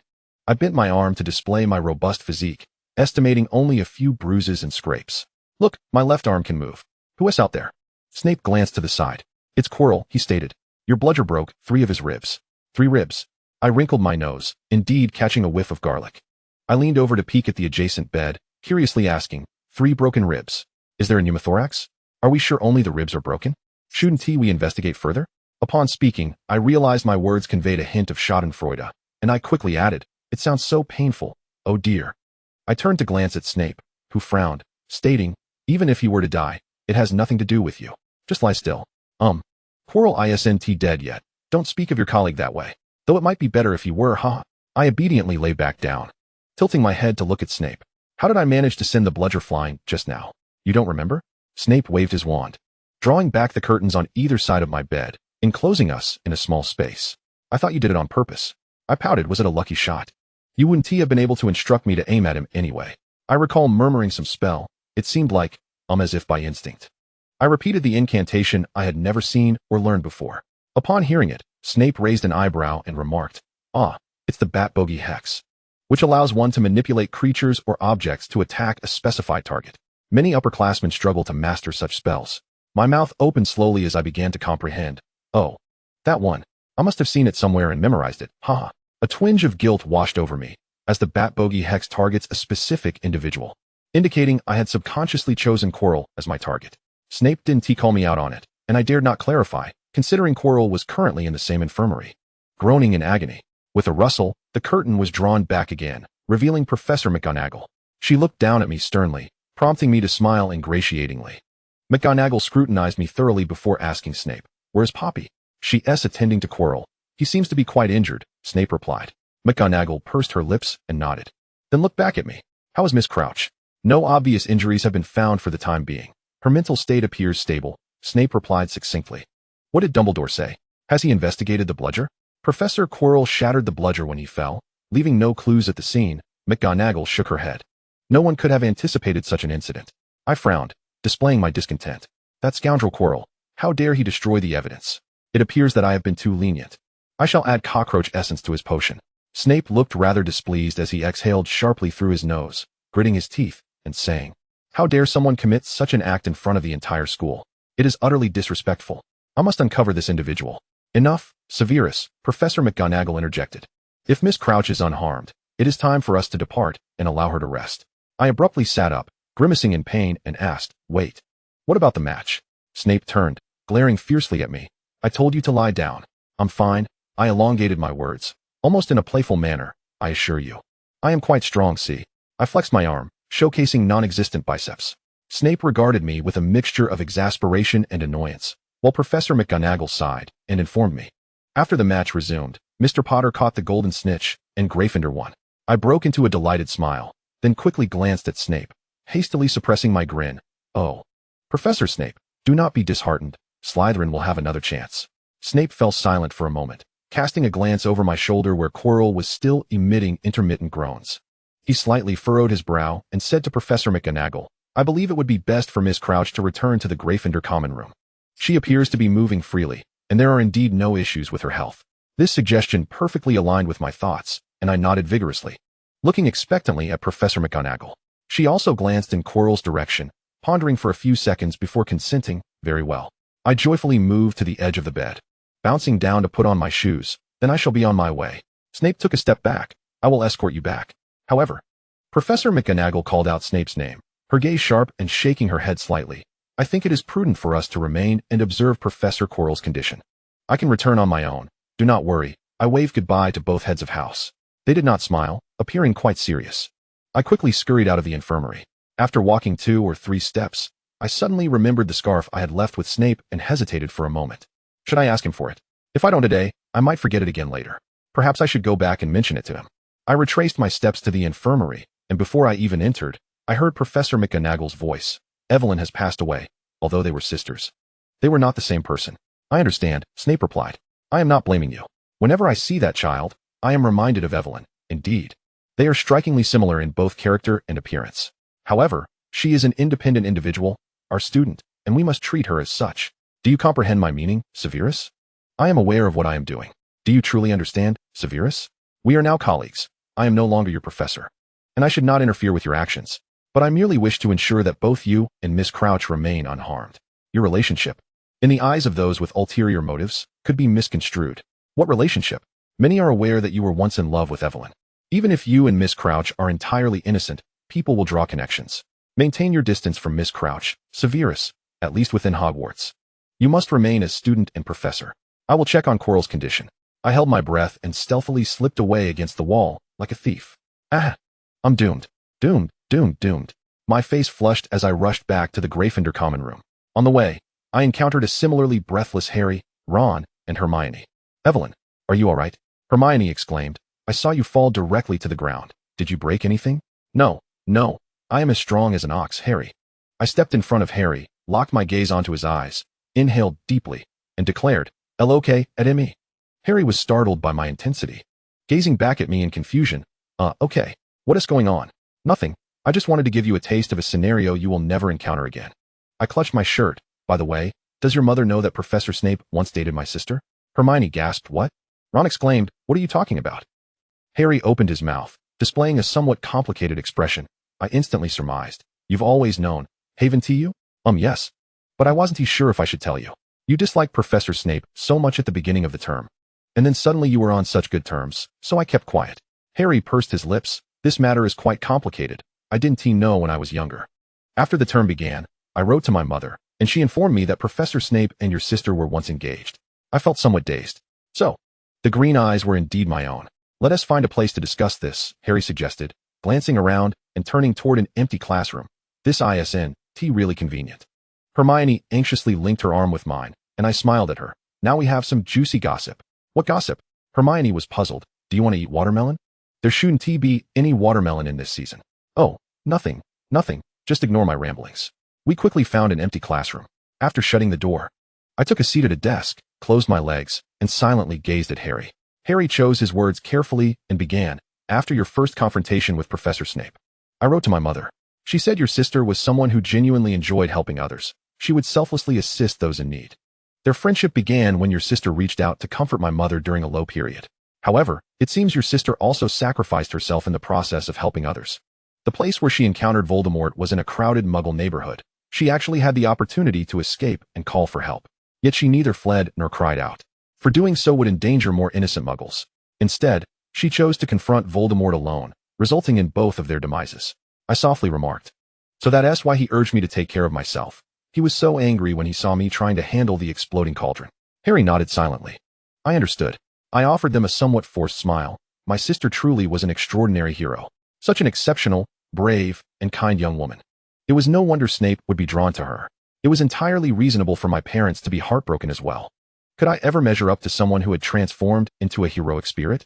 Just moments ago, when Snape had carried me to the infirmary, his heart was racing with exertion, and so was mine. While nestled in his embrace, I felt no pain. Only joy filled my heart, the joy of being cherished. Yes, I do harbor some feelings for Snape. The reasons are unclear, and perhaps they are unimportant. Affection often arises inexplicably. After all, human emotions are difficult to control, and I am not one to master my feelings. Yet I must rein in my emotions. I can no longer harbor feelings for him, for his sake, and for my own. Chapter 128.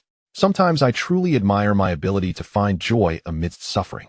After learning of Snape's relationship with my sister, I began referring to him as brother-in-law in front of Hermione and the others.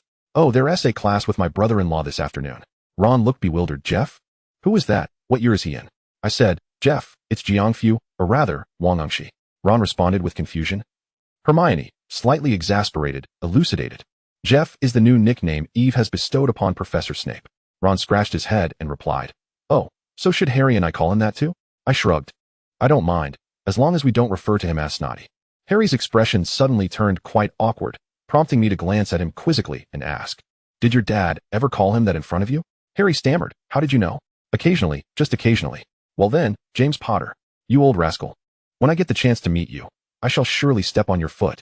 The aftermath of the bludger incident at Hogwarts did not linger for long. Professor Quirrell returned to class soon enough, albeit appearing even more feeble, often stammering when I scrutinized him. In the last Quidditch match before Christmas, we deliberately chose seats close to the teacher's box, ensuring that even if Quirrell were to hurl a meteor at me, I would still have a chance of survival. Fortunately, Dumbledore attended this match as well, as I had heard from Galahad that my father, upon learning I was being pursued by a bludger, had angrily sent a roaring letter to the headmaster's office. Of course, I wrote back to my parents, assuring them of my well-being and urging them not to worry. As an adult, I had long since mastered the art of delivering good news while withholding the bad. As for Snape, our relationship reverted to that of a typical student and teacher. I would only see him in potions class, where I would greet him with polite warmth, thank him when he awarded me points, and bid him farewell at the end of class. Our interactions were thus limited. We were, after all, merely a conventional student-teacher pair with no room for transference or deeper emotional connections. I was relieved to have recognized my feelings for him only after realizing his affection for my sister, which allowed me to promptly put a halt to them. Had I allowed my feelings to fester unnoticed beneath the surface, I might have faced even greater anguish in the future. In my previous life, I gradually learned to restrain my emotions as I matured. I discovered that unbridled affection could deplete my very essence. Investing wholeheartedly in love proved perilous, as it often birthed insatiable desires intertwined with excruciating pain.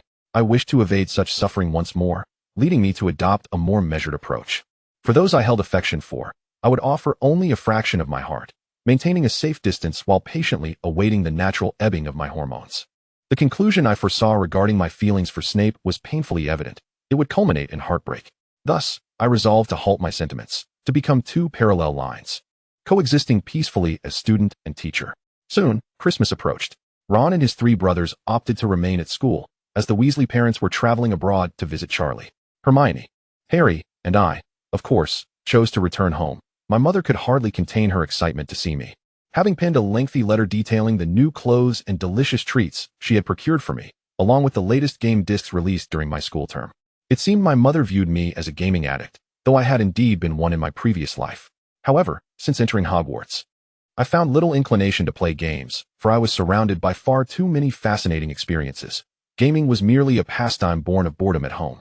Another delightful prospect was that I would finally board the Hogwarts Express. As we approached the station, I was practically bouncing with excitement. Hermione had to hold me back, preventing me from dashing onto the tracks like Anna Karenina. The Crimson Hogwarts train stood quietly at the snow-covered station. I cannot express how joyous I felt. I leaped onto the train like a monkey on Mount Eme, then scampered back to the door, waving frantically for Hermione and Harry to join me. Come on, come on. I wouldn't trade this for a first-class seat on the Fuchsing train. While high-speed trains offered takeout, they lacked Bertie Bott's every flavor beans. We found an empty compartment, and I plopped onto the couch, performing a somersault, pretending to roll over. Hermione warned that if I continued such antics, she would subject me to an IQ test. Complying, I settled down beside her, resting my chin on her shoulder while clutching her arm. I really love you guys, I said. Hee, it's great to be alive. Harry smiled at me, while Hermione sighed, ruffling my hair absent-mindedly. The Hogwarts Express did not travel swiftly. It felt akin to a vintage green train. On board, the three of us chatted for a while before engaging in a card game. I taught them how to play Landlord, where the landlord represented the Dark Lord, and the farmers were members of the Order of the Phoenix. Harry, as the Dark Lord, managed to win a round, though he wore a look of guilt. It's fine, Harry, you don't need to be so moralistic about it. As night fell, we arrived at King's Cross Station in London, wielding our glowing wands. We disembarked into the bustling station, filled with parents craning their necks to locate their children. After bidding farewell to my friends, I began to wander the platform, searching for my parents while eagerly taking in the sights of platform 9 3/4. This was indeed platform 9 3/4. Evelyn. A voice called out to me, a woman's voice. I turned to see a stunning red-haired woman, appearing in her 30s, dressed elegantly in a fitted wool coat. I felt an uncanny familiarity, as though I had encountered her before. It was the beautiful, mature older sister. She stood a few meters away, gazing at me with wide eyes. I blinked, and she slowly crouched to meet my gaze. Under the glow of the station lights and the illumination of my wand, I noticed tears glistening at the corners of her eyes. She was crying. What should I do? My body moved before my mind could catch up. I approached her cautiously. Strangely, my left shoulder did not ache despite my clear intent to offer comfort. Are you all right? I fumbled in my pocket, awkwardly realizing I had forgotten a handkerchief, and instead pulled out some uneaten sweets from the train, offering them to her. Here, Have some candy when you're feeling down. The lovely older sister smiled at me through her tears, accepting the candy and softly saying, "My name is Lily Evans." I was not particularly surprised. Upon observing her red hair, green eyes, and a hint of resemblance to Harry, along with her reaction to me, I could surmise her identity. So, this was the Lily who had not perished. I am Evelyn Crouch Jr. You may call me Junior. Harry refers to me as Eve. We are good friends. I beamed at her, recalling that Harry had been beside me just moments ago. May I hug you? Lily asked gently. I replied, of course. Lily opened her arms, enveloping me tenderly as if I were a fragile object. Nestled in her embrace, I inhaled the fragrance of her hair and clothing, reminiscent of my previous life. Would my parents, along with my few cherished friends, feel this sorrow for me too? I felt a pang of regret. After what seemed like 10 seconds, Lily released me, reaching out to caress my face before standing up. You are welcome to visit my home. James and I are eager to meet you. She gazed down at me, her green eyes misty. Oh, right. James and Harry are here too. Eve, Harry, and another larger version of him approached us. I offered a sheepish smile to Harry, then turned my gaze towards the man beside him, who sported similarly tousled black hair. James Potter, adorned with a pair of rectangular spectacles, exhibited a noticeable distinction from Harry. He regarded me with a hint of surprise, his eyes round and wide. Upon meeting my gaze, his brow arched slightly, revealing an expression that seemed to oscillate between laughter and a touch of melancholy. Ah, you must be Eve, he remarked. Harry has spoken extensively about you in his letters. My goodness, you bear an uncanny resemblance to Evelyn. James scratched his head. Evelyn was quite fierce at your age, always shrieking at me with a scowl. It's rather jarring to encounter such a friendly little soul. I was taken aback. What sort of person is my sister? I asked. Heh, even your expressions are alike. James replied, crouching down to extend his hand toward me. I am Harry's father, James Potter. It's a pleasure to meet you, Eve. If you find some free time during the holidays, do come over to my house. I can take you and Harry out for a game of Quidditch. Dad. Eve isn't particularly fond of flying, Harry interjected quietly. I shook James's hand, conceding, indeed, I'm rather atrocious at flying. Is that so? How fortuitous. Evelyn was equally dreadful. She was the worst flyer in her year, always lagging behind in flying class alongside Severus. James released my hand, grinning broadly.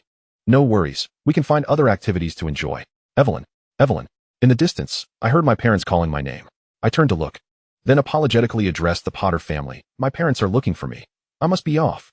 Hopefully, I'll get the chance to visit in the future. I hesitated for a moment, then expressed to Lily, I'm eager to hear stories about my sister. Lily paused, and after a moment, a gentle yet sorrowful smile graced her lips. I know many stories about her. I waved vigorously at them. I'm off now. Oh, and Harry.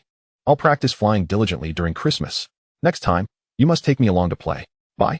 The three Potters waved in perfect unison as I turned and ran towards my parents. There must be an old broom at home, right? I should dig it out and give it a try. This is a chance to practice with both Harry and James, the flying prodigies. I must seize this opportunity. Chapter 129. Dad, where's our broom? I opened the door to the study, and my father, sitting alertly, raised his head to glare at me. Knock before entering. How many times must I remind you? Are you hiding something shameful? I tilted my head. My father's nose flared in irritation. This has nothing to do with what I am doing. Knocking is basic courtesy. Oh. I closed the door, knocked twice, and sweetly inquired, May I enter, Mr. Crouch? Come in. I flung the door open with a loud bang and exclaimed, Old Dung. I'm here. My father, I giggled as I approached his desk, reaching out to massage his shoulders. Minister, you're so busy. Working on Christmas Eve, how hard you work. My father gritted his teeth and asked, What on earth do you want? I want to ride a broom. I declared confidently. Where's our broom? My father glanced out the window, incredulous. It's freezing outside. And you want to go ride a broom? Of course. The ground is covered in snow. Even if I fall, it won't be a problem. I could see the veins on my father's forehead throbbing, but as an adept politician, his patience was remarkable. He instructed Shining to fetch the broom for me, then casually grabbed a wax seal from his desk and fashioned a key to my bedroom on the spot. Keep this safe. It connects to your bedroom. If you fall off the broom, hold on to the key immediately, he cautioned. I cheerfully tucked the key into my coat pocket and planted a kiss on my father's cheek. Love you, Dad. My father maintained a stern expression and grunted. Who just called me Old Dung? No one. You must have misheard, I grinned. All right, I'm off to change. Don't work too hard. Take a break now and then. My father waved me off, indicating I should leave. As I turned to depart, my eye caught sight of an old suitcase resting at the edge of my father's desk. What intrigued me was not the suitcase itself, but rather a vibrant yellow rubber duck charm tied to its opening.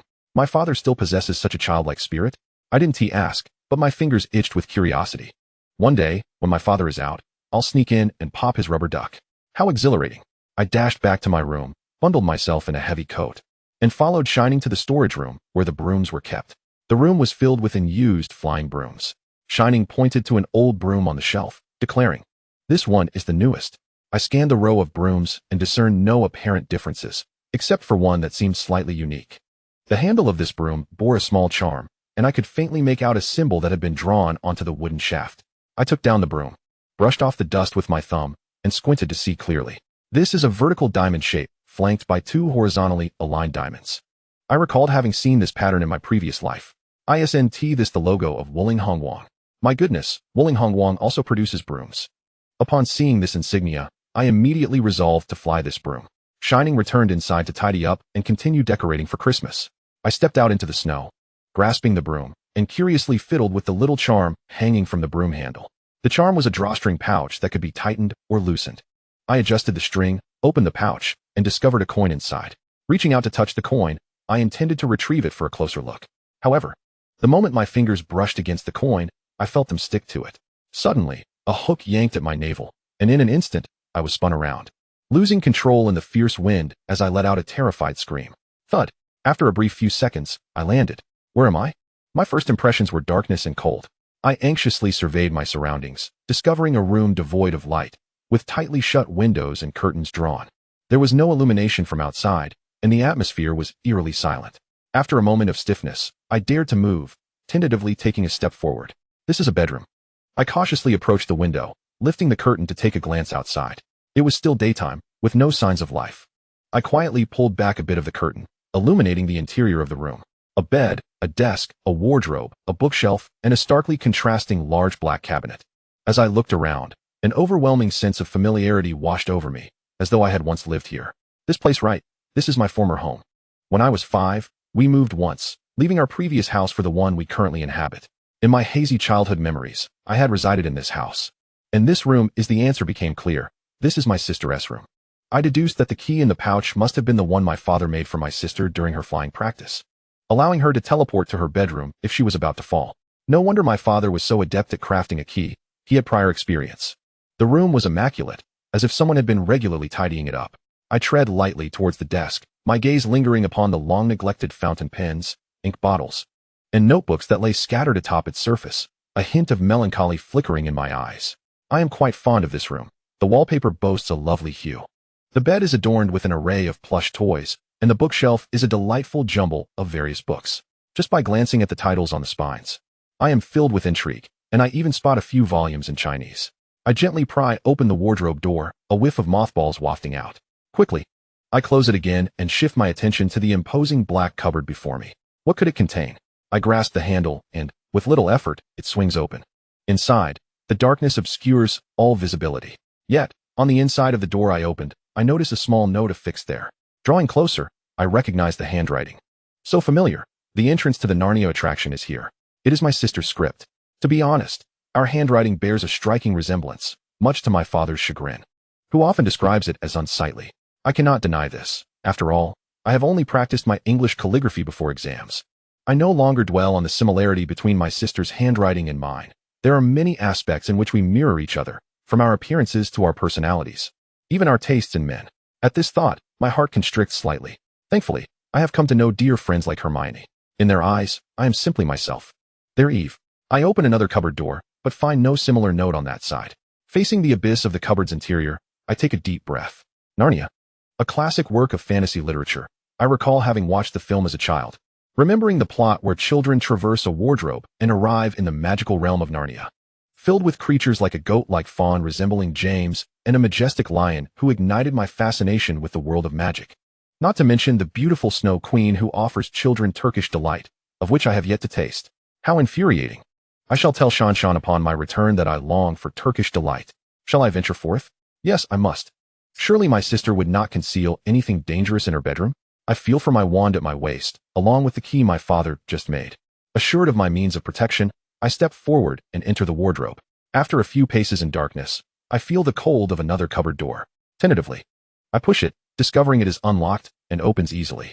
Peering through, I am met with a new room, unfamiliar and pristine, devoid of any sign of life. The bed linens are immaculate, unwrinkled, and the nightstand is empty. The walls and floors are spotless, devoid of any personal belongings, resembling a model home for sale. I close the cupboard door and step cautiously into the room. Surrounding me is an eerie silence, punctuated only by the absence of sound. What is this place? Is this what the kingdom of Narnia looks like? I approach the window to behold a landscape blanketed in snow. With no structures in sight, only trees and an expanse of white, reminiscent of a rural area in northeast China. Could I truly have been transported to the northeast? Yet that cannot be right. In this era, houses in the northeast wouldn't boast such decor. There are no heated Kong beds. As I reach the doorway, I notice something peculiar. A collection of pet supplies in the corner. Cat trees, scratching posts, and cat beds. Each pristine and untouched, without a single trace of use. Not even a stray cat hair upon the floor. Pushing open the door, I find myself in a corridor, discovering I am on the second floor of this house. It is a classic English detached villa, with a spacious living room below, furnished with equally new sofas and coffee tables, and a fireplace devoid of coal. On the mantel rests a picture frame, and I quickly rise on tiptoe to examine it. It is a moving black and white photograph, where students in robes stand closely packed in several rows, striking various poses for the camera. In the middle row, I spot several familiar faces. A dark-haired boy with an aquiline nose gazes sternly at the camera, while beside him, a girl with long, curly hair playfully holds up a peace sign next to his face. On the other side of the long-haired girl, a pretty girl smiles at the camera while holding her hand, just as a bespectacled boy with a messy haircut unexpectedly plants a kiss on her cheek. This is my sister's graduation photo, alongside Severus Snape and Lily from her year. I realize where I am. This must be my sister's house, now abandoned and unclaimed since her passing. I gingerly place the frame back down, exhaling a sigh. Moving to the window, I gaze out at the untouched snow, piled to ankle height, as if this place has been forgotten by the world, a desolate landscape where no bird takes flight and no footsteps tread. Why did my sister choose to purchase a house in such a remote location? Did she aspire to live in solitude after graduation? I scrutinize the living room once more, noticing some peculiarities. It appears the house has a basement, as I spot stairs leading downward. The first floor is not as immaculate as the second. It too has pet supplies, cat trees, food bowls, and litter boxes, yet all are empty. However, on the floor, I find tufts of fur. I crouch down, picking up a strand of black hair, approximately the length of my finger. Suddenly, a noise outside startles me. I stand alert, gripping my wand as I approach the door, cautiously pressing the handle. The door opens slightly, a gust of cold wind rushing through the gap. I peer outside to discern the scene in the yard. A large, dark form pushes open the gate and stumbles inside. Following the opening of the wooden gate, a gray-black mist billows forth, coalescing into the shape of a girl. My breath halts for 2 seconds. It is the girl from the photograph. "Welcome back," the smoky figure intones in a hushed, disjointed voice. After a moment, it seems to sense something, abruptly turning to face me behind the door. My heart skips a beat in fright, yet the smoky apparition makes no further move. Dissipating abruptly into the air, the large dark form collapses into the snow. I hesitate for a moment, then push the door open and step outside. The snow creaks underfoot as I laboriously approach the threshold of the yard, finally gaining clarity on the intruder's form. It is a black panther. What? A black panther? So this isn't England nor the Northeast. Could it possibly be Wakanda? Does it snow in Wakanda? No, when I died, Marvel had already fallen out of popularity. Let us not invoke such tired tropes. Yet, encountering a black panther in a place like England is indeed chilling. That plume of smoke must have been set by my sister as a guardian. But why would it welcome a panther back? Oh wait, there are many pet supplies inside. And black fur on the ground. Could it be that this black panther was once my sister's? But she has been gone for 11 years. Can a panther live that long? I bend down, cautiously examining the panther lying in the snow. It is slightly larger than a large dog, with visible scars on its left front paw and one hind leg, its bones protruding and appearing emaciated, clearly malnourished. It still breathes, yet lacks strength. As I draw closer, it suddenly opens its eyes, lifting its head to gaze at me. Startled, I recoiled abruptly, yet the black panther bore no intention of attacking me. It blinked languidly in my direction, parted its jaws, and emitted a low, rumbling sound mingled with a whimper, as if lamenting. "Bayo bayo?" I called softly, "Are you alright?" The panther responded with another purr before collapsing once more and closing its eyes. Frozen in fear, I waited tensely for several seconds.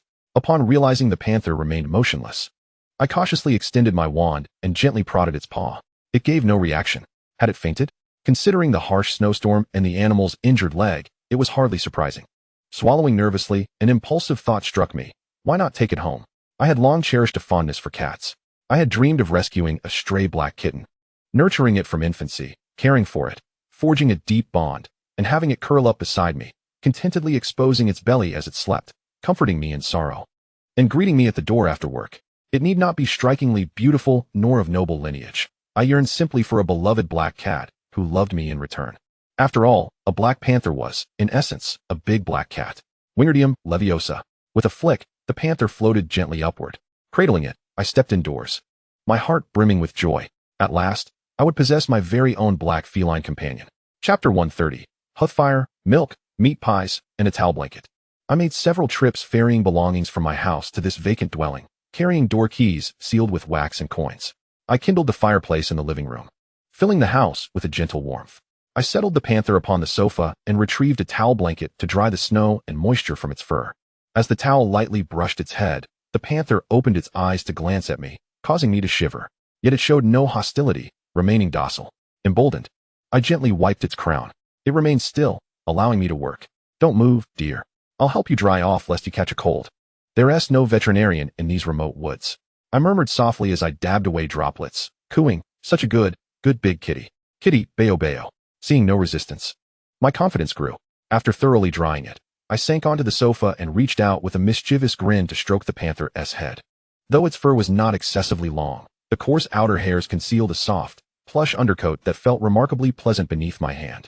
The panther squinted its eyes and tilted its head upwards, clearly relishing the touch. Hee, bayo bayo, your purrs sound quite indescribable, my precious. I trailed my fingers downward, scratching behind its ears and along its cheeks, as one would pet a cat. The panther purred contentedly, but after a couple of purrs, it suddenly recoiled, pressing my hand down with its paw in a gentle protest. All right, no more scratching, I coaxed, carefully squeezing the soft pads of its massive paws. Such obedient paw pads, no claws extended. Yes, that's right, no scratching me. Oh my, your pads are so thick and firm, he. The panther regarded me with an inscrutable gaze. What's the matter, little kitty who came to me? Am I not allowed to pet you? I said with feigned indignation. Now then, are you hungry? I brought milk and meat pies from home. Would you like some? I placed a generous bowl of milk on the coffee table. The panther lifted its head to look at me, and I nodded encouragingly.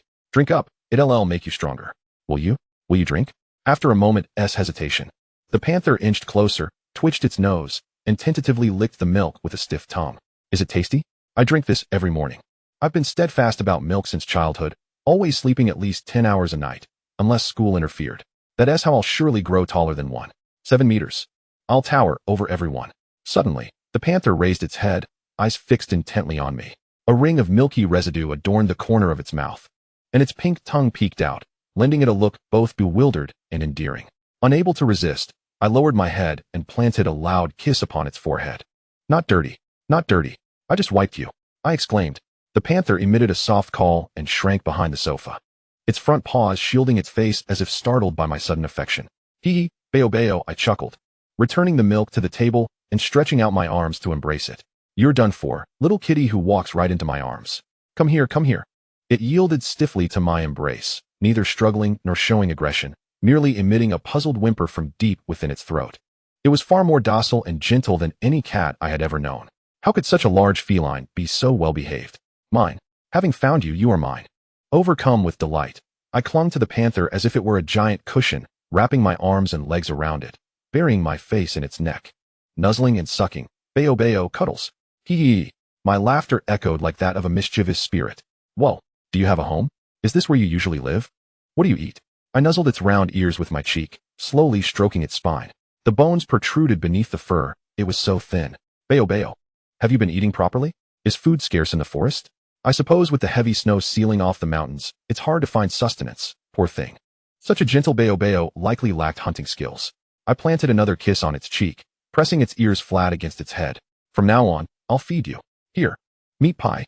Stretching awkwardly, I brought over a meat pie from the table, offering a piece toward Bilbo's mouth. This is homemade by Shan Shan, a super fragrant meat pie. It's rich with oil, a perfect balance of lean and fat, and not too salty. Cats shouldn't eat salty food anyway. I personally love it and can eat 3 at once. Have a bite, try it. The panther tilted its head, sniffed the pie, and cautiously opened its mouth, revealing gleaming white fangs. It delicately took the meat pie from my hand.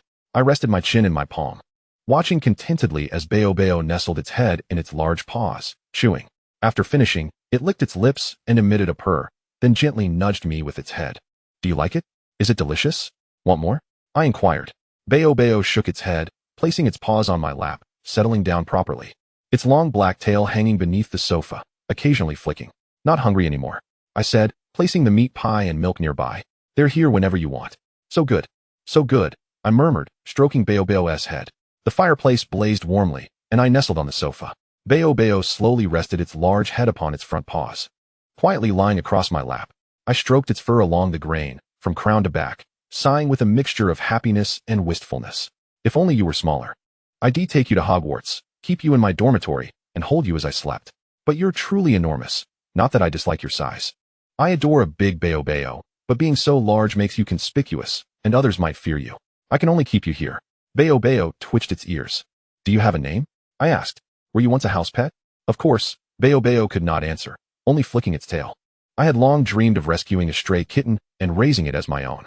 As I gently caressed the sleek fur of the Black Panther, I reminisced. There was a time when I discovered a tiny calico kitten in the underground garage of my home. Barely a month old and no larger than the palm of my hand. When I found it, it was huddled in a corner, freezing and stiff. I swiftly took it to the veterinary clinic, where the doctor informed me it was malnourished and suffering from hypothermia, advising me to return home and place it in a warm nest. I hurried back, rummaged through my old clothes, and fetched a hot water bottle to prepare a cozy little bed for it. The panther flicked its tail with increased vigor. That day, I felt elated, believing I was finally to possess my very own kitten. Though my dream pet was a little black cat, I welcomed any kitten with open arms, even purchasing goat's milk to feed it with a syringe. I thought to myself that if it survived the night, I would bestow upon it a name. My hand paused, a self-deprecating smile gracing my lips. However, the kitten lacked the strength to drink the milk.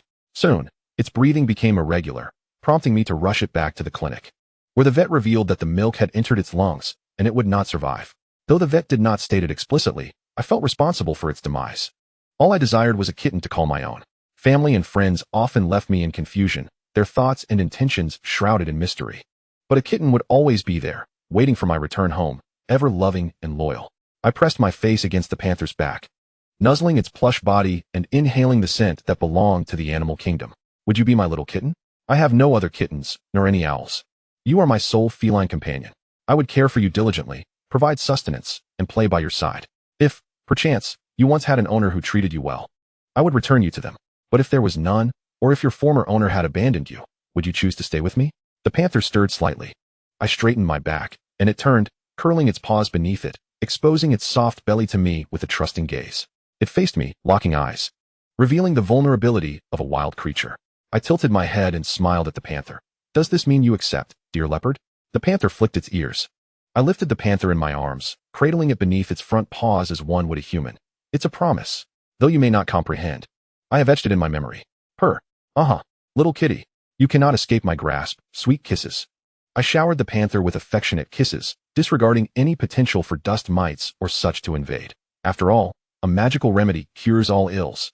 After an exuberant bout of feline adoration, I collapsed onto the sofa, while the panther lazily stepped upon the cushions, its fur ruffled and tousled from my affection. It shook itself vigorously, casting me a reproachful glance as if to say I had overstepped, then leaped off the sofa to elegantly lap at the milk in its bowl. I shifted my position on the couch, tilting my head with a smile as I watched the panther savor each sip. After a prolonged indulgence, the panther ceased drinking, licking the milk from around its mouth before turning to look at me. I extended my hand, gently grasping its head, and wiped away the remnants of milk from its fur with my fingers. The panther remained still, and once I finished, it turned away, its tail thumping forcefully against the floor. Where do you usually reside? I inquired. Do you dwell in the woods?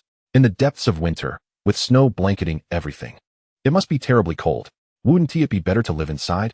I could craft you a cozy nest and install a pet door for your comings and goings. How does that sound? The panther regarded me, its ears twitching slightly. Without hesitation, I sprang into action, retrieving the key for the pet door and giving the panther a few instructions. I shall return shortly with the materials, so please wait here. Do not play with fire or cause any mischief. You may scratch the sofa, but do refrain from being too vigorous. There's a scratching post upstairs for you to practice on. The panther narrowed its eyes slightly, as if disapproving of my parental guidance. Very well. I know you are a clever and well-behaved panther. I waved goodbye, promising to return swiftly. Upon arriving home with the key, I shed my coat and rummaged through the upper shelves of my wardrobe, unearthing an old comforter and blanket, as well as a few stuffed toys from my bed, straining to carry them into my sister's bedroom. I began to comprehend the purpose of the two large black cabinets. They were the vanishing cabinets, akin to those used by Draco in the original tale to transport Death Eaters to Hogwarts. To my surprise, my sister had procured them ahead of time, effectively averting any incidents involving lightning striking the tower. Emerging from the cabinet with the bedding, I pushed open the door to find the panther waiting on the bed for me. I smiled at it. "You've come. By the way, where would you like to sleep? In this room, or the living room downstairs?" The panther circled once on the bed before lying down. "Oh, is this the spot? Perfect. I apologize, dear sister. After all, you now rest in an unknown grave, so repurposing your bed as a cat's nest could be considered resourceful. If you're displeased, please send me a dream, and I shall purchase a paper mattress to burn for you at the funeral home." I dragged the bedding onto the bed. The comforter was quite thick, and moving it alone proved challenging. The panther grasped one corner with its teeth, helping me pull it along. I spread the bedding flat, layered it with the old blanket, and arranged the plush toys. Once completed, I knelt on the bed, hands on my hips, proudly gazing at the panther. "Done? Now you want to be cold this winter." The panther purred in response. And the pet door. I drew my wand, sliding off the bed and padding barefoot down to the first floor. The panther followed closely behind me, and we arrived at the front door of the living room. After a moment of contemplation, I muttered, "I've never installed a pet door before. How does one go about this? This is carpentry work. And the closest I've come to carpentry in this life, and the last was watching an orthopedic surgeon saw through bones. True woodwork leaves me helpless. Cutting is simple enough, just use the cutting charm, but I am unsure of the incantation. Should I write to my brother-in-law? Would he help me?" I spoke to myself in Chinese, while the panther sat nearby, watching me intently. Perhaps it's best not to bother him. He would likely scold me mercilessly. I sighed, rubbing my face in worry. I hadn't prepared a gift for him this Christmas. Perhaps I should consider sending him something. The panther approached my side, nuzzling against me and making a questioning sound. I sat on the floor, disregarding the dirt, and embraced the panther's neck, planting a kiss on it. "I will strive to create a pet door for you." The panther lowered its head, allowing me to kiss it affectionately. "Not only must I carve the shape of the door, but I also need hinges. I doubt we have any at home. So I must venture to the hardware store. What a hassle. Where would I find a hardware store? I've never even stepped outside my front door." I hugged the panther and sighed, but suddenly, it gently broke free from my embrace, raising its front paw as if to stand like a human, pawing at the doorknob. "What is the matter, dear leopard? Do you wish to go outside?" I stood up. "Wait, I'll help you open the door." With a click, I pressed down on the doorknob and pushed the door open. The icy wind and snow rushed in through the gap. However, the panther sat back down, tilting its head to look at me, leaving me puzzled. "Don't you want to go out? Then I shall close the door." After shutting the door, the panther sprang up, its large paw once again reaching for the doorknob. Such is the nature of kittens, so capricious. Click. Suddenly, the doorknob was pressed down, and the panther lunged forward, bursting out into the cold. I hurried after it. "My goodness, you can open doors now." The panther deftly turned and pounced back, shutting the door behind it. Subsequently, the black panther resumed pawing at the door handle, revealing its elongated, razor-sharp claws from between its padded digits. Its talons hooked onto the handle, tugging it outward. Creak. The door swung open before me. I stood there, utterly dumbfounded. After pushing the door open, the black panther slipped back inside, cautiously peering out from the narrow gap, silently observing me. Oh my goodness, what sort of feline have I stumbled upon? Hastily, I retreated indoors, closed the door securely behind me, and crouched before the panther. Gently, I grasped one of its forepaws, cradling it in my palm, kneading and caressing it tenderly. "You're incredibly clever. My heavens, you're a prodigious little cat. Leopard, you are a genius feline, worthy of pursuing a doctoral degree. Truly, you are the border collie of cats, remarkably intelligent." The black panther narrowed its eyes slightly and twitched its ears in response. "Do you know how to shake hands?" I asked eagerly, placing its large paw down and extending my own hand in greeting. "Shake hands, shake hands." The panther regarded me quietly for a moment before voluntarily extending its paw to rest within my palm. I clasped its paw gently, giving it a slight shake, then stretched out my arms to embrace it warmly. "Did you escape from a circus?" I mused, sensing the creature's past hardships.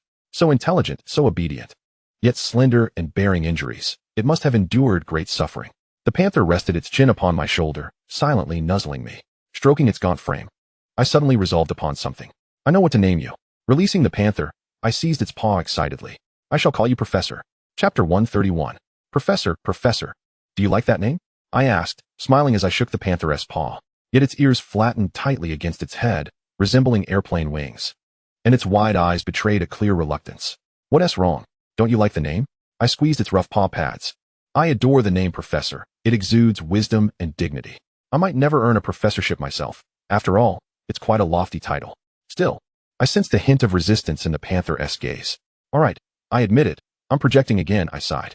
Professor is actually my brother-in-law's nickname. Everyone uses Professor to refer to him. Whenever someone says Professor, we all know who they mean. That's why, back in the hospital, when I heard others address doctors as Professor so-and-so, I did secretly chuckle. The panther studied me intently. But I truly like him, I confessed softly. Lowering my head, I gazed at the furry paw nestled in my palm and felt disheartened. People say my sister and I resemble each other. But I never imagined our tastes and aesthetic preferences would align so closely too. I liked Professor almost from the moment I saw him at Hogwarts. His demeanor, the way he spoke, his expressions, his gait, everything about him.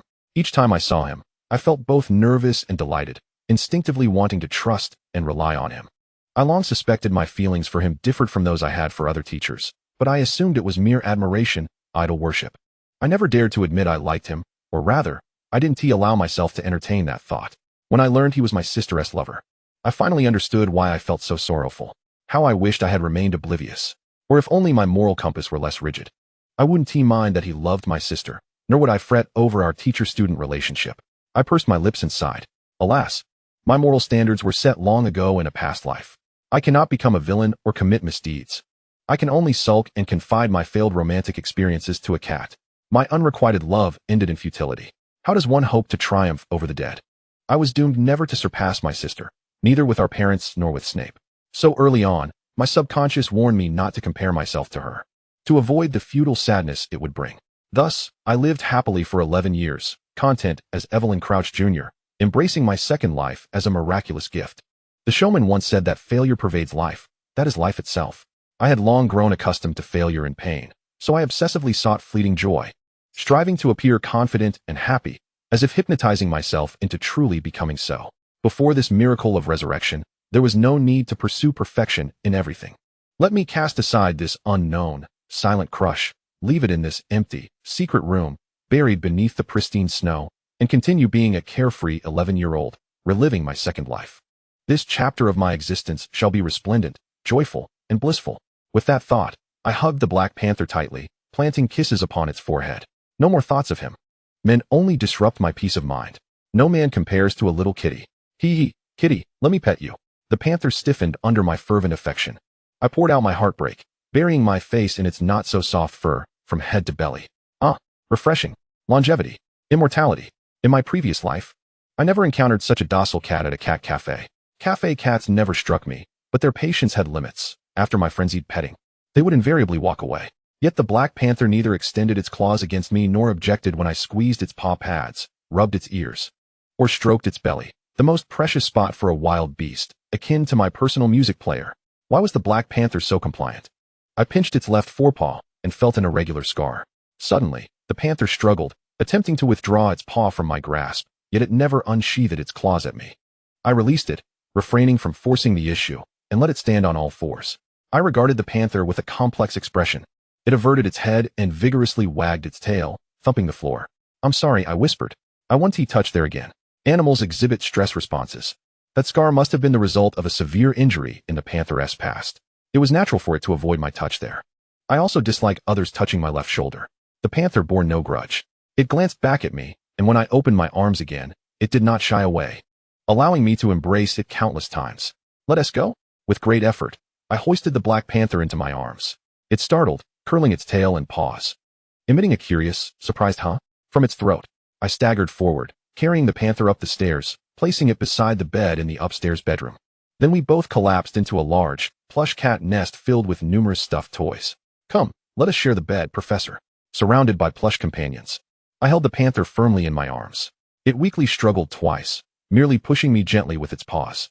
I rested my head on a large yellow duck plush and triumphantly declared to the panther in my arms, "This is what they call spring nights are short.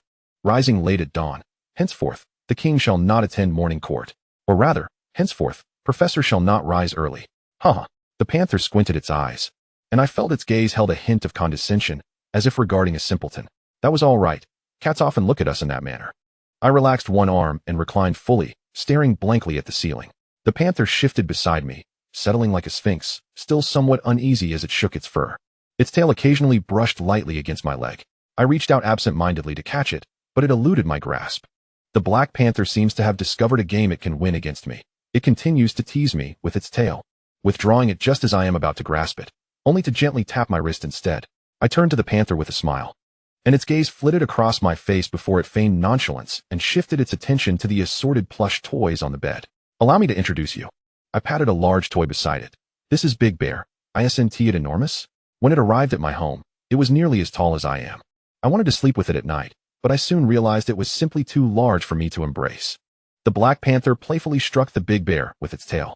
I then pointed to two slightly flattened oval-shaped cushions. This is Loki, and this is Bucky. They belong to the same series.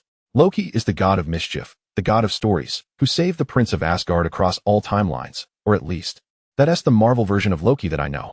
Bucky is a modified soldier with a metal arm, the Winter Soldier, the protector of a frail Brooklyn lad. I often alternate between hugging them as I sleep. The black panther took turns tapping the two cushions with its tail. I then patted the large yellow duck I was currently using as a pillow. This is Ducky. I initially intended to use Ducky as a pillow, but it was too large and uncomfortable, so I had to let it guard my bedside instead. The black panther did not tap Ducky with its tail, as it was beyond reach. It merely squinted its eyes, displaying an expression of mild disdain towards the object. In the past, it was these companions who kept me company. My parents wouldn't let me go outside, so I played with them at home, hugged them while reading, slept beside them, and spun stories in my mind. I kicked my legs, acknowledging that I understood it was rather childish, but I have the right to be childish. I am only 11 years old. What is wrong with that? Even in my 20s, I still buy kids' meals just for the toys inside. The black panther was gazing at me again, so I turned my head and smiled at it. But now I have company. I went to Hogwarts and made friends. Now I have found you. I am no longer a wild child without a kitten. A gentle purring emanated from the black panther's throat as I slowly nestled closer, resting my head against its chest, enjoying a quiet moment of closeness. I feel a bit hungry.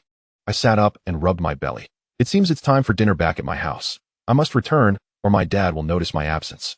The black panther stood up on the thick blanket, watching me as I rolled off the bed and retrieved the key to the wax-sealed door. I stood by the bedside, wrapped my arms around the black panther's neck, and planted 2 loud kisses atop its head. I'm leaving now. I'll come back when I can. I cheerfully exclaimed, "Take care, Professor." Hee, talking to you feels quite exhilarating, as if I'm genuinely chatting with my brother-in-law. At this point, I suddenly adopted a serious expression and mimicked Snape's tone. Who permitted you to call me brother-in-law? Mind your language, Junior. 10 points from Gryffindor. I feigned a look of grievance and muttered, "Humph, what a heartless man. So cruel. Even if Slytherin wins 7 championships this year, I shan't wish him well." The black panther. Oh, it once again displayed that characteristic feline expression of exasperation. Why don't you join me in Gryffindor, Professor? I stroked the black panther's head, playfully pinching its round ear. Slytherin is your brother-in-law's territory.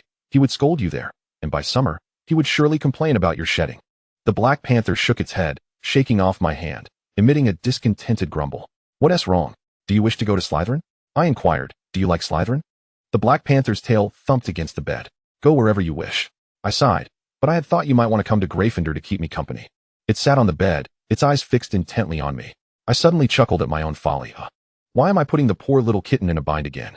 I have a bit of a problem. Don't mind my words. You don't have to attend school. Just focus on growing plump. Stay safe, Professor. I'll come back tomorrow to celebrate Christmas with you. Unable to resist, I leaned in for another hug with the black panther. Am I suffering from a touch of skin hunger?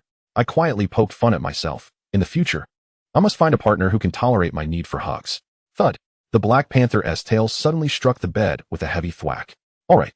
This time I truly must take my leave. Goodbye, Professor. I'll bring you cat food tomorrow. Chapter 132. This was the Christmas during which I received the most gifts. In previous Christmases and birthdays, I would receive numerous presents from my parents. They seemed intent on raising me to be a spoiled child like Dolly, noting everything I casually mentioned and then showering me with it during the holidays. This year was no different. Beneath our Christmas tree, it resembled a storehouse. I was taken aback when I came downstairs for breakfast. Wow, so many things. My mother was sorting through the gifts, separating those from different people. Upon hearing my astonishment, she looked up and smiled at me. Yes, besides your father and me, your new friends at school have sent you many gifts as well. That pile over there is yours. I approached the Christmas tree and randomly selected one from my pile. Wow, a genuine leather notebook from Hermione, in Slytherin colors. It's stunning. I absolutely love it. Hermione truly understands me. I gleefully began to unwrap one. Harry had sent me a box, and upon tearing away the wrapping paper, I found it securely taped multiple times. This packaging technique rivals those from my past life that sent merchandise. I suspected there might be bubble wrap inside once I opened it. I pondered whether I needed to use my wand and the cutting curse instead of a utility knife to open the box. But then I thought the curse might damage the gift, and besides, I didn't even know how to cast it. So I had to dutifully head to my father's study in search of a letter opener or small knife. "Mom, where's Dad?" I inquired. "He went to the department to deliver gifts to the Aurors on duty today. He probably won't be back for another hour or two," my mother casually replied. "Oh, that's the leader." The leader's warm concern and outreach. "I'll go grab a box cutter from his study then," I said. My mother warned me to be careful with my hands, and I shrugged, thinking to myself that I had never cut myself using a willow blade in my past life. And then I dashed off to my father's study. Bang! "Don't move. The Anti-Corruption Bureau is conducting an operation. You are surrounded." I burst through the door of my father's study, only to find no living creature to respond to me. After a mock shooting performance directed at the air, I cheerfully approached my father's desk, beginning my search for a letter opener or small knife. Knife, knife, knife. Oh, little yellow duck. The suitcase tethered to the rubber yellow duck was still on my father's desk. I slyly glanced around, and then joyfully pounced, grabbing the little yellow duck. Huh. I didn't expect my father, at his age, still secretly playing with a yellow duck. How embarrassing. "It's my turn to squeeze it now, squeeze." I squeezed it hard, and the little yellow duck emitted a crisp, clear sound. "You are that. Huh. I thought I was hallucinating due to some delirium. I quickly pressed it again, and this time, the little yellow duck continued singing in a girl's voice. "How could you bear to blame me for making a mistake? Is it that I granted you too much freedom? No, wait a moment. Are these songs from this era already? It can't be. I recall that Sunshine Rainbow Little White Horse is definitely a song from the 21st century. Why would my father have a little yellow duck that can sing songs from the 21st century on his desk? Is he also a time traveler?" My mind was in turmoil as I mechanically pressed the button repeatedly. The Queen card. "I am radiant. Should you suddenly sneeze, it must be my thoughts of you. If your phone awakens you in the dead of night. Ah, that is surely my concern for you. The hand. No, not merely a hand, but a tender universe. This small planet of mine revolves gently within your grasp. Ho ho ho ho ho. The agile maneuvers of the Hoof family, martial arts. Our front door remains perpetually open. A welcoming embrace awaits you. Once embraced, a tacit understanding blossoms, and you will come to cherish this place." A girl's voice sang on ceaselessly, each melody a familiar tune, each one born of the 21st century. I attempted to detach the rubber yellow duck, yet it was part of a lock, steadfastly securing the suitcase's opening. Clutching the sturdy lock, I hesitated. Should I take the yellow duck along with the suitcase? Surely, my father would discover it. When he returns, should I simply ask him, "Dad, when I entered your study, I couldn't resist squeezing the little yellow duck on the desk. It sings so beautifully. Do you understand all those songs?" Would he confess honestly? Would he inadvertently reveal that I am, in truth, a wandering spirit from decades hence? An otherworldly traveler? I stood there, dazed, squeezing it once more. After an entire summer, my sorrow remained unchanged. Ah, it is my favorite song, Twilight. I softly joined in, driving endlessly on the boundless highway, feeling as though departing from oneself. Click. The lock sprang open, following my next line of song. The lock connected to the yellow duck released itself smoothly, and it slipped into my hand. I gazed down at the rubber duck, momentarily stunned, pressing the lock back on. I squeezed the yellow duck again. It sang, "You love me. I love you." I hesitated, replying, "Migzu Bingchung, sweet, sweet." Click, it opened anew. I fell silent for a moment, gradually comprehending everything. This yellow duck must be, perhaps, a vocal lock left by a predecessor traveler. The predecessor left behind many songs. Only those who can respond to the melodies may unlock the secret. My father. I recalled that I had never considered my father a traveler. He never showed unusual reactions when I teased him with future references. If he is not a traveler, he should be unable to open this lock. Perhaps he keeps this suitcase close precisely to decipher its mystery.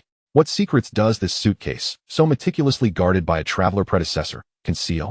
I shall return stealthily at midnight to retrieve it. I replaced the rubber yellow duck, restored the suitcase to its original place, and quietly left the study. After a few steps, I suddenly turned back. I forgot the knife. The delay was brief, and my mother noticed nothing amiss.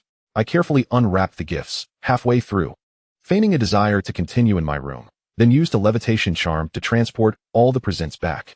My mind was a tumult. I scarcely examined the gifts or read the letters enclosed. I piled the presents in a corner of my room, my thoughts consumed solely by the yellow duck. Were there other travelers before me? Who could it be? I sat on the bed, already knowing the answer though unwilling to accept it. It must be my sister.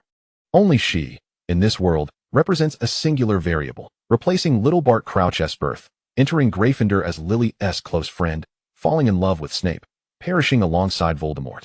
All of this only makes sense if she were a traveler. What kind of fate is this? One traveler departs, only to be succeeded by another? Must my parents only bear a child who sings Twilight? Upon reflection, that yellow duck is, in fact, my father's way of cherishing my sister. She recorded numerous songs to safeguard her suitcase. After her passing, no one could unlock it.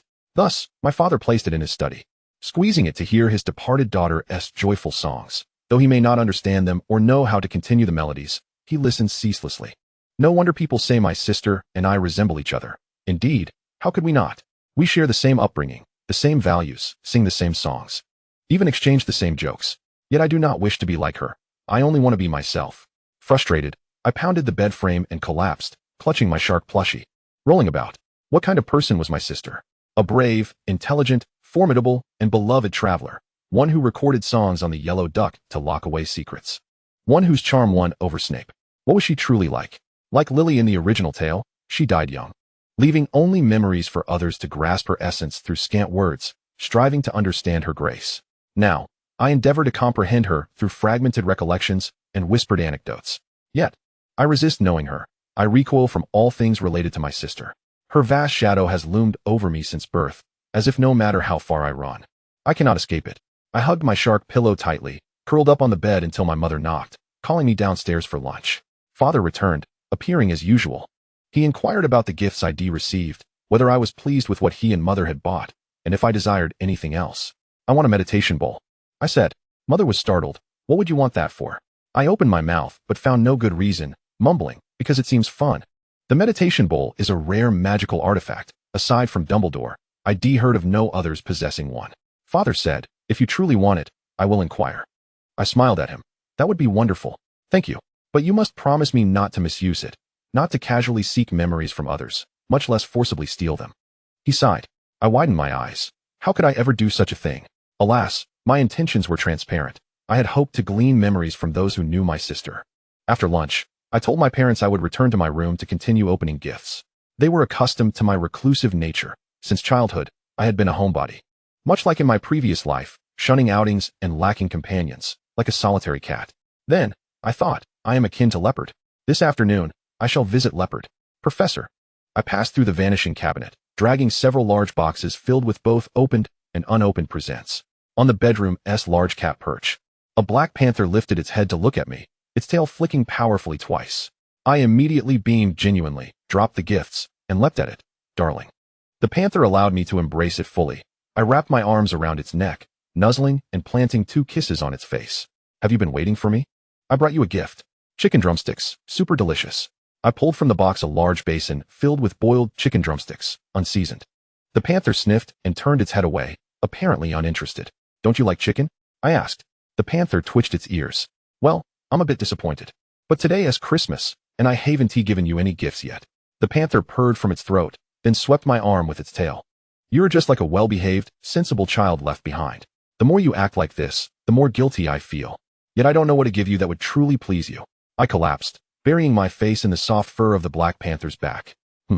I suppose I shall first unbox my Christmas gifts. I have only glimpsed a few this morning. I leapt off the bed, dragging over the box and extracting the contents one by one.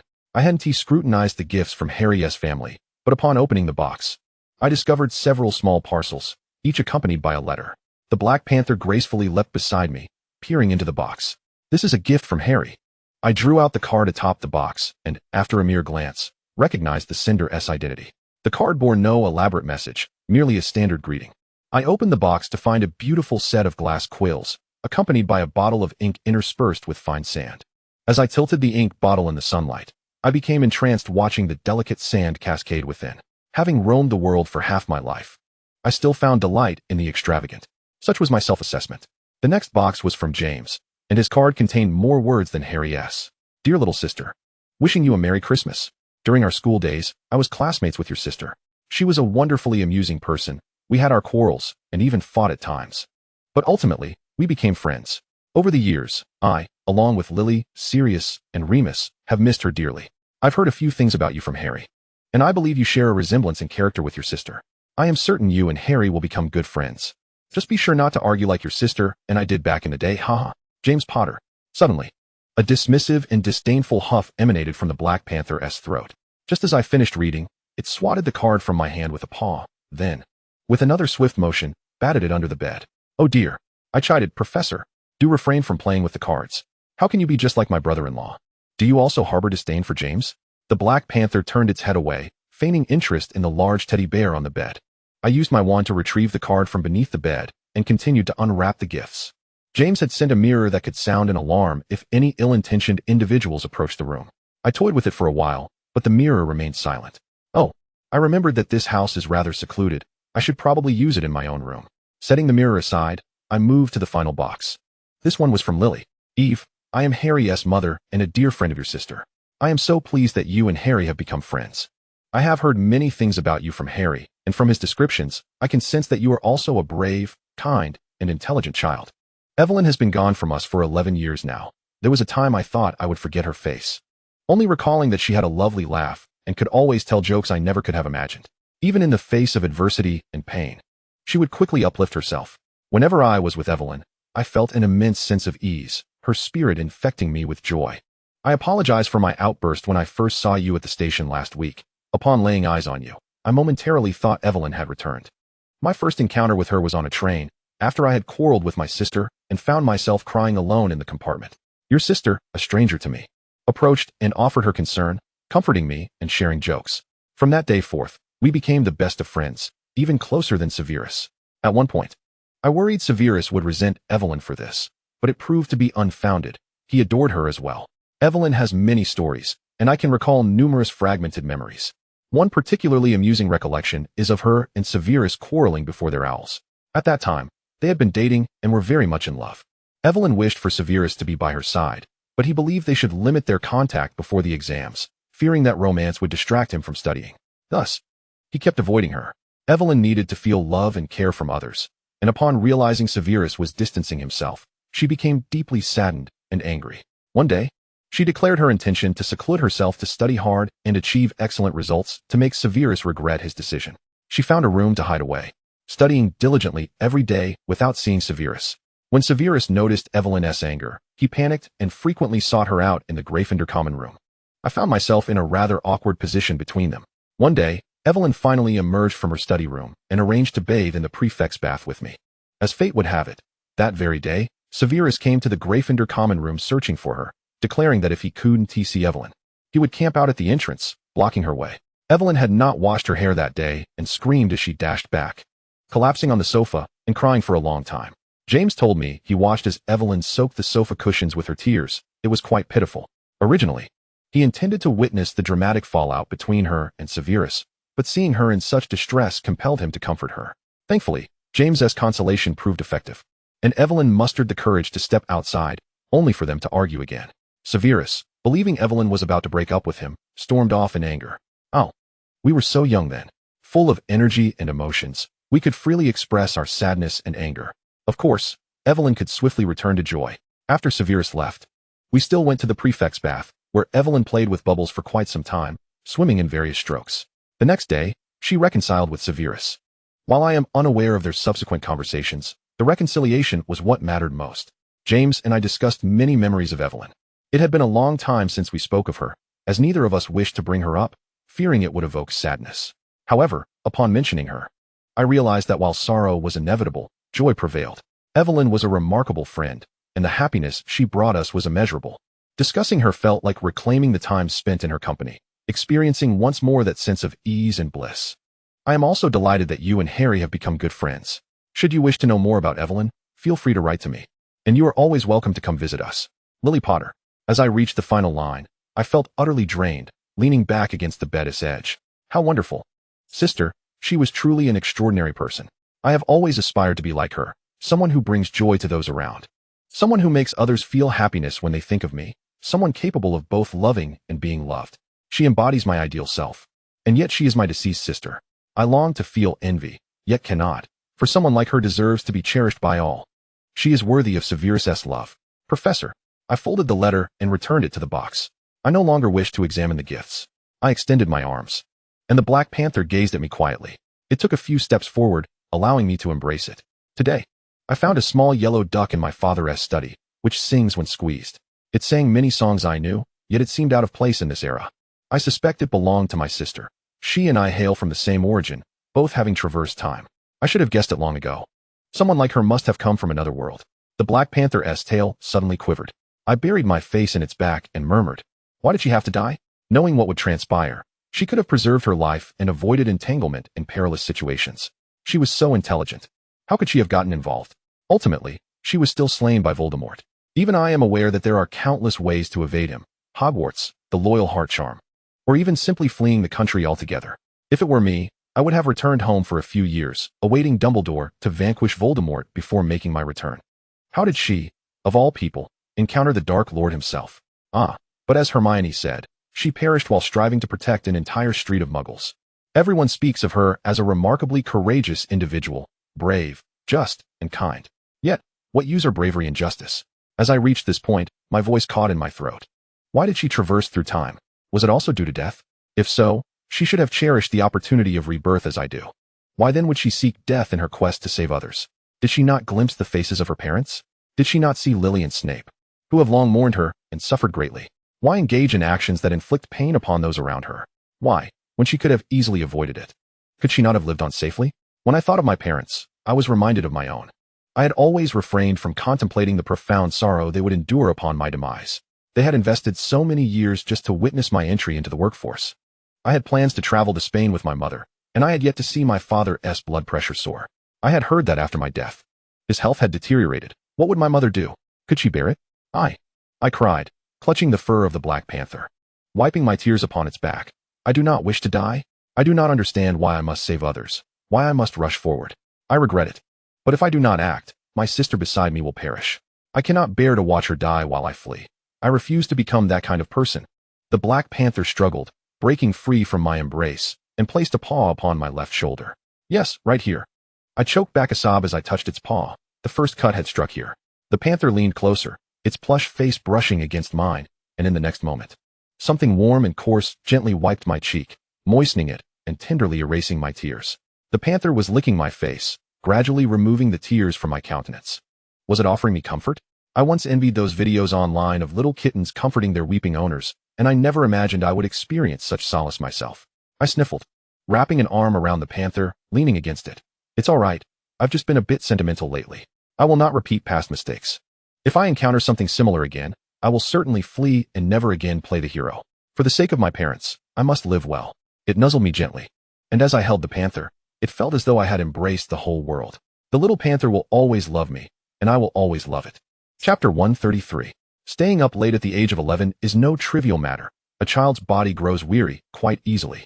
I had Shanshan brew me several cups of coffee, consuming one after another until 1 o'clock, until I felt myself drifting into that familiar, euphoric state before daring to venture to my father's study.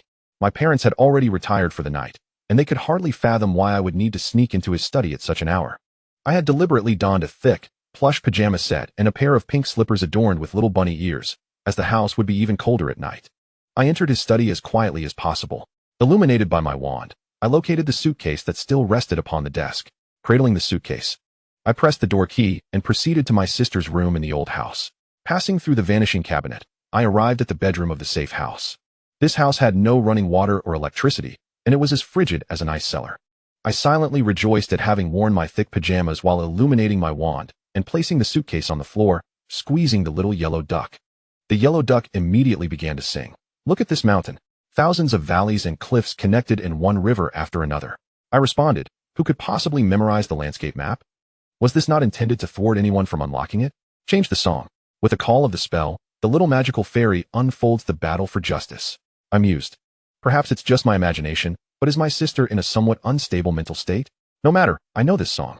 With a call of the spell, the little magical fairy realizes the most beautiful dreams.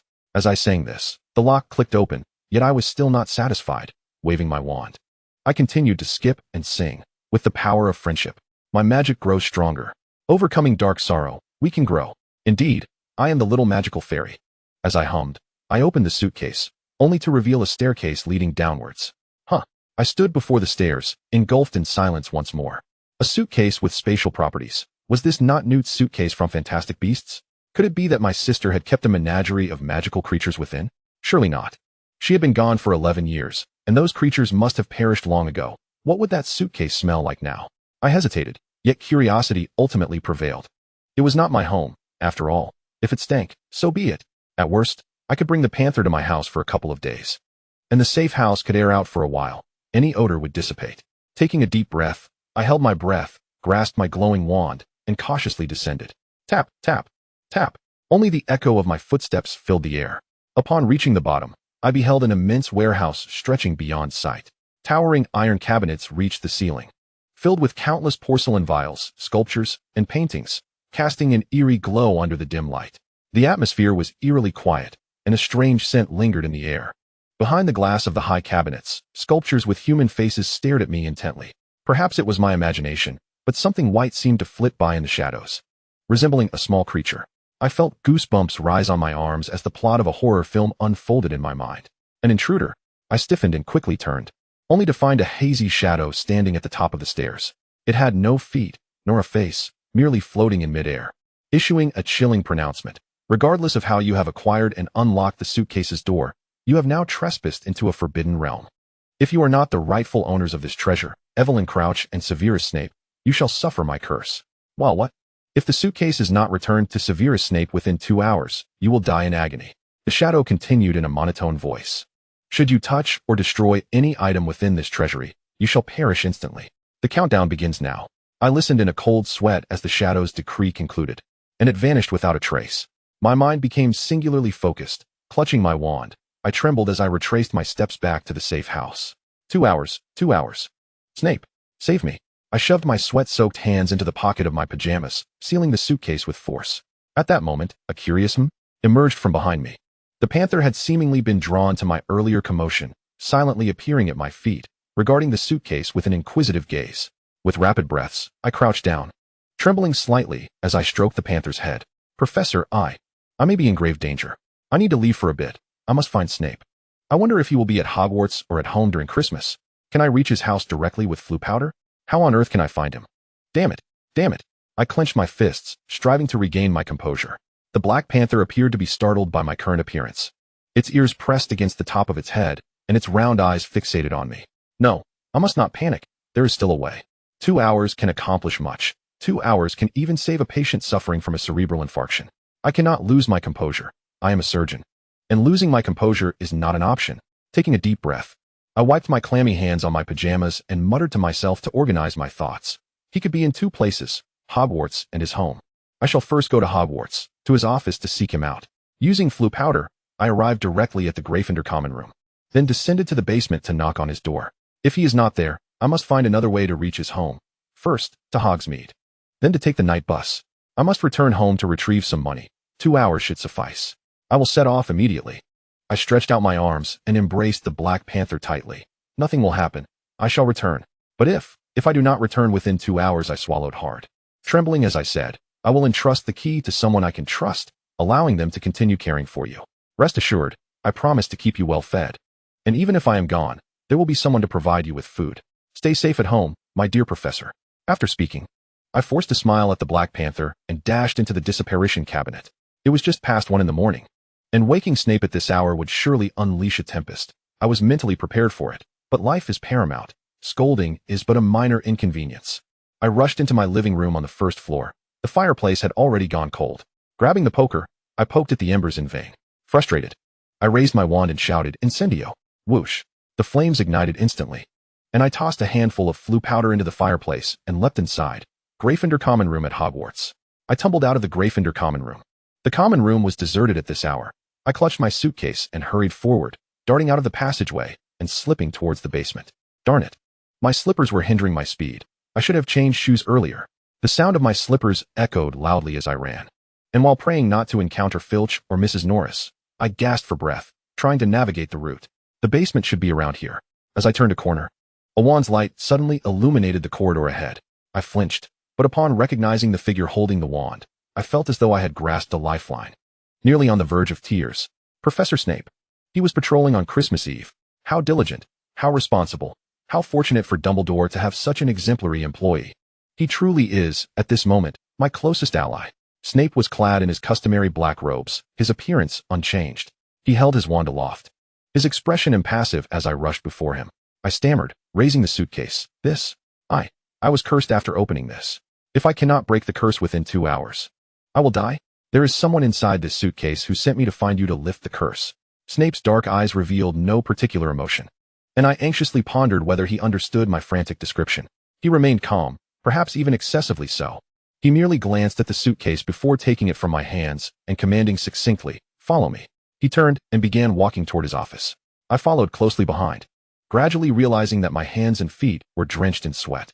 However, the fear and anxiety that had consumed me dissipated upon seeing Snape.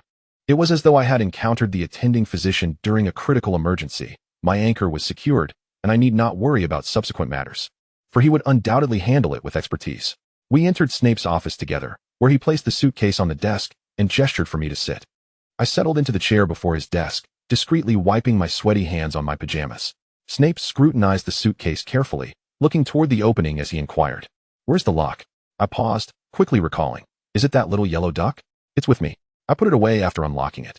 I retrieved the little yellow duck from my pocket and placed it on the desk, my heart tightening once more. Did Snape know how to unlock it? Did he comprehend the significance of those songs? Did he know my sister's true identity, her origins, and where those songs came from? Fortunately, Snape merely cast a fleeting glance at the little yellow duck. He said nothing, instead gently opening the suitcase a fraction. I held my breath in anticipation as Snape seemed to confirm something about the suitcase. After a moment, he closed it and gestured for me to stand before him. "I need to examine your condition." I sprang to my feet, bounding to Snape's side, my arms stiffly at my sides, gazing at him with wide eyes. Snape raised his wand toward me, his dark eyes locked onto mine, his lips moving silently as he murmured an incantation. I was not fond of prolonged eye contact with others, especially not with the professor I secretly admired. I felt guilty, fearing he might discern something. My mind raced, and I struggled to think of unrelated matters while maintaining my gaze on his eyes. How does one practice the mind-blocking charm? I forgot. I don't know. Oh, I remember now. I need Snape to use the legilimency on me. That would be disastrous. I cannot let him see the contents of my mind. Perhaps I should abandon the mind-blocking charm and instead attempt the mind pollution charm, flooding my thoughts with irrelevant memories and ideas. Ah, yes, a banana. Your sensation is truly intriguing. A little kitty, not sleeping at midnight, just wanting to give a kiss at mama's bedside. Genshin impact? Activate. My voice. What is wrong with my voice? Sun Da-ing and that madman are still there, oblivious to the world. Hungry, I need a Snickers. You are not cursed. I struggled to pull my legs from the muddle of thoughts in my head and repeated, "Not cursed?" Snape lowered his wand, his tone flat as he replied, "Correct, I have checked. You are not cursed." I slowly opened my mouth. "Ah, so? What you mean is I came here for nothing? A false alarm? That shadow was merely meant to frighten me?" I was bewildered. What if a truly dangerous rogue had gotten hold of this suitcase and refused to return it? Snape placed the suitcase on the floor and opened the lid, revealing a descending staircase, peering down into the seemingly endless passage. "No, it is not merely to frighten you. The curse is one I personally set. Anyone who enters the storage compartment within the suitcase, aside from myself and Evelyn, will be cursed. If I do not make contact within 2 hours, the curse will activate and result in instant death." I stood there, stunned, processing Snape's words. Could it be that the curse had expired due to the passage of time? Snape turned to me, a hint of a smile gracing his lips as he asked, "Is that even possible?" I recoiled slightly, no longer daring to question his capabilities regarding curses. "However, then why?" I murmured, "Only 2 people are immune to the curse. I am neither you nor my sister." I entered, yet was not cursed. This was a simple process of elimination. I thought it would be easy for you to deduce. Only 2 individuals can enter this suitcase without being cursed. One is me. Who, then, could the other be?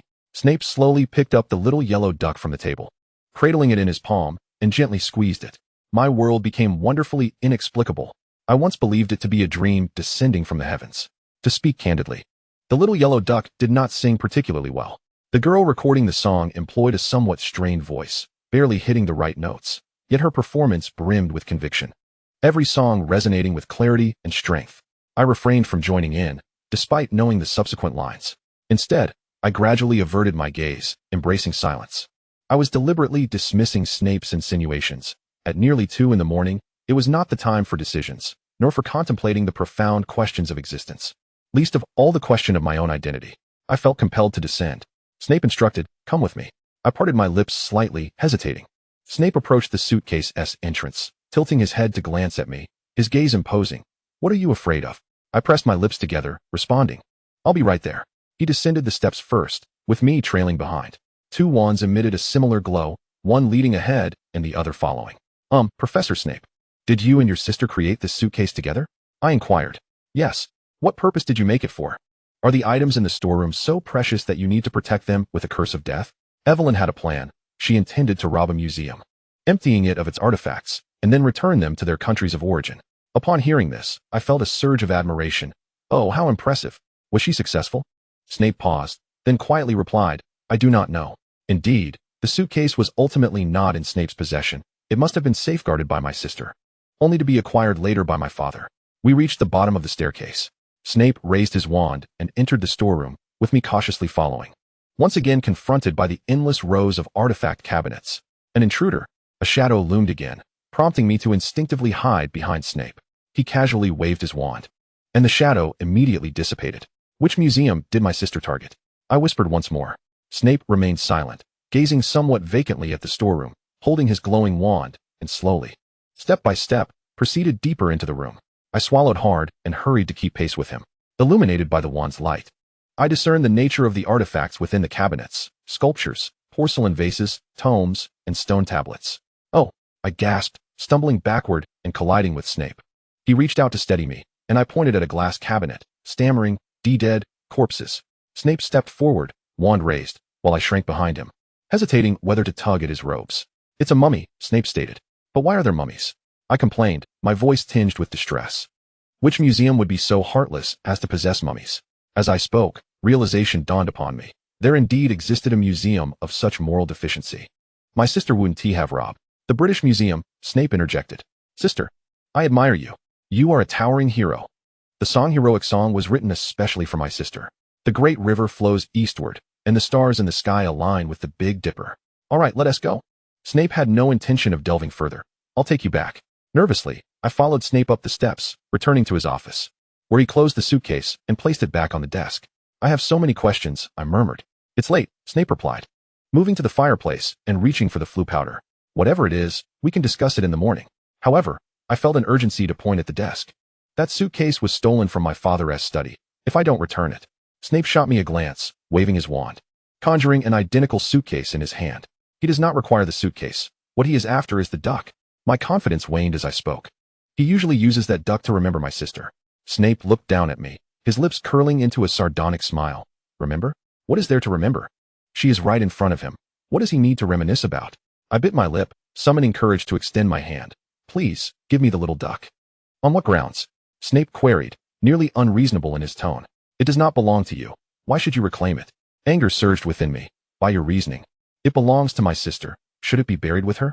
Snape let out a derisive laugh. Do you know where her grave is? He asked. I froze. Oh no. I do not. Have your parents ever visited Evelyn's grave? He inquired further. I awkwardly withdrew my hand. I do not know. If your parents truly mourned Evelyn as you claim, how could they not have visited her resting place even once? Snape's gaze bore into me. Hissing like a venomous serpent, no one knows where she is buried. Lily does not know. I do not know. For 11 years. I have been unaware of her resting place, and now you wish to take away something she left behind? I bit my lip, my thoughts in turmoil. I will trade with you, I proposed. I can enter my sister's bedroom and retrieve something equivalent to this little yellow duck to exchange. Snape regarded me, and I mustered the courage to meet his gaze. I swear. After a few moments of silence, Snape suddenly reached for his collar, unfastening a button. I widened my eyes. Trembling, Professor? This ring, Snape said, pulling out a silver chain from within his collar, at the center of which dangled a simple ring. I want you to find a ring like this. Tentatively, I stepped forward, craning my neck to examine the ring closely. There is one more thing. I looked up at Snape. He averted his eyes, gazing at me with an expression I could not decipher. Your midnight visit and request to lift a curse will require a form of compensation. I discovered I could no longer muster anger. What do you want? I want a song. He released his grip, the chain cascading naturally to his chest. Snape positioned the little yellow duck between us, whispering, Sing me a song. I gazed at the little yellow duck, overwhelmed by a sense of helplessness. You can hear my sister's voice by merely squeezing it. Why must I sing? I wish to hear you sing, Snape insisted. Now, think of a song. I turned my head away, pursing my lips and sighing. This was it. Snape's symptoms of meal replacement were far more dire than in the original text. He He genuinely believed I was my sister. Wait a moment. Considering the abrupt shift in his attitude toward me, could it be that after I sang to rescue him from the three-headed dog, he began to think I was my sister? With this thought, it indeed seemed rather suspicious from Snape's perspective. He had not witnessed my sister's burial. I bore a resemblance to her, and we both could sing in Chinese. What if I truly was my sister? This notion was too horrifying, compelling me to suppress it. I needed to dispel Snape's belief. Perhaps singing a song could persuade him? I would sing Awakening from the Dream, clearing my throat. I began with a rendition of the version by Teacher Wu Bai, searching for the right melody. Snape leaned against the fireplace, waiting quietly. You said you loved someone you should not have. Your heart is filled with scars. You said you made mistakes you should not have. Your heart is filled with regret. You said you have tasted the bitterness of life, finding no one you can trust. You said you feel immensely disheartened, even starting to question life itself. As I sang with fervor, completely immersed in the song, my features contorted with emotion. You must know that sorrow is always inevitable. Why must you be so deeply infatuated? For love is always hard to part with. Why must you care for a little warmth? Severus, let go and move forward. Life is replete with intriguing experiences. Rather than spending the remainder of your days reminiscing about someone who has departed, embracing a new life may be what those who truly love you desire. I had long since despaired of love in my previous life, harboring no expectations for marriage or so-called true love. Thus, even if I develop feelings, I can easily relinquish them. Even upon realizing my affections for the man before me, I can suppress my emotions and refrain from taking further steps. Once one falls in love, sorrow becomes inevitable. I wish to avoid heartache, which is why I resolutely refuse to proceed from the very beginning. It is essential to acknowledge that sorrow is always unavoidable at every moment of awakening from dreams. Clenching my fists, I sang with conviction the final line. Some matters need not be questioned now, and some individuals need never be awaited. As the song concluded, our gazes met. He regarded me softly, a hint of an elusive smile gracing his lips, causing my heart to race. No, this cannot be. No, no, no. Let it drift away like the wind. Let it leave no trace. All joy, sorrow, and past experiences must be cast aside. The thoughts and hopes that once centered around you shall no longer occupy my heart. I refuse to endure this any longer. I must forget you. Master Wu Bai, please, counsel me. I am on the verge of making a grievous mistake. Take it away. Severus secured the little yellow duck back onto the replica suitcase and tossed the portfolio into the fireplace. Return. I clutched the suitcase, casting a swift glance at him, muttering, "Good night, Professor." "Good night," he replied softly. I shouted into the drawing room of the Crouch household, stepping forward with my eyes closed. My mind echoing at the loudest volume, advised the heavens, the earth, and most importantly, myself. Forget the mountains, forget the waters, and hastily let go of my brother-in-law. Oh dear,